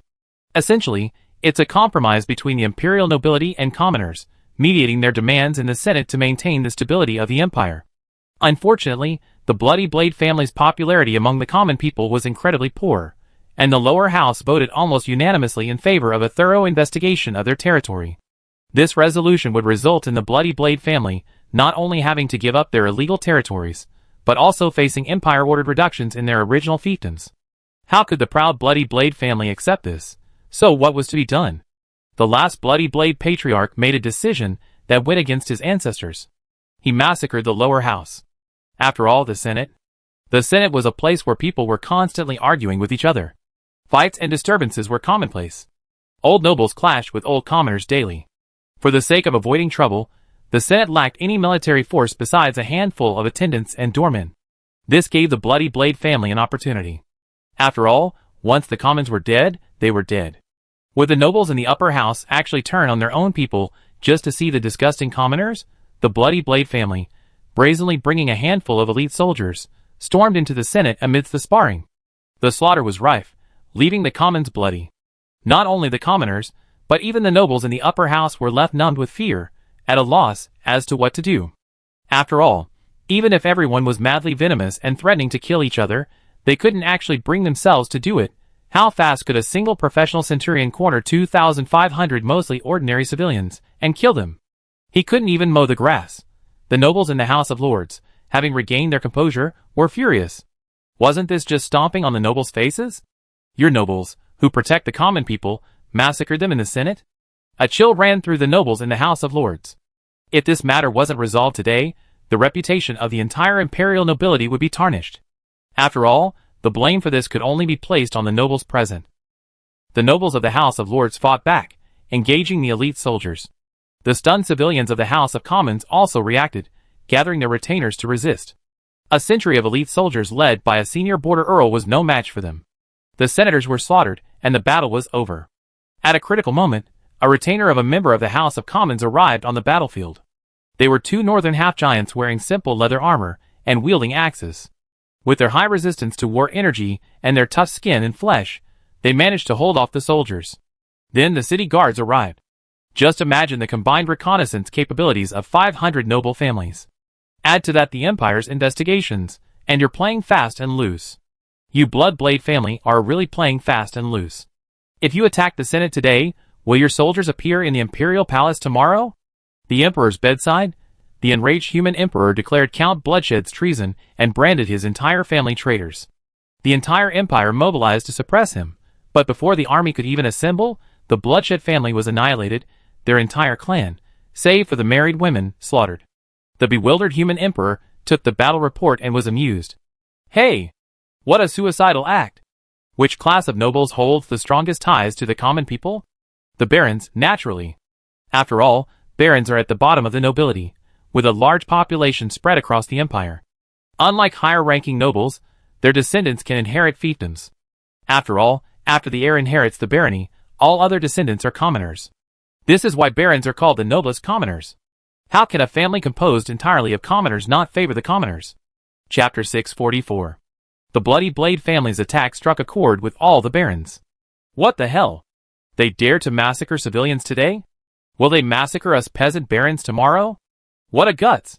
Then the Bloody Blade family, delighted by the Border Barons Coalition's punitive package, were immediately overrun by dozens of them, along with the surrounding imperial garrisons. They didn't even wait for the emperor's orders. Upon hearing the news, they unilaterally assembled their forces and annihilated those bastards. Never mind being aristocrats, the aristocracy couldn't afford to massacre imperial civilians. Anyone who could do such a thing was either a noble or a beast.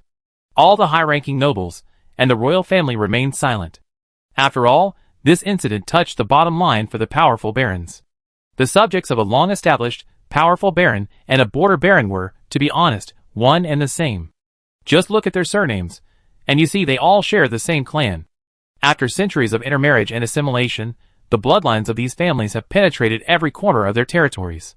This is why barons are so cautious when conquering. After all, the soldiers you lead aren't just soldiers, they're your 9 clansmen. The one who took your bullet was your cousin, the one who charged was your nephew, and the one who died before your eyes was your uncle. Under such circumstances, no established baron would dare abuse his subjects and soldiers. Even collecting taxes requires a smile, and if there's no money, he has to pay it himself. How could a baron so humble not love his subjects like his own children? Are they leeks? They're my dearest relatives. Thus, among the nobles who fled and abandoned their territories, there were never any barons with the title of baron. Instead, many died while covering the rearguard while protecting their subjects. The empire would provide encouragement and subsidies for such acts after the war. Protecting the subjects' retreat is completely different from fleeing on their own.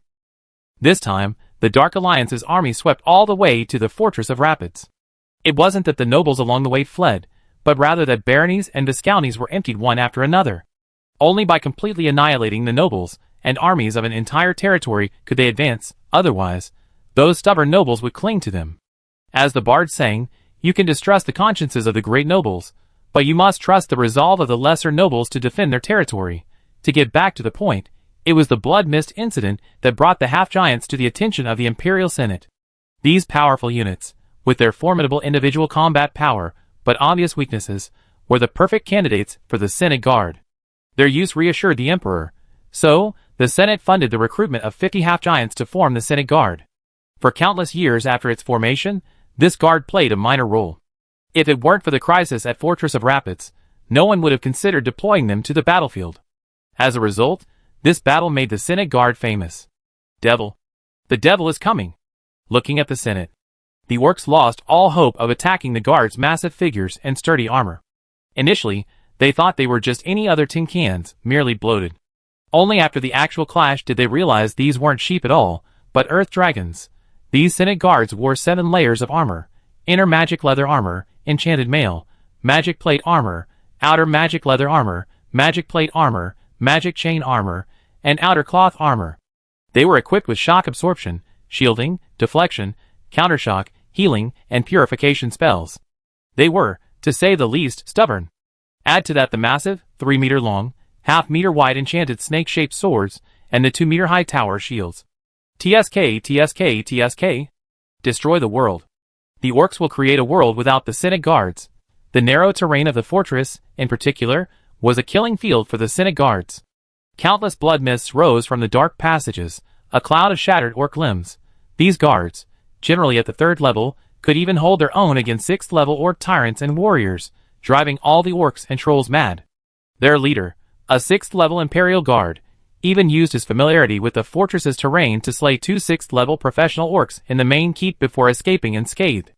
So, when such a tin-can emerged from the pitch-black passage, all the orcs shuddered. Buzz! The spells cast by the orc warlocks and shamans on the Senate Guards, equipped with magic resistance armor, failed to even stir a ripple, instead enraging the savage half-giant. He roared, swung his 3-meter-long snake-shaped sword, and slashed forward to slash. Dozens of orc heads obediently flew off the orc horde. Well, the sword's impact was just level with the orcs' heads, which was quite impressive. Kill! The Senate Guard roared, charging into the enemy horde. Before the corpses of thousands of orcs, a massive, headless figure knelt on the ground.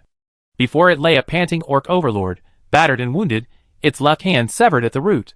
Just then, this Senate guard, who had blocked the orc army's path, had traded his life for his wounds, ignoring the axe blows aimed at him and severing its arm with one blow. Ah! He swung his axe in anger, striking the headless corpse. Bang! The immense recoil sent it stumbling to the ground. It glared at the half-giant, still restless even after death, clutching its still bleeding severed arm. The fall of Fortress Swiftstream was inevitable, but the Imperial soldiers within held out until Raynor's army successfully recaptured the fortress. The only Imperial soldier to emerge from the fortress was the Senate captain, a 6th-rank Imperial guard. The rest, including hundreds of nobles, a prince, a duke, 3 marshals, and tens of thousands of soldiers, were eternally buried there. The human emperor, impressed by his courage and perseverance, bestowed upon him the title of Guardian of Fortress Swiftstream and the title of Imperial Count. However, this simple-minded half-giant refused the emperor's reward, accepting only the title of Guardian and requesting some gold coins. He then left Lagran City and settled into seclusion. Perhaps in his heart, he had already died. After all, the nobles and colleagues he had spent so much time with had perished in Fortress Swiftstream. He left this heartbreaking place, and with them, the training methods of the Senate Guard. Although the Senate Guard was restored, it was never the same again. For Roland, this was the original Lord of the Rings game. A branching storyline CG, primarily dedicated to the Senate Guard. As the saying goes, each version has its own unique talent, and in that version, the Senate Guard was truly buggy. Without high-end mages, melee units were completely overwhelmed. Roland had naturally been disgusted by it, and the conditions for obtaining one were demanding. He needed to find the secluded Senate Guard captain in the Great Greenwood and bring back a half-giant suitable for inheritance. How could Roland, a minor noble from the west, even possess a half-giant, a specialty of the north?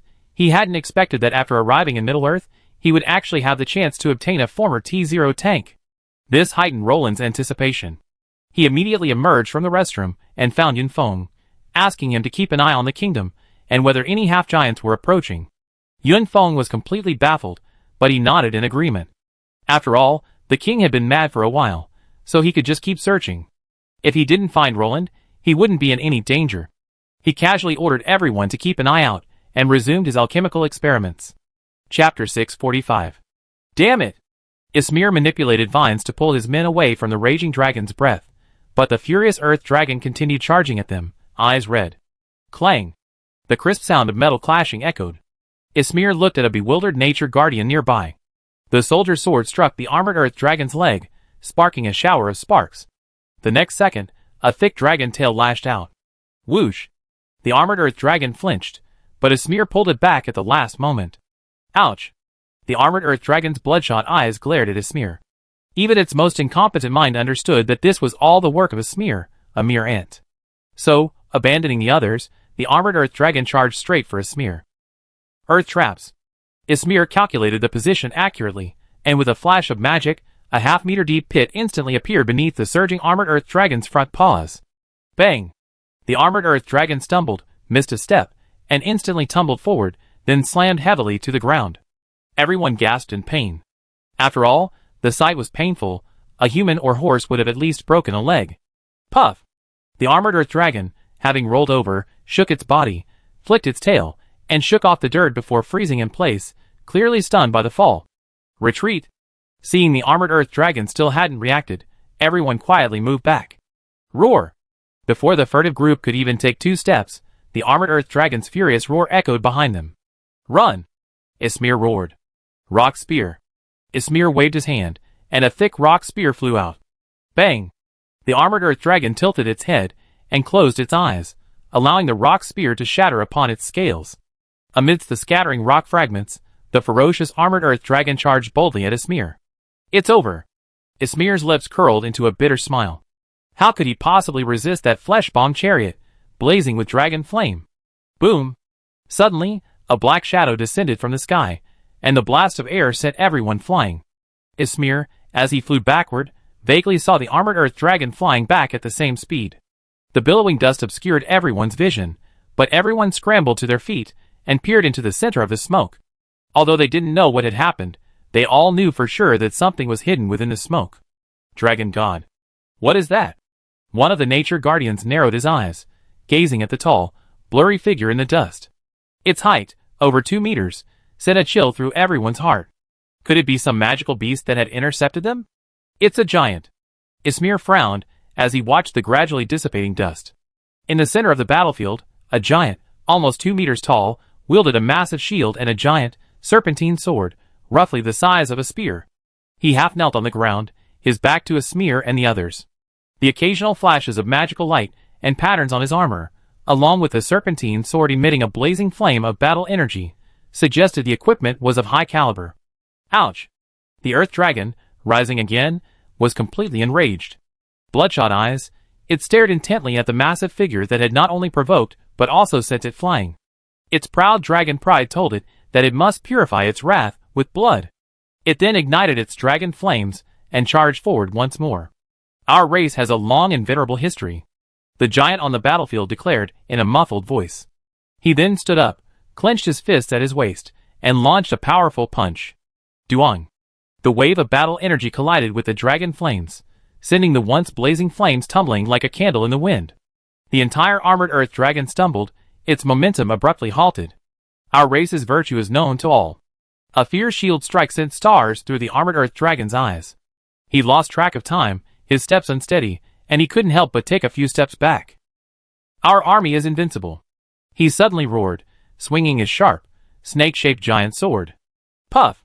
The armored Earth Dragon's solid scales were sliced apart like a hot knife through butter, splattering scalding blood. Ouch! The pained armored Earth Dragon twisted its body wildly, slamming into the giant's body and biting its arm. The unmoved giant dropped its great sword and faced the dragon's mouth with both hands. My Emperor! Long live! Forever! With a roar, he grasped the armored Earth Dragon's mouth and hurled it into the sky. Then, with his arms surging with fighting spirit, he slammed the dragon to the ground. Bang!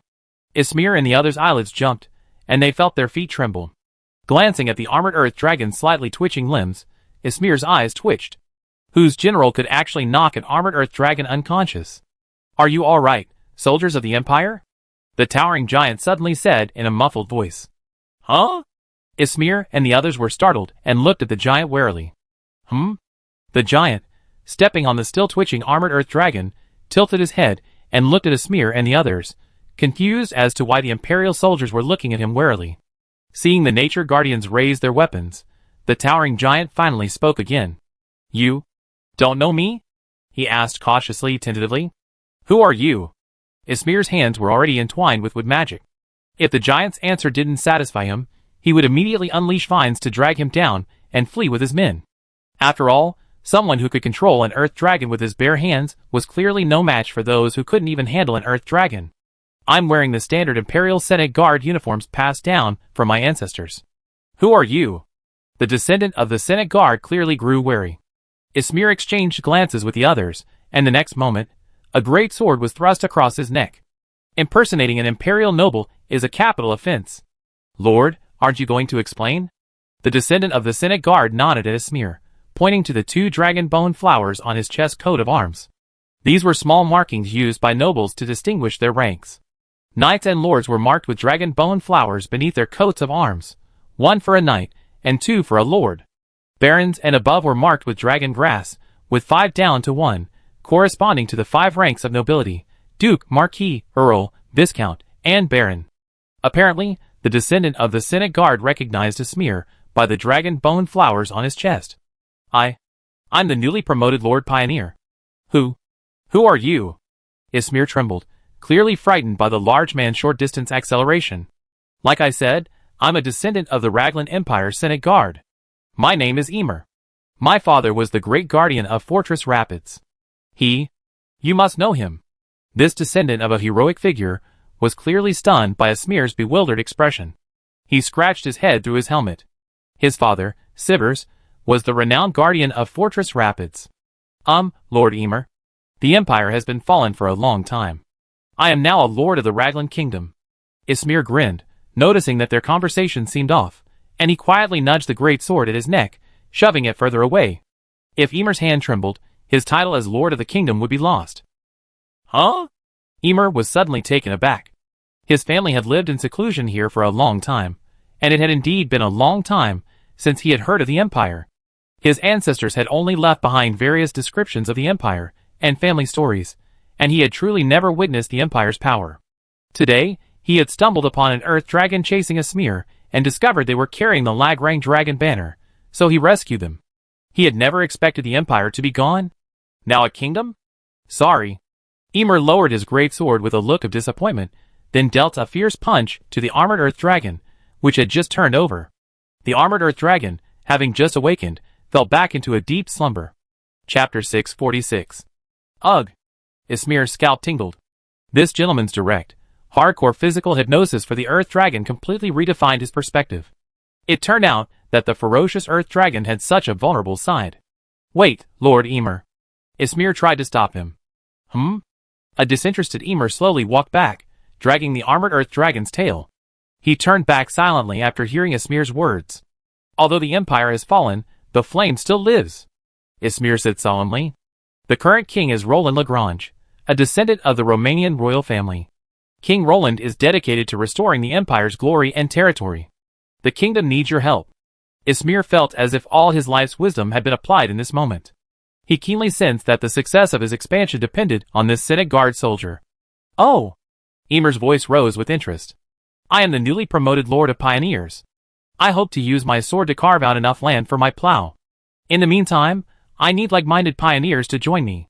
Lord Emer, I formally invite you to join my pioneering team. I will generously share my land and title with you, Ismir said solemnly. Lord. Puff. Emer suddenly laughed, amused by the solemn lord before him. He knew Ismir was attracted by his martial prowess.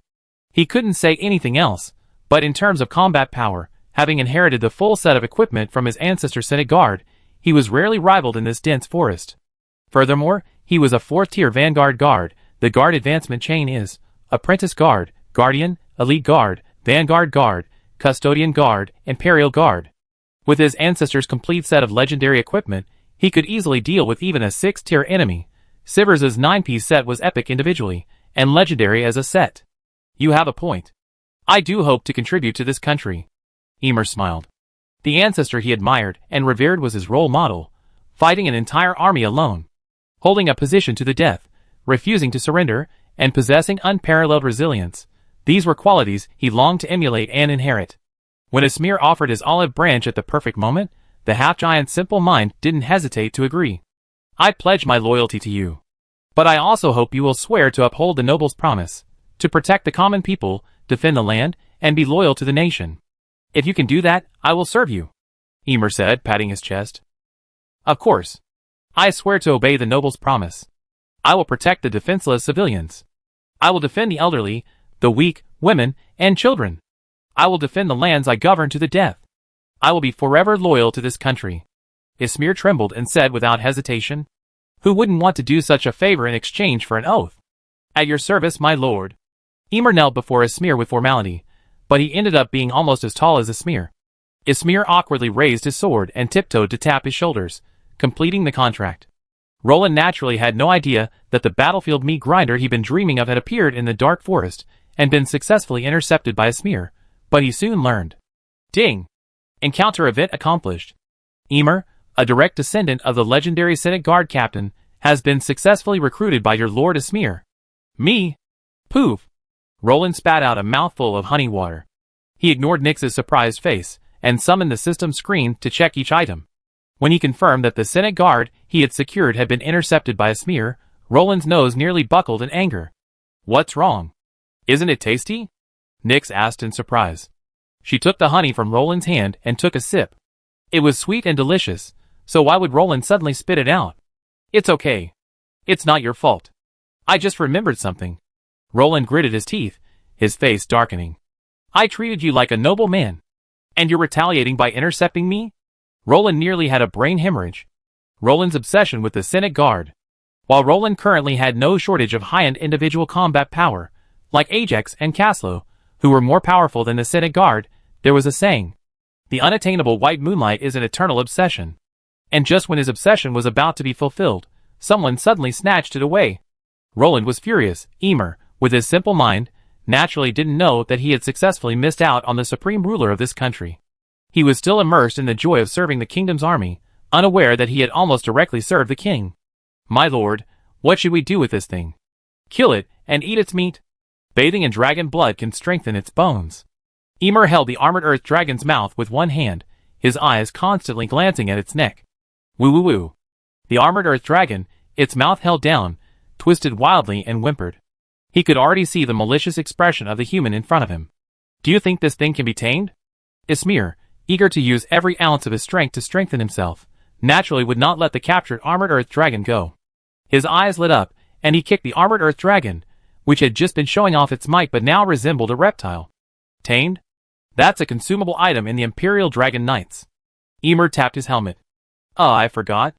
This thing should be quite valuable now. Ymir thought, then realized that with the Empire gone, there was naturally no way to mass-produce armored earth dragons, so it must be quite valuable at the moment. Then, Ysmir looked at Ymir inquiringly. Of course. Just beat it into submission. Ymir smiled broadly through his helmet. My lord, just wait and see. With that, he dragged the armored earth dragon into the depths of the jungle. Is it okay? Ysmir glanced at the others. I think you should be concerned about that dragon. Everyone shuddered, stared at each other, and whispered timidly. Nonsense! I'm talking about that dragon. Ysmir's face darkened.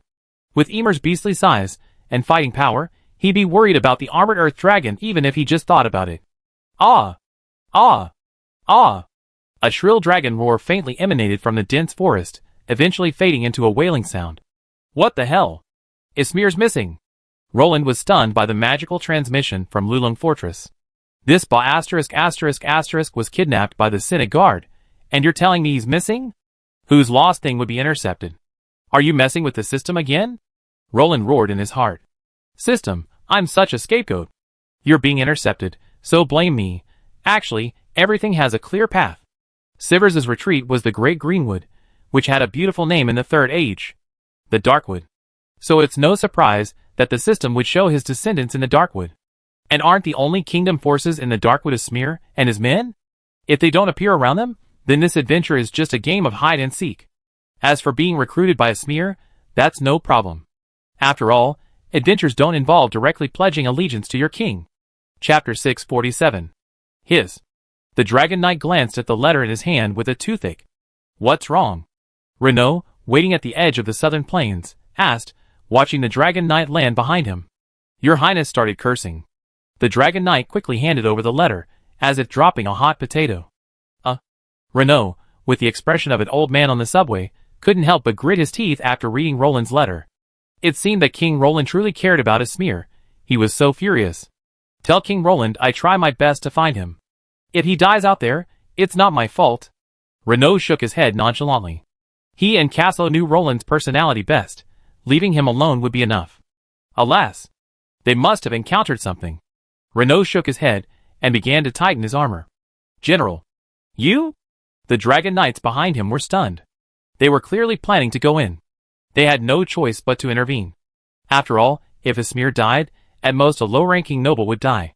If anything happened to Renaud, that would be a real mess. If the northern governor disappeared, that would be a real joke.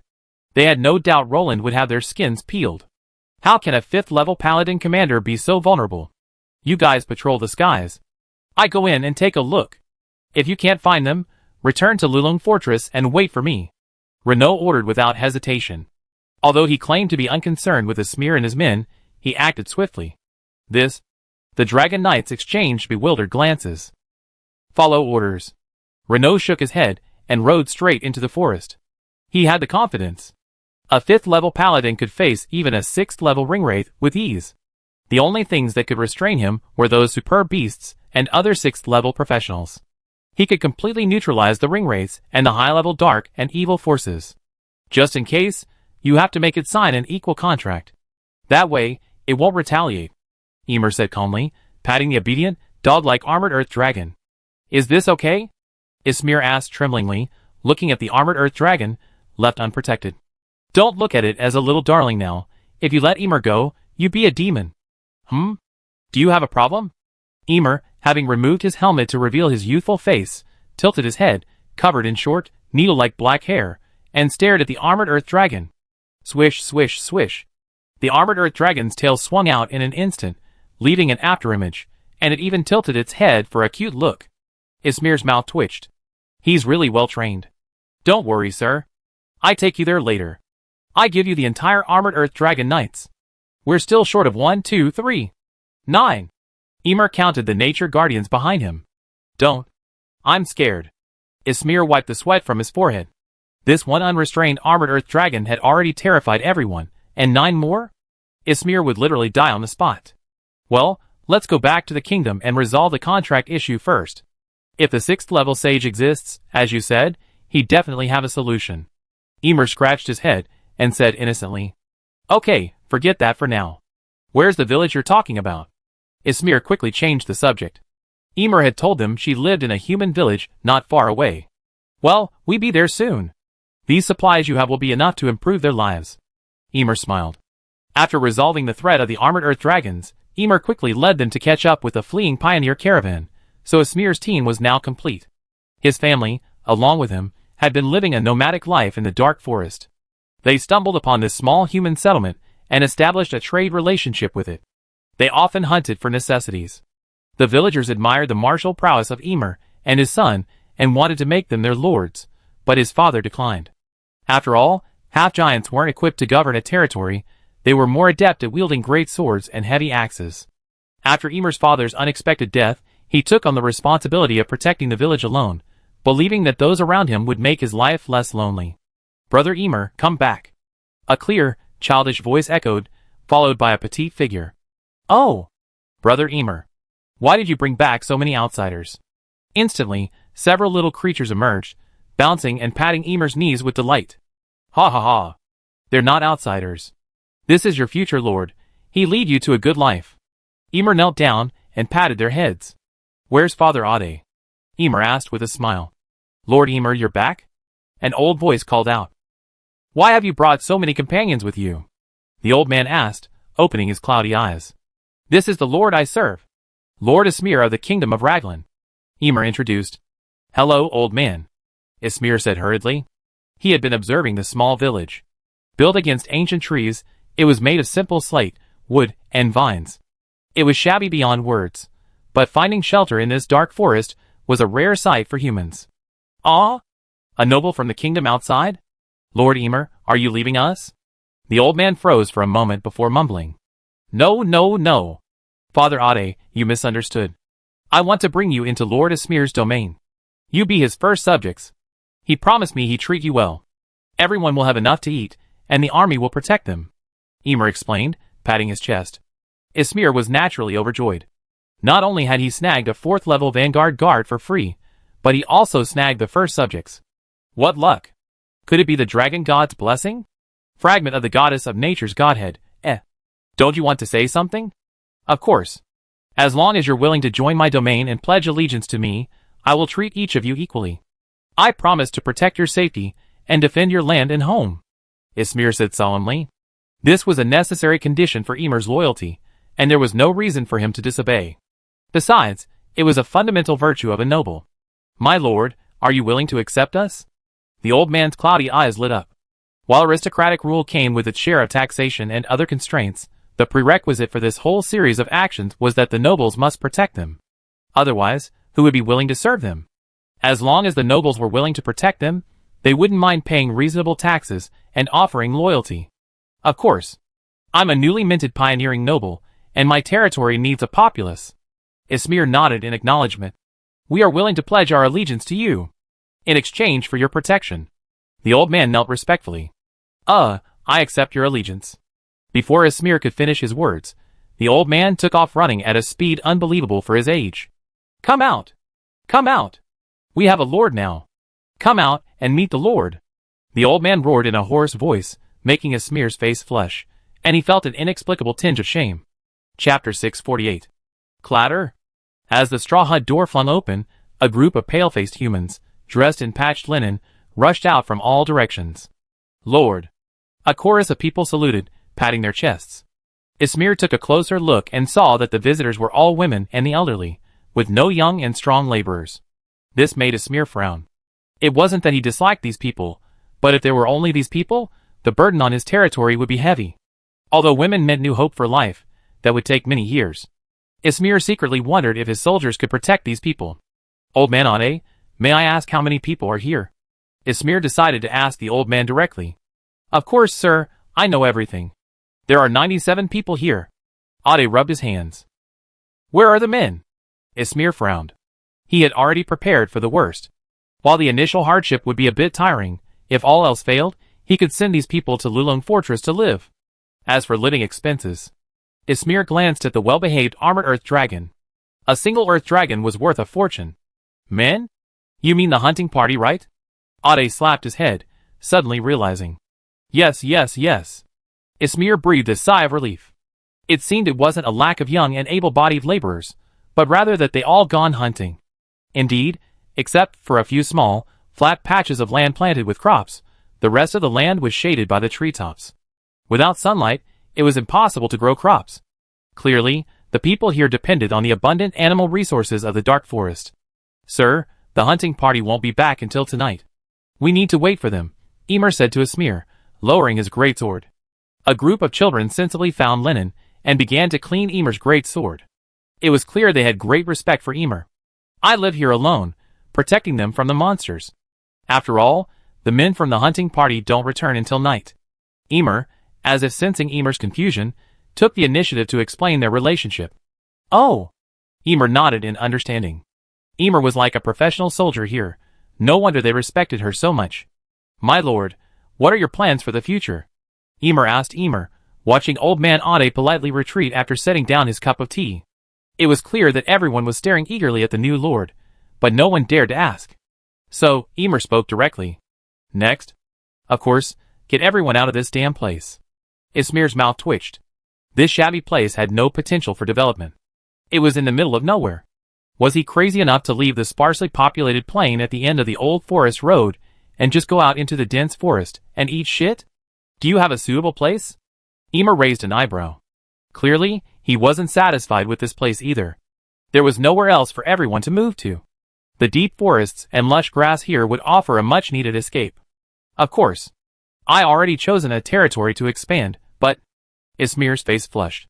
He couldn't say he was being chased for 2 miles by an armored earth dragon, could he? That's good. Ymir nodded. A lord with legal territory to expand would surely receive resources from the vassal. After all, no vassal would let their vassal die in the open air for no reason, right? Not good. Ismir's brow suddenly raised, as if realizing something. What's wrong, my lord? Ymir asked, gazing at the pensive Ismir. I've been out of sight of the kingdom's dragon knights for too long. Ismir frowned. He had long since noticed the dragon knight hanging behind him. Although the king said he wouldn't care, he certainly wouldn't leave him to his own devices. At least if he died, he'd know who to avenge. What then? Ymir asked. Take me back to the end of the old forest road first. The others stay here. Let's cross the river and return to Lulong Fortress to explain the situation. Ismir thought for a moment. He could tell with his feet that Lulong Fortress was in an uproar. He didn't know whether King Roland knew about it, but Renaud was sure to know about his disappearance. Who knows where he'd be going? Renaud, whom Ismir was talking about, was galloping through the dense forest. He slew dozens of stray orcs along the way and headed north, trying to find any trace of Ismir and his companions in the gloomy forest. It was like looking for a needle in a haystack, but Renaud just wanted to keep his conscience clear. What did they encounter? Renaud asked, somewhat perplexed. Besides their campsite, there were no signs of any other creatures. What had forced Ismir and his companions to flee south so hastily? Could it be a ghost? As his thoughts raced, Renaud released his mental power to scan the surroundings. A knight's mental power wasn't strong to begin with, and with the dense forest blocking his view, Renaud could only sense movement within a few hundred meters. The sound of horse hooves? Ymir's ears twitched as he grasped Ismir and whispered. Ismir was stunned for a moment, then the power of nature dissipated, releasing a vast spiritual force that surged in all directions. That shouldn't be the case. Why are there horse hooves here? Ymir asked in confusion. Ismir, standing beside him, relaxed completely. His spiritual sense sensed a warm surge of fighting spirit, like a ray of dazzling sunlight. It was Renaud, the man he was looking for. It's the kingdom's northern governor. Let's go see him. Ismir said to Ymir. What the hell? Holy spear. A dazzling spear light suddenly blazed, and a golden spear shadow was passed, hurtling towards the figure that had suddenly appeared before them. Bang! A large purple shield was quickly drawn across his body, directly blocking Renaud's spear shadow. Ismir's sudden appearance had clearly startled Reno, who was hurriedly on his way. Anyone who perceived two creatures charging from the dense forest with their spiritual senses would instinctively attack first. Reno naturally didn't discern them closely. After all, the presence of one of them already made him feel threatened. "General Renault, we're on the same side. Stop fighting," Ismir called out from behind Ymir. If he were suffocated by a single holy sword judgment from the 5th rank paladin commander, there would be no way to defend himself. Hearing Ismir's voice, Renault's movement suddenly paused, and his already ready ultimate move, Holy Sword Judgment, instantly fell silent. This highlighted the importance of paying respects. If Ismir hadn't met Renault, Renault wouldn't have recognized his voice and wouldn't have stopped. "Ismir? What the hell are you doing?" Renault looked at the iron tower before him, disheveled in the wind. He looked even more robust in the day they hadn't seen him. Was he on hormones? "I'm here." Ismir's face darkened as he emerged from behind Ymir. "Well, I'm glad you're okay." Senate guards. Half-giant. Renault glanced at Ismir. Not bad. Still alive, no missing limbs. Another look, holy crap. Senate guards. Unlike that muggle, Ismir, Renault was naturally incredibly knowledgeable.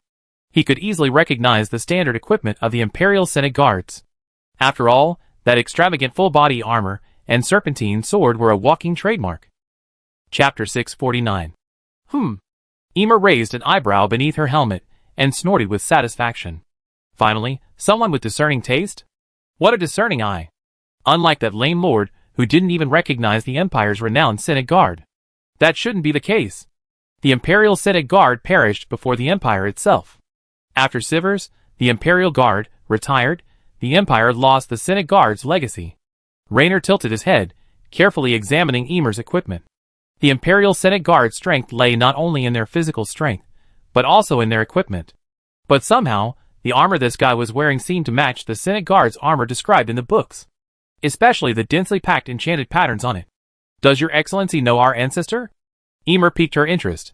Knowing the Imperial Senate Guard was already a rare sight, and remembering Sivers, the Guardian of Fortress Rapids, was even rarer.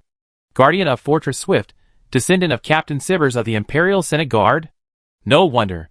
Then you must be wearing the legendary Blood Mist Village Guard suit. Raynor nodded in understanding. After the recapture of Fortress Swift, the Empire confiscated 49 suits of Senate Guard armor and buried them with the fallen guards. Coupled with Sivers' retirement, the legacy and armor crafting were lost. All that remained was Sivers' legendary suit, known as the Blood Mist Village. Ah! Ymir was shocked. How could this man know so much? You see, the Blood Mist Village suit got its name from the blood mist that would rise up whenever Sivers wore it and fell into enemy territory. Most people wouldn't even know this title. Is this northern governor so knowledgeable? Ha ha. Raynor chuckled. The knowledge stored in his memory bank was the same as that of the historical governor of the north.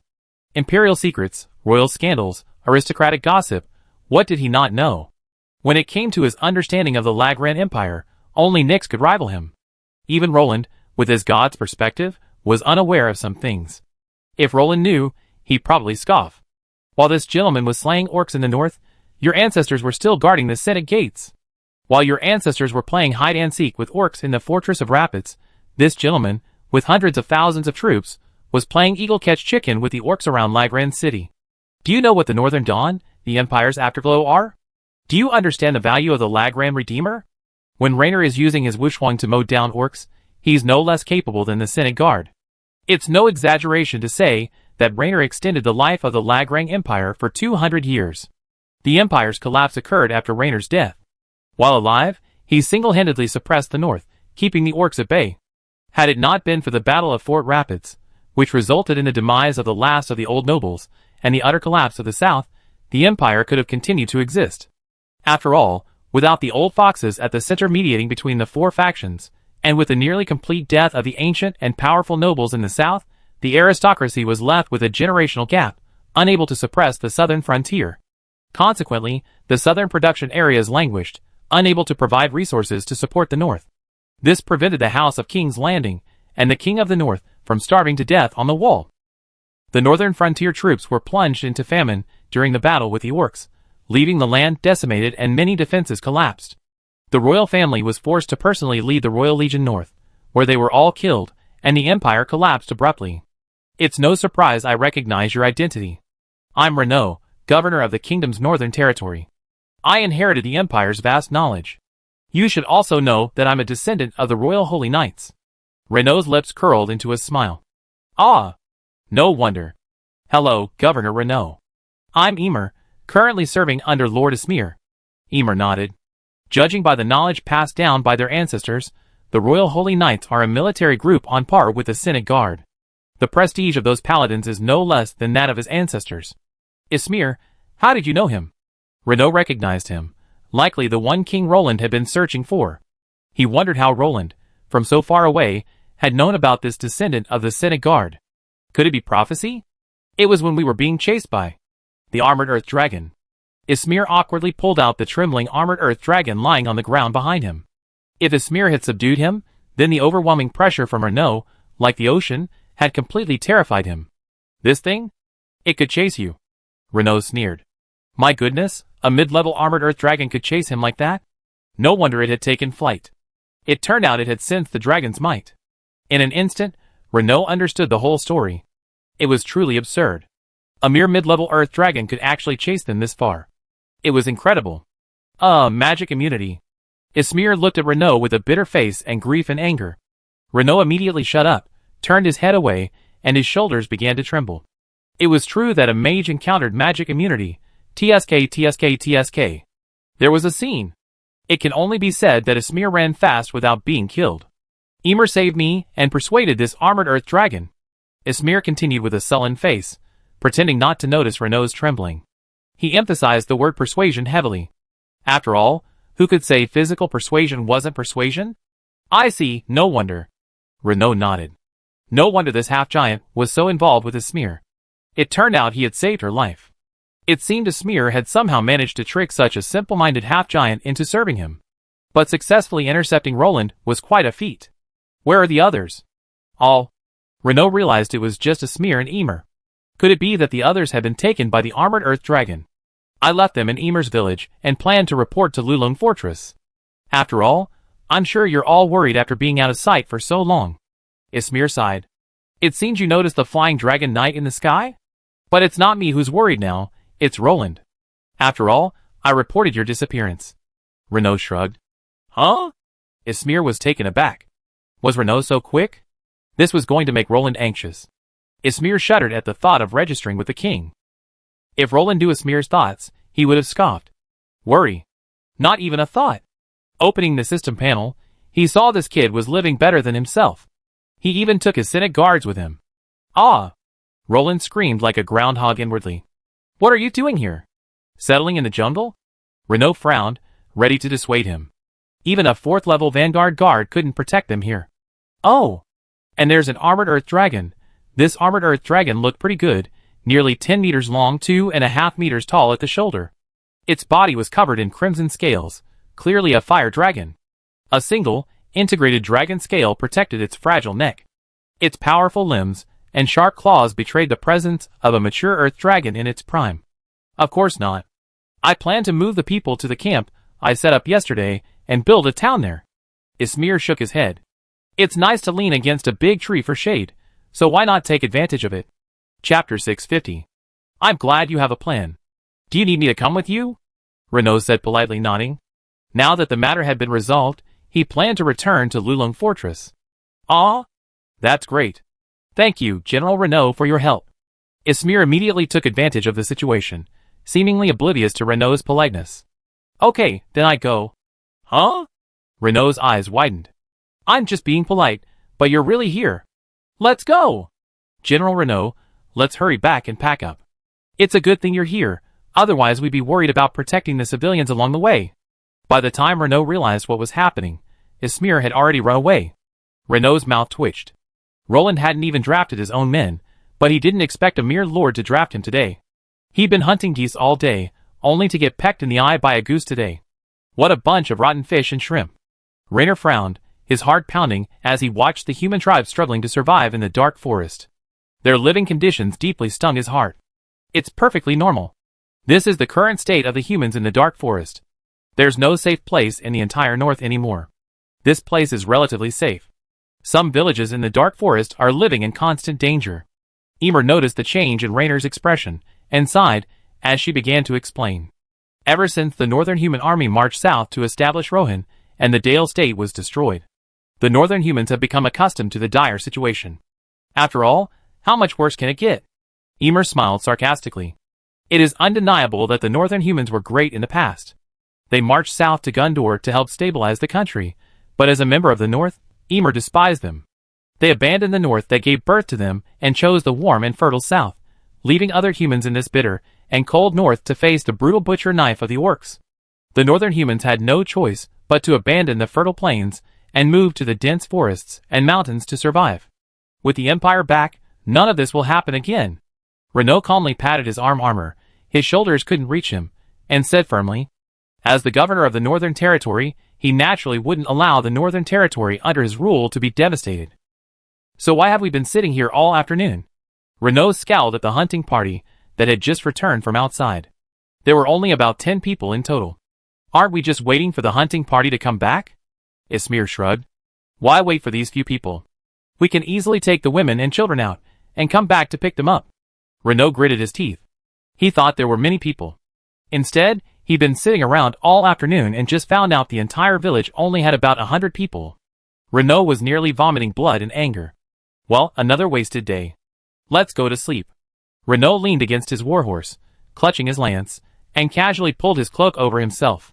He couldn't possibly be marching through the dense forest at night, with a group of elderly and children. Predators would be mad with laughter. Sir, you should go to sleep. I guard the first half of the night, Emer said to Ismir, stroking his great sword. The night passed in silence. The next morning, before anyone had even woken up, Renaud, with a sullen face, was already kicking them awake one by one. Get up and get ready. Your disappearance is troublesome enough. I don't want Roland to think I'm missing too. Don't cause trouble for the king, Renaud said, pulling the dazed Ismir aside. After all, he had told the dragon riders he was going to search for Ismir. Returning a day late was fine, but if he stayed too long, there was no guarantee the soldiers wouldn't think he was missing too. Dragon God. I see General Renaud. Lord Ismir's flag is among them. Why are there so many people? Did Lord Ismir bring so many pioneers with him when he left? The dragon knight soaring above the old forest road spotted Renaud and his group at a glance. After all, Renaud's golden paladin armor was very recognizable. General, you scared us to death. The dragon knight immediately descended, and upon landing, the knights above began complaining to Renaud. We found him. Renaud grabbed Ismir and threw him forward. Well, we found him, good. You should return to Lulung Fortress. Monsieur Lafitte Anthony is about to list you as a missing person. The dragon knight chuckled. Well, I go back and tell them you're safe. Be careful. If anything goes wrong, abandon your territory and cross the river, Renaud warned. After all, pioneering isn't about abandoning your territory and running away. If things go wrong, just run away. After all, you're on a land reclamation expedition, and you might encounter all sorts of monsters. It's human nature to seek good fortune and avoid danger. Okay, General Renaud. Ismir nodded gratefully. After all, Renaud's words were a favor, and his disregard for them was his duty. He still owed the favor. Let's go! Keep an eye on them. Renaud's remaining words were a warning to the dragon knight. Back? Did everything go well? Lafitte Anthony personally welcomed Renaud back, brushing him off while observing his expression. That idiot can't die. He kidnapped a city guard, and even found over 100 subjects in the dark forest. Pretty lucky, Renaud snorted. Then why did you get back so late? Lafitte Anthony asked, puzzled. Hey! Forget it. That brat captured the very men King Roland couldn't capture. Renaud still couldn't figure out how he could have said such a rude thing. And then, Ismir took advantage of him.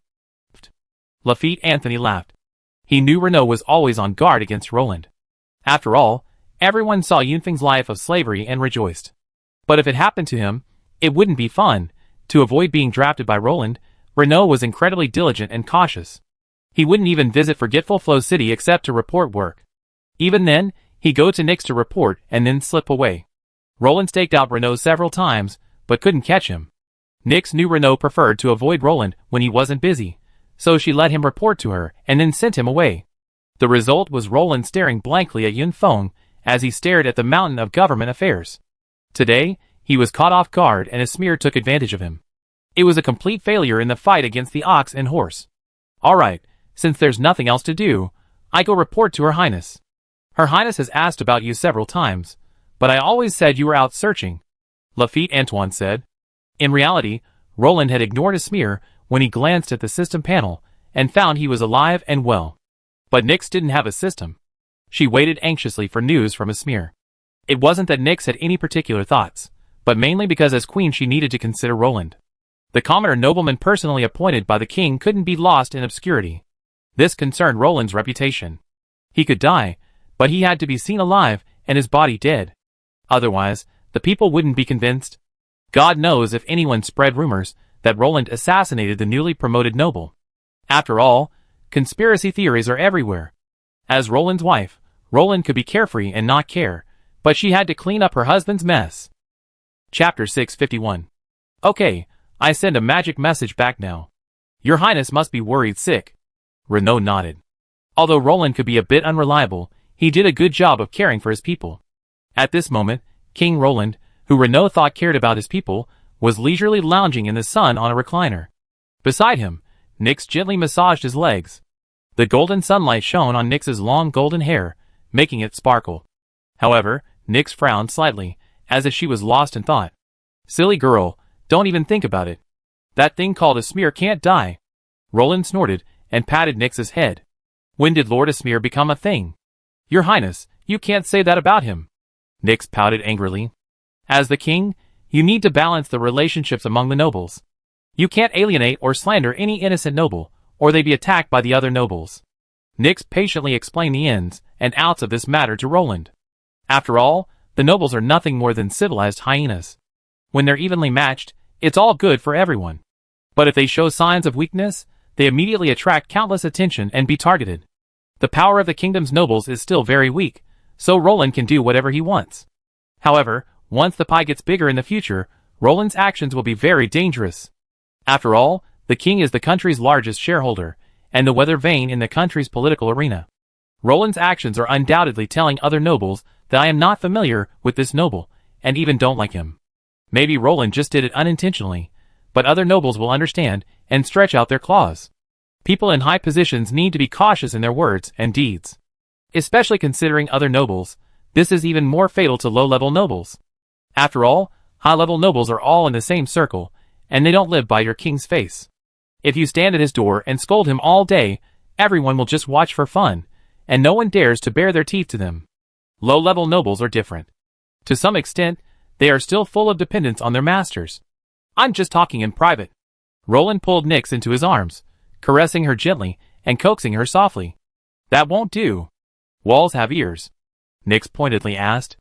How do you think all the imperial scandals of the past got out? Why would the emperor conspire with others in the forbidden magic chamber? This is the magical side of the world. Magic can do so much more. Okay. Roland bowed his head and admitted his mistake. Being king was so unpleasant.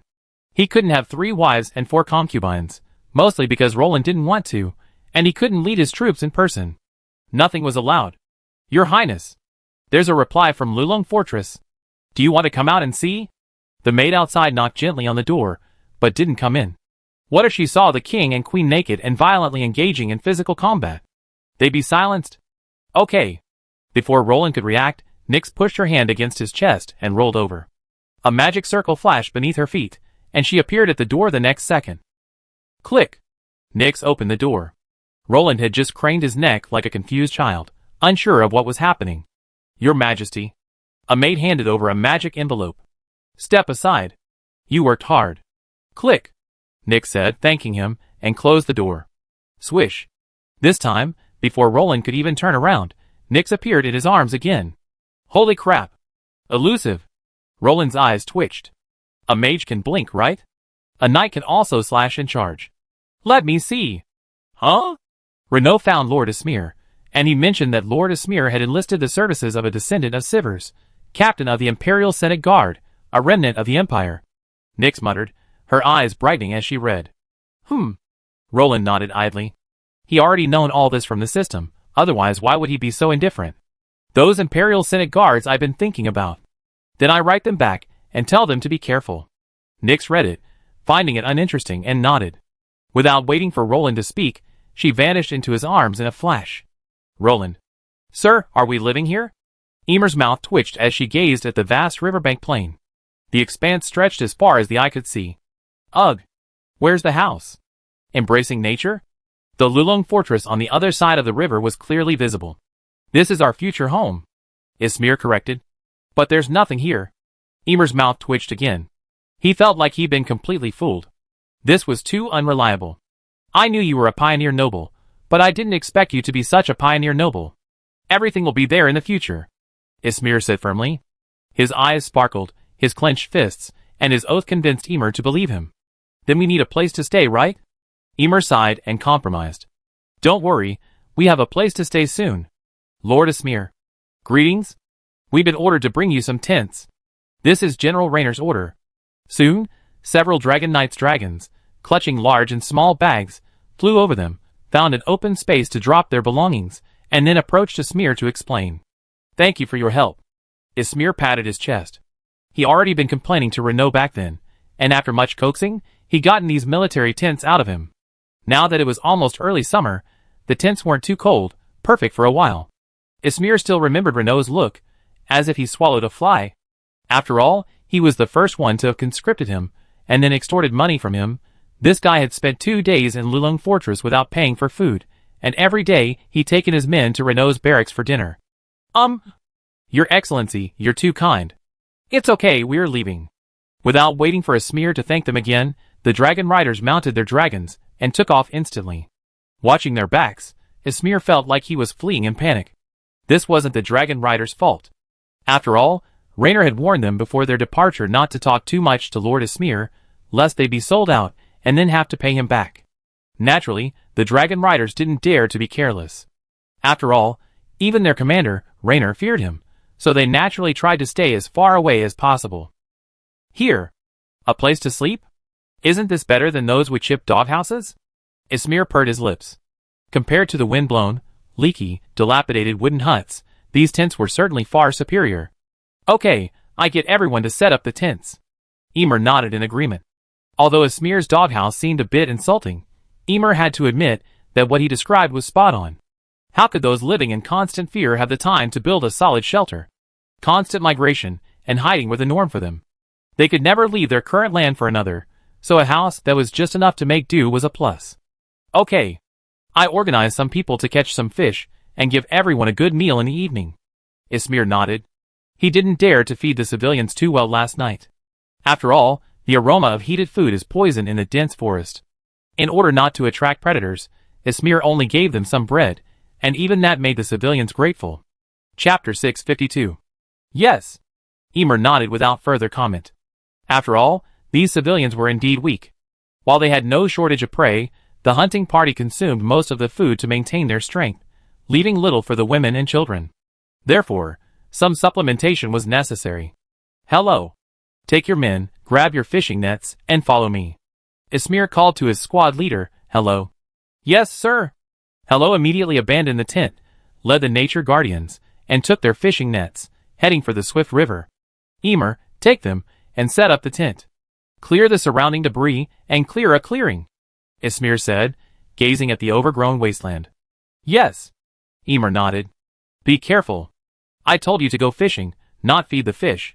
Ismir pulled a soldier back from the brink of falling and cast a spell, summoning vines to wrap around their waists. After all, the waters of the rapid river are beautiful, and the fish are juicy, with plenty of large fish, even aquatic monsters. The fishing boats in Palembang and Rapid City are all staffed with professionals, and engraved with defensive and dispelling magic circles, so fishing can be a dangerous endeavor. Sorry, sir.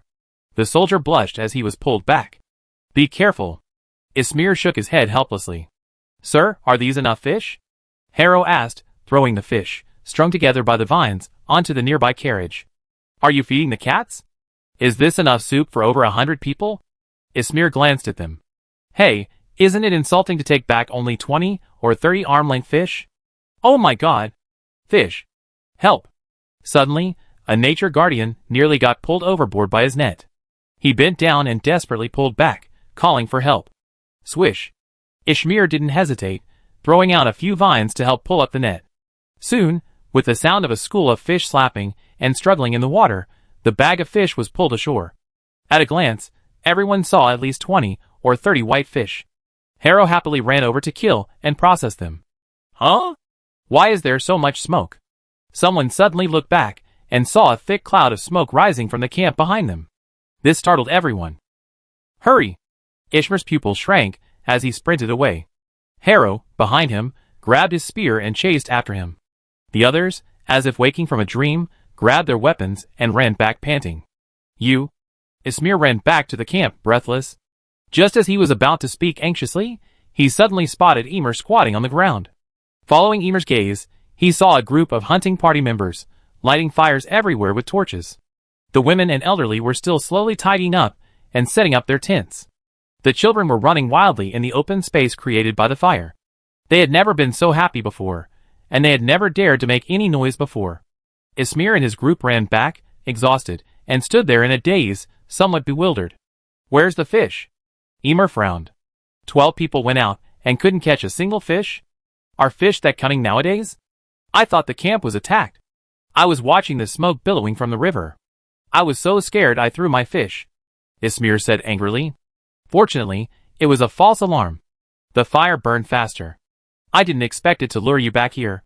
Emer shook her head, surprised by Ismir's reaction. Goodness. Go to the river and see. The smoke is so thick. I have thought a forbidden fire spell had been cast. Ismir smacked his lips. All right, everyone's waiting for dinner. Emer stood up and waved, signaling Ismir to get back to work. Where are Emer's people? Ismir, returning with the carriage, looked around. Emer, who had been sitting there just a moment ago, was gone. Along with the hunting party and his own pioneering team, they had vanished without a trace. Sir, Master Emer said he'd bring back some wood and stones. Why don't we start cooking? Old Man Ade appeared and told Ishmar what Emer had said before he left. All right. Let the women come and cook. Ishmar nodded, making way to reveal the cleaned white fish on the carriage behind him. Everyone, come and cook. Ade clapped his hands, and immediately countless hungry children gathered around. Ishmar quickly ordered the soldiers to distribute the iron pots and other cooking utensils they had prepared. Several men frantically searched for salt and other ingredients and handed them to the women. Creaky. The sound of wheels bearing heavy loads was so piercing that it made his teeth ache. Ishmar looked in the direction of the sound and saw Emer, a mountain-like figure, carrying a log. Behind him, an armored earth dragon was carrying several logs. Behind them, a row of carriages were piled high with logs as thick as human heads. Where did you get all that? Ismir was momentarily confused. They're everywhere. Emer pointed to the distant forest. No, how did you chop them down? Did you use a spear or a sword? Ismir glanced at the axes still piled in the open space. They unloaded the carts and were loading wood. Without axes, would they chop with swords? How do you know? With swords. Emer raised the great sword with a clever look on her face. The 3-meter-long blade gleamed with a cold light. Ismir pursed his lips and fell silent. Surely this thing wasn't a waste of wood? The neat cuts on the log showed it was cut with battle chi. Did you use your skills to chop down trees? Ismir scratched his head. Yes. Step forward and chop down a whole swath. Emer hefted the great sword, and Ismir felt the earth tremble. After eating fish soup and bread, the women and children had begun to rest in their tents. It was getting late, the sun about to set below the horizon, and Ismir, along with a group of men, were diligently tamping logs into the ground, laying out the basics of a village. Let's tie the logs together today, and then we can build slowly later. Emer held a log upright, and used his great sword as a hammer to strike it. I think it would be best if we built a simple stone fort first. If danger strikes, everyone can take refuge in it, Ismir said. The so-called stone fort was the prototype of a lord's castle. The original purpose of a castle was to shelter the civilians who depended on it. That's fine. I take the men out to collect rocks tomorrow. Emer nodded. A wooden and stone wall certainly didn't offer a sense of security. A simple stone fort would offer greater reassurance. Even if they were to face an invasion, they could simply retreat into the stone fort and be confident of protecting everyone. After all, fighting in a confined area was unnatural for him. By the way, sir, give your territory a name. We need to report it to the king later, Harrow reminded him. A name? What's a good name? Ismir's eyes darted around. Suddenly, he spotted Emer's helmet, which had been placed aside. The evening breeze was blowing gently, and the breeze brushed against the helmet, making a whistling sound. Let's call it Windhelm. Ismir smiled. He firmly believed that Windhelm would become Windhelm City in the future. Chapter 653. Lion Territory, Lion Castle. TSK. King Roland has lost his mind? Apophis Bleer casually tossed aside the intelligence in his hand. It detailed various recent events within the kingdom, such as Ismir's ascension to the throne. Compared to this, the following matter was more challenging for Apophis Bleer's brain. When would lords be able to go out and explore? With the current size of the kingdom, could they be the same as lords during the imperial era?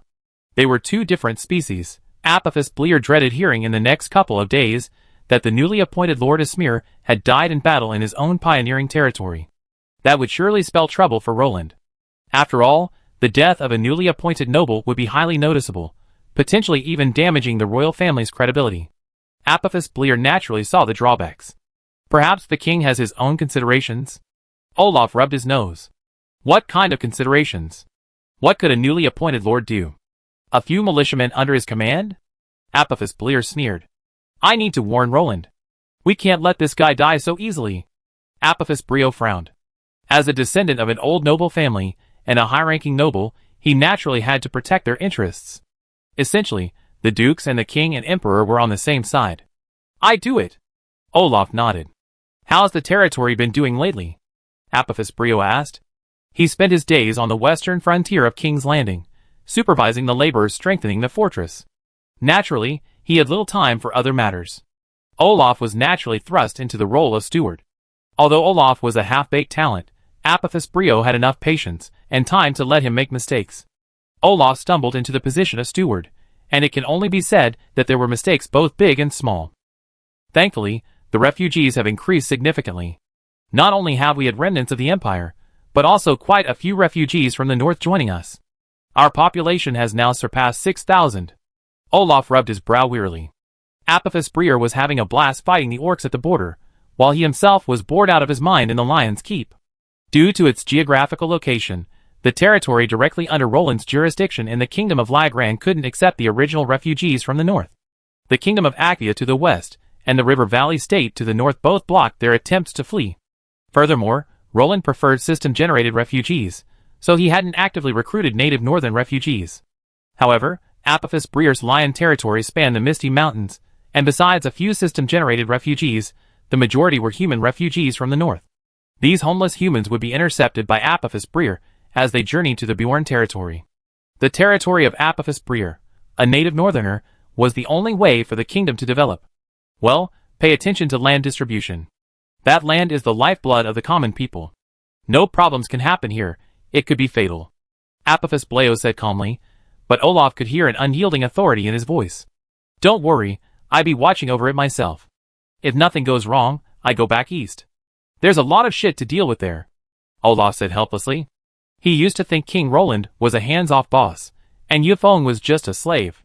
Now it was his turn to be the slave. Thank you for your hard work. Apophis Bleo nodded. Although he and Roland were both hands-off types, the imperial nobility had one thing going for them. They gave the horses the grass to eat. They wouldn't mistreat their subordinates, who had served them well.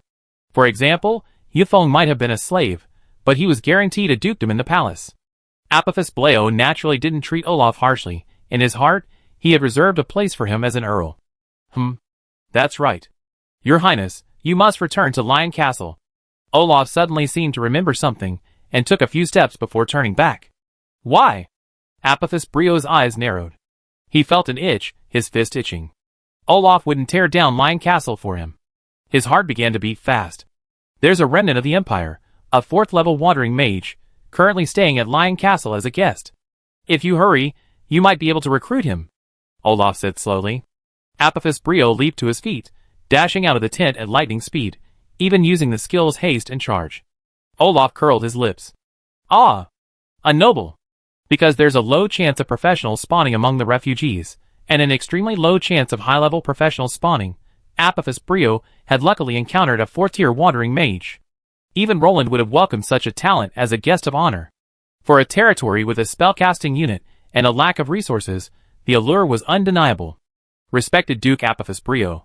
I'm Radu, a 4th-tier wood mage. I'm honored to be your guest. Radu wore a simple, shabby-looking mage robe. It was likely just ordinary equipment. After all, what good gear could a wandering mage have? Hello, Lord Radu. What do you think of the Lion Territory? Apophis Brio asked, turning to ask Radu's opinion of the Lion Territory. Ah! Not bad, quite thriving. Radu nodded. Then I wonder if you'd be interested in serving in the Lion Territory? You know there are no mages in the Lion Territory. If you're willing to accept the King's Landing family's service, then you be my chief mage. Apophis Brio said directly and sincerely. After all, someone of his stature didn't need to mince words or resort to deception, yes. I'm talking about you, Smear. Who are you looking at?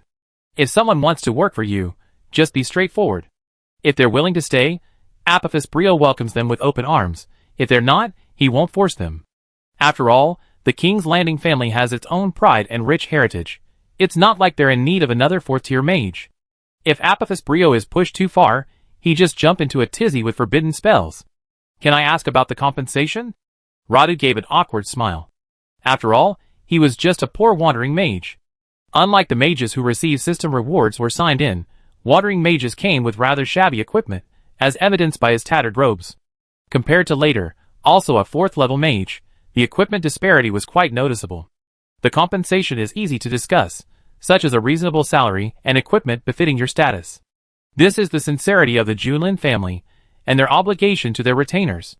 Of course, to obtain these, you must also pledge your loyalty to the family. Apophis Brio said solemnly. I am willing to serve you, your highness. Radu pondered for a few seconds before unhesitatingly leaning forward, placing his hand on his chest and performing an elegant mage salute. As the head of the Junlin family, I accept your allegiance. Apophis Brio drew his sword and tapped his shoulders. Like Roland, he was unaccustomed to the formalities of the nobility, so the oath of allegiance was a simple one. Welcome, your excellency. Honestly, I'm worried about the lack of mages to man the fortress. Apophis Brio sighed. What's your problem, your highness? Radu asked, quickly immersing himself in the role. The fortress west of King's Landing is frequently infiltrated, and I need someone skilled in magical detection. Apophis Brio stated truthfully. Chapter 654.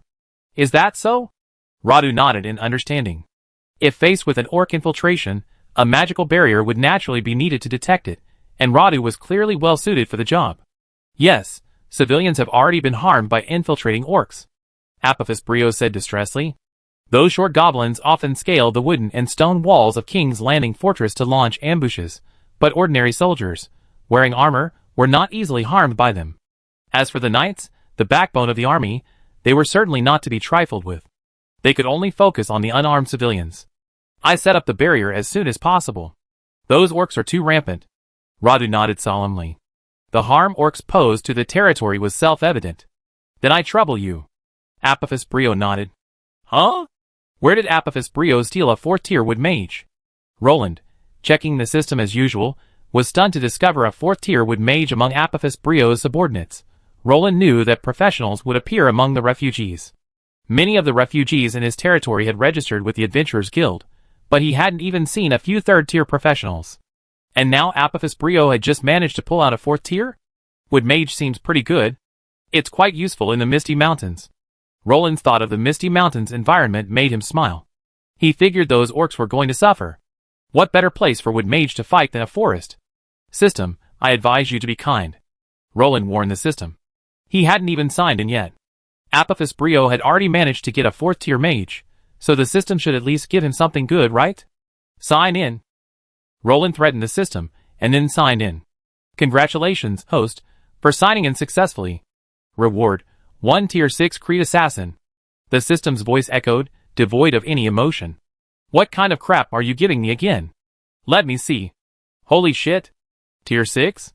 Assassin? Roland's eyes widened, staring at the system panel in disbelief. System, tell me honestly, are you dying? Otherwise, why are you so kind today? Roland asked timidly. Could this be a parting gift from the system before it leaves? System, do you want to hear what you're saying? Roland collapsed instantly, lying flat on his back, quietly waiting for his Creed assassin to find him. The assassin is a relatively rare profession. After all, it's a subclass of the main profession. The progression chain for a thief is apprentice, rogue, and flying thief.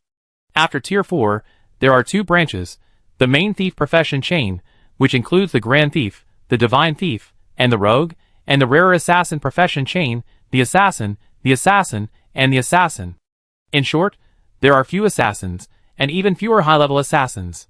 This is especially true for top-tier Creed assassins, whose creed encompasses everything. When fighting in Creed mode, their individual combat power is even comparable to that of heroes. Creed is a talent skill gained by Creed assassins after reaching level 6. Choose any creed and convert it into your own creed. Activating the creed grants you berserk, damage reduction, and amplification. For example, a level 6 Creed assassin who chooses water as their creed will gain creed bonuses when near water.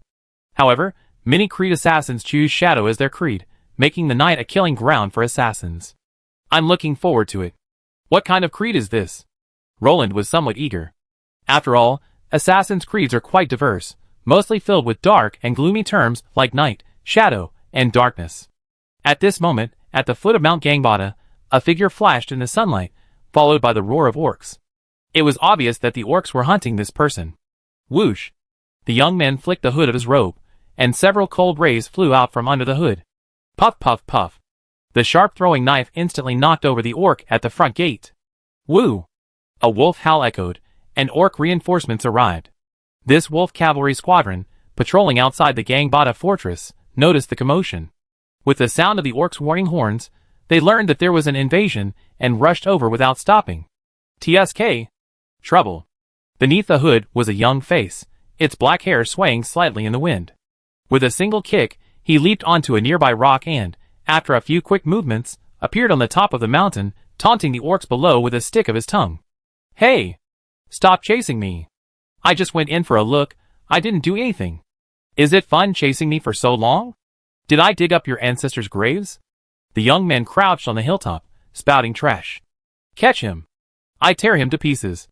The orc captain roared in fury. He pointed his sword, and the remaining orcs immediately rushed towards the young man, howling. Oh my god! Stupid as pigs! The young man helplessly covered his eyes, unable to complain at the stupid orcs below. No! Sorry, I can't insult pigs.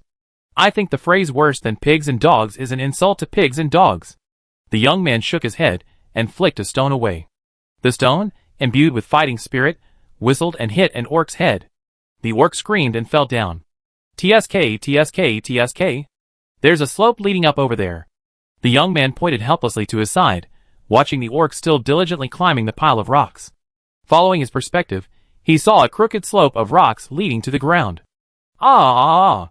The wolf riders, who had been idle, immediately rushed over like flies to something.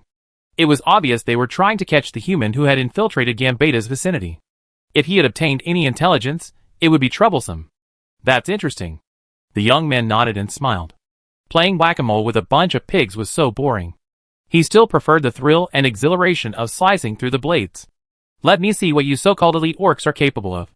The young man narrowed his eyes, a cold glint flashing in them. His hands reached behind his back, slowly grasping the hilt of the sword at his waist.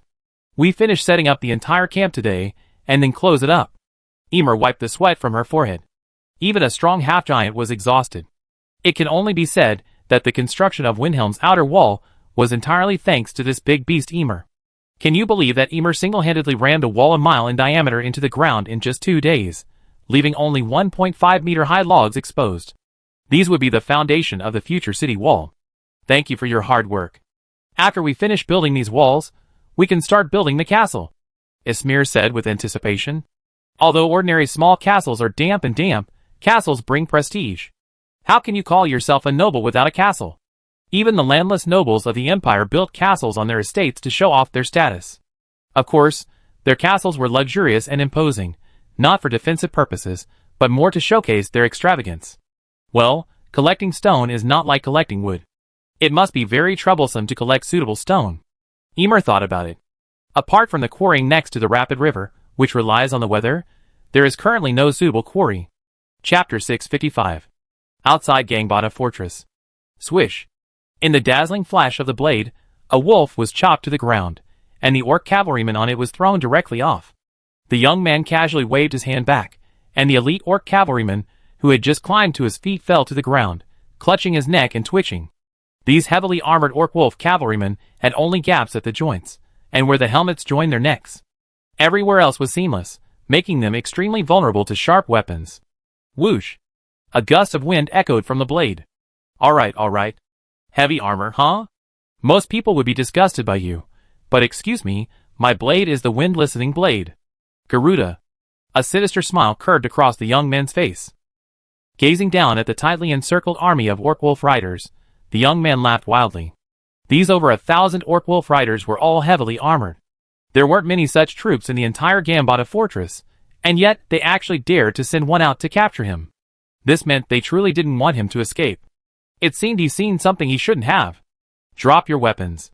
I spare your life. With the sound of shrill footsteps, a burly ogre emerged, pushing past the wolf riders. It waved its club, a purple-black iron rod studded with jagged nails, its flesh and hair still clinging to it. 5th rank general. The young man's pupil shrank. This massive figure was actually a 5th rank general? Wasn't it said that high-ranking professionals rarely appeared among ogres? Ha ha ha. You got good judgment. Do you think you can still escape? Don't force me to rip your limbs off. The ogre general, believing he had intimidated the young man, proudly brandished his club and laughed so hard the ground shook. He licked his lips at the end, putting even more pressure on the young man. No, I'm just a little disappointed. Ogres rarely have the ability to repair high-level professionals. I was a little excited to see one for the first time, but alas. Your journey ends here. The young man sheathed his sword with pity, his eyes filled with compassion. Have you given up resistance? Take him back. Although he couldn't understand the young man's enigmatic words, seeing that he had retracted the dagger that had killed dozens of people, the ogre general assumed he was just spouting trash talk before surrendering. After all, humans are prone to talking tough, and he hoped he could still be that way for a while. Listen.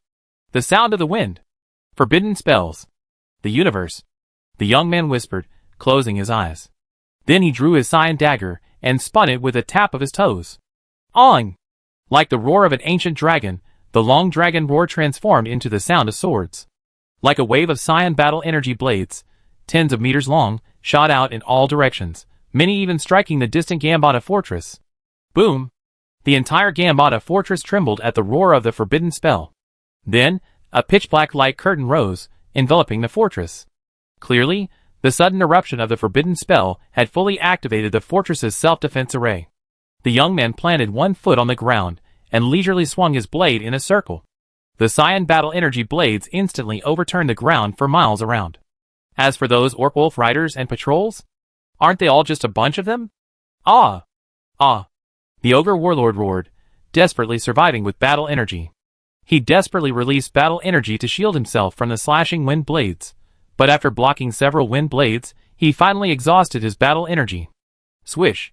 A melodious slicing sound echoed as the ogre, so proud just moments before, was completely severed through the chest. Its still dead body twitched and struggled mightily, but the next second, the surging wind element crushed it to pieces. Crack! The young man sheathed his dagger and slowly shook his head. He felt a pity for the ogre. He hadn't cherished the power of nature, insisting on taking the forbidden spell head-on? What was he thinking? Wow! A black cloud of countless war bats drifted out from the Gambata fortress. As the Gambata fortress's air force, they were mostly responsible for reconnaissance and harassment. Trouble. Too much noise. The young man chuckled, then leaped off the shattered rocky mountain and ran away. Dragon God. It's just a forbidden spell. Why such a big reaction? The young man complained weakly, continuing to run off into the distance. He could already sense several cold auras. Hee. Big fish. The ring wraiths are here. After all, Garuda's previous attack of the Great Thousand Worlds was a direct blow against the Gambata fortress. Specifically, the insult was no less than shitting on the face of the Witch King of Ammar. The artifact Garuda is a short blade, sealed with the soul of a vicious hurricane dragon and infused with its dragon crystal during its forging. This 9-inch-long blade can unleash forbidden wind-based dragon tongue spells. The Great Thousand Worlds. It just takes time for the dragon power within to naturally recover after being released. In other words, there are no forbidden spells to suppress him, otherwise the young man would have to fight the ringwraiths head-on. After using his ultimate move, what is he waiting for? Waiting for the Witch King of Ammar to treat him to a meal. Trouble. 2 ringwraiths are chasing us. As the young man ran, he sensed something was amiss. The dark aura was getting closer. He turned and saw, wow! In the distance, 2 nightmares, accompanied by billowing black clouds, were rapidly approaching him. Stop chasing. I don't owe you any money. The young man pouted. Huh? Why hasn't this new Creed assassin arrived yet? Roland crossed his legs, awaiting news. After a long wait, no one came to report. System. Are you swallowing my reward again? Last time, you swallowed my money, now you swallow my body? Roland's eyes widened. If this continued, he seriously uninstalled the system. Just kidding. The reward is being sent. Please check it automatically. The system's cold voice tinged with impatience. Isn't that the guy? Roland was bewildered. How could a level 6 assassin die on the road? Fuck. Stop fighting. I'm going to die. The young man panted and dodged. Don't you have to pay for all that battle spirit? The young man's eye twitched as he gazed at the dark spears flying through the air. Are these idiots really going to stop being human? A 6th rank ring wraith is so great? It's just a magic ring on his wrist, isn't it? It's like who's out there without a magic weapon? My magic weapon seems to be playing CDs. I'm telling you. Stop it. If you keep hitting me, I fight back. The young man's figure flashed a few times, dodging the attack from 2 ring wraiths at an incredible angle. Chapter 656. That's outrageous. The young man suddenly flashed and appeared not far behind them, clearly not intending to escape. Your Excellency is very powerful, but you're probably looking down on us. A ring wraith slowly emerged from the dark room. Who are you? So impressive? Tell me your name. The young man asked nonchalantly. The 4th ring wraith of the Lord's throne. Amorath. Who are you? A sage in Middle-earth, who can wield forbidden spells, is surely no stranger. Amorath's deep voice boomed. The 6th ring wraith, Homras, the Lord of Slaughter. The 6th ring wraith's hoarse voice echoed. I am Darien Nightblade, my young father. Darien said, then charged towards the 2 ring wraiths. Looking for death. Arrogant! The 2 ring wraiths' voices trembled. Has the world become so corrupt and morally degenerate? A sage dared to charge directly at the ring wraiths? Has this guy been possessed by Gandalf? Crack! A crisp sound of blades being drawn rang out. Not good. Amorathal's heart tightened. Bang! A cloud of smoke spread, and the 2 ring wraiths instantly lost sight of Darien. Confusion seized them. Had the sage used flash to escape? Then why had he been running for so long? Just to tease us? In a flash, countless questions filled the 2 ring wraiths' minds. It all happened in a split second. Swish! Before Amorathal and Homrath could react, Darien had already appeared behind Homrath. Swish! He dodged, backstab and gouge. A silky smooth combo was delivered to the still-dazed Homrath, instantly piercing his back armor and sending a black stream of air emanating from his back. Remember, backstab maximizes the damage, while gouge only provides a half-effect armor-piercing ability. This is the assassin's only god-level combo to open a can, and one strike leaves no one silent. Ah! Homrath screamed at the top of his lungs as a surge of light power erupted within him. He twisted and hunched, clearly suffering the brunt of Darien's blow. If you want to fight, fight. Don't try to harass me. I didn't do anything to you. Darien retreated, grumbling as he launched a soul attack. Ah! I skin you. I kill you. Ah! Homrath charged at Darien in anger. Bang! The charging Homrath was pinned down by Amoratho. Clearly, Homrath's aggression gave Darien more opportunities. Calm down. Amoratho enveloped Homrath's body in his dark power, extinguishing the light power within him. You're peculiar. A Creed assassin? Then you can't be kept here. Amoratho dispelled the dark clouds of war, letting the full sunlight shine down. Darien, standing in the sunlight, was instantly exposed. Amoratho had a good idea. While their strength wouldn't be affected in the shadows, the assassin would be even more powerful. In the sunlight, both sides lost the bonus of darkness. The ring wraiths would be weakened, but the assassin would be even weaker. Without the bonus of the creed, what else could he do? An assassin exposed to the sun is worse than a dog. You rat, a rat that can only crawl in the gutter. Homrath roared angrily, clearly furious at Darien's injury. A heavily armored unit being penetrated by an assassin was a joke. Puff! Darien suddenly laughed, a hearty laugh. What are you laughing at, bastard? Homrath roared angrily. Disperse the dark clouds and weaken both sides simultaneously? You're clever, but unfortunately, it's not enough. Darien scoffed. Though your IQ is top tier, my tactics have long since been exploited. It's time to show you my true strength. Darien suddenly changed his frivolous demeanor and spoke solemnly. Playing tricks. The 2 ring wraiths charged forward, weapons brandished. Alas! Level isn't the biggest reason for failure, ignorance is. Darian closed his eyes. The next second, a dazzling light. Ah! My eyes. Damn it! Amarotho and Holmras raised their arms to shield their eyes. The blinding brightness blinded them. How could this be? That's blinding light. Amarotho exclaimed in horror. Oh no! Amarotho quickly unleashed the power of darkness, attempting to shroud the two. Too late. Darian's ghostly voice echoed behind Holmras. Sun blade. Backstab. Gouge. Instant kill. Slash. Darian reversed his grip on the Garuda and pierced Holmras with the meter-long blade. The blinding light pierced Holmras' back and exited through his chest. Huh? Holmras gasped in disbelief. Shocked, he looked down at his chest. The blinding light pierced his heart, and the hammer in his hand fell helplessly. Plop! Holmras' knees buckled, and he fell to the ground. Goodbye. Darian's figure gradually faded in the sunlight. The last thing Amarotho saw was his mocking, disdainful smile. Ah! A shrill scream echoed outside the Gambata fortress. Then, a boundless black fog swept in, obscuring the sky and earth. Then, a fierce wind blew, sending sand and rocks flying as if the world was about to collapse and be destroyed. Yes! Darian Nightblade was a unique assassin. His battle energy seemed to play a huge joke on him. After awakening his light battle energy, he successfully transitioned to an assassin.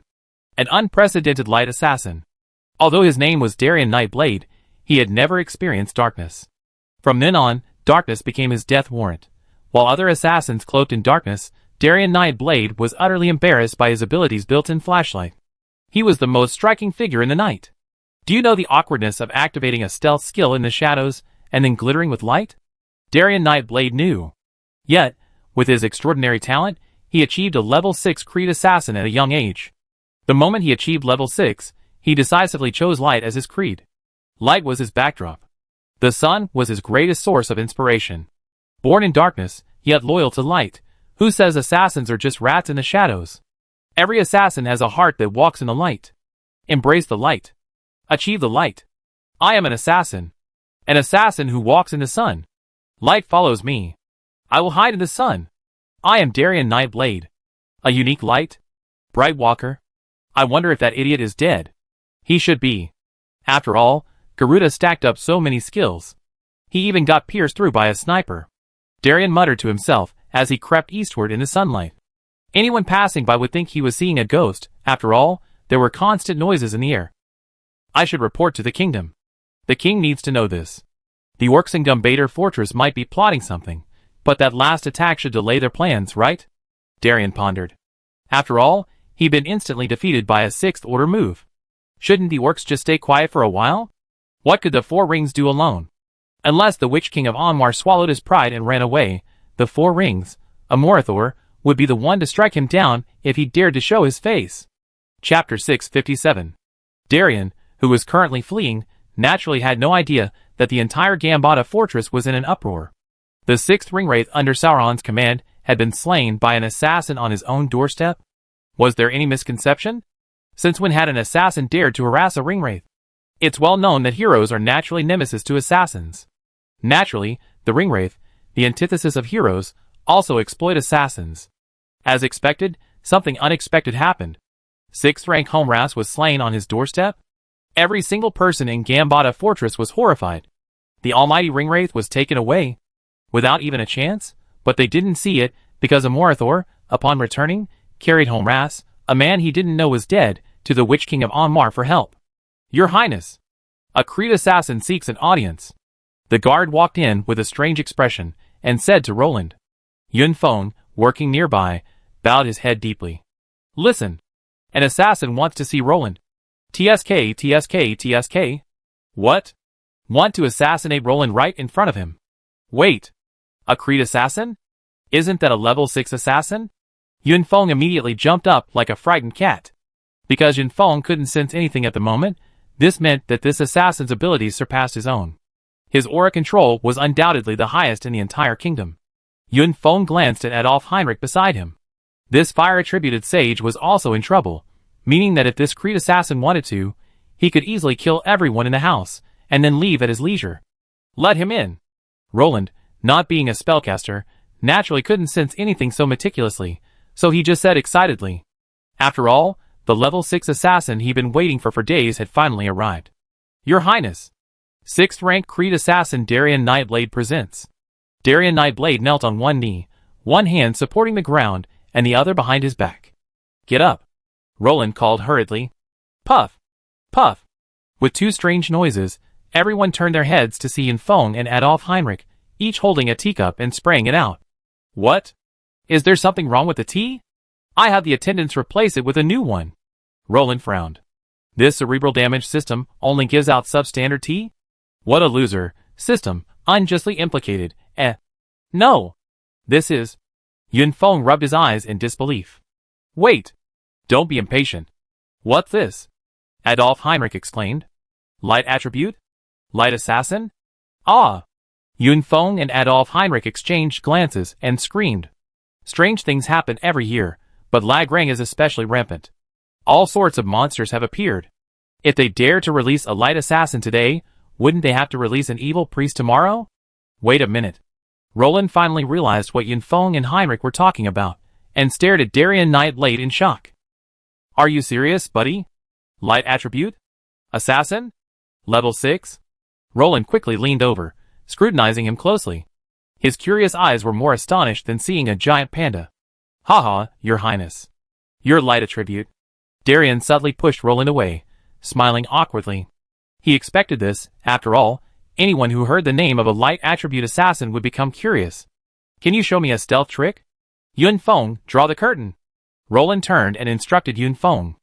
Yunfeng pointed, and the curtain closed automatically. It was true that a mage's mental power was incredibly convenient. Yunfeng and Adolf Heinrich's eyes, filled with curiosity and thirst for knowledge, showed they were both incredibly curious. After all, this was an unprecedented light assassin. It's too dark. Darian scratched his head awkwardly, mainly because he was afraid it would blind the three of them. It's okay, we're just curious. Let's see. Come on. Yunfeng, a seeker of knowledge. A wise man, naturally had a thirst for all kinds of knowledge. He had already prepared a record of Darian's stealth data to enrich his own knowledge base. Darian sighed helplessly, looking at the three eager, curious eyes on the scene.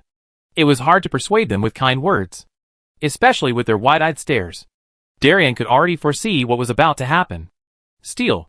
Darian's battle spirit surged, enveloping him, and then... Ah! Fuck! My eyes. This was Roland. As expected, and just as Darian had anticipated, 3 screams rang out.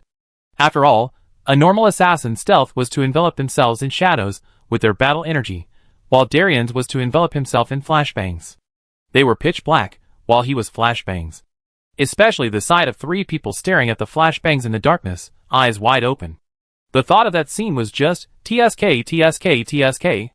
I'm not curious anymore. Yunfeng cried, covering his eyes. Oh my god! How did he get to level 6? Is he the dragon god's illegitimate son? Adolf Heinrich said, tears streaming down his face. Shit! Where am I? I can't see a thing. Plop! As Roland spoke, he flipped over the table and landed headfirst behind it. Awesome. I admire you. Awesome.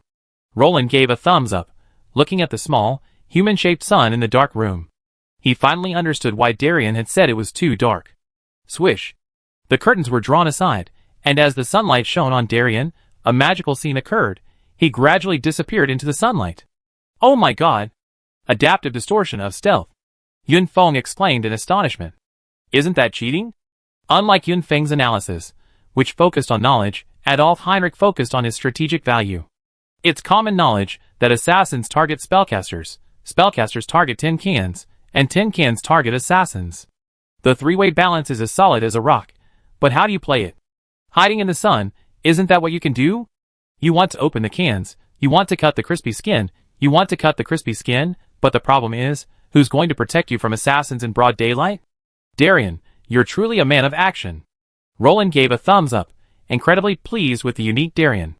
Although he lost his sharp knife in the dark, the blade hidden in the sun was even more potent. Thank you for the compliment, Your Highness. I just pried open the 6th ringwraith, home ras, before I got here. That guy was incredibly tough. I don't know if he's dead or not. Anyway, I stabbed him through the guts. If nothing unexpected happens, he's probably doomed, Darien said to Roland, as if he met a close friend. Huh? Roland and the other two looked at each other. What kind of devil is this? Did you go to Gangbada to open the can of the 6 rings? Chapter 658. You went to Gangbada? Roland exclaimed. When did it happen? Unlike Roland, who was focused on getting to Gangbada Fortress, Yun Feng and Adolf Heinrich were keenly aware of the time. About 2 days ago. Darien Nightblade scratched his head, thinking. You were in Gangbada 2 days ago? How did you get here? Can a Creed assassin fly long distances? Roland was stunned. While a level 6 assassin could fly, for how long was a question. A sage could float for a day, while the iron cans would probably exhaust their battle energy after only half an hour. Your Highness has a magical item called a teleportation scroll, Darien Nightblade said awkwardly.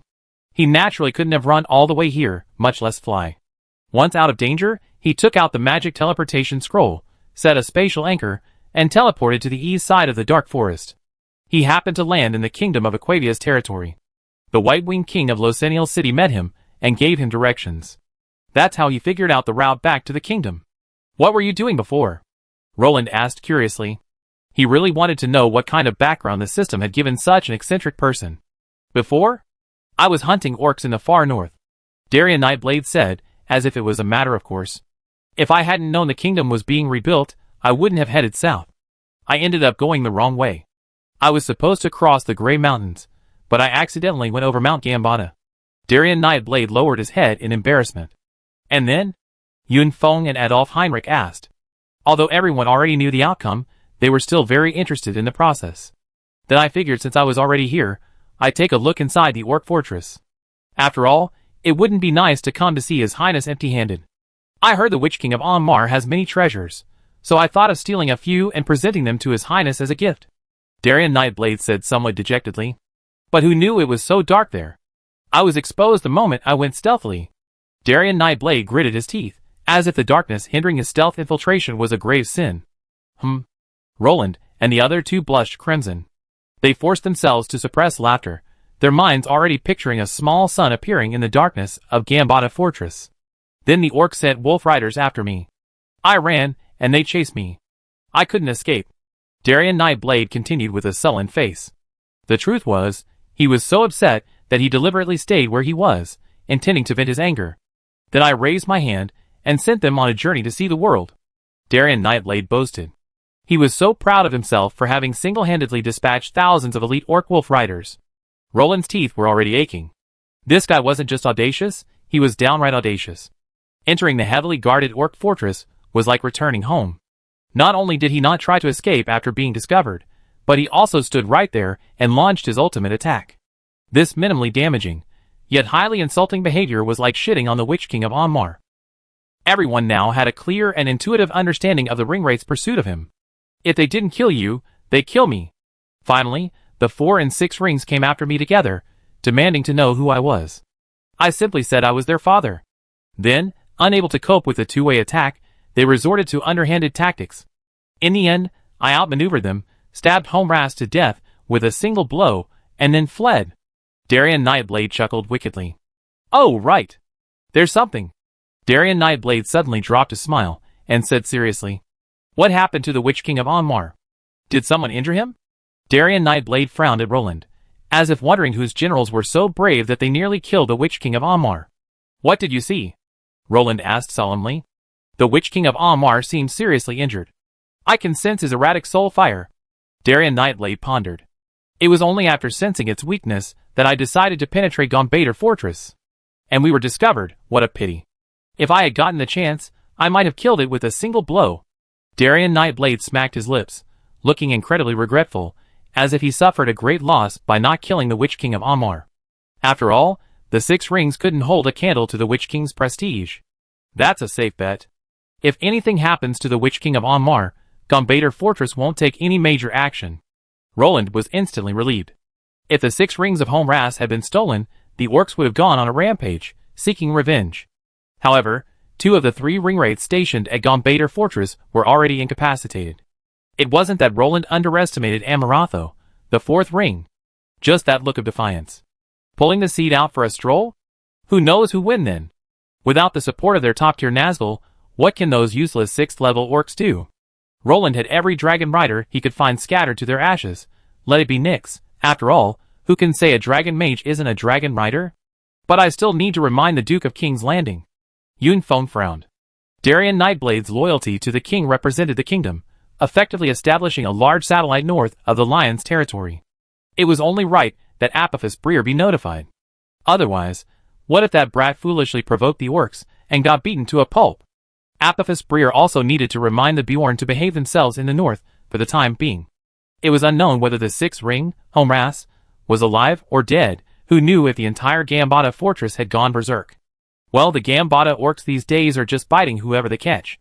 After all, they've been beaten right back at home, making them a complete laughing stock. Adolf Heinrich said with deep understanding. Darien? You should go down and rest for now. Don't run around for a while. Roland said with a bit of fear. What if this guy goes to Dol Guldur Mordor and Dorwinion? Who knows? One day he might wake up to face the four-way Dark Coalition. So the Sixth Ring is dead? Apophis Brio asked in shock, holding the letter sent by magic communication. Not sure, but I know we might be in trouble.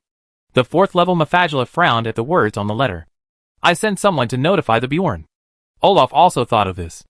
Although there are risks, our pressure is also reduced. Apophis Bleer took a long-term view. After all, one less ringwraith in the north would ease their burden.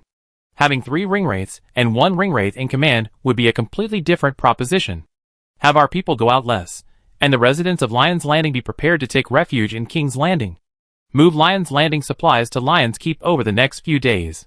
Apophis Bleer wasn't too worried, but he was still prepared to temporarily abandon Lion's Landing outside King's Landing. What a hassle! Olaf shook his head. He was already so busy that his head was about to explode, and now he had to prepare to move the people to the fortress for refuge. Let's notify the Bjorn first. Don't let Karrock be destroyed, Apophis Bleer said with a wry smile. The new town built by the Bjorn in the north had already developed into a well-equipped city. If the Bjorn were caught off guard, they could easily be swept away by the roving orcs. Chapter 659. Have they replied? Roland asked.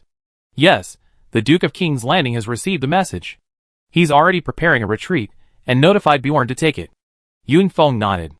Something's not right. I'm feeling uneasy. Roland frowned. The more he thought about it, the more he felt the orcs were bound to make some move. That shouldn't be the case. 2 out of 3 ringwraiths are gone. What can they do?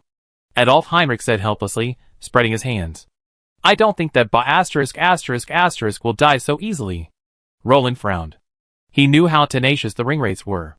Besides, the fact that none of the 9 ringwraiths had been replaced after all these years was a sign of something. Resurrection isn't just for priests, Roland said meaningfully. Ah! Ah! A shrill roar echoed from the depths of Gambata Fortress. Homras was now bound to a stone slab, the slab covered in eerie magic patterns. Wisps of black mist surged through his body, and the bound Homras screamed shrilly, as if the pain had struck his very soul. That damn **** nearly killed him. His soul fire was nearly extinguished. Amarotho cried angrily.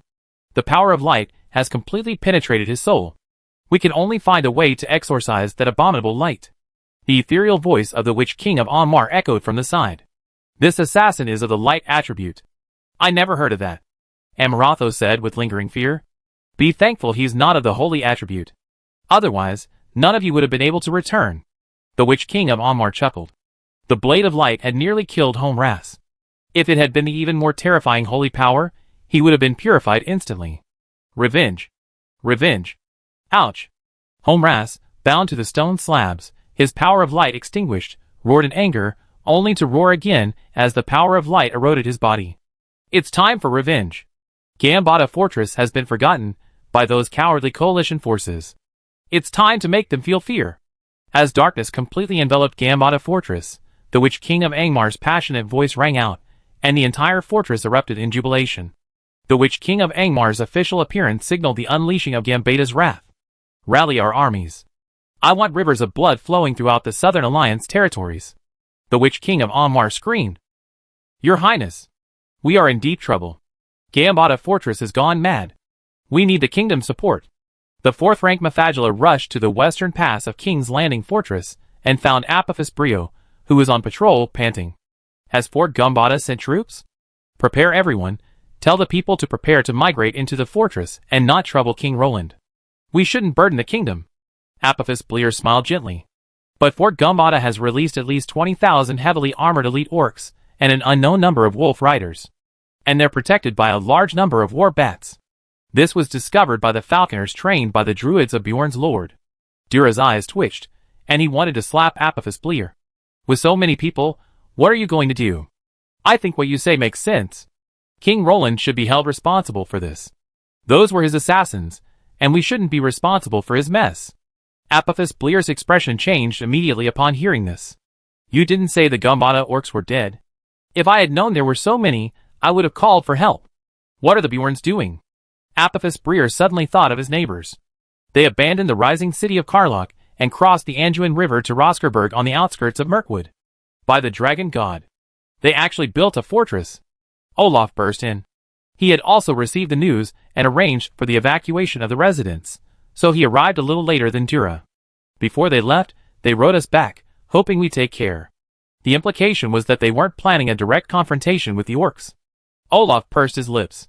It was clear these war-torn Northmen were no longer willing to fight. They were clearly planning to hunker down in their fortress to weather this unforeseen disaster. But Olaf had only just discovered that Bjornland actually had a fortress. Backed by the Woodland Kingdom, the fortress naturally held no fear of the orc army. If they dared to lay siege, Thranduil, who was dozing off and looking for a pillow, wouldn't mind teaching them a lesson in forest annihilation. Help! Hurry! Help!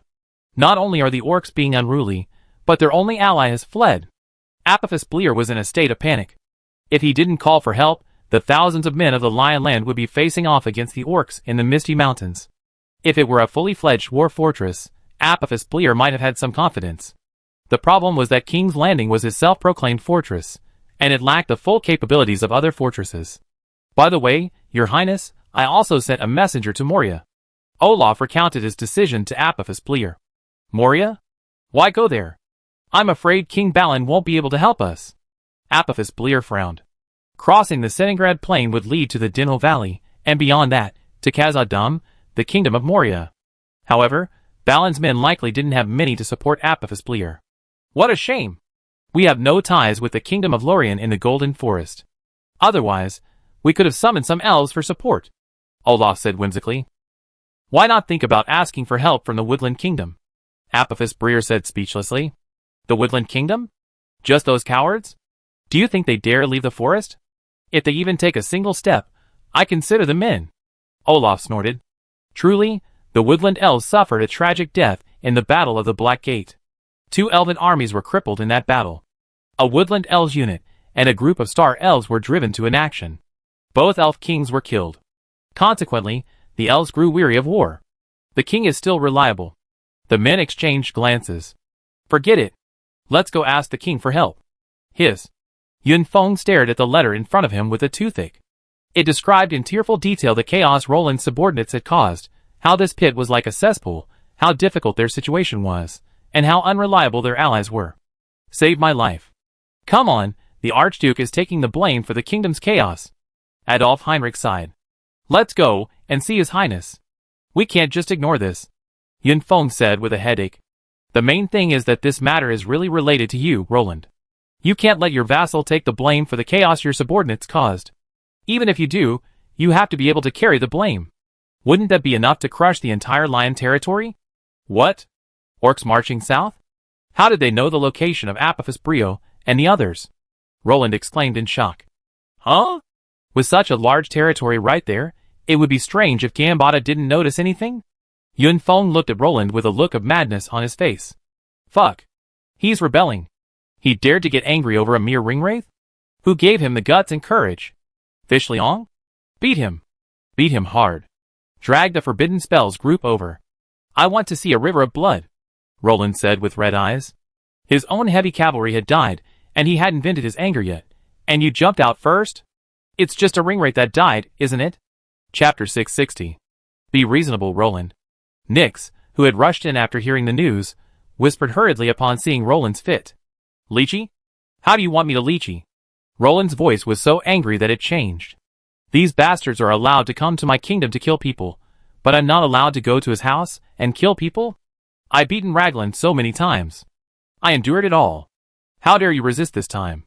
Gambata Fortress already has a way to kill people. Roland roared. Back then, being a grandson was impossible.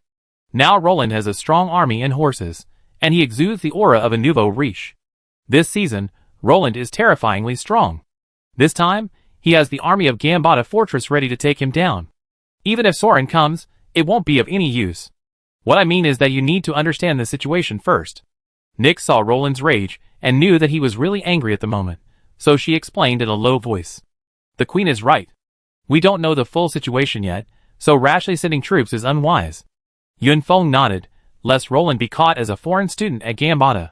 That would be troublesome. I don't care. You and Omsk will handle the details. But I want to see the Gambata orcs go back in tears. Roland said coldly. What does your highness say? Dura and Olaf looked eagerly at Apophis Brio. Apophis Brio's eyes twitched as he held a reply from River Rapids. Yunfeng asked him to report the details and told him that Roland was even more anxious than he was. The orcs were clearly going to cause trouble for the Duke of King's Landing, but the king was even more anxious than he was. Apophis Brio was speechless, but for the Lion Lord, this was a good thing. After all, it looked like Roland was determined to fight this orc army to the death. I hope everything goes well. Apophis Brio sighed after handing the letter to the two men. He had done all he could. All that remained was to do his best, and leave the rest to fate. The Duke of King's Landing has relocated the civilians to King's Landing Fortress and mobilized the militia. Currently, all 600 of his elite soldiers are stationed at the Eastern Pass, while the Western Pass has been handed over to the militia. The elderly and the weak have been sent to the Lion's Keep. He told us that if all else fails, he will abandon King's Landing and defend the castle to the death. Yunfeng said to Roland. We should have enough time. The orcs' mobility shouldn't be that fast. Omsk calculated the time. The orc army moved slowly, after all, as they were heavily armored troops. However, the wolf cavalry and the vanguard were less certain. How should we support them? How should we send troops? Roland asked his most pressing question. After all, Apophis Brio was the nail he had driven into the Misty Mountains. He was crucial to the Empire's future control of the Misty Mountains. Whether out of a sense of responsibility for his people or for imperial strategy, the Lion territory must be rescued. Send troops? Omsk and Yunfeng looked at Roland with quizzical expressions. Your tactics are like Chow Pai's wife entering the vegetable garden. This place is barely closer to the Lion territory than Gambata is to the Lion territory. Why are you planning to run a marathon with an army and orcs? Such as-if-like behavior. How can the army get there without a teleportation array? Yunfeng grumbled. We can only consider sending Dragon Knights, Dragon Riders, and 6-tier combatants to support them. Omsk said. That's right. He didn't even consider the Griffin Knights. After all, those young griffins and their riders weren't up to the task. Roland remained silent. Sometimes, imitating Lu Chan was necessary. After all, every profession has its own specializations, and professional matters should be left to professionals. Otherwise, Roland would shout, I have the advantage today, and he would be running back to Floodgate in tears tomorrow. When they were fighting against a few hundred people, Roland could barely learn some of Xiaoji's command techniques, such as stand up and get out of the way, but when it came to a battle involving tens of thousands of people, Roland was truly no match for Omsk and the others. We discussed it. Omsk and I will remain in Floodgate. Sage Adolf Heinrich and all the Dragon Knights and Wyverns will go to support us. Oh, and add Lord Verve. Yunfeng suddenly remembered he missed a 6th-level player. Are these enough? Roland frowned, thinking. Yunfeng rolled his eyes. Your Highness, perhaps you have some misunderstanding about these people? A sage, a stalker, 2 dragon riders, a dragon rider, and a squadron of dragon riders. They can handle at least 5 forbidden spells. Omsk extended a hand, gesturing to Roland. Guess what those orcs will do if Adolf unleashes a Rainstorm? Yunfeng smiled mysteriously.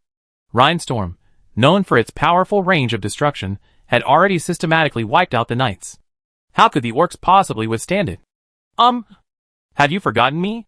Darien Nightblade, Roland Shadow, waved behind him, trying to attract everyone's attention. Is it possible that you were the cause of this? You're deeply involved. Get some rest. The battlefield is no place for assassins. Yunfeng shook his head helplessly. I think so. Omsk's eyes lit up. After all, Darien Nightblade was no ordinary assassin. His blindingly powerful, literally blinding, flashbang, maneuver wouldn't necessarily put him at a disadvantage on a frontal battlefield. I don't care what you think.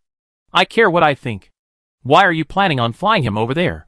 Yun Feng rolled his eyes. Verwey could have Adolf Heinrich lead the flight, and since a level 6 can still fly for a short time, Adolf was already at his limit carrying one person. Any more and his mana would be completely depleted. He should stop fighting and meditate to recover his mana. And forget about those flying dragons and giant dragons. There's no way a dragon would let him get on its back. Would he let a dragon grab him and fly him over? Do you think Darien has any shame? Omsk thought, and agreed. After all, assassins aren't as effective as rangers in frontal combat. Whose assassins have the ability to kill in one fell swoop? Darien, do you dare wait until my Garuda blade is restored before you speak? Then do it. Tell them to prepare to depart. Roland waved his hand. I'm afraid it'd be a bit difficult. General Renault has sent dragon knights and wyverns deep into the wasteland to clear out the orcs. Those orcs are growing like weeds on the Lagran plain. Yun Feng spread his hand and drew an arc on the map. Early summer is a good time to clear out orcs, especially along the banks of the Swift River. From their high vantage point, they can easily locate the orcs of the wastelands fetching water and hunting. Those damn bastards haven't left my land yet? Roland was incredulous. Let me clarify something. That's not your land yet. Yun Feng said this with a calm expression, piercing the heart. How long will that take? Roland blinked. It'd take at least 3 to 4 days to regroup and set off. Mainly because they're scattered, and it'd take time to get them all together after the magic communication talisman is sent. Yun Feng calculated the time and concluded it would take at least a day to gather everyone. Flying to the Duke of King's Landing would take at least 2 days, so 3 or 4 days isn't too long. Then do it. Roland nodded. Chapter 661. 2 days passed, and Roland's scattered dragon riders and wyvern riders had just assembled when news of the battle arrived from Apophis Breer. However, Apophis Breer was not alarmed.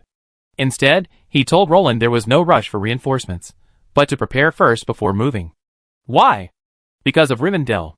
When the elves of Rivendell learned that a human leader in the north was taking the brunt of the attack, King Elrond waved his hand and dispatched 500 elite elven rangers to support them. After all, even the Bjorn knew of the dispatch from Gumbator Fortress. If Rivendell, keeping a close eye on Sauron's minions, didn't react, it would be fair to say the elves were taking their anger out on their own. As a result, Apophis Breer hadn't given any thought to the elves, yet the elves sent reinforcements and stationed them at the eastern pass, much to the astonishment of the entire Lionland. Then, bewildered, Apophis Breer greeted the leader of the elven army. Lind. Yes, the lieutenant of Elrond who had been bludgeoned into a pig's head by Roland outside Rivendell. The orc vanguard wolf riders arrived on the battlefield shortly after, which made Apophis Breer admire the elves. Their timing was impeccable. The orc vanguard wolf riders charged forward with murderous intent, only to find only the deserted lion territory and a towering pass. As for lion territory, there was nothing there. Apophis Breer, among other things, was a master of fortification and clearing the land. He emptied lion territory of everything he could carry. He even sealed the wells, leaving only the sewers for the wolf riders to stare at in bewilderment. If it weren't for the fresh aroma of woodcuts emanating from the buildings throughout lion territory, the orcs would have mistaken it for a long-abandoned human city. Now that they're here, they have to fight. Without a word, the orc wolf riders turned their wolves and charged towards King's Landing. The whole scene was enough to make Apophis Breer's brain stem shrivel. What cavalry would have nothing better to do than attack a fortress? Well, Apophis Breer glanced at the wolf riders leaping 7 or 8 meters high, then at the city wall he had raised to 7 meters, and immediately panicked. It doesn't matter, the elves will take action. Lind and his men quickly fired back at the orc vanguard. Those flying wolf riders were even more threatening than targets. After hundreds of little flying wolves were dead, Apophis Breer finally breathed a sigh of relief and suppressed his frantic urge to call for help. After a few rounds of fighting, Apophis Breer felt relieved. After all, those orc wolf riders were just that, that's all. He even had time to send a magical communication to Roland. That was why the higher-ups told Roland not to rush. Your Highness, our forces are stretched thin. If your reinforcements don't arrive, we'd be in trouble. Lind grinned as he watched the orc infantry begin to appear.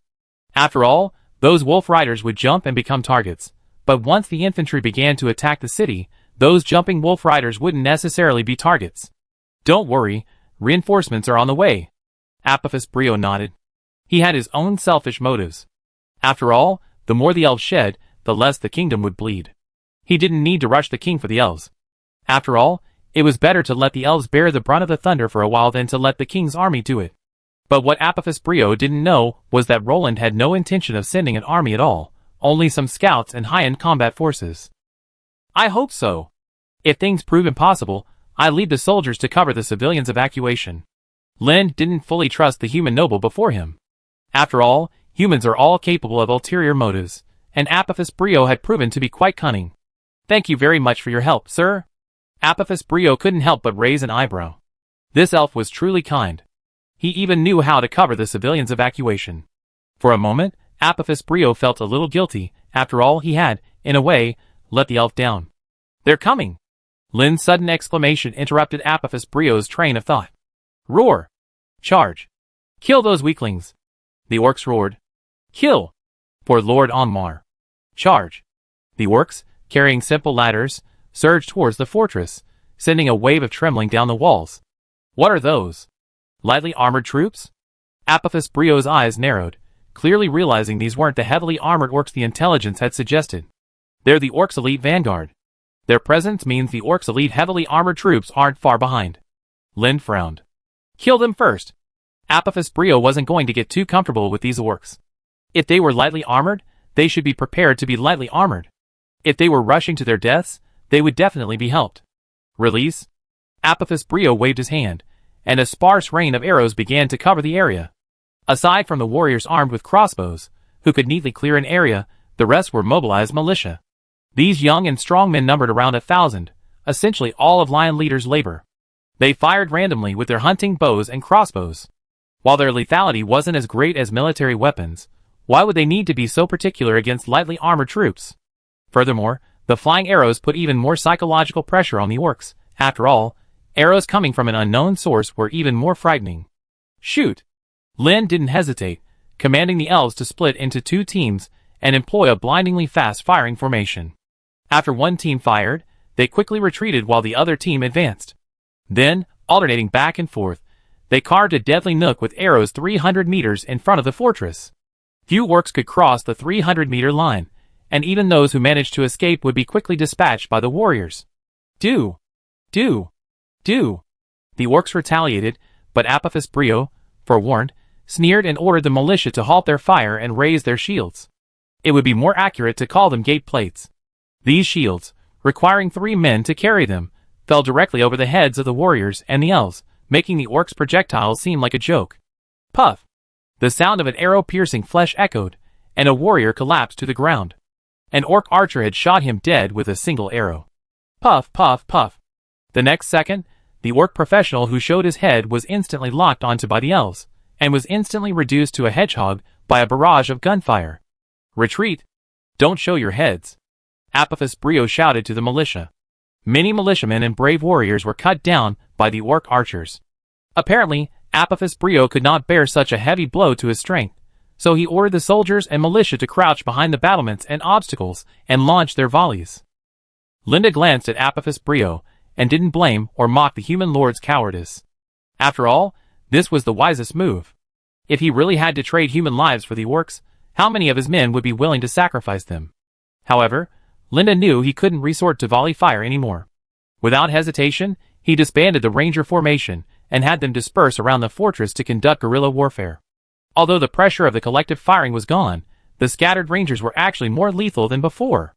Chapter 662. These bastards! Lind roared. After all, an elven ranger had just been struck down by a single arrow from the lost.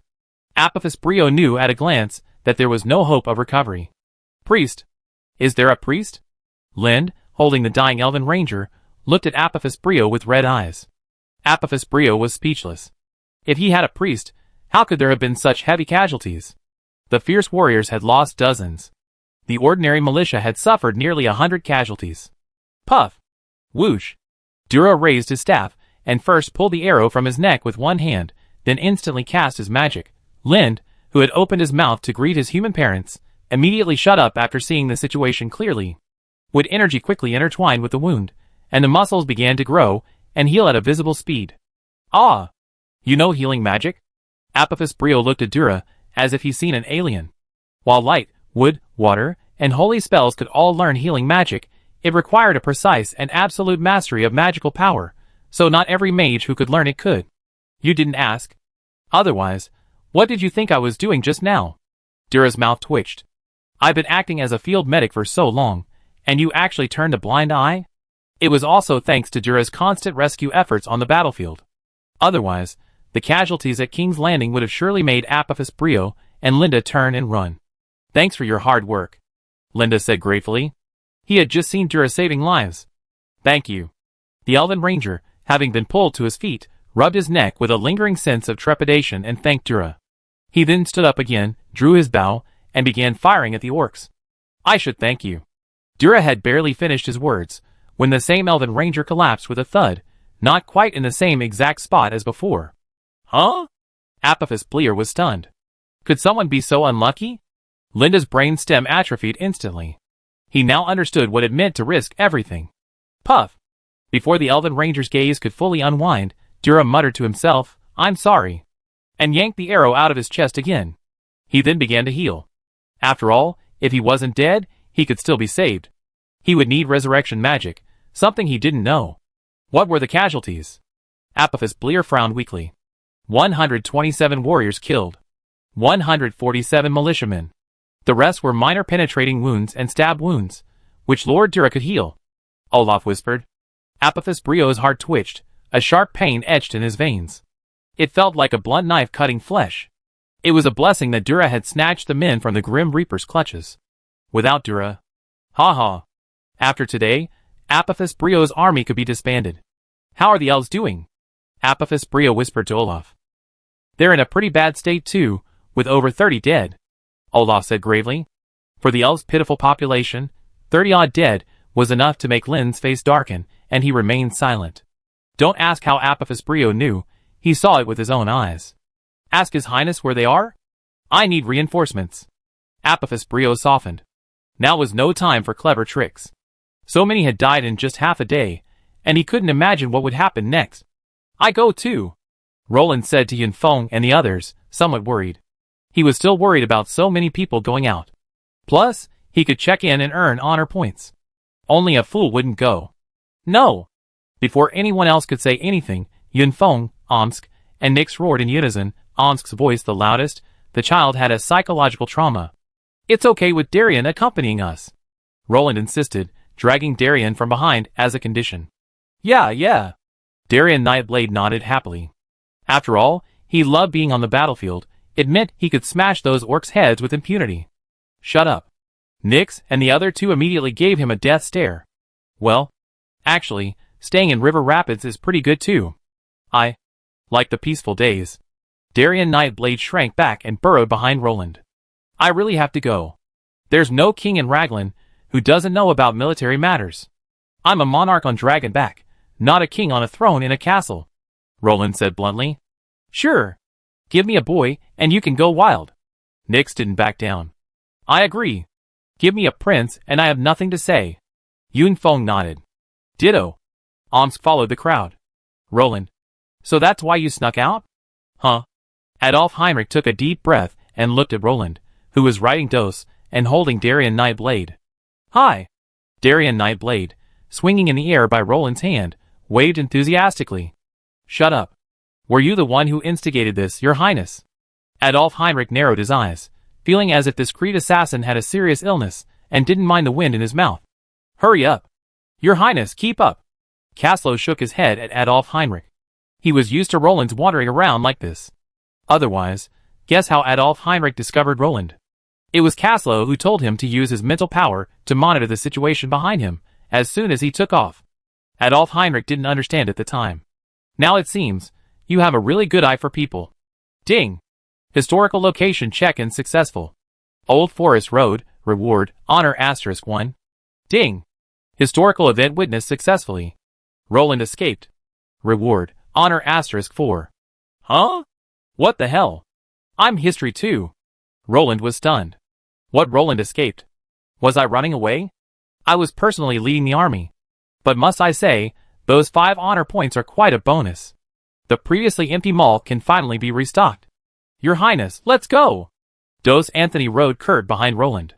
His sister's mission was to keep an eye on Roland, Looking at Roland's back, Anthony's mind raced. He thought back to their first encounter, when Roland was lying down, and he was standing. Then, Roland was cold and he was warm. Then, Roland was dead and he was alive. And then, unexpectedly, this guy was suddenly alive again. What a waste of time. Is it a bad situation? I hope we don't miss our chance. Adolf Heinrich shook his head and flew beside them, still tethering Verway with his psychic power. Verway, however, was now staring at his feet with a pale face. He was truly afraid that Adolf Heinrich would lose his ability to fly and leave them both behind. Although he could fly himself, he was just afraid. Didn't Apophis Breer tell us not to rush? The elves of Rivendell have sent 500 rangers to help. Roland looked puzzled. With the elves involved, everything should be fine, right? 500 elves? What good? Those are tens of thousands of elite orcs. Whether those elves can crack open those tin cans is another matter. Adolf Heinrich was pessimistic about the outcome. After all, heavily armored units either relied on hammers or magic, and scimitars and longbows were, in a sense, quite ineffective against heavy armor. But there was no need for speculation. The people they cared about had been nearly defeated before they even saw the heavily armored orcs. Chapter 663. While Roland and the others were focused on whether the elves could pry open the cans, Apophis Brio and Lind were already paralyzed. Apophis Brio even resisted the urge to cast a forbidden spell to see how it would respond. We can't keep fighting like this. We're too passive, Lind said grimly. Elves naturally need tanks to absorb the damage if they want to deal damage, but judging by the looks of Apophis Brio's men, did they look like they could withstand the damage? If they were to act as tanks and draw fire, they would probably die faster than the elves themselves. Duke, when will your reinforcements arrive? Lind's eyes widened, his expression too dignified to even mention honorifics. He was here to help, not to be buried with them. Soon. Apophis Brio could only bite the bullet. After all, he had no idea when Roland's army would arrive on the battlefield.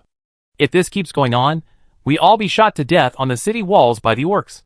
Lind's face darkened, his tone unkind. After all, the orcs had learned their lesson. They had finally stopped leaping like they were going to die, and instead, they were covering the other lightly armed orcs and engaging in a shootout with the soldiers on the fortress. The professional orc archers hidden in the crowds inflicted heavy casualties on the defenders, until both sides retreated behind their shields and resorted to projectile fire. Arrows imbued with battle spirit mingled with the ordinary arrows, flying randomly. It was anyone's guess which lucky individual would be struck down. Overall, the defenders still had the advantage in professional archers, while the orcs had the advantage in ordinary archers. For a moment, the two sides were evenly matched, the situation awkwardly stalemated. The most outrageous thing was that to maintain the effectiveness of the arrow rain, the density of the rain, and the terrain forced both sides to huddle together.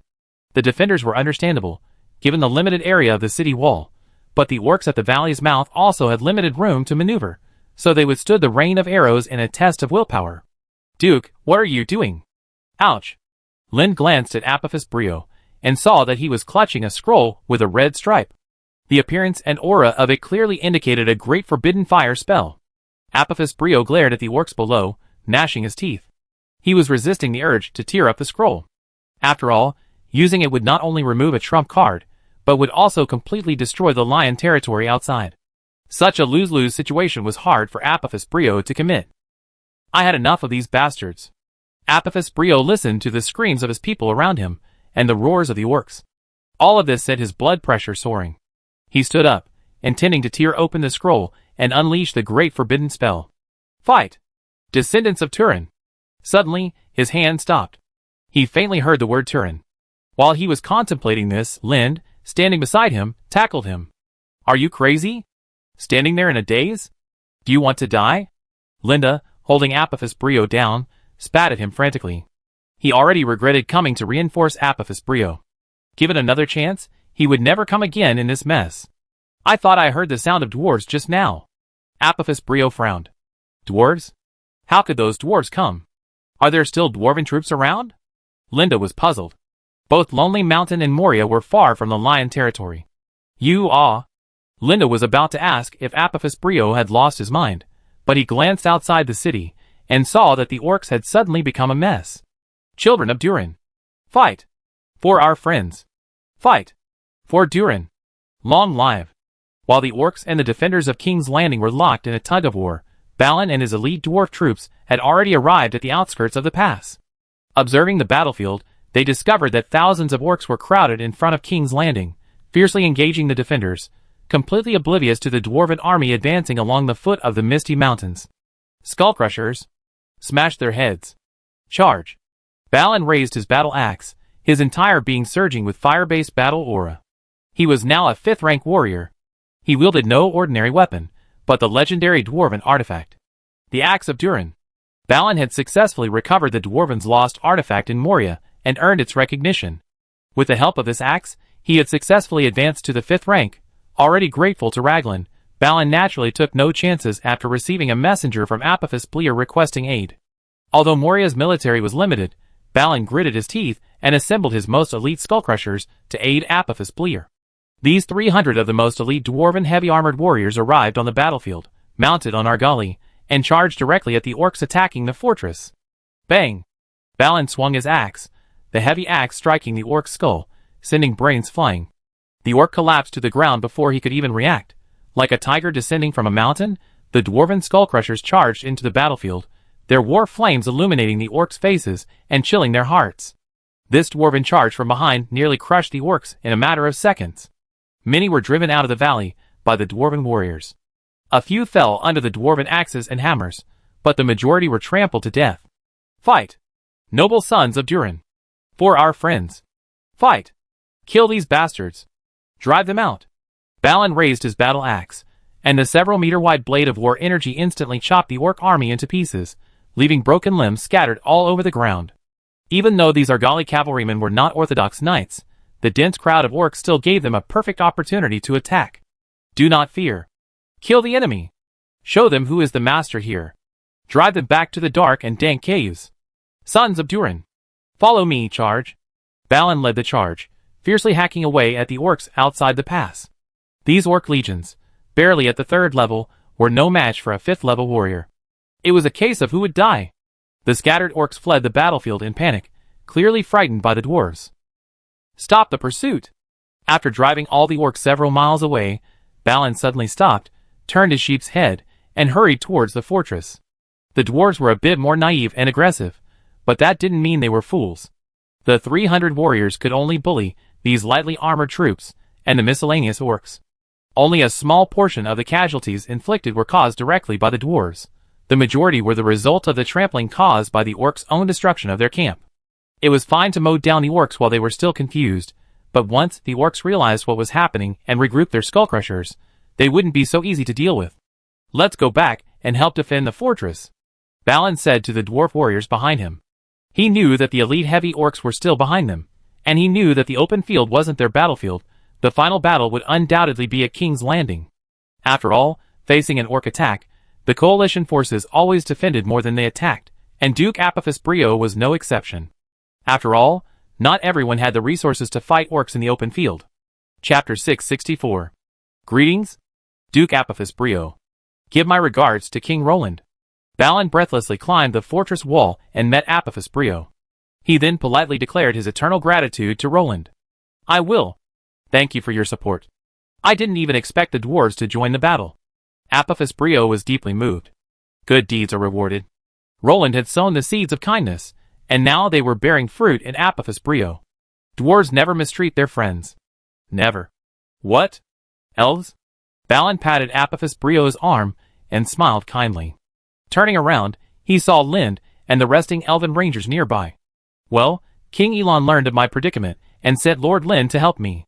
Apophis Brio explained to Balin, who in turn patted his chest in greeting. Balin nodded and greeted Lind.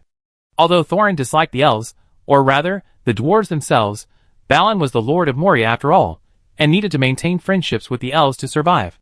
As a king, he couldn't be willful, as that would be irresponsible to the kingdom of Moria. Therefore, Balin treated the elves with indifference, neither flattering nor disapproving. The elves are quite generous. Balin glanced around, noticing that several hundred elves were also stationed here to assist in the defense, and he couldn't help but smile. What Balin and Apophis Bleer didn't know was that Elrond had a purpose for so generously sending a group of rangers to aid Apophis Bleer. After all, there's no such thing as love or hate without reason. Though Roland's debut was brief, his title as the Dragon King had already been spread across Middle-earth by bards. Almost every faction, even those not particularly isolated, knew of this king, the Imperial Dragon Rider, and his powerful kingdom. At least the Northern Kingdom, having withstood numerous attacks by the orc armies, was enough to draw everyone's attention. Of course, Gondor and Rohan, while aware of Roland's name, didn't take it seriously. After all, everyone knew the current level of corruption within the nobles of both countries. As an aside, if Thrawn had the heart to invade Gondor now, it would have been far better than launching a war in 3018. After all, Gondor at that time had no human emperor, no rising nobles, and no wise ministers. That's right, you read that right. Denethor too was a wise minister.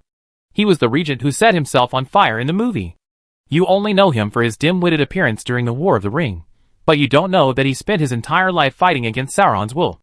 He used the Crystal of Truth to fight against Sauron's will, fortified the borders, built fortresses, and assembled armies, all in the name of fighting Sauron. In the end, exhausted and defeated by Sauron's will, he felt he could not defeat him and ordered everyone to flee. From any perspective, Denethor too was a wise ruler. Under his rule, Gondor finally regained its strength to fight against Sauron, far superior to his father's mediocrity. Just by taking his will. Gilli's ability to fight Sauron for decades is terrifying. Remember, he and Sauron were constantly engaged in a psychic battle through the Crystal of Truth. Everything he did was for Gondor, even his final, foolish act to protect the people of the White King City and allow them to escape. Roland had once lamented, while watching the film, that The Lord of the Rings portrayed a group of fearless hobbits and a benevolent monarch, as well as the deeply rooted knights of Rohan and the tragic King Theoden. But who could have remembered that the true hero, who had enabled Sauron to remain dormant for decades before daring to attack Gondor, was none other than that absurd regent. A true hero who had hidden behind the scenes for decades, only to end up immolated in the end. In Denethor. Before Denethor too rectified Gondor, the only place in Gondor that had not yet rotted was Dol Amroth. To be more precise, only the Order of the Swan remained as the pillar of Gondor. But why did Sauron hesitate to take action against Gondor? During the reign of Denethor II's father, although Gondor was corrupt, it still had the strength to fight. By the time Sauron was ready, Denethor II succeeded to the throne. This was in the year 2984 of the Third Age. 3 years later, after his wife died of illness, he became more stern and silent. He had a premonition that Sauron would launch an attack on Gondor during his lifetime. He began to study the Crystal of True Knowledge and fight against Sauron's will, and monitored Gandalf, Aragorn, Saruman and others. Incredible indeed. This man was arguably the most knowledgeable person on all sides during the War of the Ring. After all, the Stone of Aenir could tell him everything he wanted to know. Even Sauron was under his watch. It's incredible. So Denethor too was actually a hero. After all, he held Sauron back for so many years. If Sauron hadn't been driven to despair by the orcs' rampage in Mordor, he might not have dared to come out. Your Highness, Balin, I need the dwarves to defend the elves. Lind went straight to Balin and explained his purpose. He told Balin that the elven rangers needed a stable output space and someone to protect them, and the dwarves were clearly the best choice. To help His Highness, Apophis Brio, I am happy to do so. Balin said calmly, implying that the dwarves were willing to give the elves this favor, but don't think too much about it. If it weren't for the kingdom of Lagran, they would definitely not pay any attention to you. Thank you. Lind didn't have time to play tricks with the dwarves. He just wanted to repel the orcs and lead the elves away from this sad battlefield. If he died again, he would be too embarrassed to face King Elon. Your Highness, please tell us the details. The messenger can't explain it clearly right away, Balin said, pulling Apophis Brio aside. After all, Balin valued efficiency. Upon hearing that Apophis Brio was under attack by orcs, he immediately transformed into a Babangchang and, without even listening to the messenger's detailed explanation, led his men on their way. After all, a fight would reveal everything. Okay. Apophis Brio nodded, then proceeded to detail the current situation, and the forces both the enemy and our own forces were facing. So we're in danger right now. Balin stroked his beard. Sorry. Apophis Brio apologized, after all, for getting the dwarves involved. It's all right, it's my duty. The dwarves will never be able to repay King Roland's kindness. Balin shook his head. After all, Roland had technically helped the dwarves recapture both capitals, and had been a major force there. Especially the first time. Balin knew how badly Roland fought. Even his sole infantry unit was completely annihilated. The conditions are limited. But I will do my best to buy you time, even if all the dwarves fall here. Balin's eyes were filled with determination. You're too polite. Everything will be solved as soon as the kingdom's reinforcements arrive. Apophis Brio quickly waved his hand. Are these dwarves like porcelain hammers? They should just be stalling for time and waiting for Roland's army to rescue them. But they're acting like they're going to fight to the death? Can't the orcs die? Must they die themselves? They're even talking about death. Balin's determination startled Apophis Brio. Was the situation not so bad that all the dwarves would die? But Apophis Brio glanced at the other dwarves and was completely stunned. Then he looked at Balin with a murderous look. Your men. Apophis Brio's mouth twitched. With the equipment these dwarves have, they'd probably tire the orcs out to death. Chapter 665. What Apophis Brio found unbelievable was that, despite their small numbers, this dwarven army's equipment was truly astonishing. After all, even if the dwarves were small, the amount of mithril plate armor each possessed was insane. Currently, only dwarves with access to mithril mines could manufacture such armor. No wonder the orcs were so overwhelmed. These tin cans were completely dominated by their equipment. Even Roland wouldn't have been able to defeat them. Of course, mithril wasn't without its flaws. At least it wasn't as good as adamantium in terms of magic resistance. As we all know, mithril is known for its defense, while adamantium is known for its conductivity and magic resistance. It would be amazing if Balin could forge some adamantium and mithril into a sun-moon alloy. Not only would he be able to move freely among the orc army, but he'd be able to cut through it like a log. A family inheritance. Balin, as if sensing Apophis Brio's surprise, casually waved his hand and explained. After all, only the dwarf Moria's reserves could afford such an army.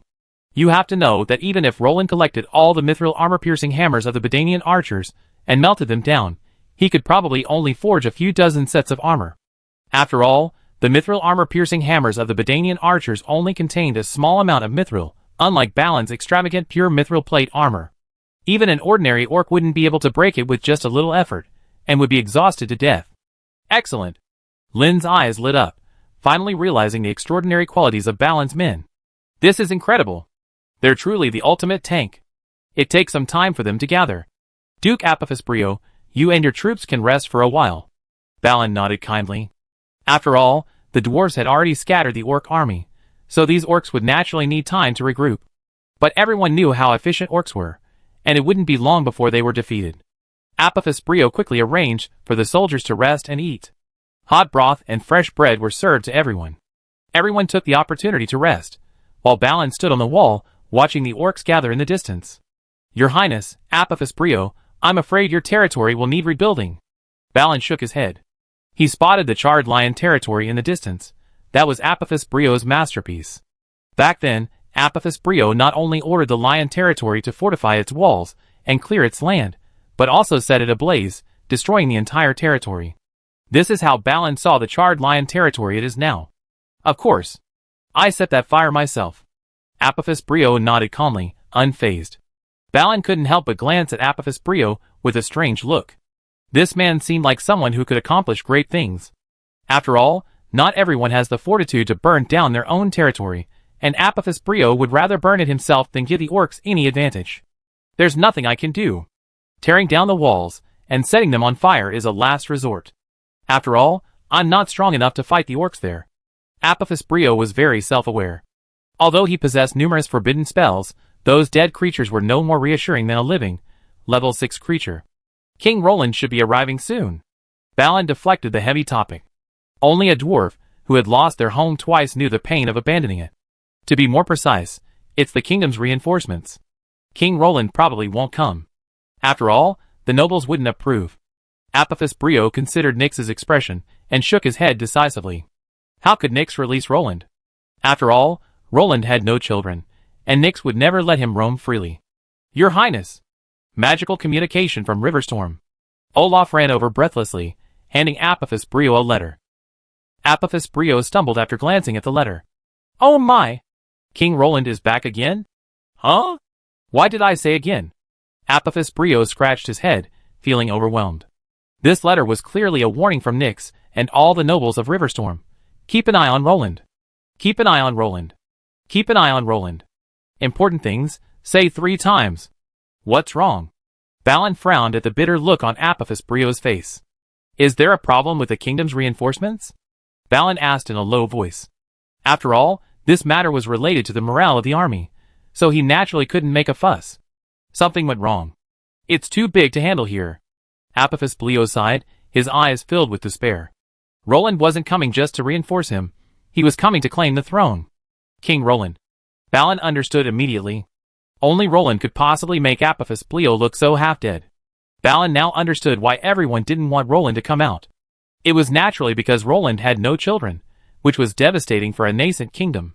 Especially for a race like humans who valued bloodline inheritance. What are you talking about? Lind leaned over. He realized that the dwarf and Apophis Bleo had been plotting for a long time. Go away. It's none of your business. Balin waved his hand with a look of disgust. The elves simply lived too long, and had too much free time. Their long lives gave them enough time to explore their hobbies, and listen to gossip, but it was obvious that the dwarves and humans did not intend to share this with the elves. After all, the elves of Rivendell were not close to them. If it was Thranduil, they would not mind sharing this secret. Lind shook his head and shrugged, knowing he'd been asking for trouble. Without stopping, he turned and walked back to his tribesmen. He wasn't under much pressure anymore. After all, with the arrival of the dwarven heavy infantry, the elves and humans no longer had to rely on their lives to hold the line. It felt like drinking ice water in the dog days of summer, refreshing to Lind. Stay alert. Lind warned from the top of the city wall.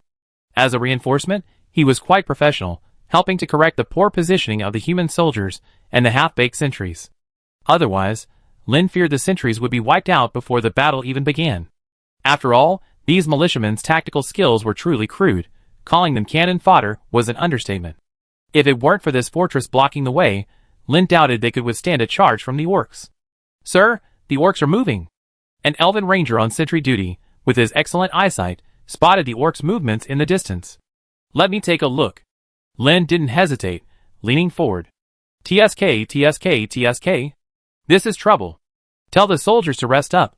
We're going to have some fun tonight. Lind's face darkened as he addressed the surrounding human, dwarf, and elf soldiers. Play? Everyone stared at Lind in confusion. Fight for our lives. Balin appeared at some point and declared solemnly. Tonight may be tough, and countless people won't see tomorrow's sunrise, but it's definitely worth it. The kingdom's reinforcements will arrive at dawn. Apophis Bleo could only lie to motivate the crowd. Although he calculated it would be around tomorrow, no one could rule out the possibility of accidents. On the distant horizon, neatly aligned black torrents rolled towards King's Landing Fortress. The dark clouds of war rolled across the sky, creating an oppressive feeling of a dark cloud pressing down on the city, threatening to destroy it. Chapter 666. Form of Formation. Children of Durin. The demons are coming, Balin declared solemnly, clutching the axe of Durin. Elves of Rivendell. Banish the darkness. Lind declared solemnly, watching the slowly approaching orc heavy infantry. For Raglan. For our homeland. Men of King's Landing. Rise. Apophis Bleo roared, rousing the Raglan's fighting spirit. Everyone scrambled to their feet at the command of their commanders. They knew tonight would determine the fate of their territory. If they held on, everyone would be happy. If they failed, all would be lost. However, Balin and Lind weren't particularly worried about Apophis Bleo. After all, they had both spotted the scrolls of forbidden spells around his waist, which contained the aura of great forbidden spells. Duke, calm down. Lindra pulled Apophis Bleo. He was really afraid he'd start using forbidden spells to blast the land before the fight even started. While forbidden spells are effective, many leave residual magic behind. If not eliminated by human intervention, the impact on the land could last for decades. It's on the same level as Earth's nuclear bombs. Otherwise, why are they even called forbidden spells? Don't worry, I know my limits. Apophis Bleo nodded, indicating he understood. After all, these were the assets of the King's Landing family. He certainly wouldn't be so foolish. He only taken them out for emergency use. Just look at the clouds of war, and you know the foolish ring wraiths are coming. Apophis Bleo thought it must be the fourth ring, Amorithor, since the other two were useless. To prevent the ring wraiths from taking desperate measures, he summoned both offensive and defensive forbidden spells. Roar! The roars of wargs and ogres echoed through the night, as swarms of dark shadows crawled toward King's Landing. They're coming! Apophis Bleo roared to Lind. Shoot! Lind ordered his rangers to fire in a blanket of fire. A burst of explosive arrows echoed, and arrows pierced the orcs' bodies, exploding with a sudden burst of bone and flesh, causing secondary damage. Those arrows that missed were equally dangerous. Although they didn't directly hit the orcs, the archer's skill, explosive arrow, would explode. Each arrow could take the lives of several orcs. For a moment, the night became an orc graveyard. Shields up. Balin glanced at the elves behind him, and could only order his soldiers to raise their shields high above their heads. After all, these short, tinkin soldiers couldn't protect the elven rangers behind them without their shields raised. Tingling, clang clang. A series of crisp, rapid sounds echoed. The dwarves' shields trembled slightly before they were steady. Clearly, the orc arrows were no more than tickles to them. A close encounter is inevitable. Apophis Brio drew his long sword and gazed down at the city walls. Although they had temporarily halted the orcs' attack, even a ranger's bow would consume both his fighting spirit and his stamina. A close encounter was the ultimate outcome. Kill! Olaf swung his spear, instantly sweeping down two orcs. The blade easily penetrated their chests and abdomens, ripping them open. The two halves then fell from the sky to the city walls below.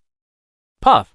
The dwarves abandoned their shields and instead, thrusting their spears to the edge of the battlements, their spears effortlessly struck down the orcs attempting to cling to the wall.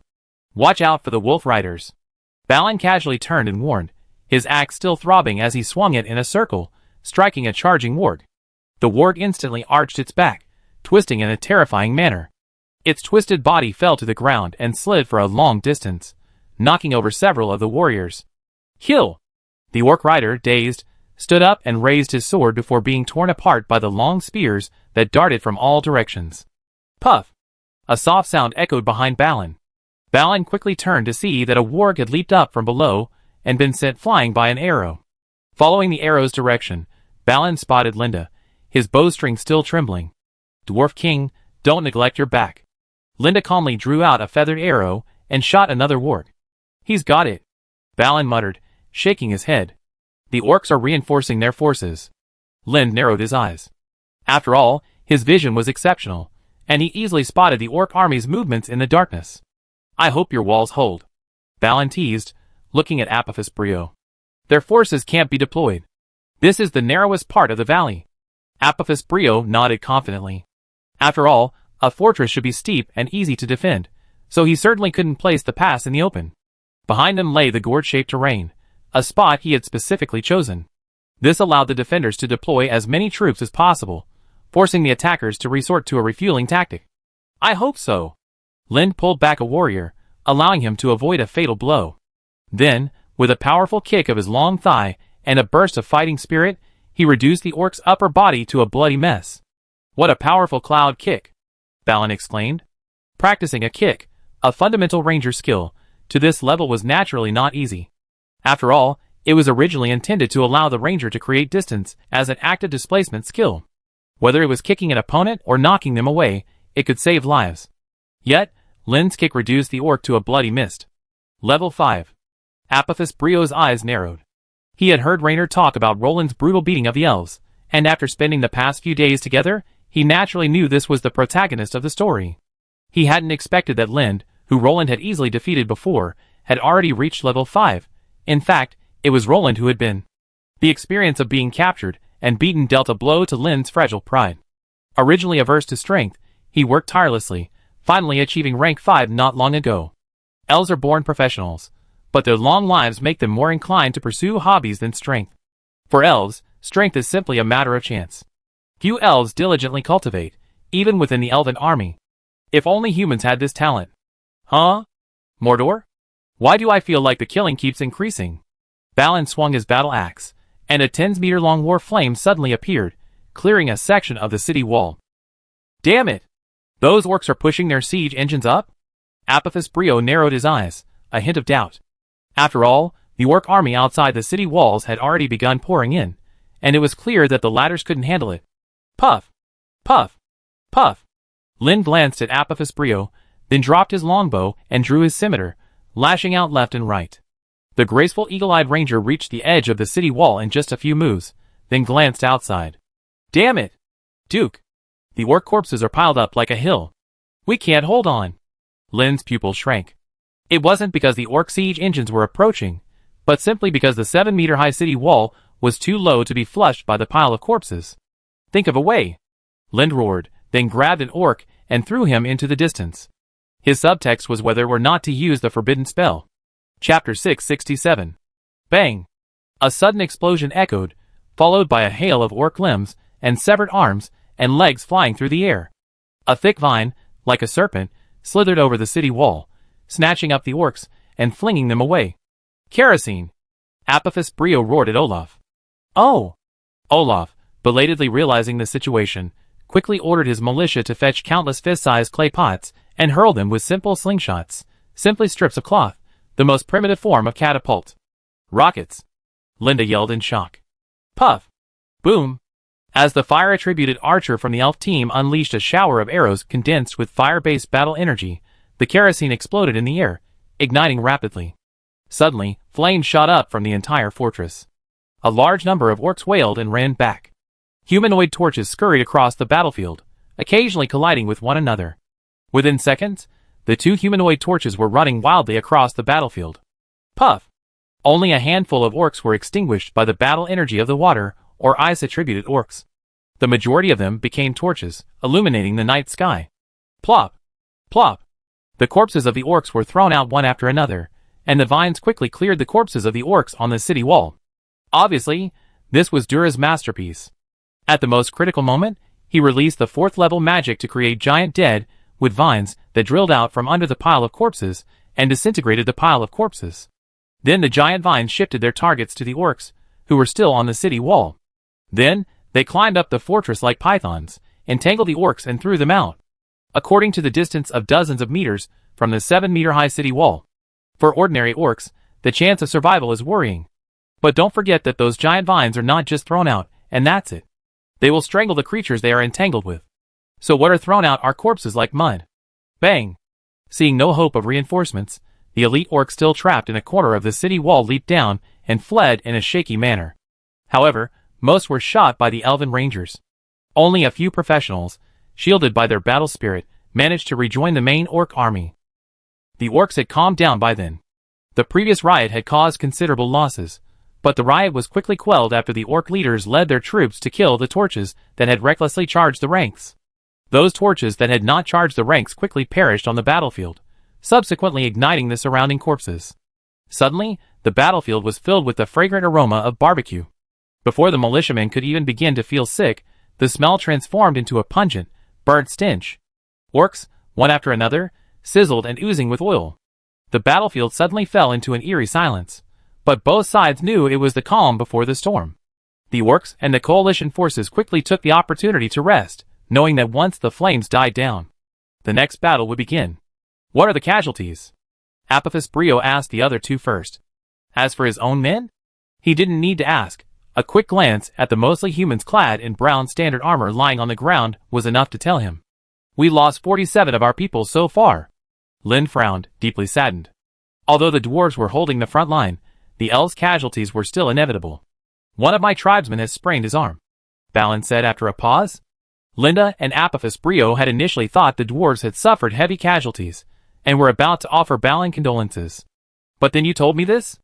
A sprain? Is that even an injury? The regular army has lost nearly 200 soldiers, and the militia has suffered even more, with nearly 300 killed in action, Dura said with a sullen face. As the soul healer, he knew the casualty figures best. Hold on a little longer. Daybreak will soon. Apophis Brio could only bite the bullet. He had already begged Roland countless times in his heart. Now, as long as Roland appeared before him, he would be his ancestor. He didn't want to fight this forced battle even a minute longer. The constant sacrifices of his fellow tribesmen around him, while victory seemed so elusive, was truly devastating. The orcs' illusion of being invincible had left all the Lagrangians exhausted both physically and mentally. If all else fails, use a forbidden spell to deter them. Balin panted, removing his helmet. Everyone's heart darkened. After all, using the scroll of forbidden spells meant admitting they had fallen short. Using one less scroll was a treasure chest. Besides, why hadn't the ringwraiths appeared yet? They were guarding against forbidden spells. The ringwraiths weren't without countermeasures. Apophis Brio simply didn't believe the ringwraiths would let their forbidden spells land safely on the orc army below. After all, these were not the cannon fodder they used before, these were elite armored orcs. Had it not been for the elite dwarf and elf troops bearing down on Apophis Brio's army, they would have collapsed long ago. Thank God. Thank you for the 300 skullcrushers Balin had brought. Those iron cans became the undisputed fulcrum of the night battle. Elven rangers and human soldiers fought around these dwarves, cooperating to hold sections of the wall, preventing the orcs from crossing their defenses and dividing the battlefield. Clearly, those iron cans, which disgusted the orcs to death, had performed a vital role. I sensed something's amiss. Apophis Brio gazed at the war clouds, feeling somewhat uncertain. They always gave him a strange feeling. Is it an illusion? Apophis Brio shook his head, not giving it much thought. Ha! A deep voice suddenly echoed, and all the humans, dwarves, and elves shuddered. They sprang to their feet as if on springs, and crowded the battlements, staring out in shock. What's that sound? It disgusts me. Lin frowned. It's the ring race. Such a powerful force. I feel the throbbing of souls. Balin's face darkened. Trouble, Apophis Brio said dully. Did the ring race seem to be about to take action? In the distance, the war cloud suddenly descended upon the orc army, then began to swirl. 1, 2, 3 black tornadoes appeared on the battlefield. The ring wraiths are hiding in the war clouds. Balin, after all, was a seasoned veteran, and he guessed the truth at a glance. 3? 3 ring wraiths? Isn't there just one? Lin suddenly realized his blind spot, and turned to look at Apophis Brio in shock. Cowards hiding behind the rocks, dwarves, and those disgusting creatures. Are you ready to die? A low moan echoed in everyone's hearts, humans, dwarves, and elves, and then a figure emerged from the black fog, just visible in the dim morning light. Puff! Many militiamen and warriors were shocked and spurted blood, clearly suffering internal injuries. This is... Lin was shocked as if he had seen a ghost. Retreat! We retreat! Duke! Cover the evacuation of the people. Balin grabbed the still-dazed Apophis Brio and shook him. Go! Your Highness! Get out of here! Take the people and escape. I will lead the soldiers to cover your retreat. Dulla trembled all over, then looked at Apophis Brio with determination. The soldiers he was referring to were naturally the warriors and the knights of the landing. All knights, assemble. Prepare for battle. Olaf gave Apophis Brio a deep look before summoning the Knights of the Rain, who had been hiding as a reserve force and had not participated in the battle. It was clear that he would also remain behind to cover the retreat. Mar. The Witch King.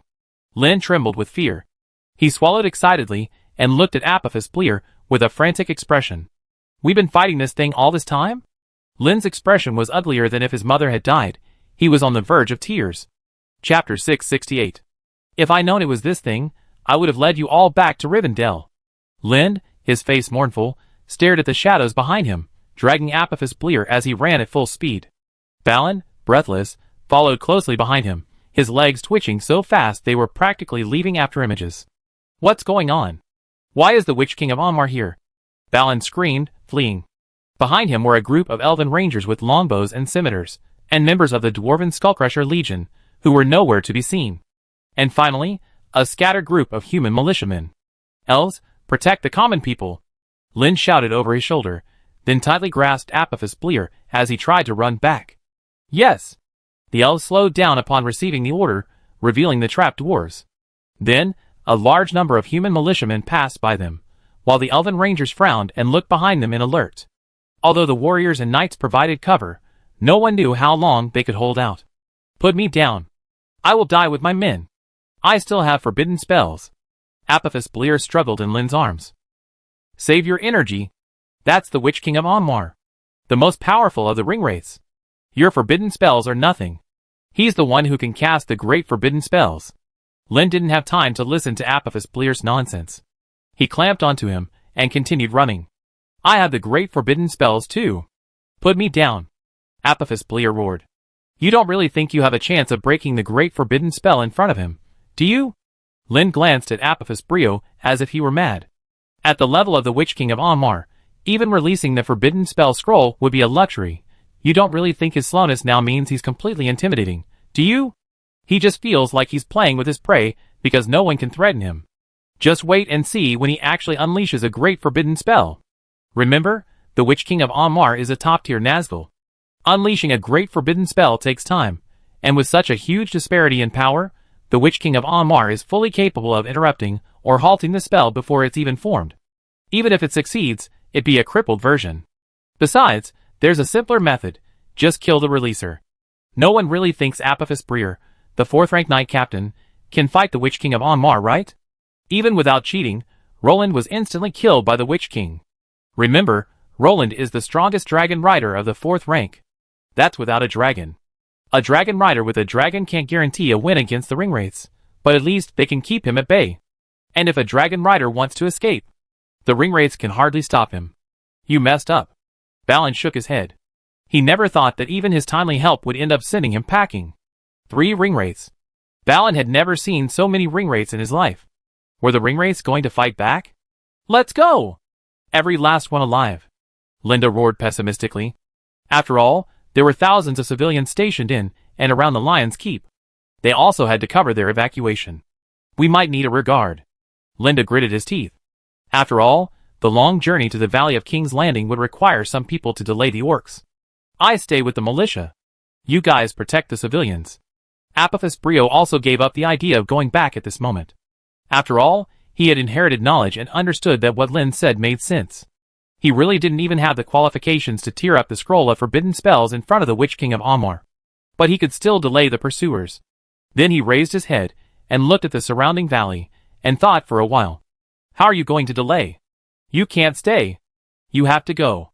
Otherwise, I won't be able to explain to Roland. Balin grabbed Apophis Brio and ran. Apophis Brio, who had just been put down by Lind, once again felt the sensation of flying. I leave a team of elves behind to block the attack. Lind gritted his teeth and said with a pained look. You know, elves are not afraid of sacrifice in the fight against darkness. These elves will definitely stay and fight evil without regrets, but as a general, he felt the pain.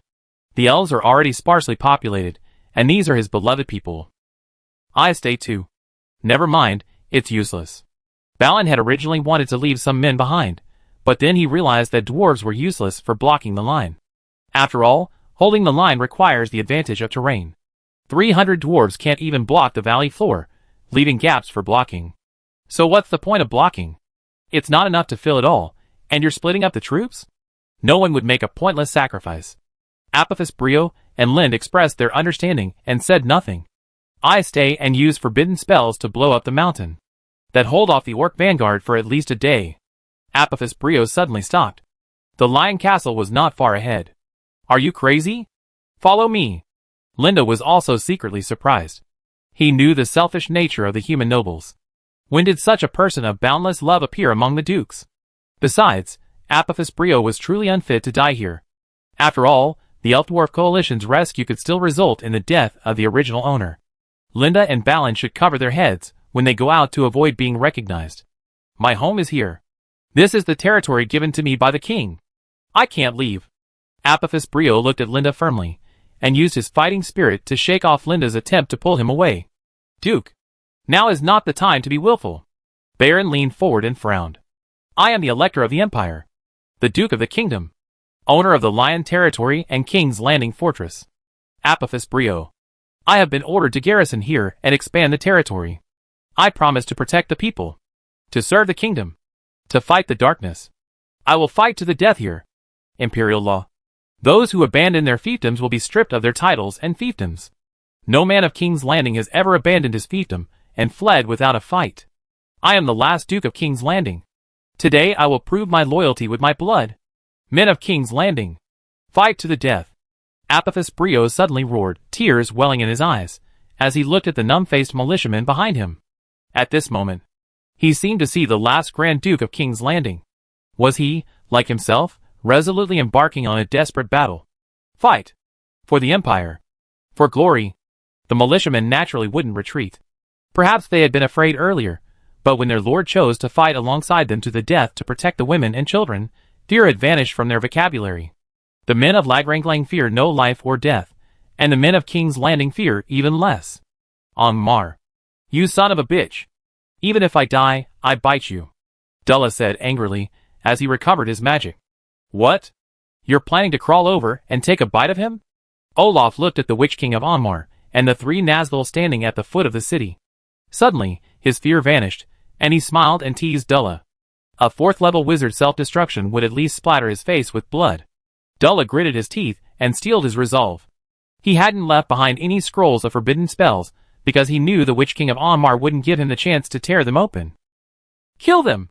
The Witch King of Aumar, looking at the humans chatting and laughing on the city walls, finally lost his desire to playfully tease them. He saw no fear on their faces, but instead, fearlessness, contempt, and sneers. This infuriated the Witch King to the point of embarrassment. He had imagined that the humans would scream and flee at the sight of him, but his imagined scene only lasted a moment. Then, the humans calmly gave them orders, as if they were 3 monkeys standing at the foot of the city walls. The orcs are about to attack. Olaf sighed, as he watched the orc army begin to move again. The time had come to sacrifice his life for his country. Throw kerosene. Ignite them. Stop the orcs. Olaf quickly commanded his men. Although they lacked fire archers, the arrows fired from the crossbows could still ignite the kerosene. That? Dura suddenly smiled. Perhaps we don't have to die. Dura relaxed completely, then slumped to the ground. His previous anger had vanished, and his fighting spirit had completely vanished. What's wrong with you? Olaf hugged Dura in terror. He was their only support. With Dura around, they could hold out for at least a moment. Without him, the entire fortress would be instantly overwhelmed by the orcs. Literally overwhelmed. Look up at the sky. Dura smiled foolishly, as if catching a flash of life, and waved his hand, pointing at the dim sky. The sky? Olaf suddenly looked up. A blanket of crimson flames erupted from the dark clouds, stained half the sky crimson. Chapter 669. That's, Olaf said, his pupils dizzying. The great forbidden spell. The Witch King of Ahnmar screamed shrilly. The next second, he switched the sharp chain hammer from his right hand to his left, and pulled out a pale bone staff from his tattered cloak. Dark erosion. The Witch King of Angmar's body was filled with the devilish magic that surged crazily. The clouds of war transformed into a sea of clouds, lashing out at the great forbidden spell in the sky. Good fellow. You dare to stop the great forbidden spell? And why don't you run? Roland, standing on the distant plains, smacked his jaw at the sky, which had already burned a crimson blue. If one looked closely, one could see occasional glints of silver amidst the crimson blue. Beneath the crimson sky, a pitch-black cloud of magic was desperately resisting the great forbidden spell that was supposed to descend. The two magics battled, tearing through the surrounding space, attempting to overwhelm the opponent. You underestimate the Witch King of Ahnmar. Darien Nightblade, toying with the wind-listening blade Garuda, watched Roland in a trance. Originally, the two of them should have joined the battle, but they were rejected by everyone. Roland understood the rejection, but Darien Nightblade was rejected because someone wanted to watch him. That was the great forbidden spell unleashed jointly by the Storm Dragon and the Blazing Winged Fire Dragon. Yenfu Dimension. Roland was shocked by the magical collision. After all, in his understanding, the great forbidden spell was equivalent to invincibility, and Yenfu Dimension was the great forbidden spell Roland had witnessed the most times in his life. It seemed to be the only great forbidden spell he had ever cast. Roland naturally admired the great forbidden spell's unparalleled destructive power. In his eyes, anyone who cast a great forbidden spell had to temporarily retreat from its attack. It's useless. Look! Darien Nightblade pointed grimly at the sky. The great forbidden spell Yenfu Space, which had once blazed through the entire night sky, had now shrunk to barely illuminating a small patch of sky. It was clear that the power of the great forbidden spell had been nearly blunted by the Witch King of Ahnmar. Something's not right. Even though Roland wasn't a spellcaster, he could tell that his own great forbidden spell was losing ground in the sky. It seems the intelligence is flawed. Darien Nightblade's face paled. This showed the Witch King of Ahnmar in his prime. If he had known this, how could he have challenged the Orc Kingdom? Something was wrong. Something must have gone wrong. Darien Nightblade desperately sensed the Witch King's deep, abyssal aura, trying to find a flaw. It seems the ringwraiths aren't as easy to deal with as we thought. Roland's face darkened. The other two ringwraiths had already begun releasing their auras without reservation, meaning all three had arrived this time. The ringwraiths' positions were unique, and everyone knew roughly where each ringwraith was. Aside from the 9 rings Yuvesa, who was in a relatively mobile position, the others were being closely monitored by the Northmen. At least if they moved, everyone would notice. Impossible. I clearly stabbed that thing to death. Darien Nightblade exclaimed. He had used all his strength in that blow. After all, he had pierced through the ringwraith's black armor. With the light element's restraint on the ringwraiths, it was impossible for them not to die. Priests all have resurrection spells, so who knows what strange and bizarre abilities the ringwraiths possess? Roland shook his head. After all, no one knew the ringwraith's core abilities, so it wouldn't be surprising if one had the ability to resurrect. That's true, but we're going to have a tough time now. Darien Nightblade said with a wry smile. You, Dura and Olaf were at a loss for words, as they watched the Dragon Knights descend upon the city walls. Their faces flushed, not knowing what to say. Joy of surviving? Or a sense of duty to defend the fortress? Perhaps a bit of both. Leave this place immediately. This will become a forbidden battlefield. If you don't want to be buried with the orcs, run away. The Dragon Knights warned, as they scattered among the defenders. But the bodies of our comrades. One of the warriors hesitated. After all, the battle was urgent. Aside from the elves using space equipment to collect the bodies of the King's Landing soldiers had been taken to the foot of the city walls for temporary disposal. The living are always more important than the dead. Olaf stood up and spoke before the Dragon Knights could begin their outbursts. All soldiers, listen.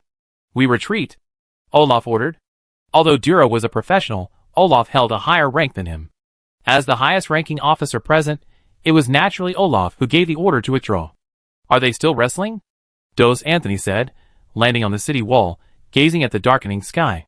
The power of the Yenfu dimension had reached its limit, but the darkness of the Witch King of Ammar seemed endless.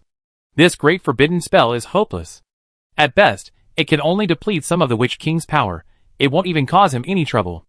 Adolf Heinrich frowned as he appeared on the city wall. Rather than fighting them from above, Adolf Heinrich preferred to engage them on the ground. Can you see that? Verwey raised a brow. Do you want to see what I am?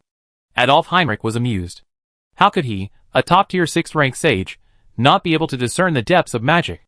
With the meager amount of dragon power remaining in Yenfu space, it would likely be extinguished in a matter of minutes. This is a big problem. The Witch King of Ammar is powerful. Caslo and Ajax arrived together, and Caslo began to complain as soon as he landed. I understand. A fallen being who has lived for countless years must have a bottomless pool of darkness and evil within him. Adolf Heinrich shook his head, undeterred. It would be strange if he could actually defeat the Witch King of Ammar alone. Get ready, get some rest. This could be the first forbidden spell war in Middle-earth in 1,000 years. Adolf Heinrich gazed deeply at the sky.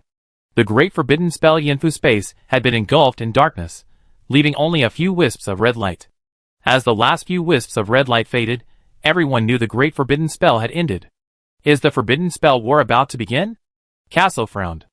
A true forbidden spell war was incredibly brutal, something Adolf Heinrich knew all too well. After all, the Heinrich family had once fought a forbidden spell war with the Augustus family, and the result was a civil war in which the nobles never dared to use forbidden spells on a large scale again. Although the empire was completely destroyed within a century, and there were no more civil wars for the nobles to fight, it still showed the immense psychological trauma that the forbidden spell war had inflicted on the nobles. Yes. I hope we can win. Adolf Heinrich sighed. I think we need reinforcements. Dos Anthony muttered quietly, raising his hand from behind. I already sent a magical call for assistance.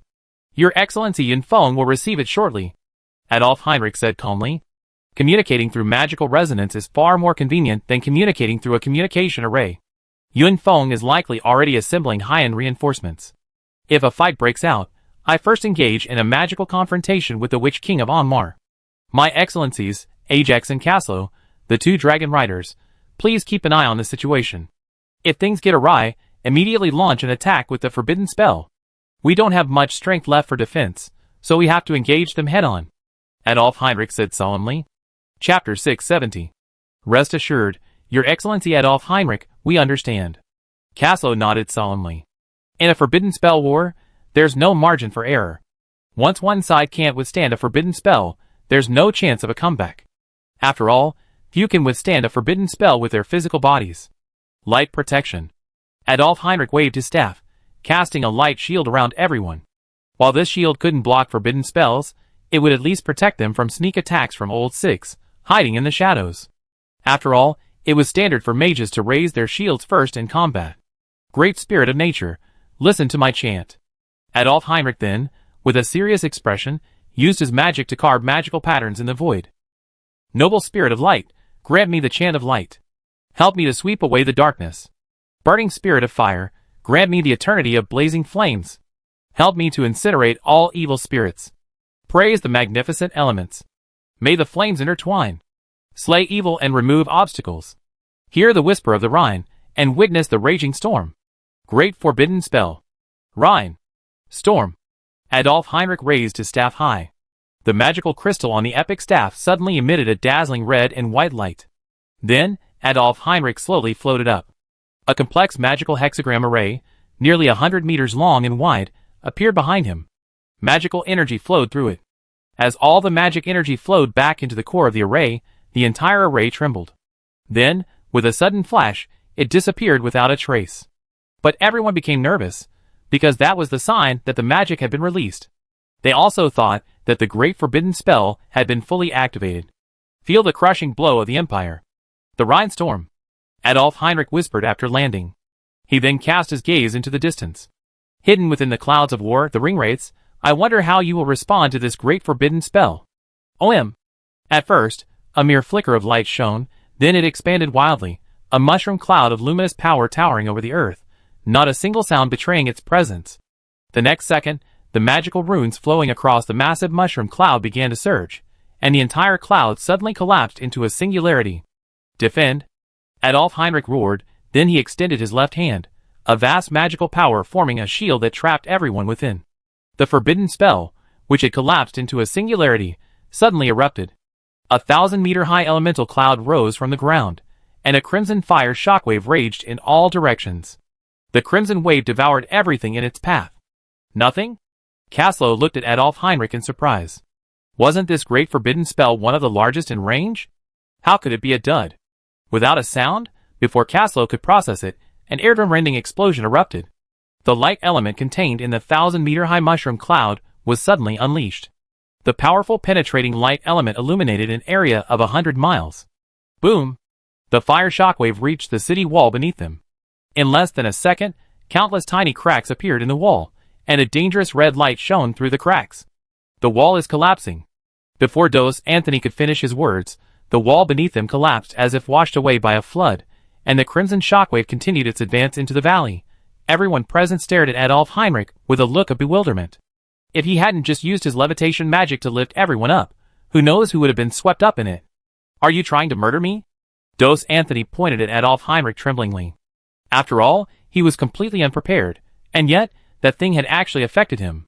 What do you think I put up my shield just now for? Was it unnecessary? Adolf Heinrich looked at Dos Anthony with a strange look. Was he really a dragon knight of the Anthony family? Didn't he know that the Rhine storm's damage range was even further than its maximum release range? In other words, the caster was already at the edge of the Rhine storm's release range. It was one of the few forbidden spells whose damage effect was greater than its range. Dos Anthony then realized that, aside from the small shield still flickering, the large shield had already shattered. Dos Anthony suddenly felt a surge of sympathy and admiration for the ringwraiths. Carrying that thing must be quite a feat. Holy crap! A monstrous demon? I'm reporting it. Someone's dropping a hydrogen bomb in Middle-earth. Roland was stunned by the scene before him. A mushroom cloud of light elemental over 1,000 meters high? Your Highness, I think we should run. Darien Nightblade was watching the excitement with Roland, but when he saw the Rhine storm rising, he suddenly remembered something and immediately grabbed Roland, appearing dozens of meters away. Wow! Wow! Darien Nightblade sprinted, dragging Roland along. Roland was practically floating in the air. The wind blew into his mouth, causing his face to distort and utter incoherent sounds. However, Darien Nightblade paid no attention to Roland's feelings. Roar! A deep dragon roar suddenly echoed. Dos, who was on Roland's chest, suddenly expanded in size, then stood in front of the two men, spreading his wings to shield them beneath it. Bang! Darien Nightblade and Roland clearly heard something hit Dos's body, but Dos remained motionless, like a boulder in the waves, as if it weren't him who was struck. What happened? Roland was still a little confused. He seemed to have just seen someone playing with a hydrogen bomb. And then he was flying? That's the Rhine storm. Why don't you run? Darien Nightblade looked at Roland with a look of idiocy. Although the power of forbidden spells would weaken with range, no one could stand up to that great forbidden spell even if it weakened, right? Rhine storm? You said that's the Rhine storm? Roland was shocked. Adolf Heinrich had just launched his ultimate move? How badly would the battle go? Of course. The great forbidden spell of wind and fire. Aren't the two killing modes of fire elemental shockwave and light elemental scattering obvious? Darien Nightblade asked. He scratched his head. After all, wouldn't this unique combination of attack and specific elements be instantly recognizable? Plus, that mushroom cloud of light elements that just rose from the ground. Let's take a detour and find them. We have to go help, Roland said firmly, frowning. Although they wouldn't let him enter the battlefield, they had already launched 2 powerful forbidden spells. How could he be at ease if he didn't go and take a look? Ding dong. Historical event witnessed successfully. Rhine Destroyer. Reward honor points *1. The system had already exploded, so you could imagine how much commotion there was. Now Roland had to pay to see what was going on. Whether for peace of mind or to earn honor points, he had to go to the main battlefield. Another 6 honor points. This, Darien Nightblade wanted to dissuade him, but seeing Roland's anxious expression, he kept quiet. After all, Darien Nightblade also liked to join in the fun. In fact, he wanted to know what was happening there even more than Roland did, and he had already cast 2 powerful forbidden spells in a row.